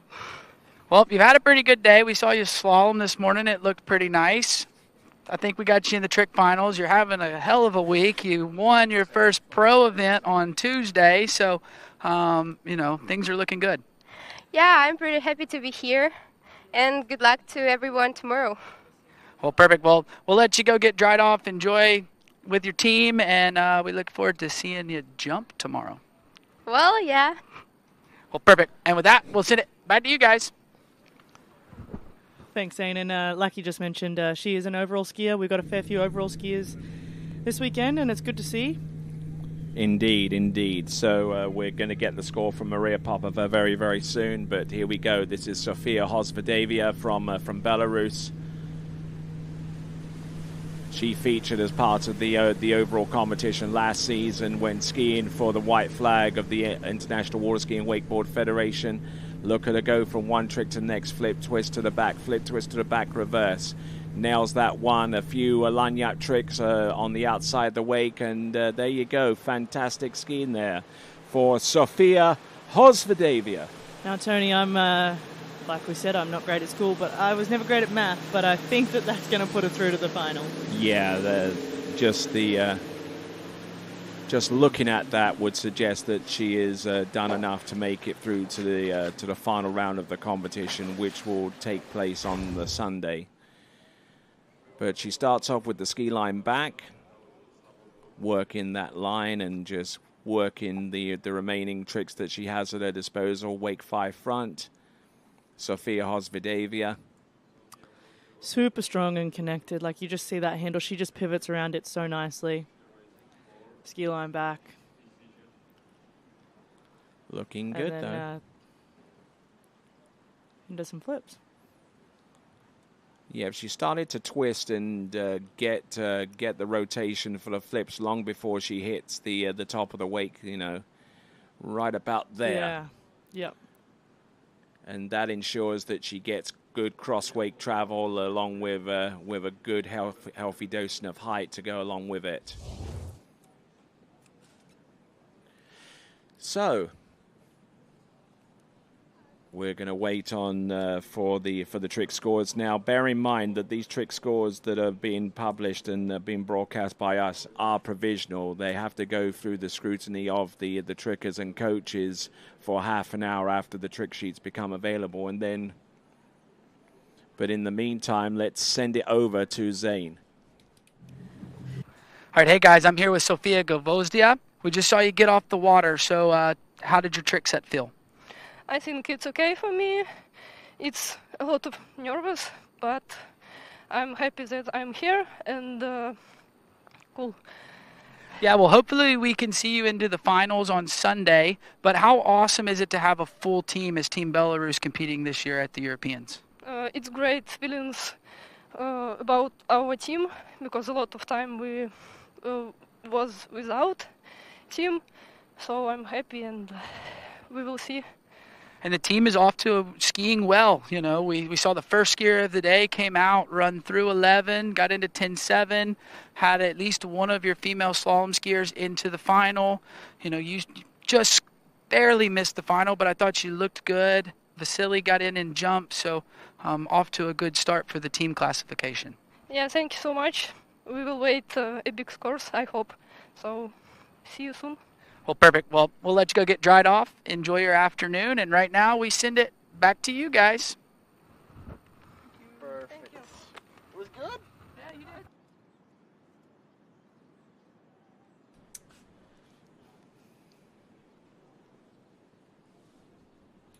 All right, so the game show. Pick your pass. What pass do you want to see, Sadie? Oh, I don't know, Tony. I'm going to leave that one up to you today. Let's see if you can pick a name. If you look down the list of the names that. Let's go Lucas jump. 67. All right then. I know it's out the scope of tricking, but we'll enter. 2. Yeah, sorry, I have a bit of a thing for jump, and I'd like to watch this one from this angle. I was obviously down at the dock when it was happening.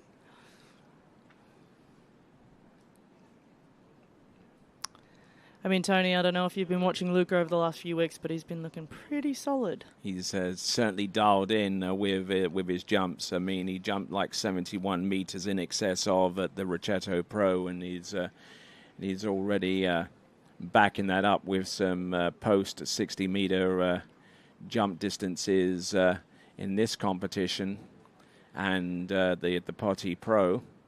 Yeah, he's looking good.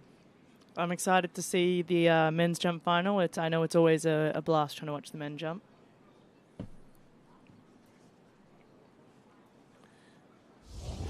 All right then. Okay, let's go back to tricks, shall we? I mean, let's go to Tatiana Chirikova, actually, second final 20-second pass toe tricks.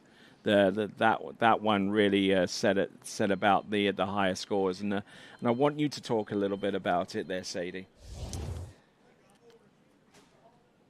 I mean, yeah, watching this pass is solid tricking. Like I said before, it was super strong tricking, and I like how balanced her arms are. Like, they move a little, but she kind of keeps them nice and low and balanced, and all the way through this pass. Yeah, she knows what she needs to do with her hands. Yep. Yeah, exactly.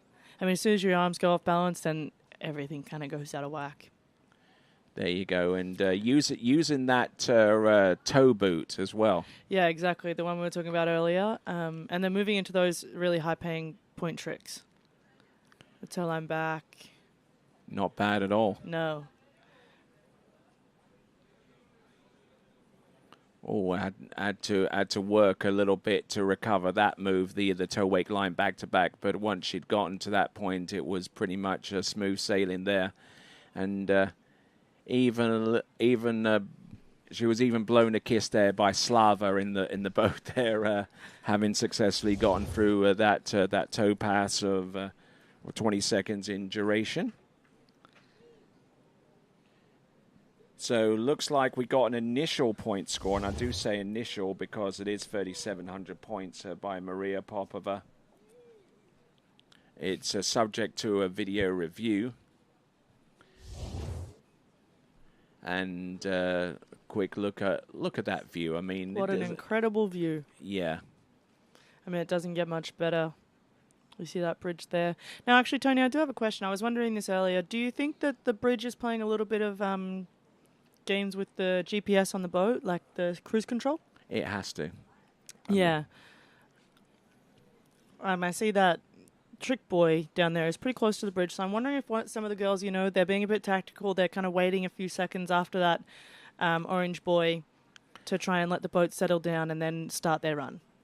Yeah, certainly. I mean, I've noticed that a lot from some of our trickers. They've been patient enough to allow the boat and themselves to get underneath the bridge before they start tricking. And it's been quite noticeable, as a matter of fact. But I mean, when this bridge was constructed to take pedestrians from one side of the lake to the other on the way out to the Black Sea, no one ever thought about GPS at the time. And this lake facility was built in time for the 1991 Europe and Africa Open Water Ski Championship. So, I mean, like, GPS was still a top secret technology, and it was declassified by President Reagan. Yes, it was. There you go. See, sitting up here, Tony, I learn a lot from you. You have a lot of knowledge. I try. No, I do think it's a beautiful spot we're in, and we're super lucky to be able to hold this event here, and everyone that's helped set it up has done an incredible job. I know last year that I've heard that there's a lot of work that's been done throughout the year to get this place up and running and to the standard it is at today. So thank you to everyone behind the scenes that's made that happen. All right, then we're looking at some point scores that have the potential of making it through to the next round. One of the passes from Maria Popova is still under a video review right now, but provisionally it's 3,700 points. And we're still waiting on the trick score for Sofia Hosvedevia. Overall, some awesome tricking out there this morning. All right. I'm just trying to fill a little bit of time here before we bow out. We're just waiting on those point scores, and then we would terminate the webcast at this time. But stick around a little bit as we endeavour to get the scores to you as quickly as possible. The judges are working feverishly to make that happen. And then once the point scores are revealed, there's still that half-hour scrutiny period in which the skiers and their coaches can look at the trick sheets, challenge any discrepancies thereof, and also check for timing as well to see if any close tricks towards the end may be added, whereas initially they may have fallen foul of the 20-second clock. Okay, 6,800 for Maria Popova.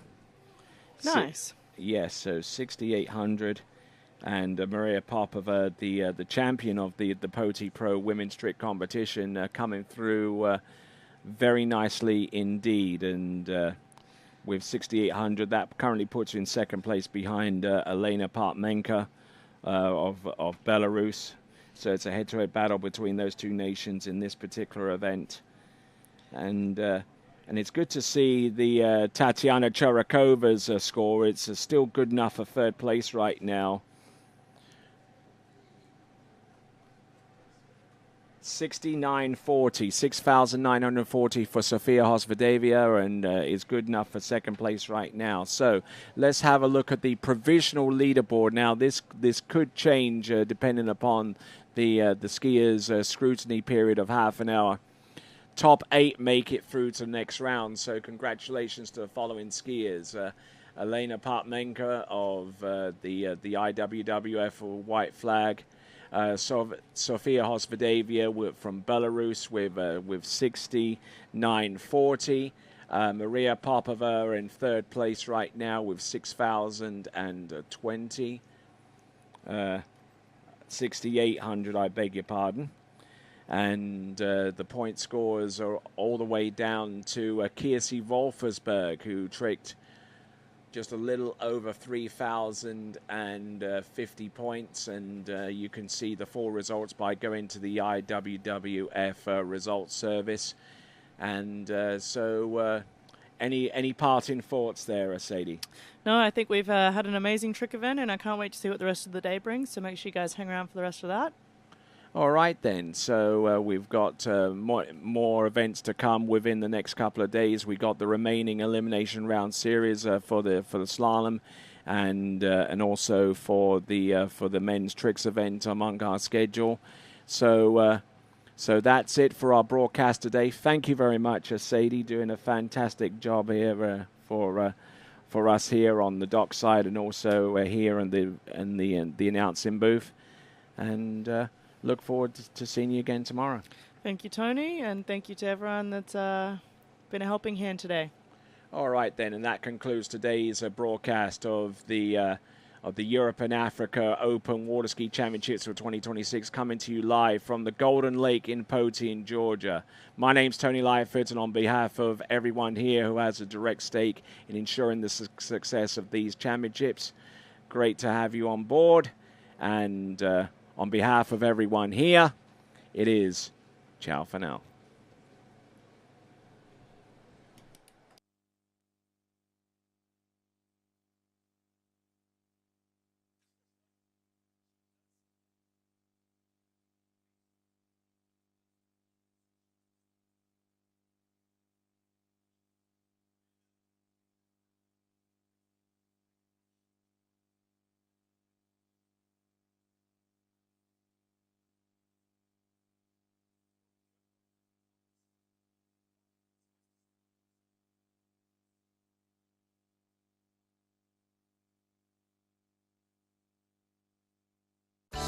For 30 years now, Canada's #1 water sports pro shop, Shuswap Ski and Board, has been supporting the sport they love through extensive athlete and event sponsorship, donations, and prizes. Having watched the best water ski action on the planet for years, the crew at Shuswap Ski and Board is now helping TWBC bring that amazing action to you. To discover more about one of the world's top pro shops, visit Shuswap Ski and Board online at shuswapsnb.com.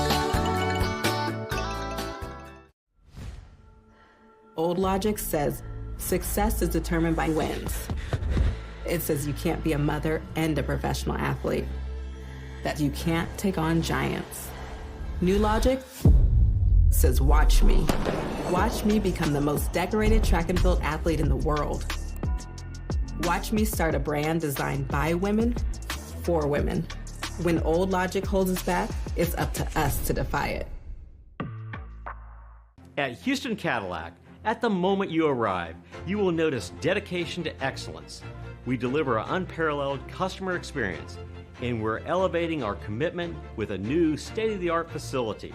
Explore our selection of new Cadillac cars, crossovers, and SUVs designed to meet your needs. We are redefining the luxury experience and investing in the future. Visit Houston Cadillac and begin your journey towards luxury.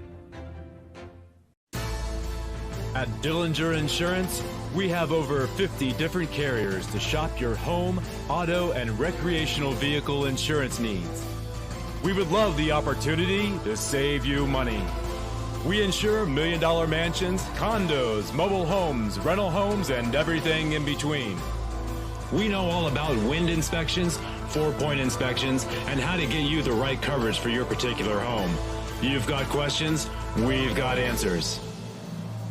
Can you remember the last time you had a rate decrease with your auto insurance? Let's take a look and see what we can do. We know all the ins and outs of getting our customers the best rates, coverages, and discounts, so put us to the test.